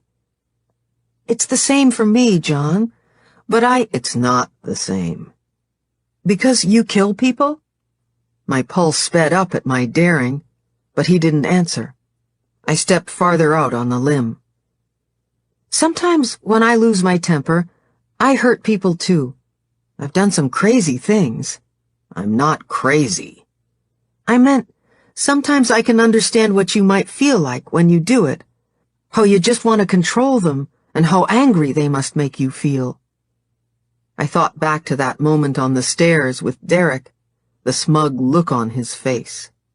The thud when he hit the floor. I did understand, more than I wanted to. John was silent again, but his breathing had sped up. Probably time to pull back, but something in me wanted to push harder, wanted to make him squirm. "You said your dad was violent. Did he ever touch you sexually?" No. His voice was disgusted, but I couldn't stop the next words coming out of my mouth. What about your mother? His voice was loud in my ear. Why are you doing this, Sarah? Why are you saying these things? This is how it felt when you asked questions about Allie. Well, I don't like it. He sounded nervous, worried. Well, I don't like it either. When he didn't respond, I opened my mouth to launch another verbal attack. Stop. Think. What was I doing? My breath was coming fast, my face hot. I'd been so caught up in the moment, so alive with power, I forgot who I was talking to. I just wanted to hurt him. Then it hit me. This was how John felt. I was frozen for a moment, coming back into myself, wondering how much damage I'd done. I imagined Billy and Sandy freaking out in a room somewhere. I was supposed to be gathering information, not provoking him. John hadn't hung up, though. There was still a chance to get things back on track. I lowered my voice, struggling to sound calm. Look, I don't think this is easy for either of us. Maybe we could play a game? His voice was cautious. What kind of game? Kind of a truth or dare thing. I ask a question, you have to answer it honestly. Then you ask a question, and I'll answer it honestly. You can even ask about Allie. I closed my eyes. You already proved you lie. You lie too, John. I'm always honest with you. No, I don't think you are. You want to know everything about me, but you have this whole other world you won't talk about. Maybe I'm more like you than you think. What do you mean? What did I mean? I thought back to a few minutes ago, how heady and exciting it felt, walking that dangerous edge between reason and emotion. All my senses heightened, my body keyed up and ready to fight. I told you, I've hurt people when I'm mad. I even pushed someone down the stairs. If I made it sound worse, would he open up more? He broke his leg, and there was blood everywhere. I don't like feeling that out of control, and something tells me that you really don't either. He was silent. I said, I'm willing to go first. After a moment, he said, we can try it. Okay, ask me anything you want. There was a long pause. I held my breath. Finally, he said, Are you scared of me? Yes. He sounded surprised. Why? I've been nice. I didn't even know how to begin to answer that. It's my turn now. Why do you make dolls with the girl's hair and clothes? So they stay with me. Were you happy with your adopted family? His question caught me off guard. No one had ever asked before, and there had been moments of happiness, but always wrapped in worry of when it would be taken away. I flashed to a memory of baking a meat pie with Mom when I was 13. The kitchen was warm and fragrant with the scent of meat cooking, garlic, onion. Her hand soft on mine as we rolled out the crust, laughing at our mess. We had just popped the pie in the oven when she rushed to the bathroom. She emerged pale and weak, saying she needed to lie down and asking me to watch the pie. I carefully took it out when the top was golden brown, excited to show Dad. When he came home an hour later, he glanced at the stove, then slammed his hand down on my shoulders and spun me around. How long has the stove been left on? His face was red, his neck corded. I was so scared I couldn't answer. From the corner of my eye, I saw Lauren take Melanie's hand and leave the kitchen. Where's your mother? When I still didn't answer, he shook my shoulder. She's sleeping. I forgot about the stove, but— You could have burned the house down. He released my shoulder, but I could still feel where his hand had been. I rubbed at it. His voice was mean and hard as he pointed down the hall. Go. But I didn't tell John any of that now. I was happy sometimes. My turn. Why do you want the girls to stay with you? Because I get lonely. Did you ever wonder about me when you were younger? He started to say something else, then stopped and cleared his throat, like he was uncomfortable. Am I what you wanted for a dad? He couldn't be serious. But he was. I wanted to know who my real father was, what he was like, yeah. How was I going to answer the second part? You have a lot of the qualities I would have liked in a father. As I said the words, I realized they were partly true. He had given me something I'd wanted from my dad most of my childhood, something I didn't want to admit I still needed. Attention. Change the subject, Sarah. Why do you always kill people in the summer? He was quiet for a little while. Then, his voice cautious, he said, The first time it happened, I was hunting. I came across this couple in the woods, and they were, the man saw me. His voice sped up, and he comes at me, and he's swinging. So I have to fight back, and we're down on the ground, and he's hitting really hard with these sucker punches, and he got a couple of good ones in, but I had my knife, and smack, it goes in right up under his rib cage. So you killed him? One more thrust did it. But the girl, she's screaming. Then she sees me looking at her, and she starts to run. I only ran after her because she ran. So she's running harder, but I just wanted to explain that it's not my fault. It was self-defense. Then, when I caught up to her... A long pause. Then he said, Maybe a father shouldn't talk to his daughter about this kind of stuff. I didn't want to hear any of what he was telling me, but I said, It's okay, John. It's good to talk about it. I kept my voice casual. What happened? I didn't want to do it, but I had her pinned down, and she kept screaming. I wasn't feeling well that day. It was really hot out. But after she was dead, I felt better. He paused, waiting for me to say something, but I was mute. I stayed with her for a while, but when I left, the noise came back, so I visited her again, and it went away. But then they found her. I pictured a decomposing body in the woods, John staring down at her. I closed my eyes. So you started making the dolls? Yeah. He sounded relieved, like he was pleased that I understood. With your mother, I didn't get to finish. His voice turned angry. I had to do it again with another woman. Then the noise left. That's when I knew for sure. He was quiet for a few seconds. But I'm glad I didn't finish, or I wouldn't have you. This time I was the one who changed the subject. This noise, John, do you hear voices? I told you I'm not crazy. He said it like I was the crazy one.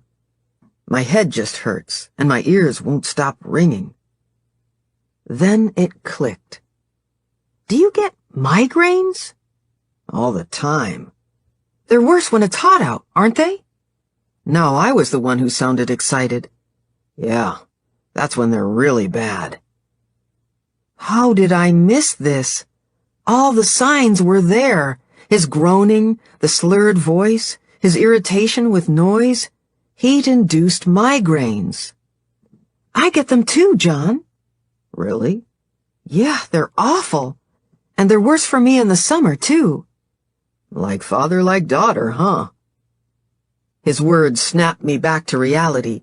This wasn't a bonding talk with a long-lost father. They started when I was a teenager, I said. When did they start for you? When I was a kid. Did you take anything for them? If he had a prescription, The police might be able to track him down that way. No, my mother made me things for my headaches. She said the pain was spirits haunting me. Do you think if you kill someone, the spirits go away? I know it. I almost laughed. Okay, take care. After he hung up, I realized what I'd just said. Take care? It was just a habit, something I often said to friends or family. But John was neither. Was I getting so used to talking to him that my subconscious no longer knew the difference? When Billy phoned to tell me John had called from off the island, somewhere north of Prince George, before vanishing into the mountains, he sounded excited about how much I'd gotten him to reveal. I was excited too. So much makes sense now. All the literature says serial killers often feel euphoric after they've murdered someone. And for John, that probably manifested into a belief that it made his headaches go away. Billy also said that the first time John killed someone, he was probably in his late teens. Since it was likely his first sexual experience, too, it would have been even more intense. His mother, who abandoned him, probably spent his childhood filling his head with myths, which could easily explain why his kills are so ritualized. Serial killers tend to create elaborate fantasy worlds to protect themselves from isolation. I can only imagine what a young boy left up in the mountains who has to hunt to survive starts daydreaming about. When Evan called that night, I tried to share everything with him, but his answers were short, and he asked me about other things like work or Allie, or whether I'd sent out the email wedding invitation yet, which was odd because usually he's the last to nag about stuff like that. I said, I haven't had time to go through my email addresses, but I'll do it tomorrow. Haven't had time or didn't want to? I ran out of time, Evan. I was kind of busy, remember? Realizing how bitchy I sounded, I softened my voice. I'll do it tonight, okay? We lapsed into silence. Then I said, it totally makes sense why he doesn't have any boundaries. He probably didn't get much socialization. And I bet if I looked up the weather around each time John attacked someone, there was a heat wave that summer, or barometric pressure change. That can really affect migraines. You know how hot it gets in the interior. Evan sighed. Sarah, can we talk about something else for a change? Don't you think it's interesting he gets headaches like me? It doesn't change his being a killer. I know that, but it helps me to know why he kills. Does it really matter why? He just does it because he likes it. Of course it matters. If we know why, we have a better chance of— We? You know you're not a cop, right? Or did you join the force while I was gone? He was making a joke, but I sensed an undercurrent of tension. Anger rushed through my system. Stop. Think. Breathe. He was just taking shots because he was upset. Don't react. Go to the root of the problem. Evan, I love you more than anything. I hope you know that. This John stuff just takes up a lot of time, but it doesn't mean I've forgotten about you. If it's not this, it's something else. There's always a new obsession. I'm obsessive. You know that. I just miss the days when you used to obsess about me. He laughed. I laughed too, relieved the tension had passed. Well, the sooner we get this guy out of our lives, the sooner I can go back to obsessing about your life, okay? Sounds like a plan. Has he mentioned meeting with you again? Not yet, but he probably will. I think next time he'll show up, though. Next time? There's not gonna be a next time. And the gloves were back off. Holy cow, Evan! Dominate much? I'm almost your husband. I should be allowed to have a say in this. But you're wrong. I told you before, the only chance we have to get him out of our lives is if I set up a meeting and they arrest him. His voice rose. And if they don't? If something goes wrong again, then what? That's not going to happen. He's starting to trust me. I can feel it. He told me more in the last call than he ever has before, and You think because he told you about his headaches that you're safe? That you know everything he's thinking? You're not a cop and you're not a shrink. Or is Nadine telling you to do this too? She's been helping me figure out what I want to do. What about what I want you to do? What are you saying, Evan? I'm saying that if you meet with him, I'd have to really think about our relationship and how important it is to you. You're not serious. You're endangering your life, Sarah. You endanger your life every time you go out on the boat. That's not the same thing and you know it. I can't believe you just threatened me. I didn't threaten anything. It's just how I feel. Well, maybe I need to think about this relationship too. And I hung up. I stared at the phone for a long time, waiting for Evan to call back. But he didn't, so I called Billy. He came over right away, bearing coffees and donuts. Cops and donuts? Isn't that some sort of cliché? He patted his trim waist. And me watching my diet. I laughed, pulled the donut box close and looked in, didn't take one. He said, "You want to talk about it?" I just hate all of this, feeling like I have to choose. It's a tough choice. I know it's selfish of me to want Evan to support everything I do, but he practically threatened to end our relationship. Billy's eyebrows shot up. Yikes. I mean, am I wrong here? You're the only one who can answer that question, Sarah. I think it comes down to what you can live with, or whether you can live with yourself. That's the thing. I couldn't stand it if John kills another person. So how do I live through the summer, or any summer? Every weekend, I'm gonna be a mess wondering if he's done it again. And how am I supposed to have a wedding if I'm looking over my shoulder every 10 seconds? He nodded. I hear you. It was the same for me with my ex. She wanted an average guy, but I couldn't just cuddle on the couch watching TV when there was a killer on the loose. I always had to see it to the end. That's totally how I feel. I started this, so it's up to me to end it. I felt another wave of anger at Evan. Why couldn't he understand? Billy said, I brought a copy of The Art of War over for you. It's in the truck. But maybe you just need to take a break from everything for a little while. How am I going to do that? We could start by going for a drive. Get out and talk for a bit. I don't know. Allie's at school, and I have so much to do around here. Are you actually going to do any of it? Probably not. I sighed. Sure, let's go. We drove around for close to an hour, just drinking coffee and talking about nothing in particular. We didn't discuss my fight with Evan. It's gotta be hard when they know he's trying to stop me from helping them, but all Billy said was that he could understand why Evan was having such a hard time. On the way home, I flipped through The Art of War and noticed he'd highlighted some of the quotes. A few were even circled. He glanced at me. The strategies can be used for everything. Politics, business, managing conflicts, you name it. And they can be applied to any investigation. John's case is a perfect example. This book could be the key to finally stopping him. It just looks like a lot of quotes. But each one is brilliant. To give just one example, it's not about planning, it's about quick and appropriate responses to changing conditions.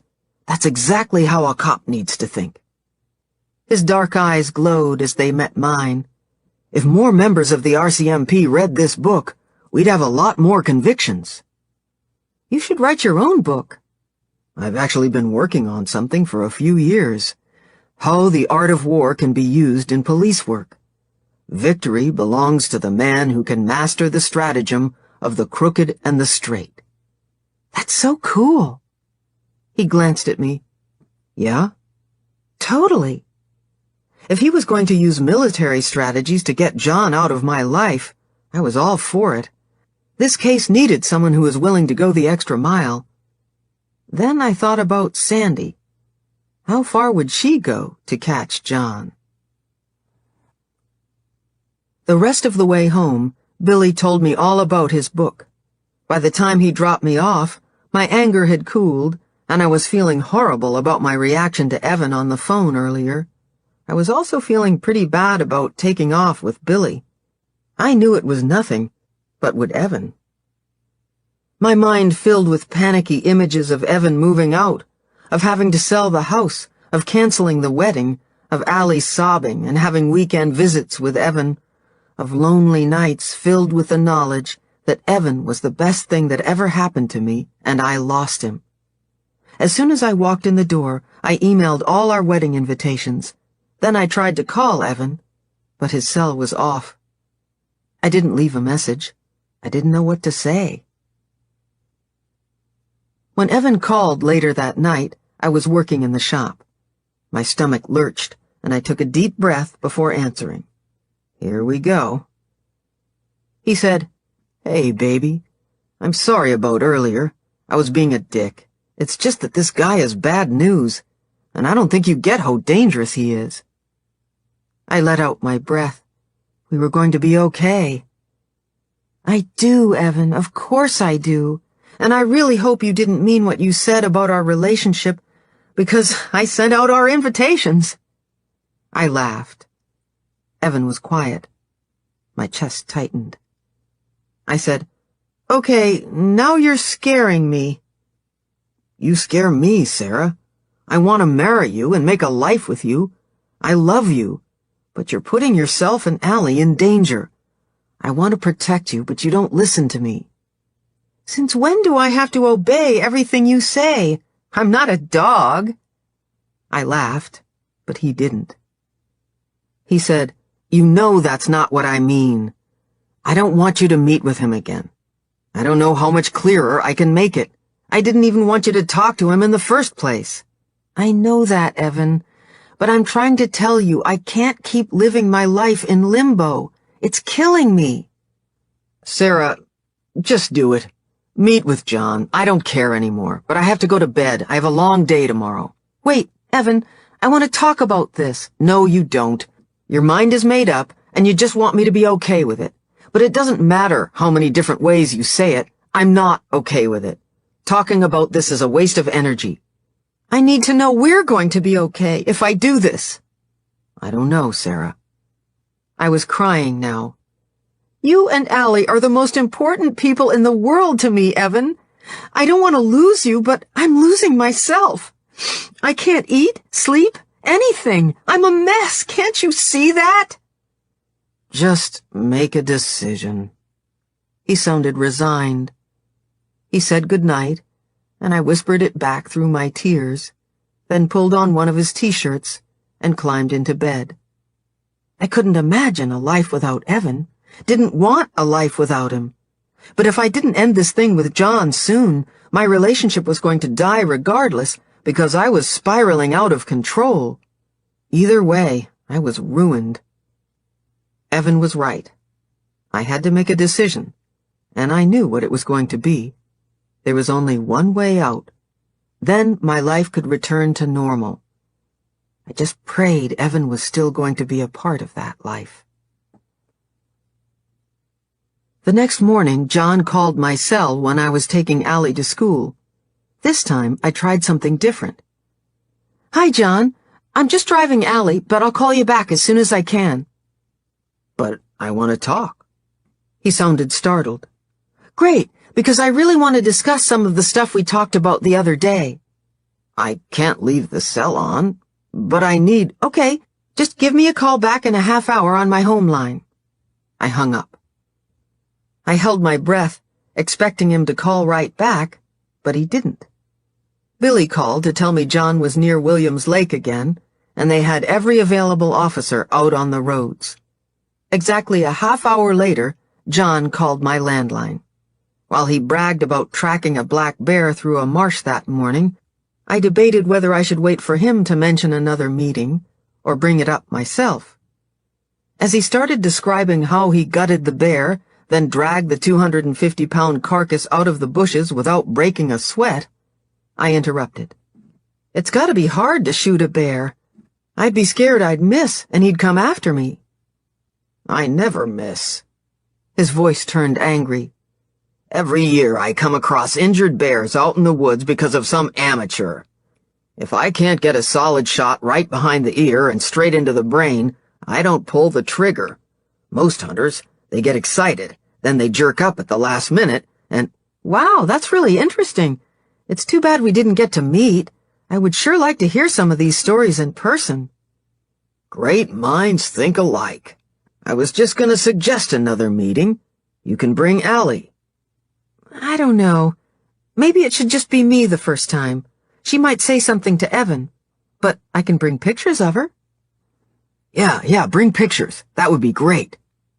I shuddered at the idea of him touching a photo of Allie. He said, So when do you want to meet? When were you thinking? My mouth went dry. I need to get away. It's getting warm out. His voice was angry again. People are starting to camp, and they throw their trash into the woods and turn their radios up so loud you can't hear yourself think. Soon. We can meet soon. Okay. Tomorrow. That's why I called for an emergency session. I know you don't normally do evening appointments, so I really appreciate this. Trust me, I wanted to come earlier, but I've been at the station all afternoon. Billy said he'd watch Allie. Can you believe he's taking Allie to Boston Pizza and he wouldn't accept any money? Evan's supposed to call later tonight, and I don't know how I'm going to tell him or if I even should. I'm just sick about it. But I'm sure after we catch John, Evan will forgive me. Who was it that said it's better to beg for forgiveness than ask for permission? You're the only person I can tell this. But when I was at the station, listening to Billy and Sandy— I'm meeting John at Bowen Park this time, so they wanted to go over a new plan— I had a really weird moment. I think what triggered it was something Billy said about John's headaches, about John using them as an excuse. I caught myself for a second wanting to defend him, to defend myself. My entire life, people have looked at me like I was faking it when I had a migraine. But I know how much they hurt, how the pain almost makes you insane. When I was in school, one of my friends fought with her mom constantly, and when her mom would say, "You're just like me when I was your age," my friend would go on and on about how she was nothing like her mom. I didn't understand it.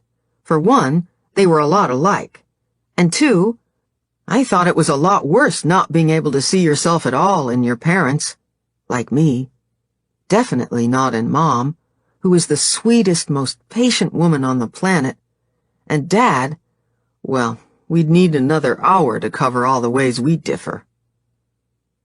That's one of the reasons I was so disappointed when I met Julia. I still didn't see myself. It scares me how much I'm like John.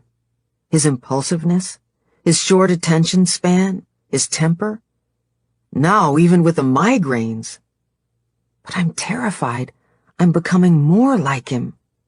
Every time he says something that reminds me of myself, I fantasize about killing him, taking a knife to the meeting and stabbing him over and over again. But the best part is when he's lying there, bleeding. When I can see he's finally dead, it feels good. Session 18. I thought about everything you said, and considering what I'm going through, I guess I could be doing a lot worse. You get some of the credit. No matter what I tell you, no matter how weird I'm feeling, you make me look at it, and you always help me figure out where it's coming from. Then I can deal with it, or at least try to make sense of it. Evan accepts all my quirks and craziness. Well, that might be up for debate at the moment. But I don't think he really understands why I do the things I do. Or maybe he just doesn't need to know why. Me, I've always questioned everything. A trait that drove my dad nuts. Okay, most people in my life. But you were the first person who told me it was okay to have questions, who encouraged them. Actually, you were the first person who told me I was okay. Even Lauren sometimes tells me to stop being so Sarah. But not you. You said my obsessions were passions, that my intensity was a powerful gift, that my determination was admirable, that what I considered my weaknesses could also be my greatest strengths. If John is a mirror that reflects back my worst distortions of myself, then you're a mirror that reflects the good. Sometimes I wonder what would happen if I didn't have you holding it up. When I got home from our last session, Evan had left a message saying he was exhausted and was turning his cell off and going to bed. I felt bad he didn't know I was planning to meet John at noon the next day, but relieved I didn't have to tell him. I left a message saying I was sorry I missed his call and wished him a good night. Then I hung up before I blurted out everything. After Billy brought Allie home, he waited while I put her to bed, then we went over the logistics for the meeting again. The police had counterattacks set up on the main highway from Williams Lake to Vancouver, and conservation officers stopping people on the back roads, but for all they knew, they'd already let John through. We had to continue with our plan. This time, Billy was posing as a park landscaper, working near the bench where I'd be sitting. I felt a lot better knowing he'd be close. He's so big and solid, definitely someone you'd want by your side if you were going into a dark alley, or meeting a serial killer. A couple of times I cracked a joke, and he always smiled, but then he'd point back to his sketch of the park. His belief that their plan was going to work shored up my belief that I was doing the right thing. All I had to do was sit on a bench for a little while, and this whole nightmare would be over. After Billy left around 10, I collapsed into bed and sank into a dreamless sleep. But the next morning, I woke on Evan's side of the bed, and as I cuddled his pillow, breathing in his scent, my confidence began to ebb. What if something happened to me? What if that last conversation I'd had with Evan was our last conversation ever? I had to let him know how much I love him. But when I tried his cell, he didn't answer. For a moment, I was tempted to phone Billy and call the whole thing off. Then I thought about what would happen if I did. Allie wanted to make me breakfast, pancakes the same way Evan makes them. I let her make a total mess of the kitchen. She looked so cute in her little apron and chef's hat as she served me, then sat at the table with her instead of rushing around to clean up. As I listened to her morning chatter, smiling at her story about what Moose did to his stuffy, I prayed this wouldn't be her last memory of me. I tried to remind myself that John had never threatened me, but I couldn't forget that he was a killer. When we got to Allie's school, I walked her to her classroom, then dropped to my knees in front of her. Allie, you know how much Mommy loves you, right? Yep. How much? I said in a teasing voice. More than Moose loves his bunny. She giggled, and I pulled her in for a hug, squeezing so tight she said, Mommy! And I had to let go. She joined a couple of friends, and giving me a little wave over her shoulder, she entered the classroom. On my way to the station for a final briefing with Sandy and Billy, I tried to call Lauren, but she didn't answer. Desperate to talk to someone, I almost called Melanie, then remembered I still hadn't listened to Kyle's CD. When I tried Evan's number again, I just got his voicemail.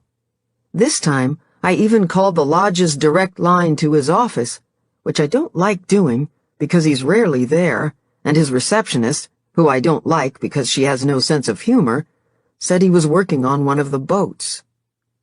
After the meeting at the station, I was on my way home to kill an hour when I passed a store with bundles of flowers outside. I picked the biggest bunch I could and drove to my parents' place.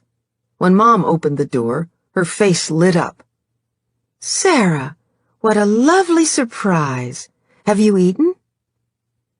As I sat there drinking coffee, playing with my cinnamon bun, wondering if I'd live through the day, Mom touched my hand every 2 minutes. I'm glad you came by, sweetie. It's been so long since we've had a chance to visit. Sorry, Mom. It's just been crazy between wedding plans and work. I'm always here if you need help."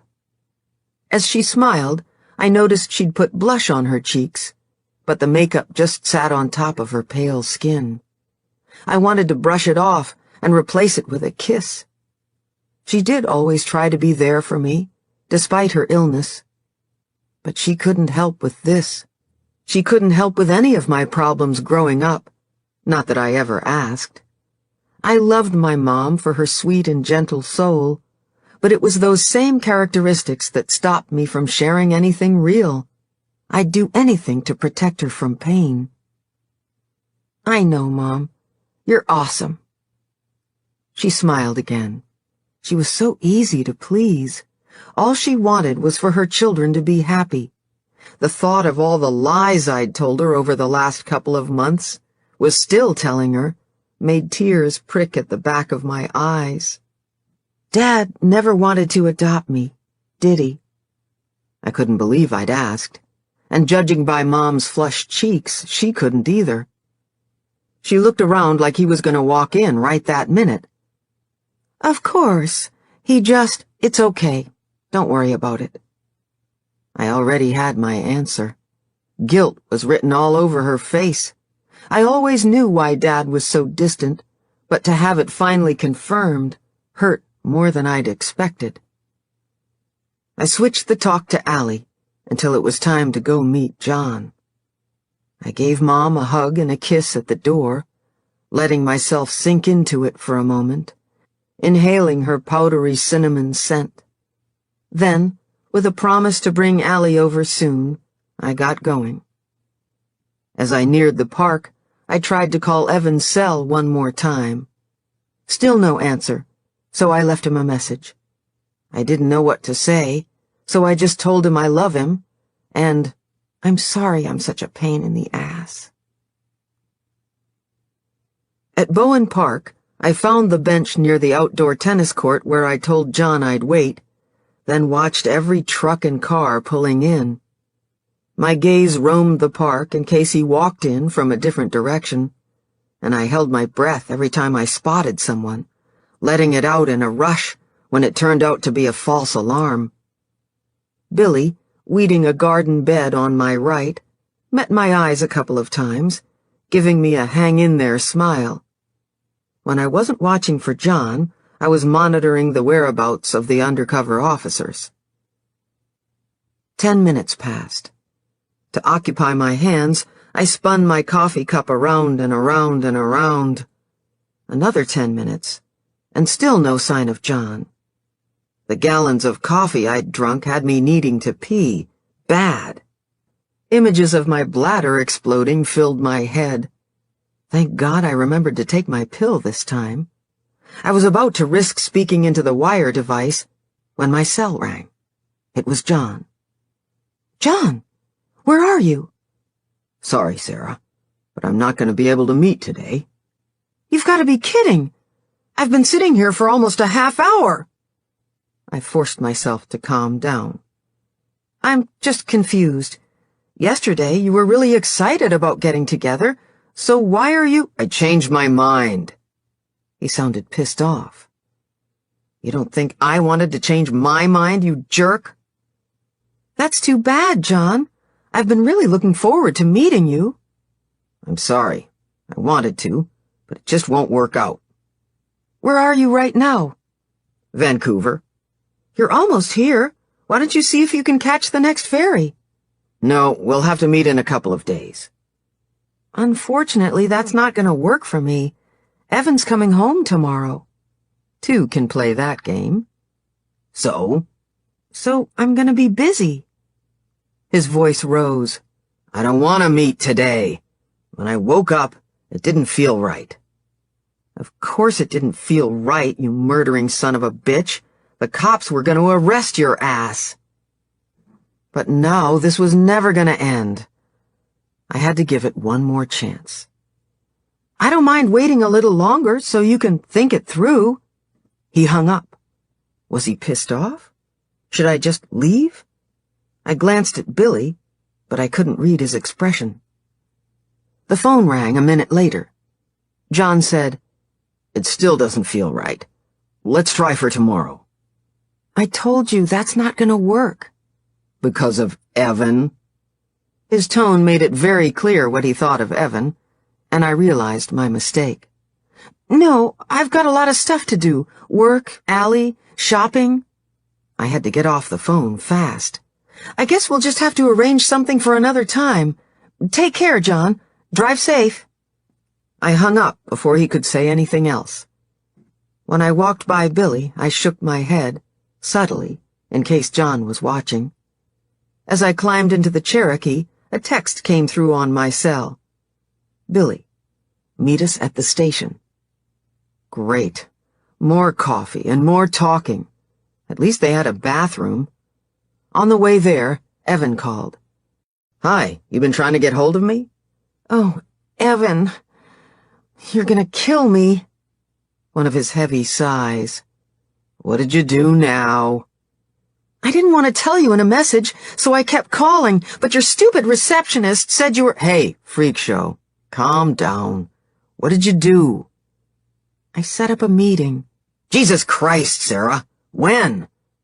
It was supposed to be today, but— Today? And you didn't tell me? I was trying to tell you, but you didn't answer. When is it? He sounded scared. I'll drive down and— It already happened. But what? He didn't show up. You were right. He's just manipulating me. I filled him in on everything. But that's it. I'm done now, Evan. I've heard that before. No, this is really it. I'll change our numbers again. Maybe we can move, or go stay at the lodge like you said. I can homeschool Allie. Or maybe we should just sell the house. I don't know, but I'm gonna tell the police they can't tap our phones anymore. I won't watch the TV or read the papers. Slow down. I've got a big group here tonight, but I'll drive down first thing and we can talk about this. Are you sure? We'll figure it all out, okay? Just don't make any decisions until I get home, and don't change anything. Please. Okay. I mean it. I don't want to come home and find a for sale sign on the front lawn. Okay. Now I have to go meet Sandy and Billy back at the station. I groaned. Don't let them manipulate you either. Everyone's manipulating me right now. Come on, Sarah, that's not fair. I'm sorry. This just sucks. I wish I didn't have to meet them. I just want to go home. Tell them to fuck off. I have to talk to them, but they're not gonna like what I have to say. Evan was right about the cops, and so was I. As soon as we closed the door of the interview room, Sandy said, "Next time, I think we should—" "There's not going to be a next time." She steamrolled right over me. "We need to entice him with a stronger reason to come to the island. I think you should tell him you'll let him meet Allie after all. I'm not using my daughter as bait, Sandy. She's not actually going to be there. He just has to think she is. No, it's over. I want out.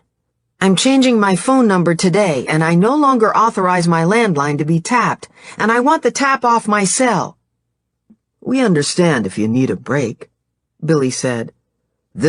I don't need a break. I need it to end. I've risked my life, my child, and my relationship for nothing. Evan was right. John's manipulating me, and you guys are just going to have to catch him on your own." Sandy said, "And if he hurts another woman?" "Then you should have caught him." I glared at her. She said, "If we remove all the listening devices, we won't be able to protect you properly. What are you going to do if he comes after you or your family?" "You told me before that you didn't think I was in any danger from him. I told you we can't predict what he'll do.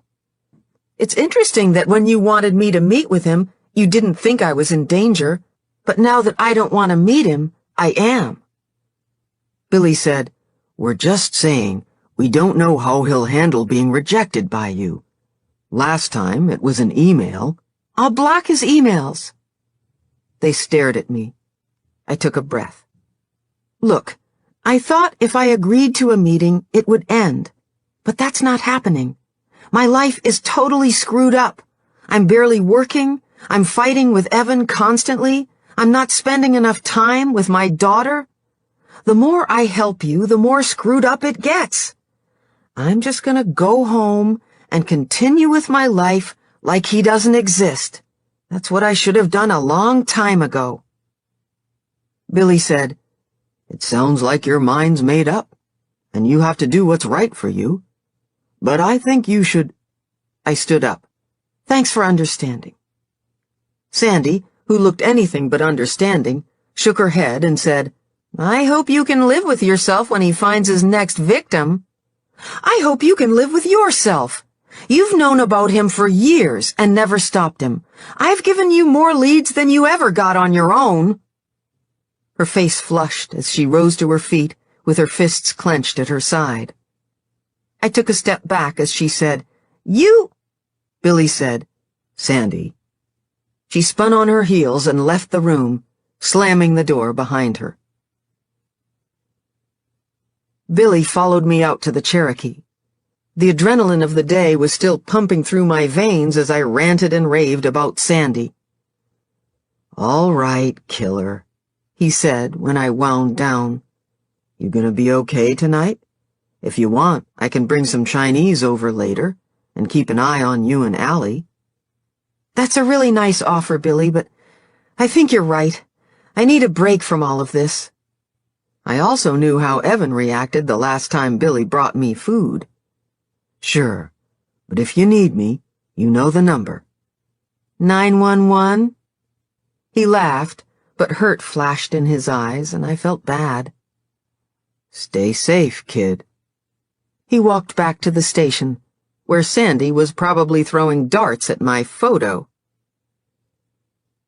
So, that's the end of it.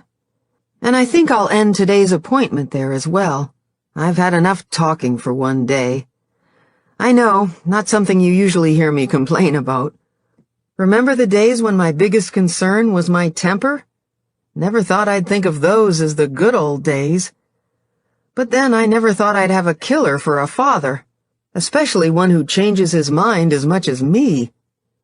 You said I need to start asking myself what I want to do, not what's right or wrong, or what anybody else thinks. And figuring out what I want means taking an objective look at what I feel and what the consequences of my decisions are. Like, I want John out of my life, and I'm afraid he'll hurt someone. I want John caught, and I'm terrified he'll come after my family. Then you said, I have to make a decision and stick with it. So that's what I'm doing, because I want my sanity back, and I'm afraid it's too late. Session 19. I don't know who to listen to anymore. I'm so messed up right now, I'd probably walk into traffic if you thought it was a good idea. Sure would make things simple in a hurry. God, this nightmare just won't end. Be careful what you wish for. All I wanted was a father who cared about me. Oh, he cares all right. He cares so much it just might kill me if he doesn't kill everyone I love first. Last night, John called again. Lord knows what he wanted this time, and I'll never know because I turned my cell off. He tried the cordless a couple times too, but I ignored it. Billy didn't call to tell me John's location, probably hoping the curiosity would get to me, but I didn't want to know. I couldn't wait to change our numbers. The only thing that stopped me was Evan saying hold off. But it pissed me off no end when I realized I'd left the station without the cops confirming they'd remove the tap from my cell, and they probably still had the landline tapped. When Evan called later, he still had a lot to do before he left in the morning, so we just said our goodnights and agreed to leave the big decisions until he was home. I could ignore John for another day. This morning, which feels like 1,000,000 years ago, I dropped Allie off at school. It's her last day before summer vacation. Then rushed around like mad cleaning the house. I was surprised Evan didn't call when he left the lodge, but figured he just got busy. It's not easy for him to leave at the last minute. His phone kept going to voicemail, so I was sure he was already on the road. The cell coverage sucks up there. Around 10, I stopped vacuuming to throw another load of laundry in and heard tires on gravel, Then Moose streaked to the door, barking. Evan was home. I raced to the front door and saw Billy and Sandy get out of the Tahoe. My guts clenched at the sight of their grave faces and dark sunglasses. Billy said, "Can we come in?" "Evan's due home any second, but sure." This time I brought them into the living room. Bad news deserves formality. After they were settled on the opposite couch, I took the plunge. "Another girl's missing, right?" Sarah, Billy removed his sunglasses. Evan was shot at the lodge this morning, and— "What?" I stared at them for a moment as my heart hammered in my chest. Then I jumped up. "Is he okay?" My eyes flicked back and forth between them, desperately trying to read their faces. "He's going to be all right," Billy said. "He's been flown to the hospital in Port Alberni." "What happened?" "He went down to the dock early this morning. That's when he got shot. He managed to drag himself into one of the boats and used the first aid kit to stop the bleeding until one of the guides found him." "Okay, I have to—" I whirled around and grabbed my purse off the hall bench, searched for my keys, my cell phone. How was I going to get Allie from school? Could Lauren pick her up? Should I get her on the way? Sandy said, "We'll take you to the hospital." Moose. I had to ask a neighbor to let him out. What else? A client was coming by to pick up a headboard. I flipped open my cell, but Sandy grabbed my wrist. "Hold on." I yanked free. "I have to call someone about Allie." "We understand, but we need to go over a few things with you first." "It had to be John." Billy said, "That's why we—" "I have to tell my family." How was I going to explain this to them? Sandy said, "We have some ideas around what you should say." I turned to Billy. "He didn't kill him. It was just a warning, right?" "We don't think so. One of the cooks went for a cigarette around the time Evan was shot and heard something in the bushes. We think he spooked John before he could finish the job." John wanted to kill Evan. Because of me.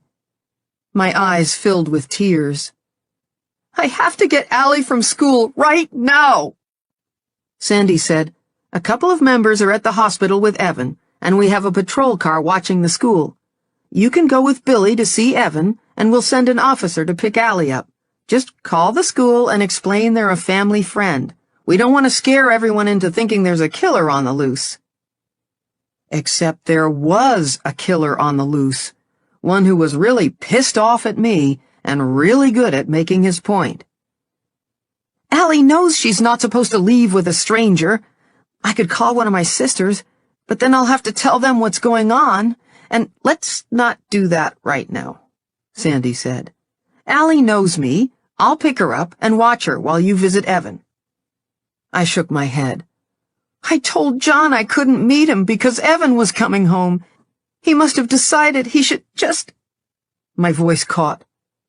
Billy's face was pained. "You didn't know he'd do this, Sarah?" I looked at Sandy. "But you did. You warned me."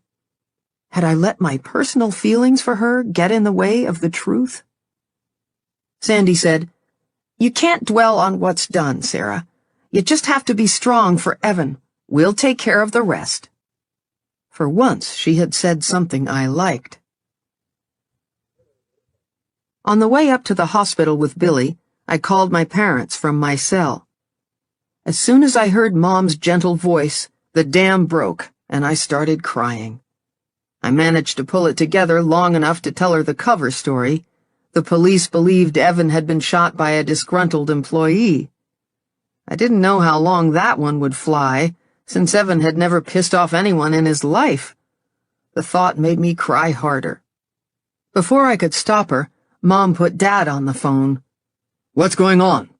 "Dad, Evan's in the hospital. He was shot at the lodge. He's okay, but they flew him to Port Alberni and—" I burst into fresh tears. Dad said, "Your mother and I will meet you there." It was probably the last thing the police wanted, but it was what I wanted the most. Thanks, Dad. Can you call his parents for me? They live down in the States, and although Evan and his family are close, he doesn't get to see them often. Mom and Dad fill a lot of the role for him. We'll let them know, Dad said. Where's Allie? A friend's watching her. First and last time I'd call Sandy that. How are you getting up there? Billy, the police officer who's my client, volunteered to drive me. Dad paused for a moment, then said, We'll leave right now. He hung up before I could say anything else. Billy told me he'd deal with it. He has no idea what dealing with my dad is like. But at that moment, I didn't care. The only person who mattered was Evan. I wish I'd told him that yesterday. The drive to Port Alberni is never an easy one. Over an hour of narrow highway winding through steep mountains where you're competing for space with logging trucks. But today it was unbearable. Thank God Billy was behind the wheel. If I was driving, the speed my heart was going, I'd have had an accident. I have no recollection of anything we talked about, just vague snippets of reassurance from Billy. We're going to catch him. Evan's going to be fine. At the hospital, the doctor told me Evan had been shot clean through the fleshy part of his left shoulder. They were waiting for him to stabilize before they sent him to Nanaimo in an ambulance for surgery. He had muscle damage and a huge wound, but no permanent damage. I was just happy he was alive, especially when the doctor told me 8 inches to the left and it would have gone straight through his heart. Hearing that just about made my own heart stop. They'd given him some drugs for the pain, and he was out cold, but they let me in to see him. His shoulder was wrapped in a huge white bandage, and he had an IV stabbed into his arm. Tears ran down my face as I kissed his cheek and smoothed his hair. I hated how pale he was, hated all the tubes running out of him, but I hated myself even more for putting him in danger. As I fussed over Evan, nurses monitored his signs and wrote things on his chart. One asked if I needed anything. Yeah, a serial killer put behind bars. Can you do that? Then an older nurse asked me to step out for a moment while they changed his bandage. I was about to argue when I heard Dad's loud voice asking for Evan's room. When I went to meet my parents, I noticed Billy talking to 2 policemen in a small waiting area. He straightened up when he saw my father and started toward him, but Dad walked right past him and came up to me. How's Evan doing? He's asleep right now. He's going to be okay, but he has to have surgery. They'll wait until he's stable, then take him to Nanaimo and... I stopped as I saw my sister hurrying down the hallway. Mom said, Lauren came up with us. She was just calling Greg. Lauren and I fell into each other's arms. I can't believe Evan was shot. You must be terrified.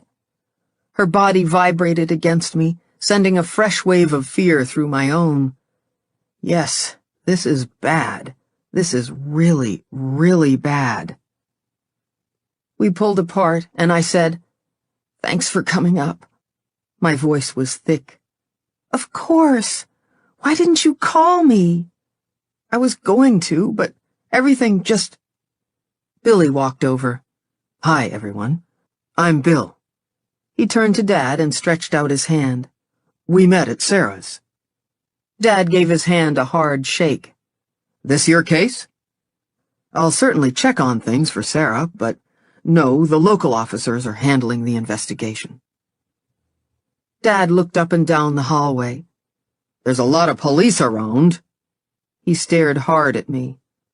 What's going on, Sarah? My face felt hot. What do you mean? Evan's been shot, and... Then I saw it click in Dad's head. This has something to do with the campsite killer, doesn't it? Mom gasped. Lauren's hand flew to her mouth. Dad turned to me. Tell me what's going on right now, Sarah. I looked at Billy helplessly. He saved me again. Let's find somewhere private to talk. Billy led us into an empty room and filled them in while Mom grew paler and paler. Lauren shivered during the entire conversation. After Billy finished, Dad looked at me and shook his head. "This whole time you've been lying to us." Dad, Billy said, "Sarah didn't want to keep it from you. She was under strict orders not to talk about this with anyone. It could have damaged the case and put her family, all of you, in danger. She's been a great help to us." Dad said, "You didn't explain how Evan wound up shot." John, the campsite killer, he wanted to meet with me again, Dad, and I said I couldn't because Evan was coming home." "Where's this scumbag now?" Dad's face turned dark. "Where's Allie?" "She's with another officer," Billy said. "She's well protected." "What are you doing to catch this man?" "Everything in our power, sir. Your daughter was a big part of our investigation, but we'll continue in a different direction now." "Why's that?" "Because I won't help anymore," I said. "Evan didn't want me to meet with him in the first place, but I was worried he'd kill another woman. But now that Evan's been shot, I'm not—" "Evan didn't want you to meet him, but you did it anyway?" We stared at each other. Mom said, "She thought she was doing the right thing, Patrick." Dad walked over to the window and looked down at the parking lot. His arms were crossed in front of him, his broad back, a wall I've never been able to cross. The four of us stood in awkward silence, all staring at Dad. "I'd better go talk to the other officers," Billy said. "If you have any more questions, I'll be in the hall." No one said anything as he left. After a moment, Dad said, "Evan was right. You should have just stayed out of it." "Dad, I was trying to help." He turned around and looked hard at me.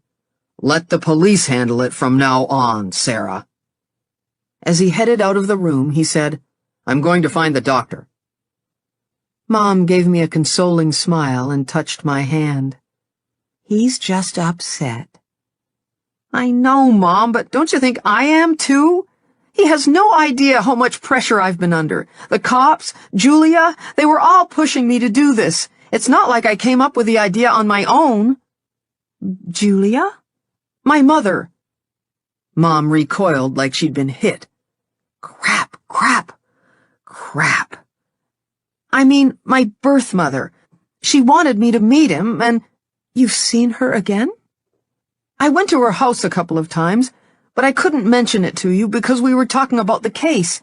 She's been terrified for years. It was really important to her that he be caught, and I wanted to help because—" "Because she's your mother." "That's not it at all, Mom. I just felt bad for her." "Of course you did, sweetie. You're a caring person." "Yeah, well, that bit me in the butt." "Anyone else would have just walked away, Sarah. You give yourself to everything you do and everyone you love." She smiled, but the look in her eyes broke my heart. She said, "I'd better make sure your father's being polite to the nurses," and hurried after Dad. I turned to Lauren. "Great. Now Mom's upset." "Don't worry about that right now. Just focus on Evan." I sighed. "You mean the other person I hurt?" "It's not your fault, Sarah." "No. Dad's right. I screwed up. I told John that Evan was the reason I couldn't meet him. I should have known how much that would piss him off." "You didn't know he was going to hurt him?" "Evan wanted me to stop this a long time ago. I should have listened."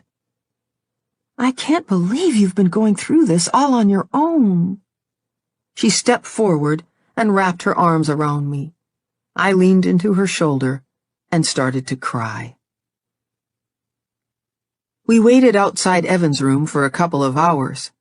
Billy stayed near the other cops, where they talked in low voices, and Dad sat in a chair with his arms across his chest when he wasn't pacing up and down the hallway. Mom flipped through a magazine, but kept looking at Dad, Lauren, and me.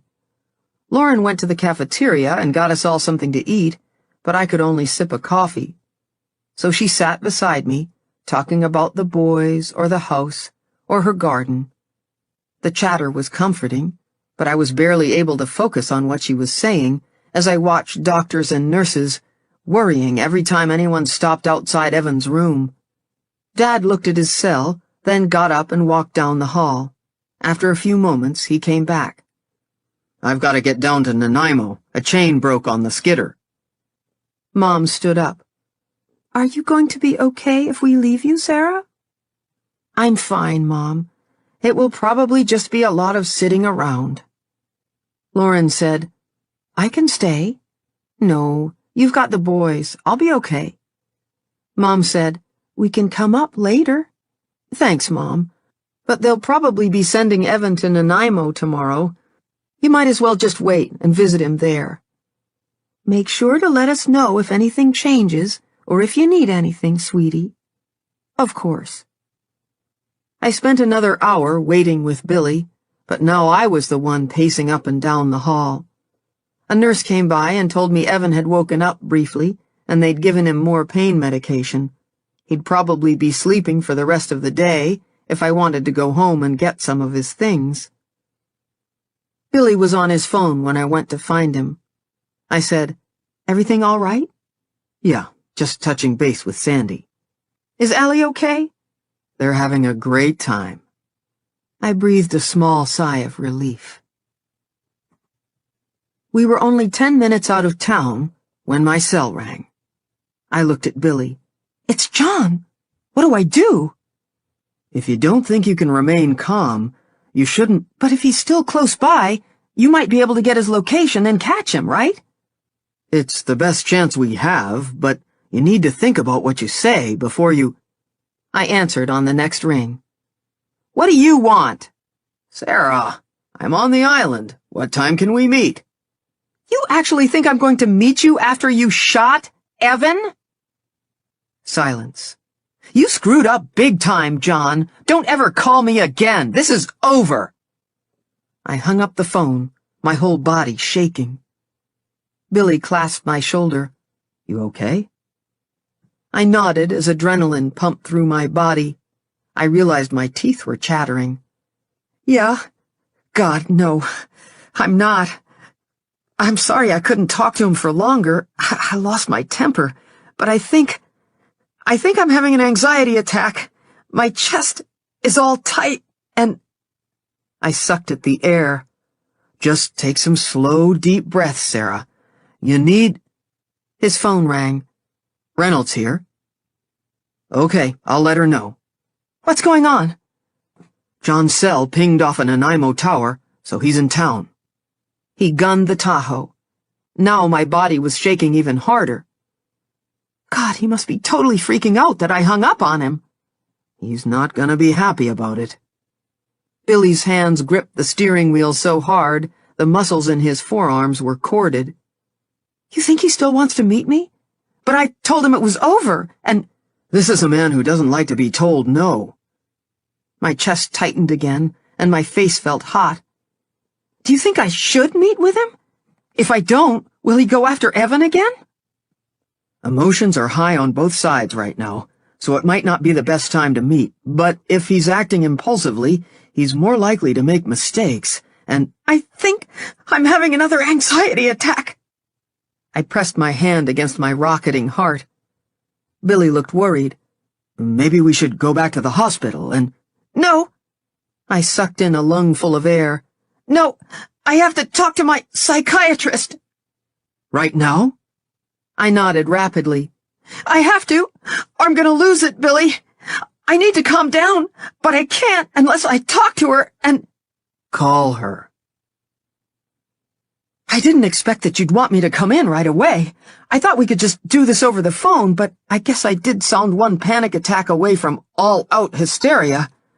I want to be with Evan, but every other part of my body's screaming at me to get home as fast as I can to be with Allie. Of course, you're right, I need to calm down first. Part of protecting her is making sure she doesn't see her mother go off the deep end. Poor Billy, he's waiting out in the Tahoe. I told him he could go grab a coffee, but he said he was staying to make sure I was all right. Only way I could come here was if I called home first and talked to Sandy, then Allie, who's having a great time. When she put Sandy back on the phone, she said she'd guard Allie with her life. I believed her. I may not like Sandy, but I'm pretty sure if she saw John, she'd shoot him on the spot. As for me, I'm spinning in every direction, bouncing all over the place. I just wish I knew what kind of shape John's in right now. If he's in a full-on manic state, too. But he has to be. Why else would he shoot Evan? He must be escalating. And I went and hung up on him. I know what I'm like when I'm losing it, how out of control I feel, like right now. But I don't have a gun. Lord knows what I'd do if I did. Actually, that's not true. I know exactly what I'd do. Session 20. I'm so sorry about what happened. God, I can't believe you still wanted to see me after what you went through. It doesn't matter how many times you tell me I shouldn't blame myself. I can't help thinking I should have sensed something. I was just so upset I wasn't thinking straight. I'm still not thinking straight.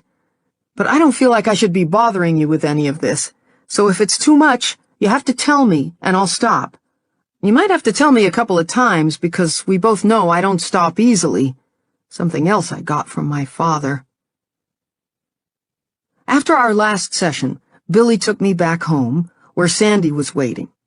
Allie was upset about Evan. Sandy had told her he'd hurt his shoulder on the boat, as we agreed. But I convinced her he's going to be fine. Then she told me about all the fun things she and Sandy had done. I was surprised Sandy is such a kid person. Didn't see that one at all. But they'd made a fort and played dress-up, even staged a singing contest. I usually look frazzled after a day with Allie, but Sandy's cheeks were flushed and her eyes glowed. Then again, maybe it was from excitement that John had called again. Billy heated up some frozen pizzas while I fielded calls from concerned friends and workers at the lodge. I checked in with Mom and Lauren, who both offered to come over, but I said I was okay. I didn't tell them John had called, or that he was still in town. I also phoned the hospital several times, but there was no change in Evan's condition. When he woke up again, they gave him more medication, so he was asleep when I called. There were a couple of calls from unfamiliar numbers I didn't answer, just checked my voicemail with a racing heart. Was it John? Was he coming for me? But there was never a message. The police traced the calls to payphones in Nanaimo. After we ate, well, they ate, and I stared at my food, Billy and Sandy cleaned up while I gave Allie her bath. Then I let her watch TV in my bed so the adults could talk downstairs. Sandy said, "That's a great kid you have there." "Thanks. I think she's really special." "She is." Sandy took a sip of her iced tea. "Have you given any more thought to meeting with John?" Didn't expect her to cut to the chase that fast. "I still don't know what I'm going to do. Evan, my dad, my psychiatrist, no one thinks it's a good idea." Sandy set her glass down hard and sat straight in her chair. "Even though he shot your fiancé, you don't want to try to stop him?" "Of course I want to stop him, but my psychiatrist thinks he's escalating and might kill me if that's why it's important we arrest him soon." I glanced at Billy, waiting for him to jump in, but he was silent. "Sandy, you can't guarantee something won't go wrong and he'll get away." "No, and we can't guarantee your safety now, or Allie's." "Are you seriously trying to use my daughter to scare me?" "I think about that every day, but I don't need you to—" "I'm not trying to scare you, but when he feels rejected, I know. I've been thinking about that since he called again, since he shot Evan. But if I do this, I stand to lose my fiancé, my family, and possibly my life." Billy said, "I think Sarah just needs a break tonight, Sandy." "I'm fine, but if one more person tells me what I should do, I am going to lose it." Sandy lowered her voice. "Sarah, I can understand what you must be going through, but I also know you don't want to leave a serial killer out there when you have Allie to think about. I'm sick of you trying to make me feel guilty. You're just pissed off because you can't catch him." Her mouth opened like she was about to say something, but then a voice from the doorway said, "Mommy, it's time for my story." "Okay, sweetie, I'm coming." As I took Allie's hand and led her off, I felt Sandy's gaze burning into my back. When I came downstairs later, she was gone, and Billy was sitting at the table, playing solitaire. "Where'd Sandy go?" She needed to do some follow-up work at the station. "She hates me." I sat down with a sigh. She doesn't hate you, Sarah. "Well, can't say I'm her biggest fan." He grinned. Couldn't tell. "You know, Nadine, that's my psychiatrist, didn't actually say she thought John would kill me." No? "She just said it sounds like he's in a manic state and might be more dangerous. Then I think about what you said, that if he's freaking out, he might be easier to catch.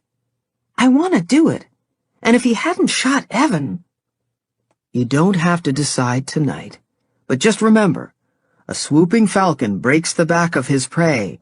Such is the precision of his timing. He's in striking distance, Sarah. I know. I sighed. "Well, I told Nadine I'd sleep on it. Then I'm going to call her in the morning before I drive up to see Evan." It's great you have someone like that in your life. "Evan thinks so, too." I laughed. "Saves him a lot of grief when I work things out with her first." Then I thought of Evan alone at the hospital, and a fresh wave of anxiety washed over me. I'm going to call the hospital again. The nurse told me Evan was stable, but he'd be heavily sedated for the rest of the night, so it would be better to come back in the morning. I should be up there with him, Billy. I hate this. I'd feel the exact same way. But it's getting dark, and that road isn't safe at the best of times. But what if he takes a turn for the worse, or John goes there and— Then it's the last place you should be. Number 1, Evan is well guarded. The members watching him are senior officers. Number 2, I'm sure the doctors are keeping a close eye on him. They'll call if there are complications. If you were my fiancé and I was in the hospital, I'd want you to stay where you were safe. I groaned. Evan would probably say the same thing. With John in town, you should have protection. We can call Sandy, or I can— I held up my hand. Not Sandy. I'll make up the spare room. I should probably stay down here on the couch, closer to the door. Sure. Even though it was still early evening, I brought down some blankets and started making up the couch. Billy came over to help. As he reached for the edge of the sheet, our arms brushed, which made me break out in goosebumps. At the same moment, I thought, Billy smells good. I stepped back quickly. Billy stopped tucking in the sheet and straightened up. You okay? My face burned as I said, Yeah, totally, but my neck's a little sore. Think I'm just gonna have a hot bath and hit the sheets. I headed for the stairs. It's been a long day, and I told Nadine I'd call her early. She's doing some research tonight about serial killers. Not that I'll be able to sleep. Shut up, Sarah. Why don't you take something? Didn't you say your psychiatrist prescribed something for anxiety? Ativan. I glanced at him. But is it safe for me to take something with John out there? Billy spread his arms wide and grinned. Who's gonna get through me? I forced a smile back. Thanks for staying over, Billy. Just doing my job, little lady, he said in a John Wayne voice as he pretended to swagger. I laughed, then spun around and started up the stairs. Billy said, Wait, what's your alarm code? I'll set it. I rattled the numbers off as I was still walking. At the landing, I said, Okay, good night then, but didn't wait to hear his response before I shut the bedroom door. I stood in the middle of my room and shook my head. God, Billy must be totally wondering why I was acting weird. I was wondering that myself. As I watched Allie's pink fleece-clad chest rise and fall, she was sound asleep on my bed with Moose. I went over the moment in my mind. Why was I suddenly noticing how good Billy smells? The entire time I'd been with Evan, I'd never found another man attractive, not once. The only reason I never felt bad about spending so much time with Billy was because it was nothing. Nothing for him, and, I thought, nothing for me. No, this was stupid. It was still nothing. I was allowed to notice something nice about a good-looking man. I wasn't dead. And it wasn't like I threw him down on the couch and jumped his bones. I'm sure there were women at the lodge Evan thought were pretty. This didn't mean anything. It was probably one of those transference things. Billy represented safety, and I was distracting myself from my real fear, losing Evan.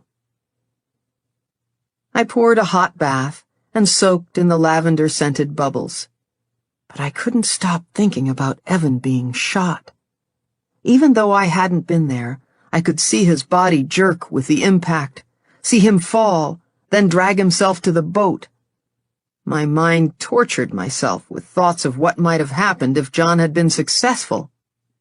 Then I thought of all the times I'd been short with Evan lately, or ignored him completely because I was so caught up in my drama.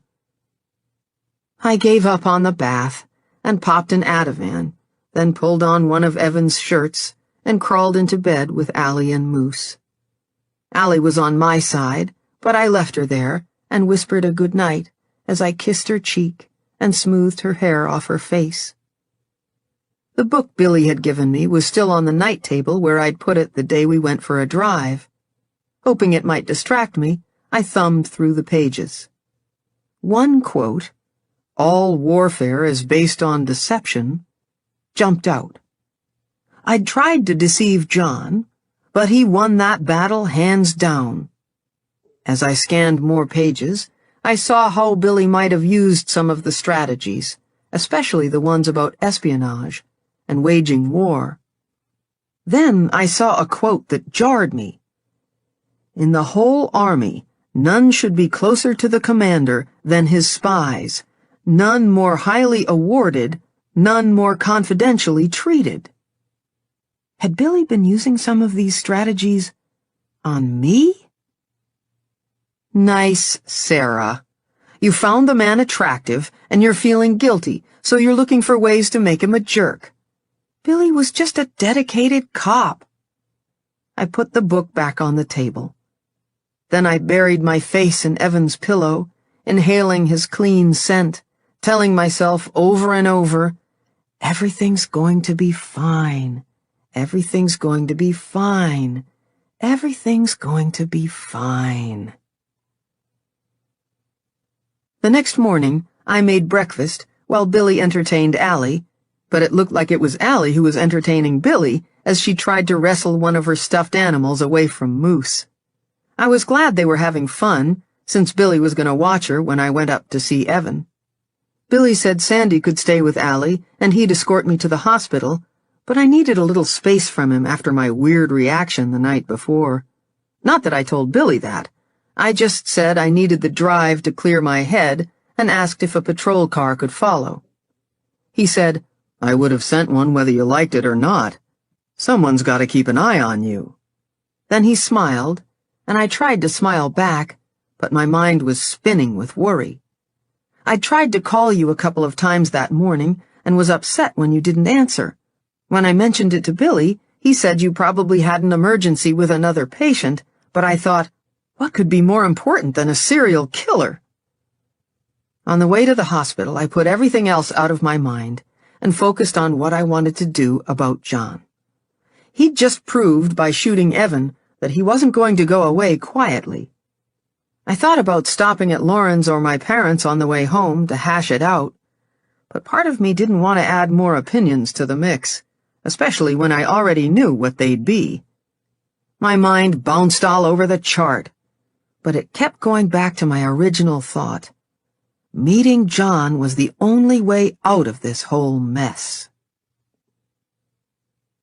Before I went in to see Evan, I sat in the parking lot of the hospital and tried to pull myself together. I was going to be upbeat and positive for him. The last thing he needed right now were my fears and angst. I could do this. My resolve was rewarded as I walked into Evan's room, and he flashed his best boyish grin. "Hi, baby. I don't think your father likes me." I burst into tears. "Aw, Sarah, don't cry. That was supposed to make you laugh."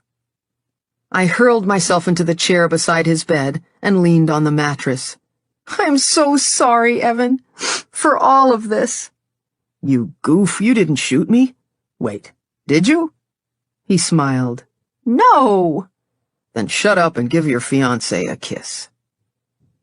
After we shared a lingering kiss, and then another, I told him everything that had been happening. I wanted to tell him John had called again, but the nurses kept interrupting. Then the doctor came in. He'd just finished telling us Evan was going to be transported down to Nanaimo that afternoon when one of the officers stepped into the room. "Excuse me, Sarah. Constable Reynolds would like you to call him."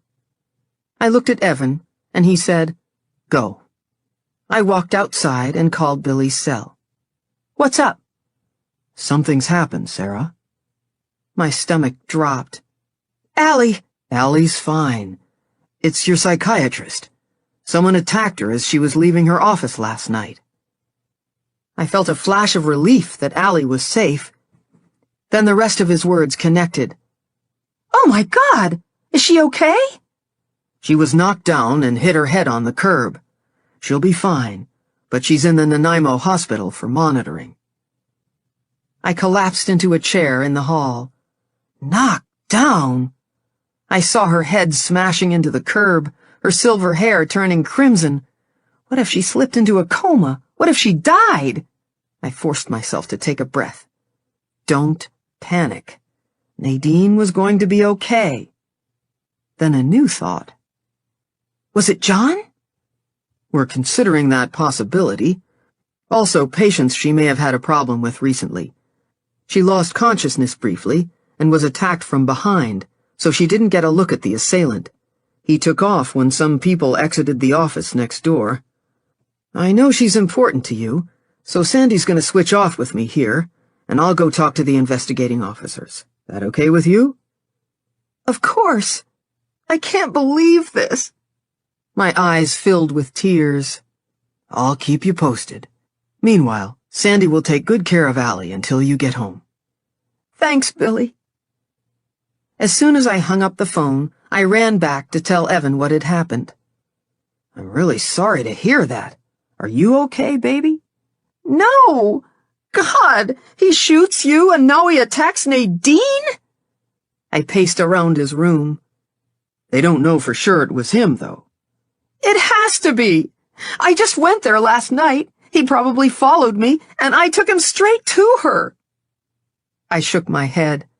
This isn't his pattern at all. He must be totally losing it. Have you heard from him? Not since yesterday. He called when Billy was driving me home. He wanted to meet again. I hung up on him, but... You can't meet him. But John's gone after Nadine now. Who's next? This is bullshit. I'm sick and tired of his games. He needs to know he can't just... Sarah, you can't... As he reached for my hand, his upper body shifted, and he dropped his arm back onto the bed with a groan.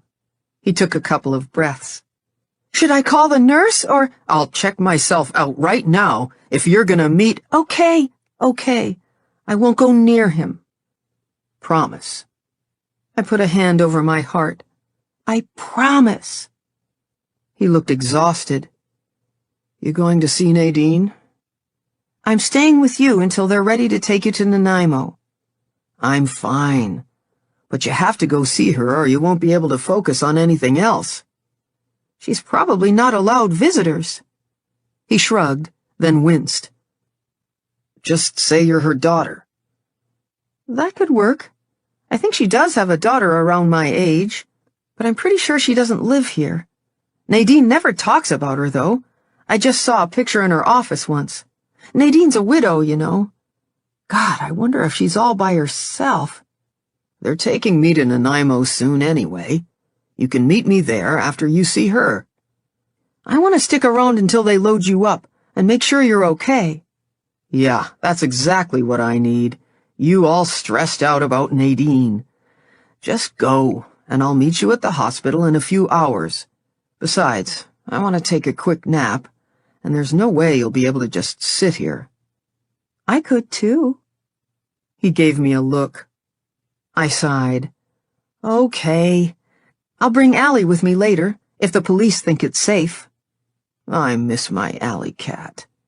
Now, let's play doctor before you go. I'll let you check my temperature. He wiggled his eyebrows and laughed as I pretended to unplug his IV. After Evan and I kissed goodbye, a couple of times, I headed out. When I passed the nurse's station, one of them held up a phone. "There's a call for you."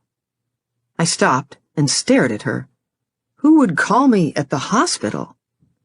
I never made it to see you that day, Nadine. Session 21. Since John attacked you, I've been going through hell. You should be the one who's terrified, and I'm sure you are. But I feel like I'm losing my mind. What's left of it? I wake up with a blanket of anxiety wrapped around me, and I go to bed with it. Every muscle of my body aches. I massage my calves to release the tension, but it doesn't work.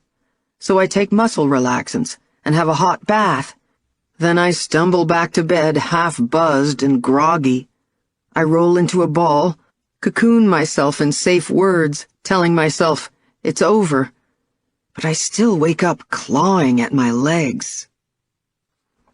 When the nurse handed me the phone, I thought it might be Dad or Lauren unable to reach my cell.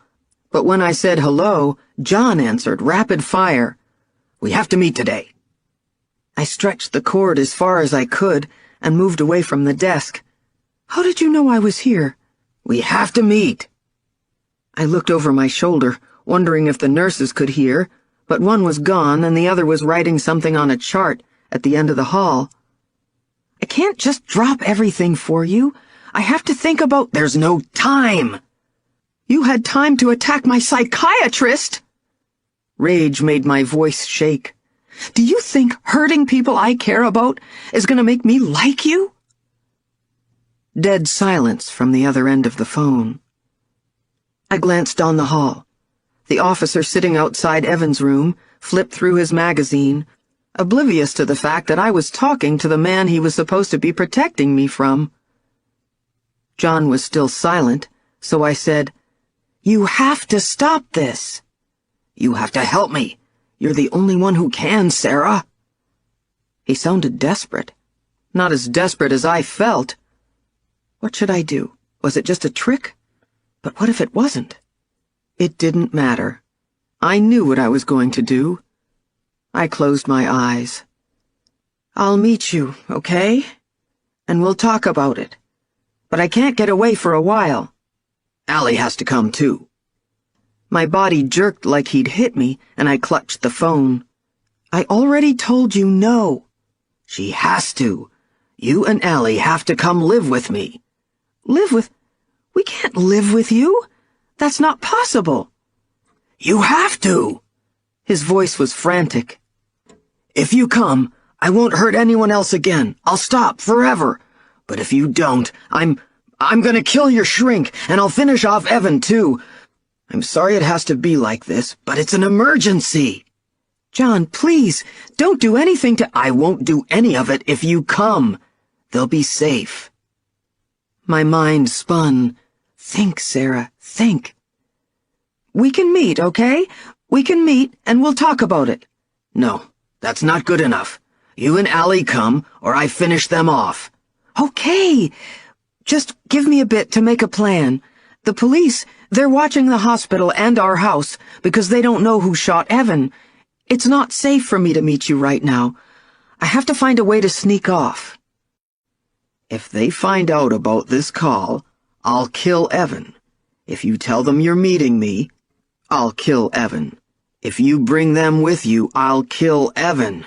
If—" "Stop threatening me! I have to be careful how I do this. I need some time to think. You can't just— It has to be this afternoon. At the park. This afternoon? Allie, she's at school. If I yank her out, people will ask questions, and there's a patrol car watching her. He paused for a moment, then said, Tonight at the park, 6 o'clock. Make sure no one follows you. Tell anyone, and Evan's dead. He hung up. My legs were shaking as I walked back to Evan's room. I stopped at the door and peeked in. He was sleeping. I watched him for a moment, still struggling to get a grip on everything that had just happened.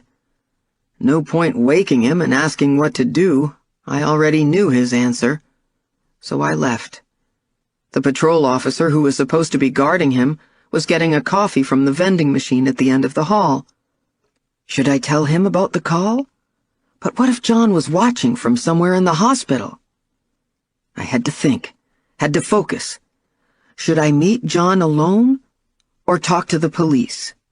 But what if I talked and John made good on his threat? No, I had to tell the police. This was too big. But if John found out, he said he'd kill Evan. Stop, Sarah. Think it through. There was no way John would know if I talked to the cops. He was just trying to scare me. But when I tried to call Billy, there was no answer. He was probably at the hospital with Nadine. I had to talk to someone now. Sandy answered on the first ring. I started filling her in.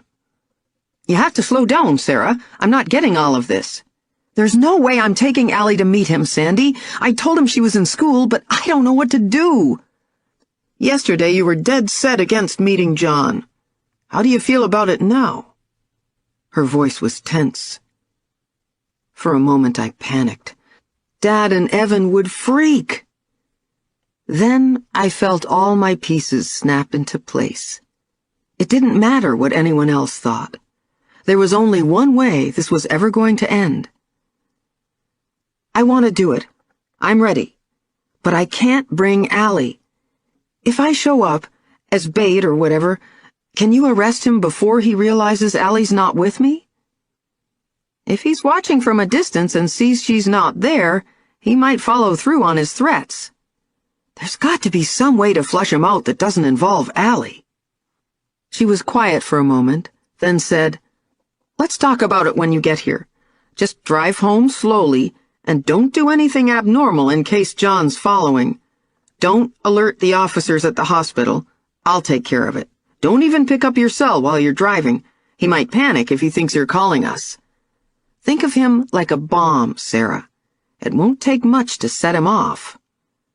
But what if it's him calling?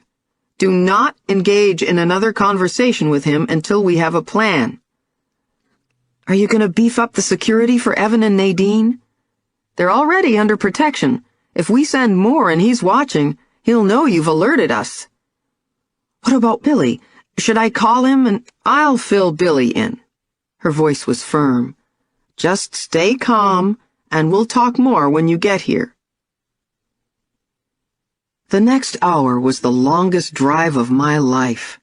It was already a hot day, but my body was slick with nervous sweat, my hands clammy as I gripped the wheel. I didn't have cell coverage most of the way, so I wasn't sure if John had tried to reach me again. I checked my rearview mirror constantly, wondering if he was following or if he was down in Nanaimo. What if he was watching Allie's school and realized she wasn't there? Still running worst-case scenarios in my mind as I neared my house, I shot through a yellow light, and the patrol car following me stopped at the red. He turned on his lights, but a large tractor-trailer was going through the intersection. As I pulled in my driveway, I noticed that the patrol car normally parked on the road was gone. He must have been relieved by the one following me. I jumped out of the SUV and sprinted to the front door. I shoved my key into the lock and called out, "It's me, Sarah! I'm home!" No sounds of feet running, no moose barking. As I turned the key, I realized the door wasn't locked. Sandy would never leave the door unlocked. I hesitated. Could John be inside? Adrenaline rushed through my body. My daughter was in there. I pushed open the door. The house was quiet. "Sandy? Allie? Hello?" I raced upstairs and checked Allie's room. She wasn't there. One of her shoes was kicked off into the middle of the room. She was wearing them this morning. I ran down the hall to my room. Empty. Were they in the backyard? I sprinted downstairs and opened the sliding glass door. As soon as I stepped out, I saw Sandy hog-tied on the ground by my feet. For a minute, my mind couldn't compute the image. Then it hit. I dropped to my knees beside her. "Sandy!" I wanted to shake her and scream, "Where's Allie?" But her face was turned to the side, and a rivulet of blood trickled from her nose. The back of her head was matted with blood. I spotted an envelope lying near her shoulder, my name scrawled on it in bold letters. There was a cell and a folded piece of paper inside. I unfolded the note. The writing was messy, but the words leaped out. "If you ever want to see Allie again, don't tell anyone."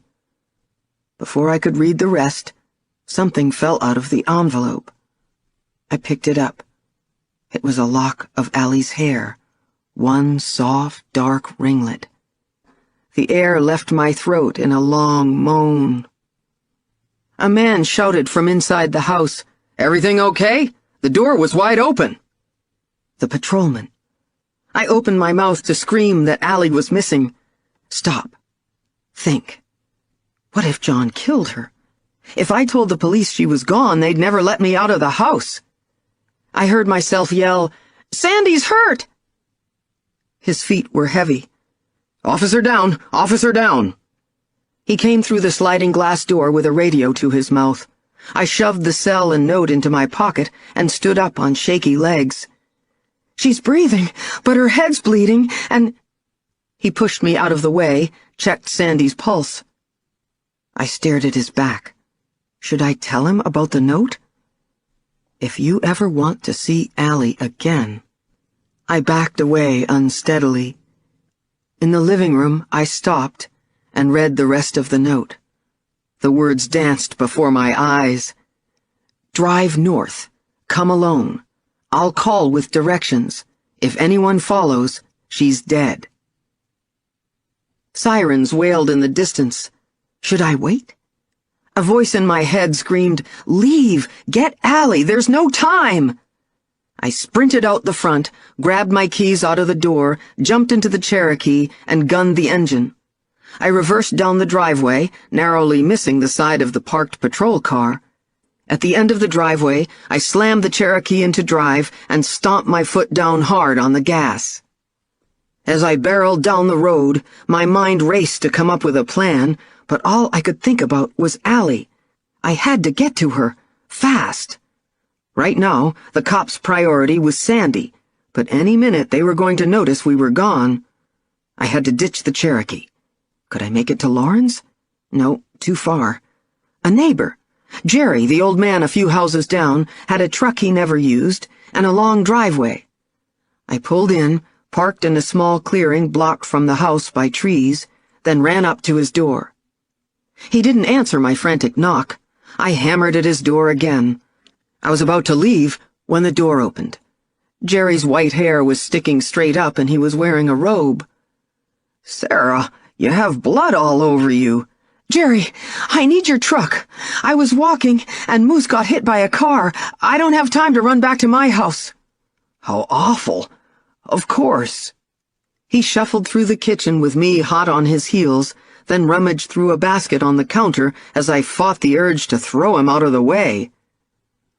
When he held the keys aloft, I practically snatched them out of his hand, then shouted, "Thanks!" over my shoulder as I raced out the door to his old red Chevy. John didn't say which highway to take out of Nanaimo, so I got on the parkway bypassing the city and headed north. Because the highway is inland, there's just forest on either side of the road and long stretches between each exit. The cell coverage also gets spotty, and I worried about missing John's call. The cell I'd found near Sandy was lying in my lap, and I touched it several times. "Come on, you asshole. Tell me where my daughter is."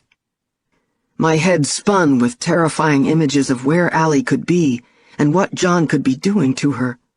Should I call the police? Was I costing them precious time? One minute, it seemed like the right thing to do.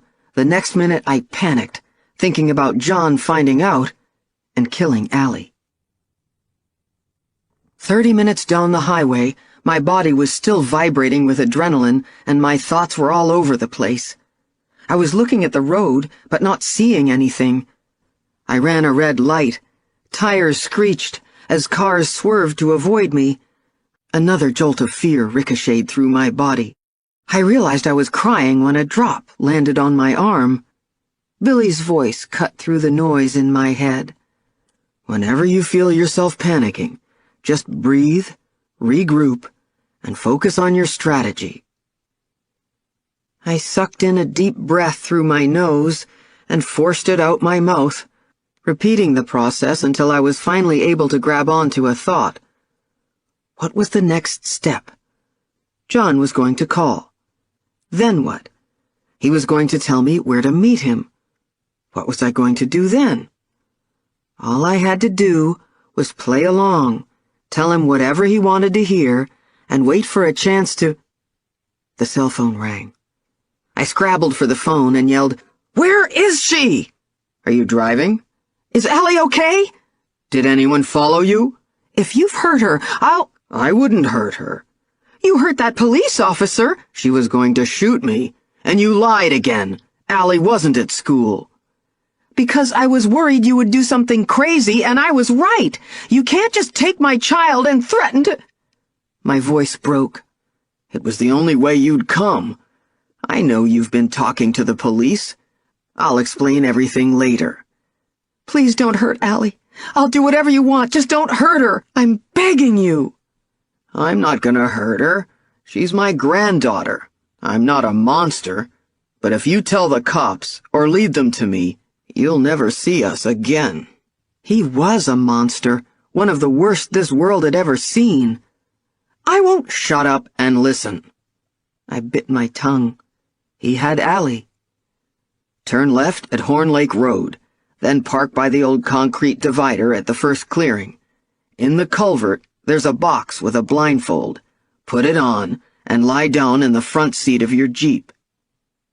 He knew I had a Jeep Cherokee. He must have been following me. "I took a neighbor's truck." "You've got your old man's smarts." He laughed, then said, "See you soon." I was just about to hang up when he said, "Knock, knock." I clenched my jaw. "Who's there?" "Sarah, reason you're not laughing?" My voice cracked as I said, "I'm too scared about Allie." "She's safe. I tied her up so she can't go anywhere." "What do you mean she's—" "It'll be fine. You two will have fun with me. You'll see." He hung up. I screamed at my windshield. The cell was hot in my hands, my breath coming in quick, short gasps. This was bad. This was really bad. I had to call the police. They were professionals. They'd know what to do. But what if John had a police scanner? He'd disappear with Allie and we'd never get her back.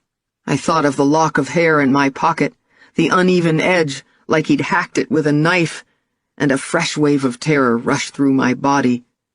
I put the phone down. 20 minutes later, I finally spotted the turnoff for Horn Lake, and as soon as I parked in the gravel clearing, I located the culvert. Sure enough, there was a box in it. As I walked back to the truck, I checked the cell, but there was no coverage. I was on my own. My heart going nuts and my mouth dry, I wrapped the blindfold around my head and lay down on the front seat. The sun was beating through the windshield, and I hadn't had any water for hours. Sweat trickled down the side of my face. About 10 minutes later, I heard a vehicle coming down the road. My body tensed. When the vehicle pulled off the road into the clearing and alongside my truck, I started to shake. A door opened, slammed, then heavy footsteps. My truck door creaked open, and a hand patted my shin.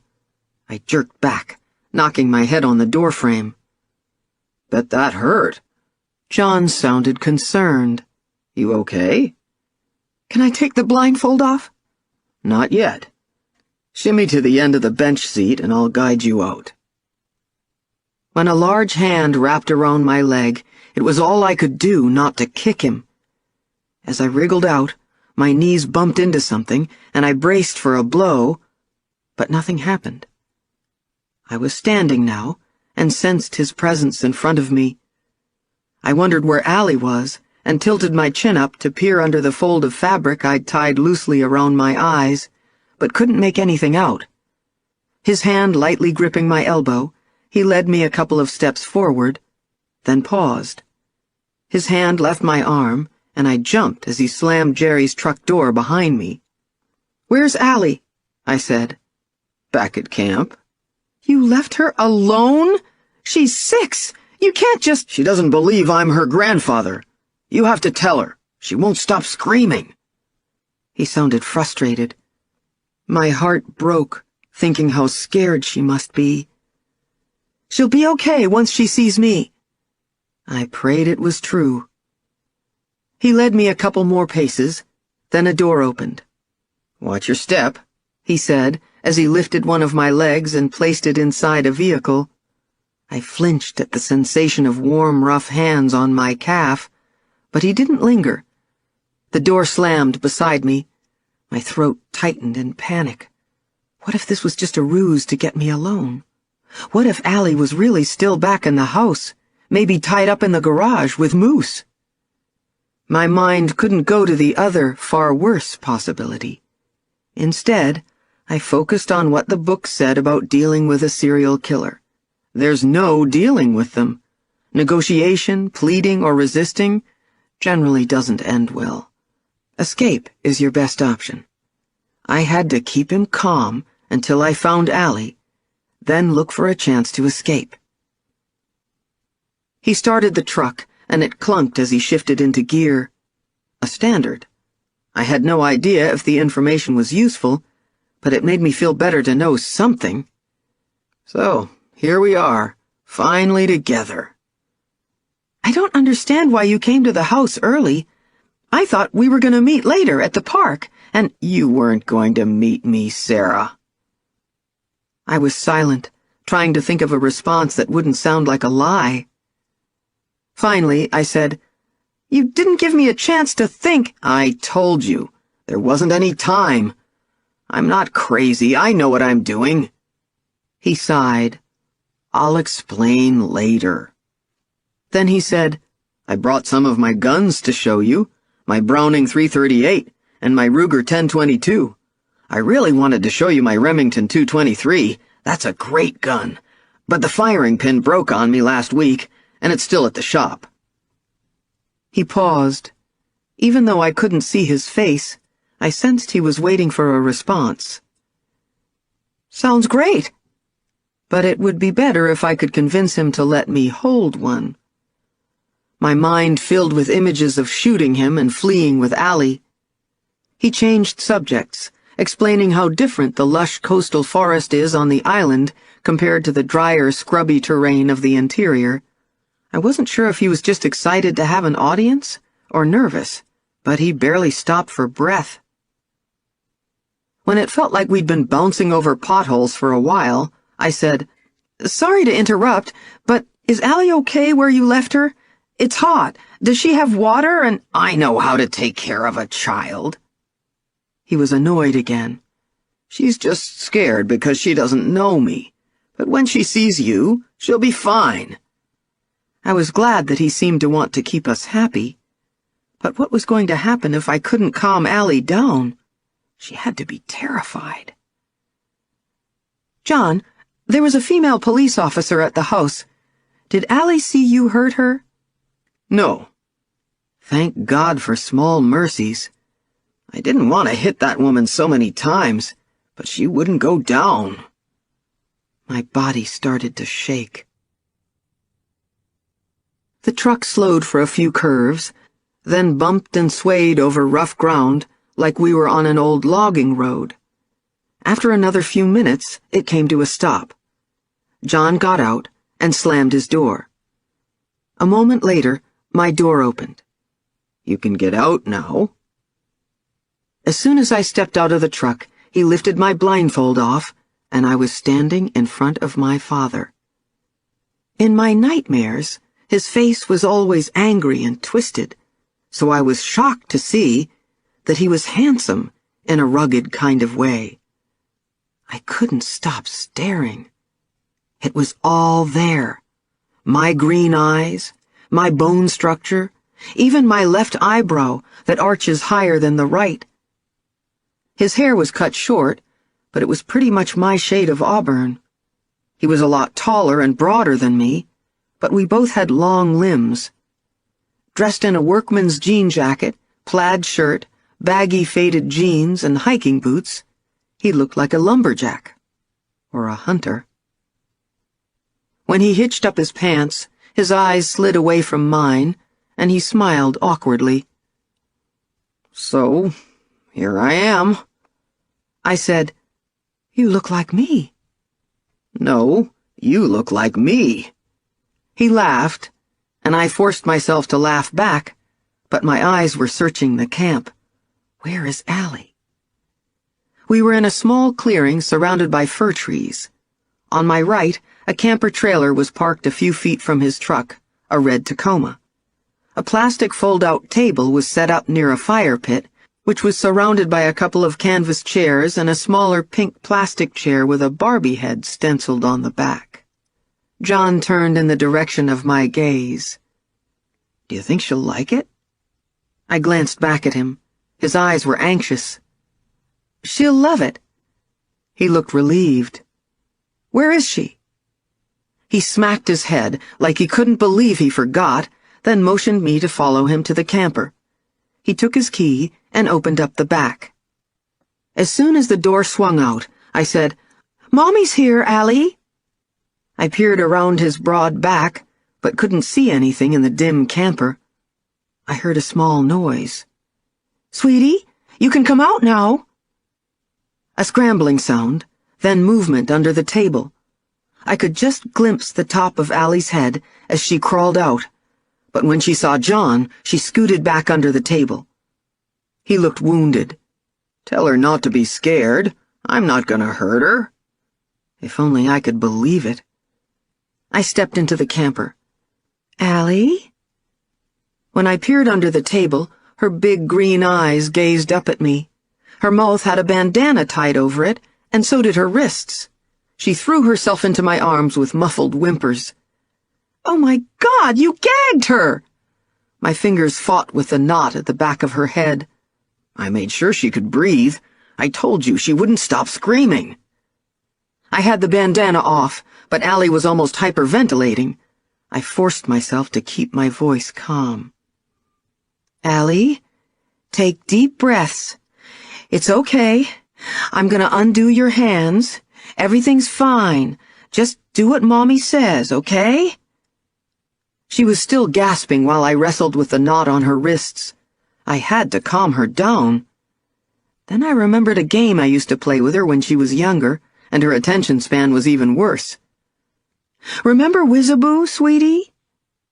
Allie's body stilled. John said, "What's that? What are you telling her?" "It's just a word that means we can trust someone because they're a friend." It actually meant to pay very careful attention to Mommy because the fairies were listening. If she was a good girl, they left little presents for her around the house.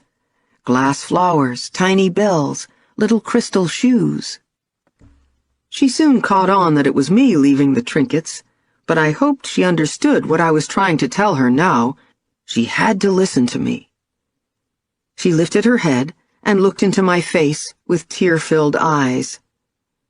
"The man cut my hair, and he tied my hands and put me in here, and—" John said, "I didn't want you to hurt yourself." I glanced out. He was pacing at the back of the camper. Tell her who I am." I took a deep breath. Remember when Mommy told you she was adopted? Well, this is your grandfather. She stared at me, and her voice quivered as she said, He is not! Yes, he is, Allie. He's my real father. Mommy has 2 dads, like you. But I didn't know about him until recently. He wants to get to know you, but he just did it the wrong way, and he's sorry he scared you. John said, It's true, Allie. I'm sorry. Allie was sobbing. He hurt my hands! She buried her face in the crook of my neck. Her body shook against mine. I wanted to kill John. He didn't mean to, honey. Did you, John? No, of course not. I tried not to tie them tight, but she was squirming. See? He's really sorry. He has a new chair outside just for you. Let's go see it, okay? John said, It's a Barbie chair, but I didn't know which one you like.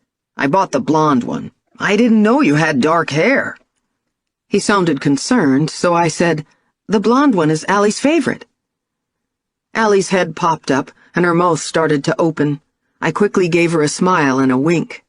Please, please, please. Allie paused just for a moment. She's the prettiest. I gave her a big smile. Yes, she is. I glanced at the door to see if John was buying it. He clutched at his heart. Phew. I spent hours trying to get the right one. He motioned with his hand. Come out so we can sit by the fire and talk. I stood up and took Allie's hand. I glanced around the camper for any possible weapons, but there were only plastic shakers on the table. Allie let me lead her to the door. I jumped out first and spun around to lift her out, but when I tried to set her down, she clung to my neck. I carried her over to the fire, where John was fussing with the chairs. He moved one closer, then put it back, then moved it closer again. I stood and waited, with Allie's face buried in my neck. Finally, I said, That's good. He stepped back. All right, then.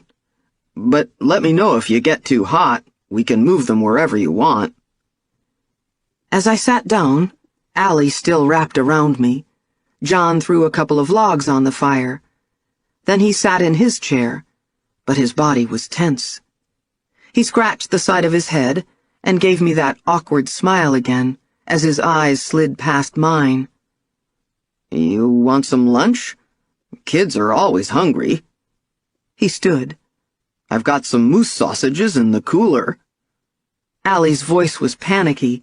I don't want to eat moose. He doesn't mean our moose, Allie. John laughed.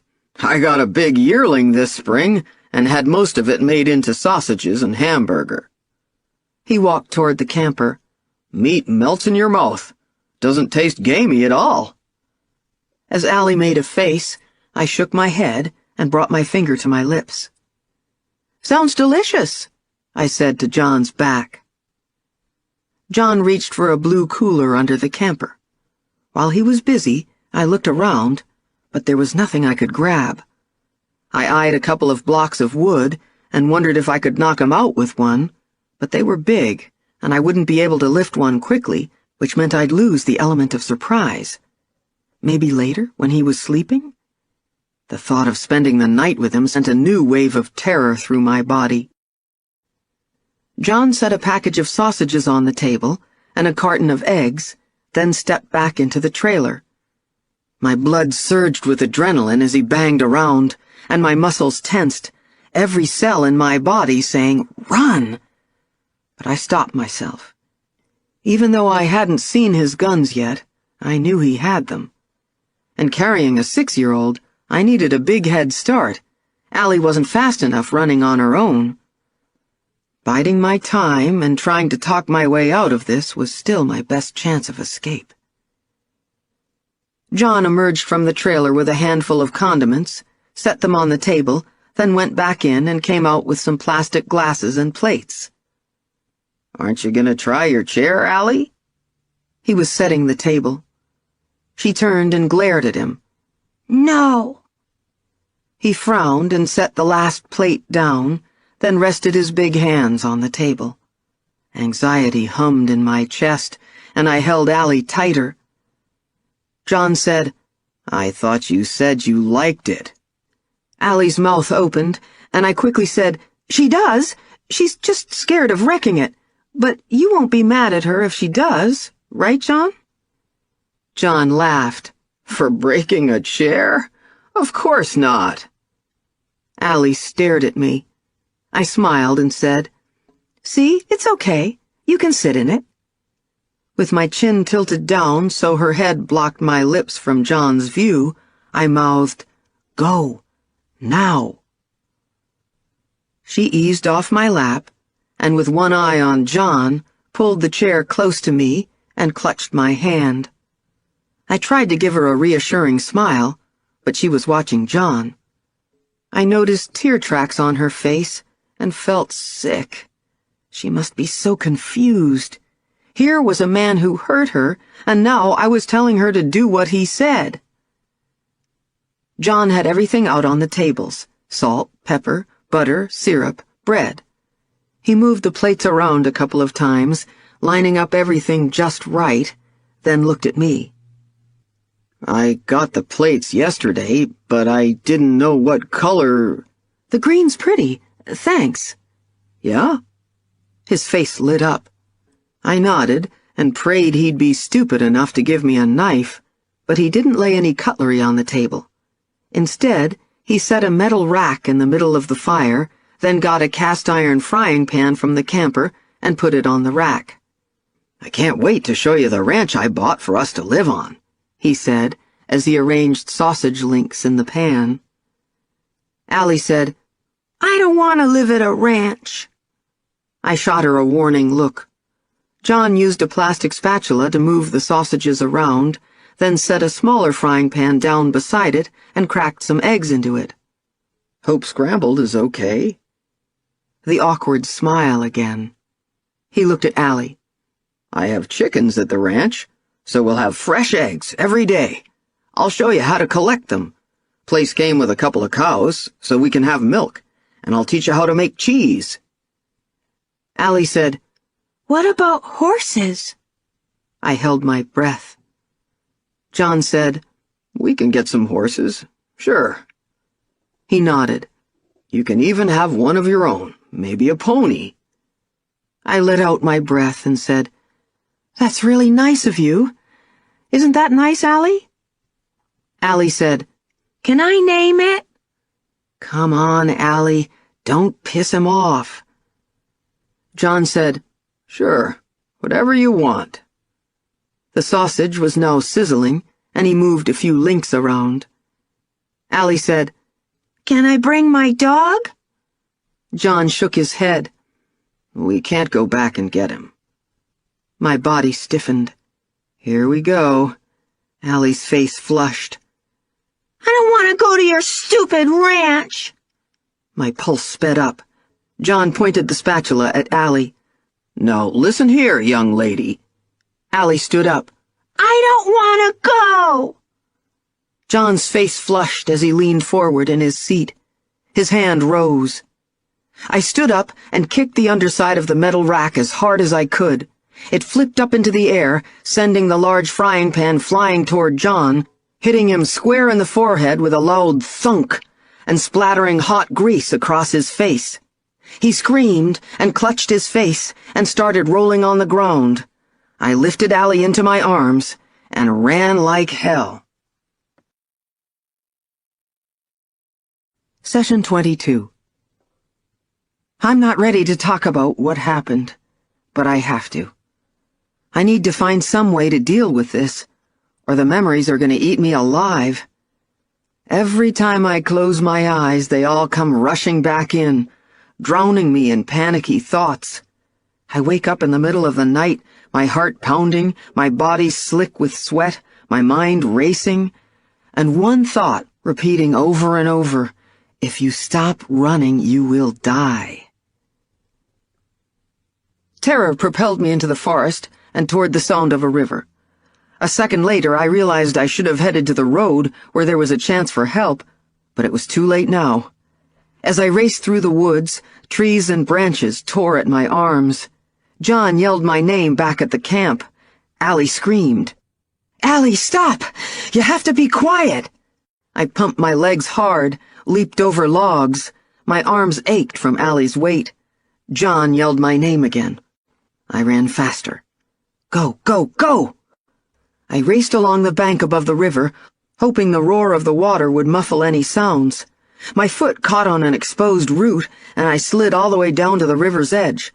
The cell fell out of my pocket into the water, and I narrowly missed landing on Allie.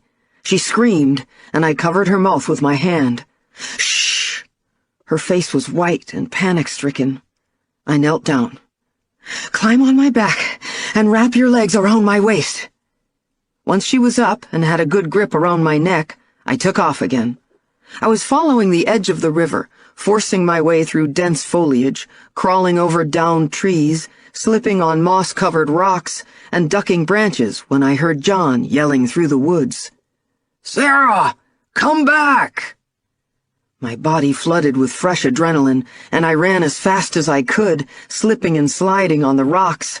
I lost my balance as Allie shifted her weight and fell hard on my left knee. I flung out my elbow to keep her from falling and scraped the palm of my hand bloody on a rock. "Get up! Run!" The sound of rushing water grew louder as we neared the top of some falls. Ahead of me, the shore ended in a wall of dense brush and logs cast off from the winter's floods. I was trapped. My eyes searched the bank frantically. How was I going to get around this? I glanced at the opposite side of the river, but the water was moving too fast. I looked up the bank to my left and spotted a narrow opening under the lower branches of a fir tree. I clambered up, Allie's weight working against every step. Finally, I squirmed through, then followed a trail a few yards until it doubled back and came out above the edge of the falls. It looked like animals had forged a path down the side of the falls, but it was steep and rough. As I gazed down, a wave of vertigo washed over me. I grabbed onto a branch and closed my eyes. I couldn't get down there carrying Allie. What was I going to do? There was no way I was going to be able to outrun John. I heard Julia's voice in my head. I hid in the woods for hours. We could hide. But then what? Eventually, I'd have to come out with Allie, and he'd still be in the woods, waiting. This was never going to end. A startled grouse ran out of the brush in front of us, dragging her wings and pretending to be wounded so we didn't notice her young. That's what I needed, a decoy, something that would distract him. I looked into the forest, looked down at the river. The river. John told me he can't swim. I turned to my left and headed into the woods. Thankfully, I only had to go a few yards before I spotted a small cave cut into a rock face. I set Allie down beside it and dropped to my knees in front of her. "Allie, I need you to really listen to me now. I want you to stay in this cave, and you can't say anything, not a peep, until I come get you." "No!" She started to cry. "Don't leave me, Mommy! Please! I'll be really quiet!" Tears came to my own eyes, but I grabbed her hands and squeezed them. "I don't want to leave you, sweetie, but I'm gonna get us out of here. I promise." John's voice called out through the woods. "Sarah!" He was close. "I need you to be super brave now, Alley Cat. I'm going to be making lots of noises and yelling your name over and over, but it's only to fool him. It will all be pretend, so you can't come out, okay?" She nodded, her eyes huge. I kissed her cheek hard. "Now go, quick like a bunny." As she turned to burrow into the hole, I said, "Remember, Allie, you're helping me fool him, so no matter what, don't come out." My mind filled with the horrifying image of her skeleton, found years from now, and I prayed I was doing the right thing. I grabbed her hand and kissed her little fingers one last time. When she was squeezed in as far as possible, I whispered, "I'll be back soon. See you later, alligator." She whispered back, "In a while, crocodile." I took a breath and left my child behind. I headed straight back down the trail and toward the river. Just before I broke out of the forest and onto the top of the path that would take me down the side of the falls, I paused to listen for John, but couldn't hear anything over the roar of the water. I knew I wouldn't have much time, so I slid down the steep path on my hands and knees, grasping at ferns and branches to stop myself from tumbling over the edge. Then I was at the bottom, where the falls dropped into a jade-green pool of icy mountain water. I pulled off my running shoes and stared down into the river. "Sarah!" John bellowed from somewhere in the forest above.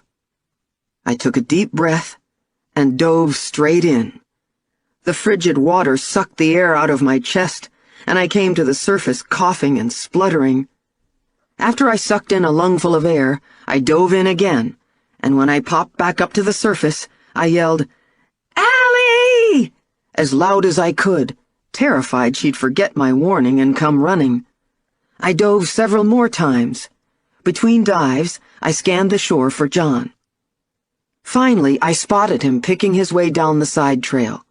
I frantically slapped at the water, spinning my body around, then dove under again, coming to the surface screaming, "Allie! Someone help me!" I dove in again, and when I popped up, John was standing on the shore, holding a rifle by his side. Angry red marks from the hot grease striped his face, and his forehead was crimson and blotchy. "John, Allie fell in and went over the falls!" I poured every ounce of my fear and terror into my voice. "She's gonna drown!" He ran forward and stood on the very edge of the smooth rock jutting out into the water. "Where did she go under?" As I treaded water, I shook my head and choked out, "I don't know. I can't find her." My teeth chattered as I said, "Help! I'm sorry, John. Help me!" He hesitated for a moment, then said, "We should look downstream. The current may have carried her farther."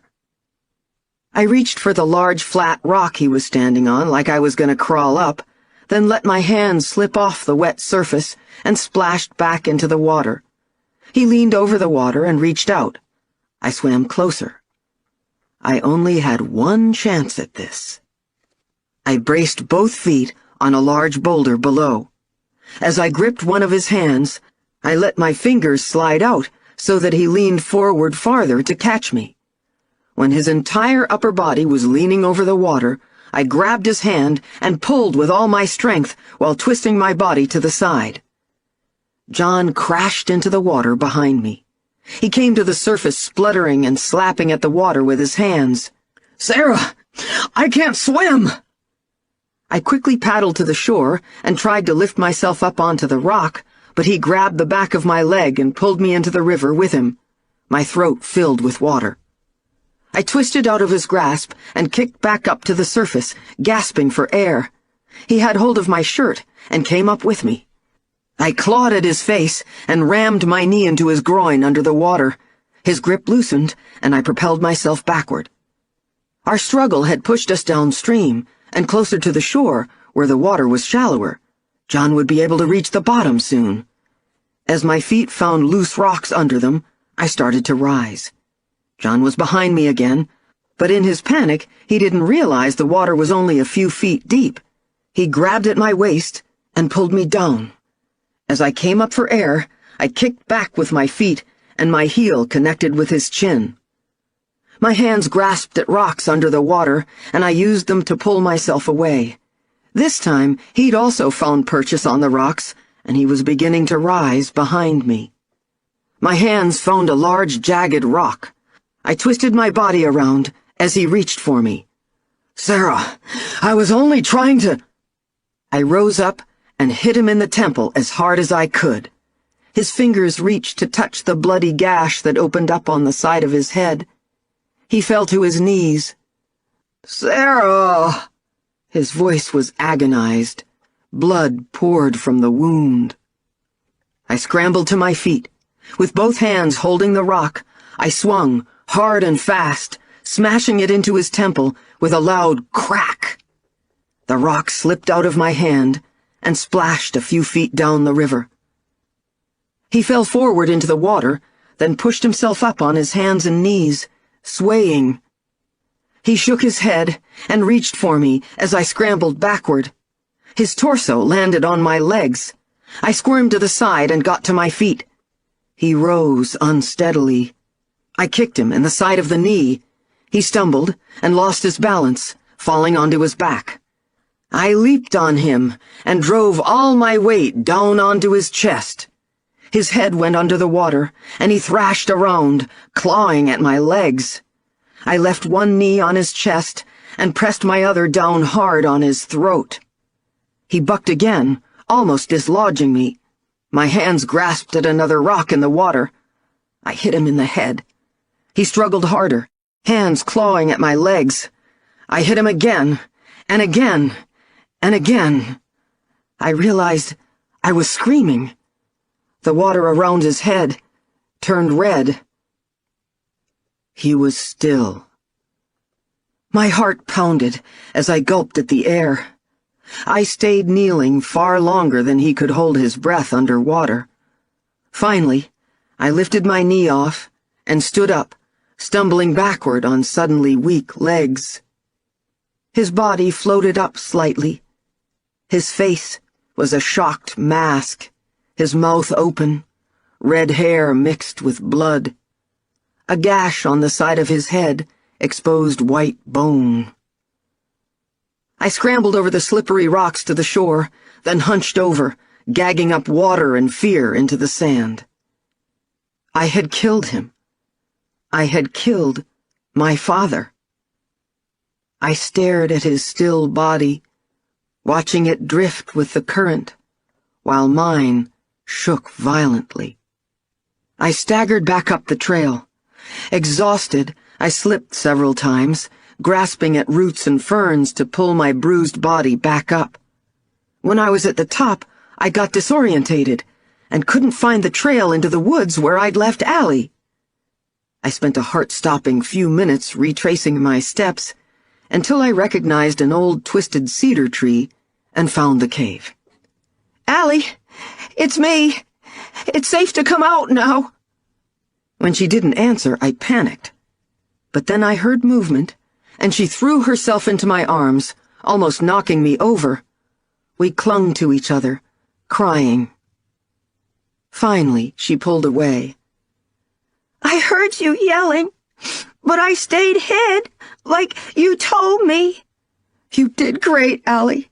I'm really proud of you." She wrinkled her nose. "You're all wet." I fell in the water. She looked around, her eyes huge, then whispered, "Where's the bad man?" "He's gone, Allie, and he's never coming back." She hugged me tight. "I want to go home, Mommy." "Me too." Back at the camp, the fire still smoldered, and a shiver snaked down my back at the sight of the frying pans on the ground and John's chair lying on its side. I'd lost the cell in the river and was hoping he'd left his in the camper or truck, but a quick look around didn't turn up a phone or his keys. Now that some of the adrenaline was wearing off, I couldn't stop shaking. I pulled on a jacket John had hung up in the camper, gagging at his scent mixed with wood smoke, and searched for the truck keys. When I hadn't found them after 10 minutes, I started to panic. Allie, terrified from her ordeal, was following close behind as I ransacked the camper and truck. John's keys must be on his body, or in the river. I debated my options. Go back down to the river and see if they were still on him, or head to the road with Allie and find help.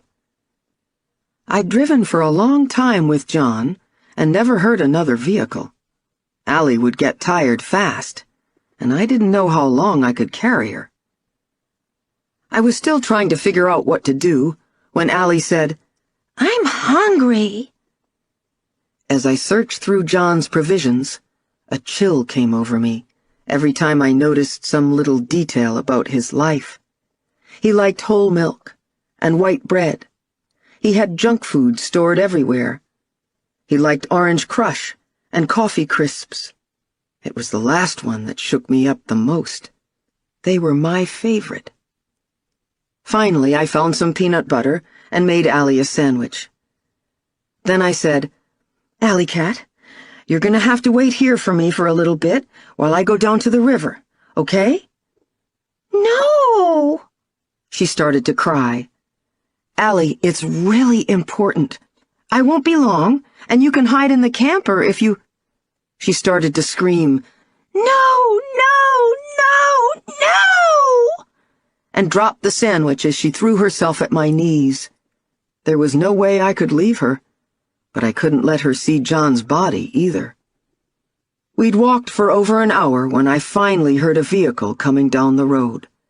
As I turned and spotted the white forestry truck, I waved my arms.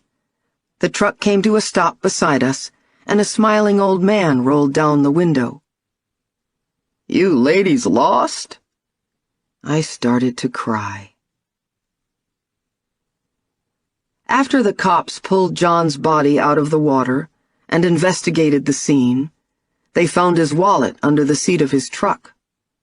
His name was Edward John McLean, and once they ran some checks on him, they found out he was a blacksmith who traveled through the interior. The blacksmith thing fits with the metal dolls, and Billy said the noises I'd heard in the background on some of the calls were probably horses. Since then, they've found his trailer with all his tools parked at a motel near Nanaimo. Sandy's okay. She had a concussion and spent a couple of days at the hospital for observation. Evan and she were there at the same time. Right after I gave my statement the day I killed John, I made the cops take me straight to Evan.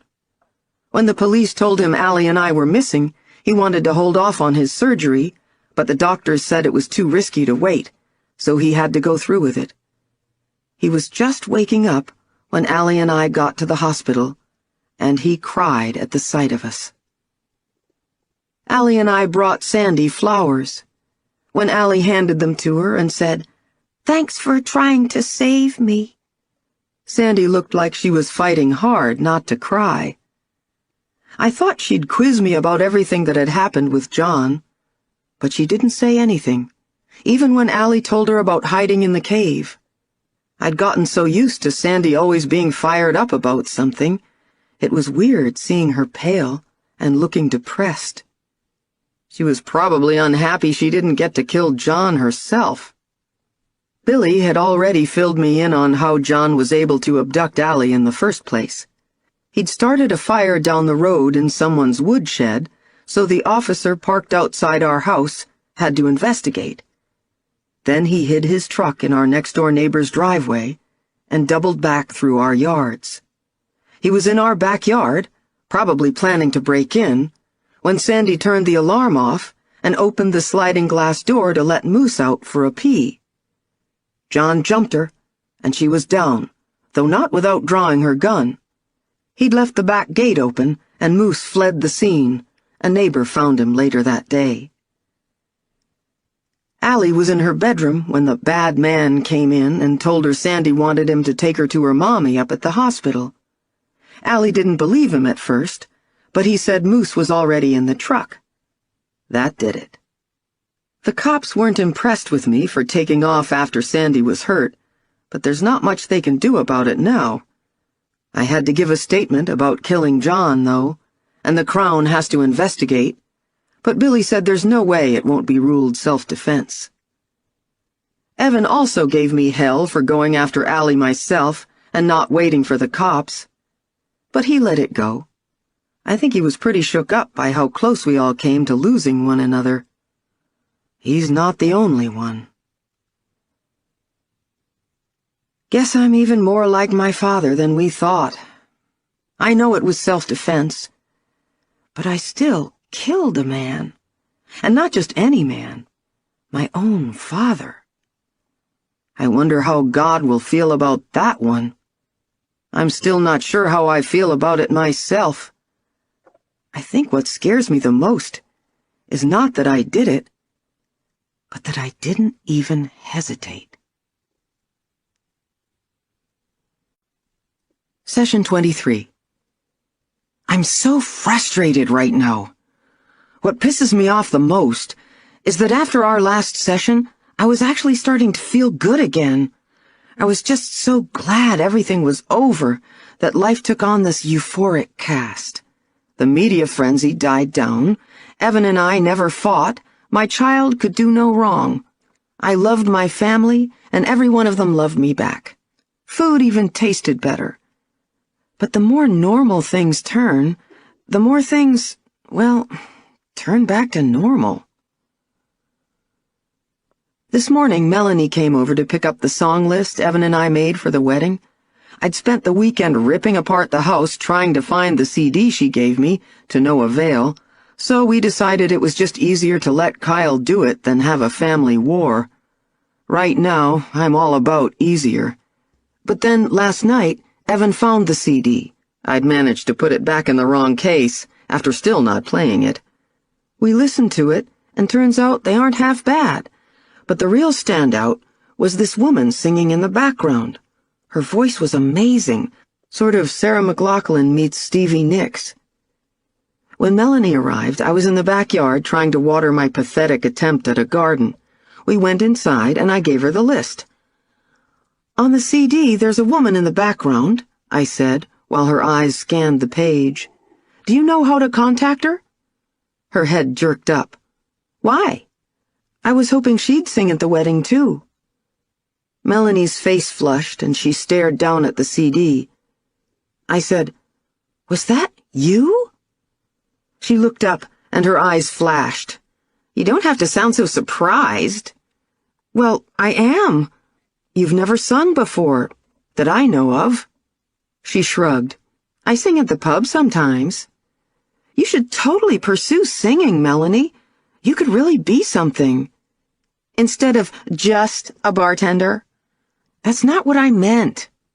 I remember the vow I made since my near death to be more patient and forgiving. "But I'm sorry if it came across like that. I just think you sound incredible. I'd love it if you sang at the wedding. Please?" She looked at me, then shrugged. "If you want, but not all the songs, because I still want to dance." "Thanks, that would be great." We were quiet for a minute, and I said, "So, you want to stay for a coffee?" She looked startled. "Sure." We took our mugs into the living room and sat on opposite couches, glancing at each other, taking a sip, then looking away. The silence built. Something had been bothering me recently that I wanted to ask her about, but I didn't want to start a fight. Evan told me to let it go. I agreed with him at the time, but she was here now, and we seemed to be getting along. I lasted another 2 seconds. "Did you see the photos in the paper of my birth father?" She nodded. "You ever see him in the bar?" She shook her head. "Why?" "He just knew some stuff about Allie, and I was wondering—" "Unfucking believable! You still think I'm the one who told that website, and now you think I told a serial killer about Allie." She set her coffee down with a crash and stood up. "No, I just thought you might not have known who he was, and you think I'm stupid enough to tell a stranger about my niece?" "It has nothing to do with being stupid. He seemed like a nice guy, and he might have been able to get stuff out of you without you even— Believe it or not, Sarah, when I'm working, not chatting with freaks at the bar. But thanks for blaming me once again." "I'm not blaming you, Melanie. I'm just trying to tie up a loose end." She laughed as she picked up her coffee and walked to the kitchen. I stood up and followed her. "Where are you going?" "Somewhere people don't accuse me of getting their kid abducted." She set the mug on the counter with a thud. Melanie, you're totally blowing this out of proportion. You're one to talk. You're the freak-out queen. She picked up her purse from the counter and walked out, slamming the door behind her. I was still fuming when Billy called a half-hour later. I thought once John was dead, that would be that. But they're still working backward to learn more about him. Billy said it helps them with other serial killers. They found out quite a bit, but not what I'd expected, which was a basement full of corpses and stacks of porn tapes. His house was tidy, in a bachelor kind of way, and the only tapes he had were videos on hunting. But it doesn't look like he spent much time there. He didn't have anything personal around, no photos or keepsakes, and he slept in a sleeping bag on top of his mattress. They tried to match some missing women cases up to where John may have been during certain years. He lived a nomadic life, but nothing connected. People who'd hired him said he was pleasant enough and always had a joke at the ready. But he got in fights with a few customers over the years who he felt had tricked him out of his payments. We were right about one thing. He was known in most of the towns he'd called me from. He was also an avid gun collector and a member of a few gun clubs. I said, "Did you find the one he used to shoot Evan?" The ballistic report said the shell casing recovered at the scene was from a Remington 223. It matched up with some found at other crime scenes, so we know he was shot from the same gun, but it wasn't with John's belongings. We're checking with a few gun dealers, but I doubt we'll ever find it. By the way, did you ever finish that cherry table you were working on? I saw one just like it at an antique store the other day that needs refinishing. Think you could look at it sometime and tell me what you think? Sure. How much did they want? The rest of the call we talked about antiques, then Evan beeped in to ask me something, so I had to go. But later, when I was trying to clean up the shop, I remembered John telling me the Remington 223 was his favorite, and that it was being repaired. How did he shoot Evan with a gun he didn't have? The front door banged. Evan was home. While he packed his hockey bag with clothes to take to the lodge, I sat on the bed and told him about my morning, starting with the fight with Melanie. I can't believe she acted like that when I asked her about John. I told you to let it go. He rummaged through his drawers, tossing socks into his bag with his good hand. His left arm was still in a sling. I just asked her a simple question. He glanced over his shoulder with his eyebrows raised. Sarah, your questions are never simple. I wish you weren't going back to the lodge. Me too.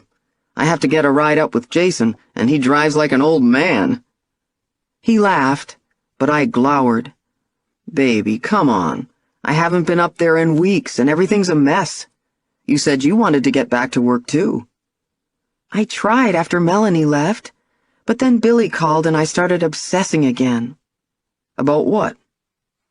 Billy said the shell casing they found at your lodge was from John's Remington 223, but they can't find the gun. Then I was thinking about it later, and John said that gun was getting repaired. Don't you think that's weird? He probably had a couple of them and ditched one right after he shot me.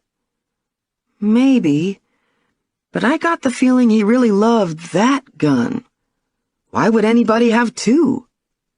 Well, no one else would have shot me. I paused for a moment.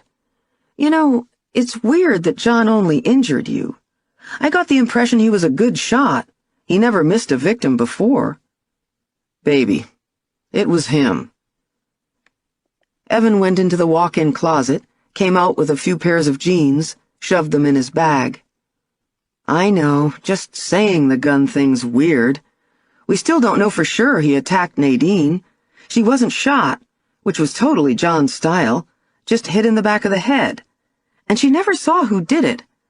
I wonder if they ever followed up on any of her patients. Maybe I should talk to Billy and see what he thinks. Sarah, leave the guy alone. What does that mean? You must be driving the police nuts. The case is over, but you're still pestering them."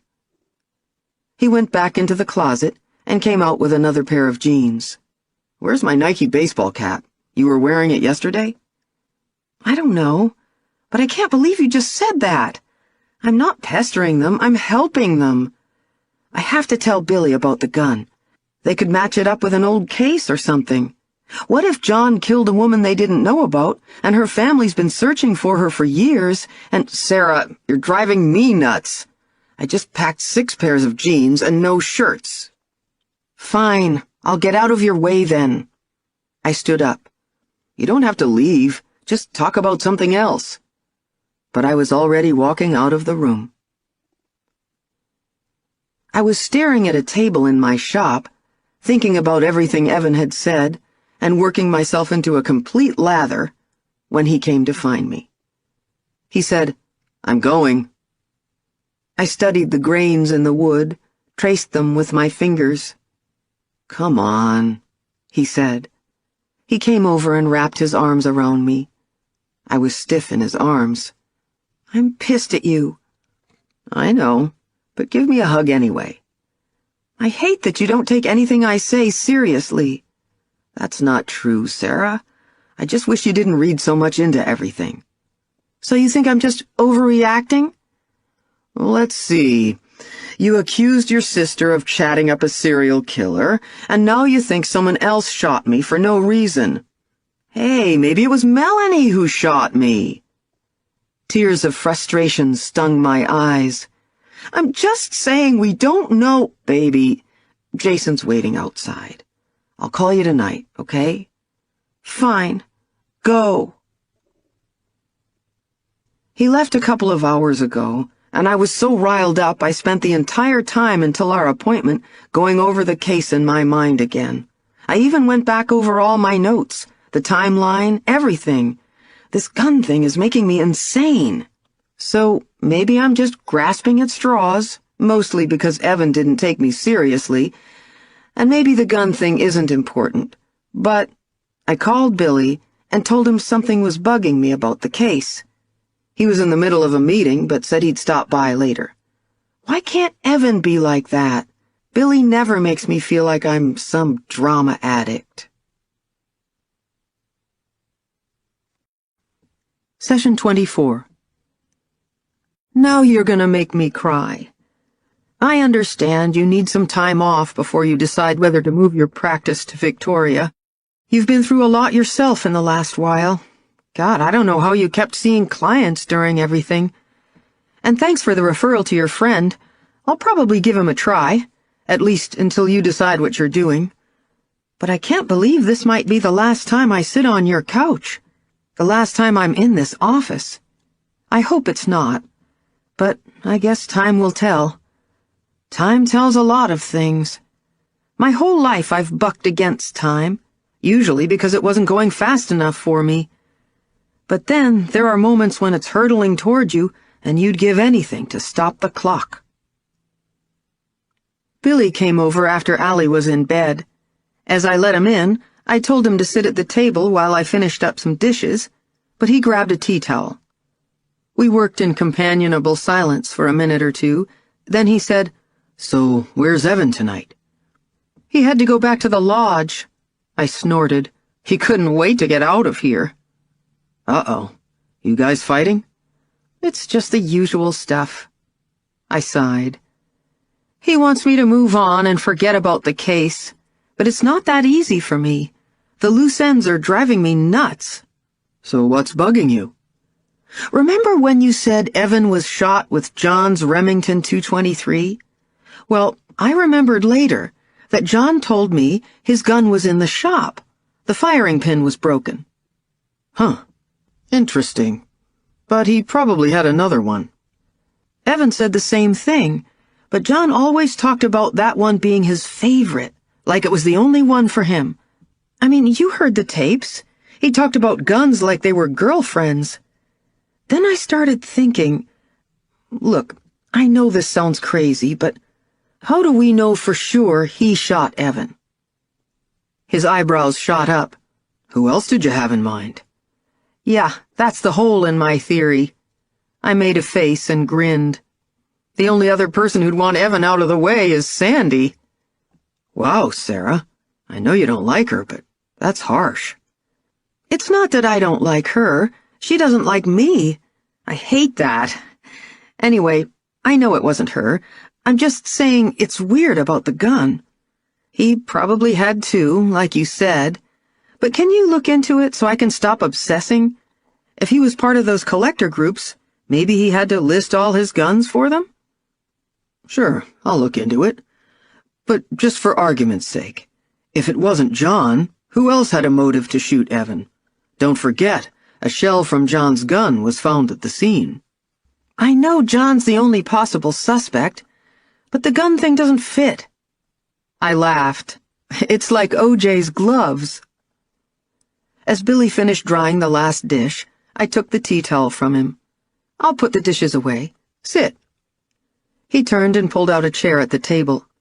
Just out of curiosity, why did you think Sandy wanted Evan out of the way? I shrugged.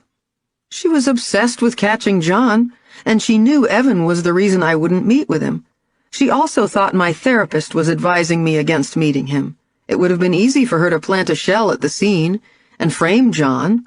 3 for 3. That's it? I reached to put away the last plate.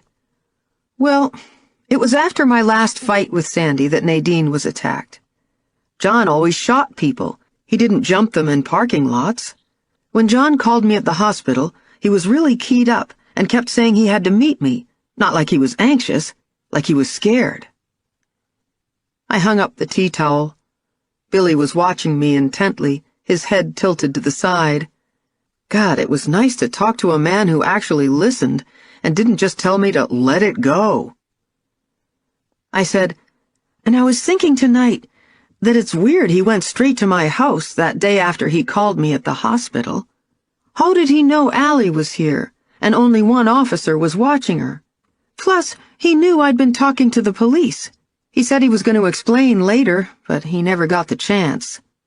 Maybe he'd been doing counter-surveillance, like you said, and he saw something.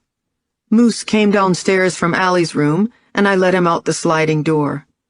Don't you think some of that stuff is weird? I sat down at the table in front of Billy. He heaved a sigh. In cases where the suspect dies, it's hard to fit every piece together, Sarah. But that doesn't mean there's more to it. It just means we don't have all the answers. I'll check into the gun, but I wonder if you're having a hard time letting go for another reason. What do you mean? His voice was cautious. You might still be trying to deal with John's death. Or maybe you're having a hard time facing some other things in your life. Your wedding is coming up, and it's not that. It's just all these little mysteries really bug me. They make me feel like it's not completely over yet. I'm going to go online later and look at some gun forums. John spent a lot of time on the computer, but I can find something. It's pretty unlikely John would list unregistered guns or use his real name on a forum. Even if we did find a list somewhere, we'll never know if it's accurate. There's no way to verify how many guns he owned. Good point. I took a deep breath and let it out in a long exhale as I turned everything over in my mind. Maybe I'm looking at this the wrong way. If we can't prove he didn't shoot Evan, let's see if there's any evidence other than the shell casing that proves he did. Tofino's almost 3 hours from here. John would have had to fill up with gas somewhere along the way. Did you find any receipts in his belongings? I don't believe so, but guess he could have just paid with cash. Oh, we should hit all the gas stations on the way with a photo of him. It wouldn't be hard. There's only one main route. Don't most stations have cameras now? People usually fill up in Port Alberni because it's the last stop. We should start there. After I drop Allie off at school in the morning, we can... Billy held up a hand. Whoa, I don't have time to canvass gas stations. Okay, but I'm not going to be able to relax until I figure some of this out. I'll go to every gas station myself if I have to. I smiled. I'm relentless. That you are. He smiled back. Let me think about it. Got some coffee? Sure. I poured a cup, then turned around. Billy's gun was pointed at me. I laughed. What are you? Then I saw the expression in his eyes. He said, "Put the cup down on the counter." I didn't move a muscle. What's going on, Billy? You never leave anything alone. I don't understand. It was over, Sarah. No one would ever have found out. He shook his head. I stepped back until the edge of the counter pressed into my spine. What the hell was going on? Billy, you're scaring me. I scanned his face for any sign that this was a horrible joke, but he looked serious.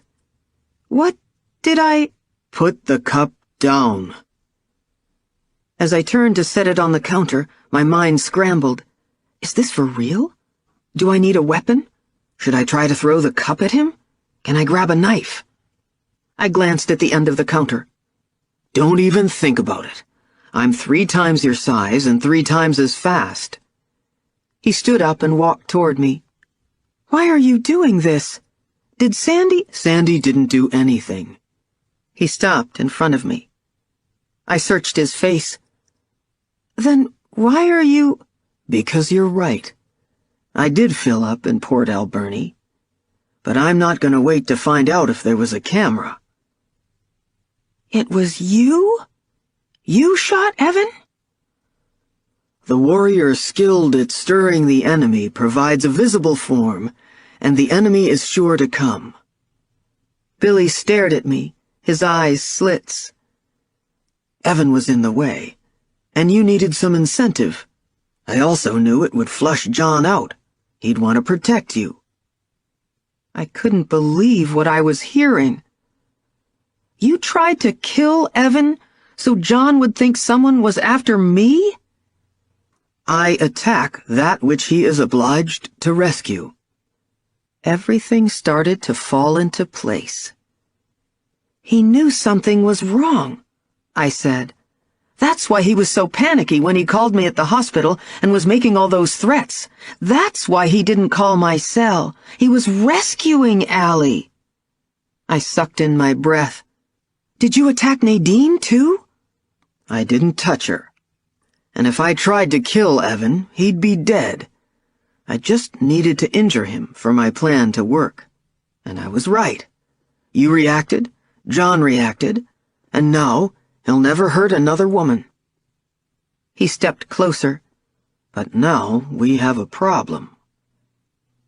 My legs turned to liquid. I won't say anything, Billy, I swear. Unfortunately, I can't take that risk. The words poured out. There's no risk. I'm not going to tell anyone. You made a mistake, but you were just trying to catch John. Even if someone did find out, you wouldn't be in that much trouble. I didn't make a mistake. He looked as calm as ever. I shot someone, Sarah. That's attempted murder. I'd go to jail for a very long time. But that's not going to happen. The way he said it terrified me. He wasn't scared or panicked, much less desperate. He sounded confident. My body started to shake. What are you going to do, Billy? You can't shoot me. Allie's upstairs and...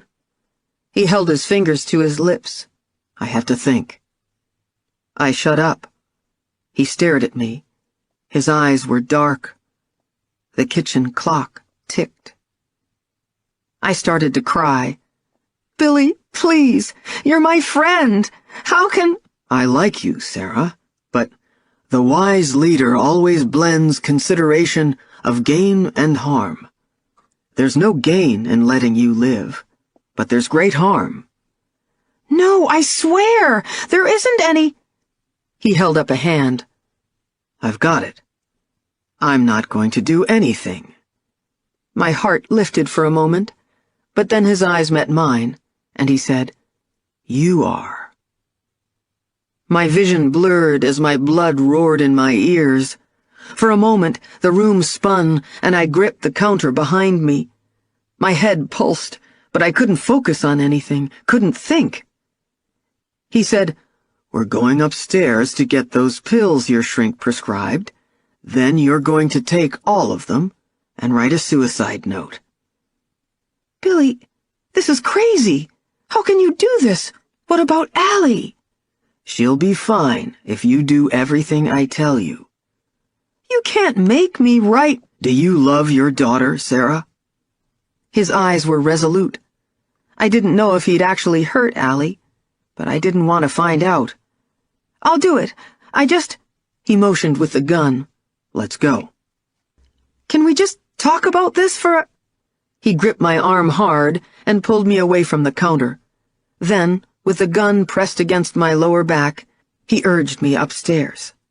With each step, my mind tried to formulate a plan, but all I could think was, "Please, Allie, don't wake up." At the top of the stairs, we turned and walked down the hall past her room, my heart hammering so hard it hurt. As we entered my bedroom, tears started to slide down my face. "Where are your pills, Sarah?" In the bathroom." This was really happening. I was going to die. "Open the medicine cabinet and take out the pills, but nothing else." I stared at myself in the mirror. My eyes were huge, my face pale. I opened the cabinet and took out the bottle. "Fill up that glass with water." Billy motioned to the glass I'd left on the counter earlier. "Hurry up." I turned on the tap. "Billy, please, you don't have to do this." His voice deepened. "Take them." I emptied the bottle into my shaking hand and stared at the small white tablets. The glass was cold in my other hand. Billy said, "If you don't swallow them, I'll have to shoot you. Allie will hear. Then she'll come to—" I pushed the pills into my mouth, choking on the chalky, bitter taste. I held the cold glass to my lips and took a swallow of water, then another, as pills lodged in my throat, the bitter taste traveling up the back of my nose. "Those ones, too." He pointed the gun at a small bottle of Percocet I keep for migraines. When I was done, he nodded and said, "Now we have to mess up your bed." "But I don't—" "You were trying to go to sleep, but you were so depressed you decided to end everything once and for all." With the gun still pointed at my back, I tugged the blanket free. "Now strip." "Billy, you don't want to do this." He raised the gun and pointed it at me. "Right. I don't. But no way in hell I'm going to jail." The book said to fight, but they didn't say what to do if the threat was a cop, and they didn't say what to do if your daughter was in the other room. I pictured Allie skipping in to wake me in the morning, climbing into bed next to my cold body. I pulled my sweater over my head. He motioned with the gun to my pants. I unzipped them and tugged them off, leaving them on the floor. I stood before him in my panties and bra. He was looking around the room, at the bed, at the door, like he was making sure the scene was right. He stepped closer until his huge body was directly in front of me. "Take off your bra." After my bra fell to the ground, I crossed my arms over my breasts. My whole upper body was shaking. "Drop your arms." "Billy, please, I don't—" "If you don't, I'll have to do it myself." I dropped my arms. "Now take off your panties." Tears streaked my face as I peeled them off. I choked back a sob. "Are you going to rape me?" I thought of Allie in the next room. I couldn't scream. No matter what he did to me, I couldn't scream. "It doesn't have to be this way. I'll sleep with you and—" "I'm not going to rape you." He looked insulted. "I'm not like your father. I don't have to force myself on women." My temper reared, but I held it in. "Shut up for Allie. Do it for Allie." He motioned to the dresser. "Put on your pajamas." I took out one of Evan's t-shirts, one he knows I hate, and a pair of his boxers, which I never wear, hoping he would notice these details after I was dead. I put them on. Now we're going to get some paper for your suicide note. After I found a pen and a pad of paper in my office, we headed downstairs. Once we were in the kitchen, he gestured to a half-empty bottle of Shiraz on the counter. Take that and sit at the table. I sat and stared at him. Drink some straight from the bottle. I took a swill. He said, Again. I did it, gagging on the last mouthful. Some spilled on my t-shirt. I thought about the lethal concoction already spreading through my veins, wondered how long it would take to stop my heart. Billy looked around at the kitchen and back to me, assessing the scene again. Good. Now start writing. When the pills kick in, you're gonna go lie on the couch. Allie, she'll find me in the morning and— I'll stop by first thing and find your body before she wakes up, and I'll make sure she's out of the house when the police show up. Promise you won't let her see me? Sure. When I picked up the pen, my hand was shaking violently. I had to think of something that would stall him so I could come up with a plan. But even if I could get to the alarm, then what? Write the letter, Sarah. It wasn't hard to write a sad goodbye letter. I told them how much I loved them, how sorry I was, how much I was going to miss them, but this was the only thing I could do. I cried the whole time I was writing. I wanted to stab Billy in the eye with the pen, but you couldn't stab a man with anything when he was pointing a gun at you. Allie would be okay. Evan would take care of her. She'd grow up hating me, thinking I'd abandoned her, but at least she'd get to grow up. When I was done, Billy said, Now we wait. Fear tight in my throat, I said, You're never going to get away with this. No one will ever suspect me, and you know it. The phone rang, and we both jumped. I looked upstairs, praying Allie didn't wake. Let's hope she's a deep sleeper, Billy said, as it rang for the second time. She is once she gets going, but she hadn't been asleep for long. I held my breath as I waited for her to call out for me. Thankfully, she was silent, and the phone didn't ring again. It must have gone to voicemail. I remember Melanie's number was on the call display when I first got home. Thinking she'd called to tell me off, I'd ignored it, but now I wished I could call her and tell her I was sorry 1,000,000 times over. My chest heaved with the effort to hold in panicky sobs. It had been at least 15 minutes since I'd taken the pills. I couldn't stop the tears streaming down my face now. I was going to die, and I didn't get to kiss my daughter. I'd barely hugged Evan goodbye. We never got a chance to be married. Stop it, Sarah. Calm down so you can think of a way out of this. If I kept talking, I might be able to stay alert enough to at least buy myself some time to come up with a plan. They might not suspect you right away, but they're not going to believe I killed myself. My family, Evan, my therapist, everyone knows I wouldn't do this to Allie. And I'm getting married. I was just talking to one of my sisters about my bachelorette party. Why would I— There's a suicide note in your handwriting. They'll believe it. But something flickered in his eyes. My phone records show we talked tonight. You were the last person to see me alive. Your fingerprints are all over the dishes. I came over to talk to you because you were upset. He shrugged. I didn't realize you were suicidal. But you're a trained professional. You should have known. There'll be an investigation, Billy. I'll deal with it. This will work. He was too calm. Nothing was shaking him. Panic came crashing back in on me, paralyzing my every thought except that time was running out. I was going to die. I stared at Billy. Everything started to feel distant and slow, like I was moving underwater. I heard a roaring in my ears and wondered if I was going to pass out. Then Billy shifted his stance, and my eyes landed on his tattoos. Weakness stems from preparing against attack. Strength stems from obliging the enemy to prepare against an attack. That was it. I'd found my strategy. I had to go on the attack. The fear left my body as my mind cleared. Like how your plan to catch John worked? His eyes narrowed. It did work. You never caught him. I killed him. I had to do your job for you. His hand tightened on the gun. I flashed to the conversation we'd had about how he used to have a temper.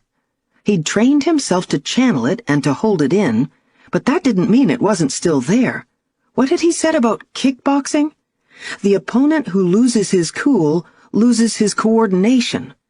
Maybe if I provoked him, he'd let down his guard, and I could make a break for the phone or the alarm. The art of war didn't help. It's all just a bunch of crap. This case proves it works. He said the words with conviction, but there was a slight flush to his neck. I'd touched a nerve. Nobody will take that stupid book you're writing seriously. Definitely not the RCMP. Even Sandy doesn't listen to you. The flush crawling up his neck darkened. She will, when she reads it and sees how it helped the case. But you're leaving out the part where you shot Evan, aren't you? That's why you're killing me. Because if the truth comes out, then everyone knows you're a liar. All your strategies and plans are bullshit. You broke the law. It works. I just needed one big case to prove it, and I did. No, Billy, you screwed up. You told me I had to be patient, but you took matters into your own hands. Then an officer, your partner, got hurt. You rushed things, and it escalated John. John had to be stopped. Because of my actions, he'll never kill another woman. But if you kill me, you're a murderer too, and I told you I'm not going to jail, not for saving lives. You didn't care about stopping a killer or saving lives. Everything you've done all along has been for yourself. His eyes were still dark, but he'd managed to calm himself down. I was starting to feel drowsy and lightheaded. I had to take another shot. You don't care about any of the people he murdered. You don't know the first thing about me. I know the RCMP are gonna laugh when they find out what you did. This isn't the first time you screwed up. Remember the old lady who got shot because you broke into that rapist's house? He stood up. You stupid bitch. You couldn't control the case, and you couldn't control me. You broke the law to make the case fit the strategies, not the other way around. If I was you, I'd shut up now. A vein started to pulse in Billy's forehead, and he took a step toward me. We both heard the crunch of tires on the gravel outside at the same time. Don't move, Billy said. Shit, it's your sister. You say one word, and I'll blow her head off. Oh, God, Lauren. I wanted to scream and warn her, but Allie was in the house, and it was too late. Billy was already opening the door. Hi, Melanie. Your sister's in the kitchen. Melanie? Why was she here? She walked in, spotted me sitting at the table. Hey, I forgot my cell. I tried to call. She saw my face, turned to look at Billy. He had the gun pointed at her head. As she gasped and took a step backward, the sob I was holding in my throat broke free. Billy walked forward with the gun still aimed at her. Sit down at the table with your sister. She turned and looked at me, then glanced at the sliding glass door. Don't even think about it. Sarah's already realized what will happen to Allie if anyone does something stupid. Melanie's eyes met mine. I nodded. Billy said, Sit down, Melanie. She pulled the chair out beside me. Put your hands on the table where I can see them. She did, slowly. Sarah was just in the middle of killing herself. She's already taken the pills. Melanie's gaze flew to my face. My eyes told her it was true. She turned to Billy. You can't make both of us kill— Shut up. I just have to adjust my plan. He started to pace. Melanie tried to stand up. Billy smacked her in the face with the back of his hand. She fell back into the chair with a yelp. "Do you want to wake up Allie?" he said. I said, "She's right, Billy. How are you going to explain 2 deaths?" He pointed the gun at me. "I told you to shut up." He continued pacing, then stopped and spun around. "John had a large fan base, all murder groupies. They're angry you killed him. One of them decided to seek revenge." He nodded. "I can make that work." Billy walked over to the knife block, picked up the biggest one, and hefted it in his hand like he was testing its weight. He sliced it through the air, once, twice. Melanie said, "Or I can help you." I gasped. But she didn't look at me. She said, "Suicide is way more believable. There's already drugs in Sarah's system. We don't have to hurt the kid. But it would look better for you if I'm the one to find Sarah's body. I could try to revive her, but—" She shrugged. "You think I'm gonna fall for that?" But he sounded tense. He knew she was right. "I hate Sarah." Melanie spit the words out. "I've always hated her. She's not even my real sister. If she dies, I'll owe you for the rest of my life." She dropped to her knees off the chair. Startled, Billy stepped back, the gun pointed at her face, but she crawled forward on her knees. "I'll even tell the cops I saw her today, and she was really depressed." From the side, I saw a gleam in Melanie's eye. I wanted to say something, anything, but my tongue felt thick, and my vision was a little blurry. The pills were definitely kicking in. Melanie was in front of Billy now. He didn't move. "I'm your best chance to get out of this," she said. Billy's face was intense, his forehead covered in a fine sheen of sweat. Her hands at her sides, Melanie rose, still on her knees, so her mouth was right in front of Billy's crotch. He stared down, transfixed. "I'll do anything you want, Billy." I finally found my voice. "Doesn't matter what she says. You'll never get away with this. And when your father finds out, he'll—" Billy looked up. "You bitch!" Melanie rammed her forehead into his crotch. He let out a huge bellow and stumbled backward. The knife fell out of his hands and skidded to my left. I lunged for it, but my body was slow to respond, and I hit the floor with a thud. Melanie and Billy were struggling for the gun. He grabbed her by the hair and slammed her head into the fridge.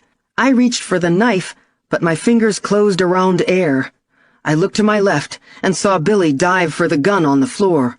Melanie kicked it away in time. He punched her. She went down and stayed down. Now he was coming for me. My vision was blurry, but I could see the gun in his hand. I searched the floor in frantic swoops. Just as my fingers closed around the knife, his hands grasped my feet and he hauled me out from under the table. I tried to grip the table leg with one hand, but he pulled harder. Then I heard a small voice. "Mommy?" Billy let go of my leg and straightened up. I thrust the knife into his thigh. He screamed and clutched at it. I was still gripping the handle as he wrenched his body backward until I was left holding the knife. "Mommy!"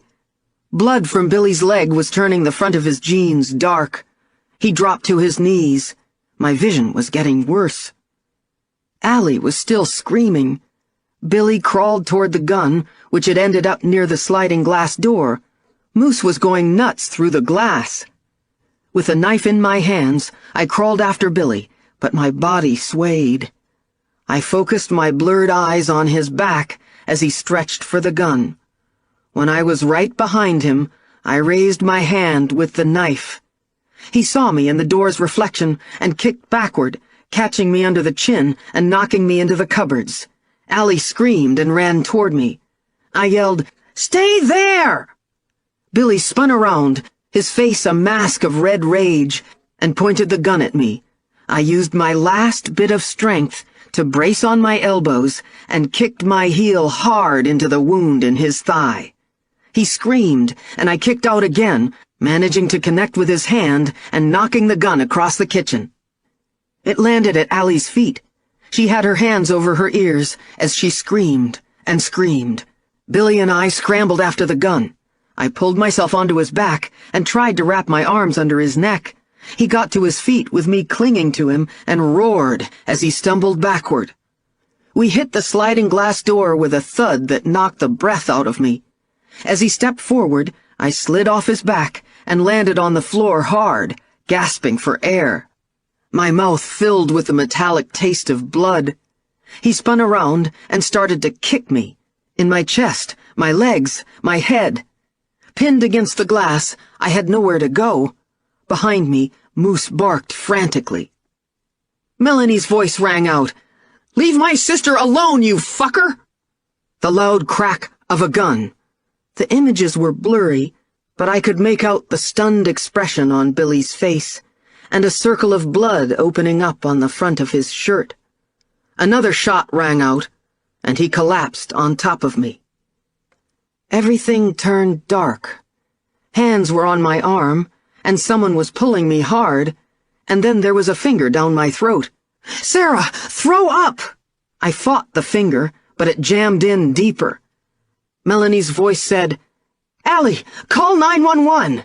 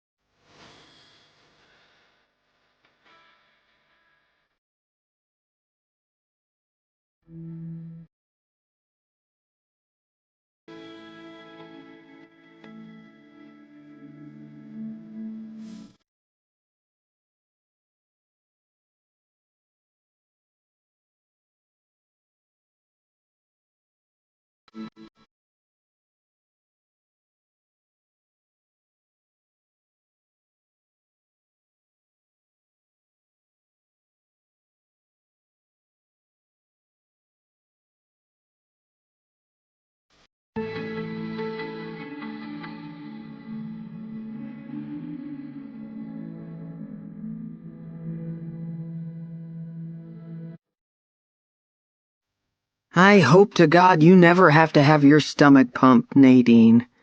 Not a lot of fun. Nor is hanging out in the hospital for 2 days. You wouldn't believe how loud it gets in there sometimes, especially at night. But I never slept anyway. The fact that John took the blame for attacking you and shooting Evan still haunts me. He must have suspected it was someone on the force. But it's hard to know what was going on in his head. I wonder sometimes why he didn't just tell me it wasn't him. But I wouldn't have believed him, and he probably knew it. He must have also known all along I was working with the cops and set up the meetings to test me. But I don't understand why he kept phoning. He had to have realized he was taking a chance with each call. Was he that confident that they wouldn't catch him? Or did he want a connection with me so badly he was willing to take the risk? I betrayed him again and again, but he still tried to protect me. If I was carrying guilt for killing him before, I'm dragging heaps of it now. I understand your theory that I might be focusing on my father's rescuing me as a way of reconciling myself with his being a serial killer, but it's the opposite. Knowing he wasn't all bad is a whole lot harder than believing he was pure evil. I keep thinking about that last day with John, my only day with him, how hard he was trying to please me, and when I attacked him in the river, I wonder what he'd been trying to tell me. I'll never know.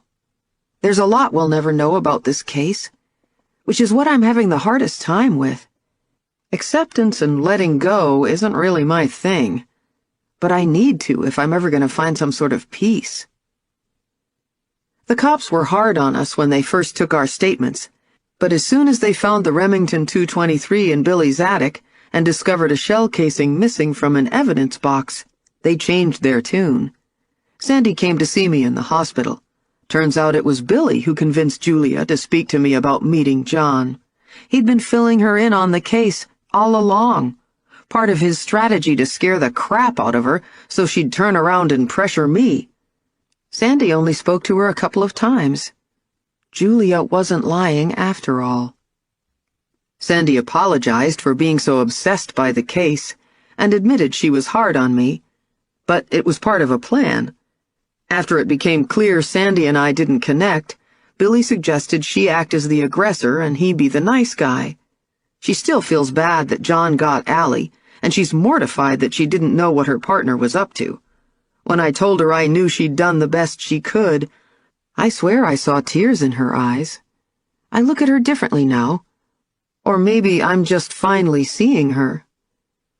When they searched Billy's house, they also found a few books about the art of war and some other Chinese classics. On his hard drive, they found a draft of his own book, titled The Art of Police Work. He'd used several famous cases for examples, but most of the strategies were applied to his one big case, the hunt for the campsite killer. He also had notebooks on John, and copies of every file. Another mystery was solved when they searched Billy's browser history and found all the websites where he'd posted a link to the original article about the campsite killer being my father. He made sure it spread across the internet, obviously in hopes of flushing out John. When the police looked into it, they discovered he'd even posted the article on some Where to Camp in BC forums, using the screen name The Dark Knight. The worst part is that he linked to my business directory, which is probably how John got my cell number. When I got home from the hospital, I read The Art of War front to back, still trying to make sense of Billy's actions. But in the end, I was just left with the feeling he'd interpreted each quote for his own purposes. There was one line in there that basically summed up his entire friendship with me. Command them with civility, rally them with martial discipline, and you will win their confidence. Now I realize just how much Billy was manipulating me all along, keeping my spirits high, bringing me food, getting me ready for the next battle, even stealing Moose so he could help me find him. First thing Dad said was, I knew there was something off about him. He didn't dress like a cop. I started to argue that Billy's dressing nice didn't mean squat, then realized I was feeling defensive for liking Billy. That's the hardest part, that I liked him. But maybe you're right, and it wasn't Billy I liked so much as what he was teaching me. I know he just needed me to be calm so he could use me, but he did help. Even now, when I get stressed out or start to panic, I think, breathe, regroup, just focus on your strategy. If this whole situation taught me anything, it's that even though I was terrified 95% of the time, I did handle everything that was thrown at me.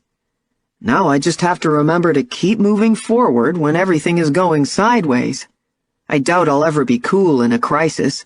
I'm just not wired that way. But maybe I'll stop freaking out about the fact that I freak out. The police still don't know who attacked you. Billy could have snuck out that night. I even told him the alarm code after he encouraged me to take an Ativan. But he would have bragged about it. Sandy still believes it was John, but I don't think it was him either. Don't worry, I'm staying out of this one. When I told Evan the same thing, he just laughed and said, "Right." But I swear, this time I'm leaving it to the police.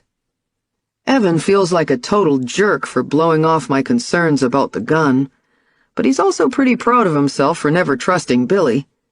He's been getting way too much mileage out of that one. But overall, he's being really sweet. All the fighting we went through scared me, but in the end, it made me realize we can have differences and still be right for each other. If we can make it through 2 killers, marriage is going to be a piece of cake. He brought Allie to see me in the hospital. She got super upset the first time. Nothing like seeing your mommy with tubes coming out of her. But one of the doctors explained everything, and she calmed down. She loved coming after that, because I gave her my puddings. She slept in our bed both nights I was in the hospital. Evan said she kept waking up screaming. We've been taking her to see that therapist, and she's getting better, but she's still a little clingy. She's also been throwing some major temper tantrums, so we have to work on that. But in the last month, she's been abducted, watched her mom and aunt get beat up, and seen a man get shot to death. She has to let it out somehow. Melanie came to see me the first day I was in the hospital. I was sleeping, but when I opened my eyes, she was sitting in the chair beside me, flipping through a People magazine. Evan told me she had a minor concussion, so I wasn't surprised to see the bandage on her forehead, but the black eye was a shock. I cleared my throat, which was still swollen from the tube the doctors had jammed down it. "Nice shiner." She smiled at me. "Beats yours." I smiled back. "I like purple. Makes my eyes look greener." We laughed, but then I groaned. "Stop! That hurts." Our eyes met, and our last moment with Billy surrounded us. She shifted her weight in the chair. "The stuff I said—" She cleared her throat. "I didn't mean it." "Yeah, I know. But our relationship does kinda suck." Anger flashed in her eyes, but I held up a hand. "I overreact, and I have a temper." I took a deep breath, which made me cough, which hurt like hell. Melanie handed me my water. After I took a sip, I said, "And you're right. Sometimes I judge you. But I'm just jealous because of how Dad treats you." "Well, don't be, because he's embarrassed I turned out to be such a disappointment. He's always going on about how well you've done for yourself, and he hates my boyfriend." I'd never looked at it from her perspective before. Never realized how much she also wanted Dad's approval. "You're not a disappointment, but he does hate Kyle." She laughed. "It doesn't help that he thinks Evan's perfect. I know Kyle is different, but he's fun, and he makes me feel good. You've never tried to get to know him." "You're right, but I will, okay?" "Okay." She smiled. "I don't see us going on double dates, though." I laughed, then held my side and gritted my teeth. Once the pain had passed, I said, "You're probably right, but you never know." I touched her hand. "Hey, you know what? When you were really little, I snuck into your room one night. I thought if I gave you away, Dad would love me. But I stayed in your room for hours, watching you sleep." "You were going to give me away?" I smiled at the expression on her face. "The point is, I decided to keep you. Thank God, or I'd be dead right now." She laughed. Then she rested her forehead on my hospital bed and started to cry. "Oh, Sarah, I thought you were dead. You passed out and I couldn't get you to wake up. All I could think was that you were gonna die, believing I hated you." I patted the back of her soft hair. "I know you don't hate me, and I don't hate you either, even when you piss me off. Lauren says you and I are a lot alike, and that's why we fight so much." Melanie's head popped up. "We're not alike at all." "That's what I said." We eyed each other. She said, "Oh, fuck." When Lauren brought me some clothes from the house, I filled her in on my visit with Melanie. "I think we might be okay. I'm sure we're still gonna fight, but at least we're talking about it now. I still wonder how John knew all that stuff about Allie, but I never really thought Melanie had anything to do with it, and now I'm positive." Lauren turned away and started unpacking my bag. "Evan should get some herbal teas for you when you get home." "Lauren?" She continued unpacking. "Peppermint will help your stomach. And get some herbal cleansers from the health food store. They'll help with the toxins." "Lauren, can you look at me for a minute?" She turned around with a pair of my pants in her hands. I scanned her smiling face and her two bright eyes. My stomach fluttered. "Do you know something?" My voice was still raspy from the tube. "About what?" Lauren's wholesome face isn't built for lies. "What did you do, Lauren?" She stood there a moment, then dropped into the chair beside my bed. "I didn't know it was him." "What happened?" Her mouth turned down. "A man called and said he was from the newspaper and he was researching what children are interested in these days for an article. He said he got my name from a parent I know, Sheila Watson. She's a neighbor. So I told him about the boys. Then he asked if they had any relatives, and when I said they had a cousin, he wanted to know what she liked. I told him, but when he kept on with more questions about Allie, I asked his name again, and he hung up. I told Greg about it, and he said we shouldn't say anything. It would just scare you." For the first time in my life, I wanted to hit Lauren.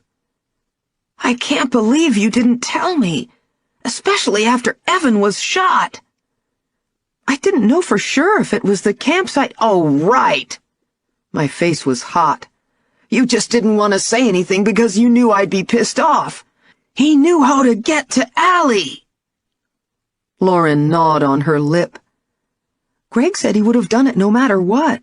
I feel horrible for telling him about Allie. He just sounded so nice." We were both quiet as I looked at her flushed face. Then something else clicked into place. "Did you tell someone the campsite killer was my father? Is that how it got leaked?" Her face was now scarlet. "Greg, sometimes he talks too much when he's been drinking. He didn't know one of the guys in camp was dating a reporter from that site, or he—" "You told him, even though I asked you not to tell anyone, not even Greg? You started all of this?"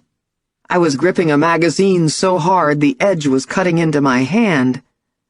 Then I realized something else. Wait a minute. Greg tells stupid jokes when he's drunk, but he doesn't gossip. He knew this could really mess up my life. Why would he let it slip? Lauren's cheeks flushed again. I stared hard at her. She looked away. Did he do this on purpose? Lauren still wasn't looking at me, and her face was desperate, like she wanted to say something but couldn't. I didn't believe this was a drunken blunder. Was Greg mad at me because he thought Lauren had talked to me about his drinking? No, that wasn't it. She was too loyal, and he knew it. There had to be some other reason. Or person. I felt my way slowly. Was he trying to embarrass Dad? Now Lauren met my eyes, and I had my answer. That's it? I wasn't sure what hurt more, that Greg threw me under the bus to get at Dad, or that he knew I was the way to do it. I think so. Her voice was resigned. He swears he didn't know about the reporter. But he was so mad when Dad promoted the other foreman. You sat there listening to Dad give me a hard time, and your husband leaked it? Lauren's eyes filled with tears. I'm so sorry. Damn right you should be sorry. I was breathing fast, which was sending stabbing pains through my ribs, but I was too pissed off to care. She said, I tried to tell you a couple of times, but I was worried Greg would lose his job, and Dad would be mad, and treat you like crap. He's the only father I have. He's the only one I have too, Lauren. Lauren stared at the blanket on my bed, and her face turned sad. I know things were different for you, she said. It's not right how he treats you. I was silent, all my angry words dying in my throat. I'm sorry. I never stuck up for you when we were growing up. None of us did. Now I was the one crying. You were just a kid. But I'm not now. She took a deep breath. I'll tell Dad. He'll fire Greg. I'm tired of hiding. I have to make some changes in my life. You're more important. You're my sister. Her eyes met mine. I just want you to be happy. I am happy. And then I realized I was. I had everything I needed. My last visitor in the hospital was the last person I expected to see. As I flipped through channels on the TV, there was a light rap on the door. I glanced over, thinking it was one of the nurses, and saw Julia standing there. She looked elegant in a white linen pantsuit. She also looked really uncomfortable. May I come in? It took me a moment to find my voice. Sure, of course. I clicked off the TV. Have a seat. I nodded to the chair beside the bed, but she moved to stand near the window. She fiddled with one of the flowers in the vase, plucking a petal off and rolling it in her fingers. Finally, she turned and said, I haven't spoken to you since you killed him. Her voice drifted off, and I fought the urge to fill in the silence. Why are you here? Are you happy he's dead? Do you still hate me? I wanted to thank you, she said. I can sleep now. Before I could respond, she met my eyes. Catherine's moved out. Not sure why she was sharing this, I said, I'm sorry. Her face turned reflective. It was easy to blame everything wrong in my life on him. What he did was, he's gone now. And I see now, things I've done, what it did to people around me, how I pushed them away. Her eyes fixated on the photo on my side table. Is this your daughter? That's Allie, yes. She's very pretty. Thanks. She was still staring at the photo when my mom came into the room with the coffee I'd asked for a few minutes ago. When she saw Julia, she startled. Oh, I'm sorry. I'll come back. It's fine, Mom. Please stay. Julia's face flushed, and she gripped her purse. I should go. I said, wait a second, please. She stiffened. Julia, I'd like you to meet my mother, Carolyn. Mom looked from Julia to me, and her face lit up. I gave her a smile, my eyes telling her everything I wanted to say. She smiled back.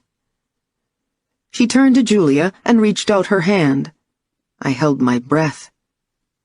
Julia extended hers. Mom held it for a moment with both of her hands and said, Thank you for giving her to us.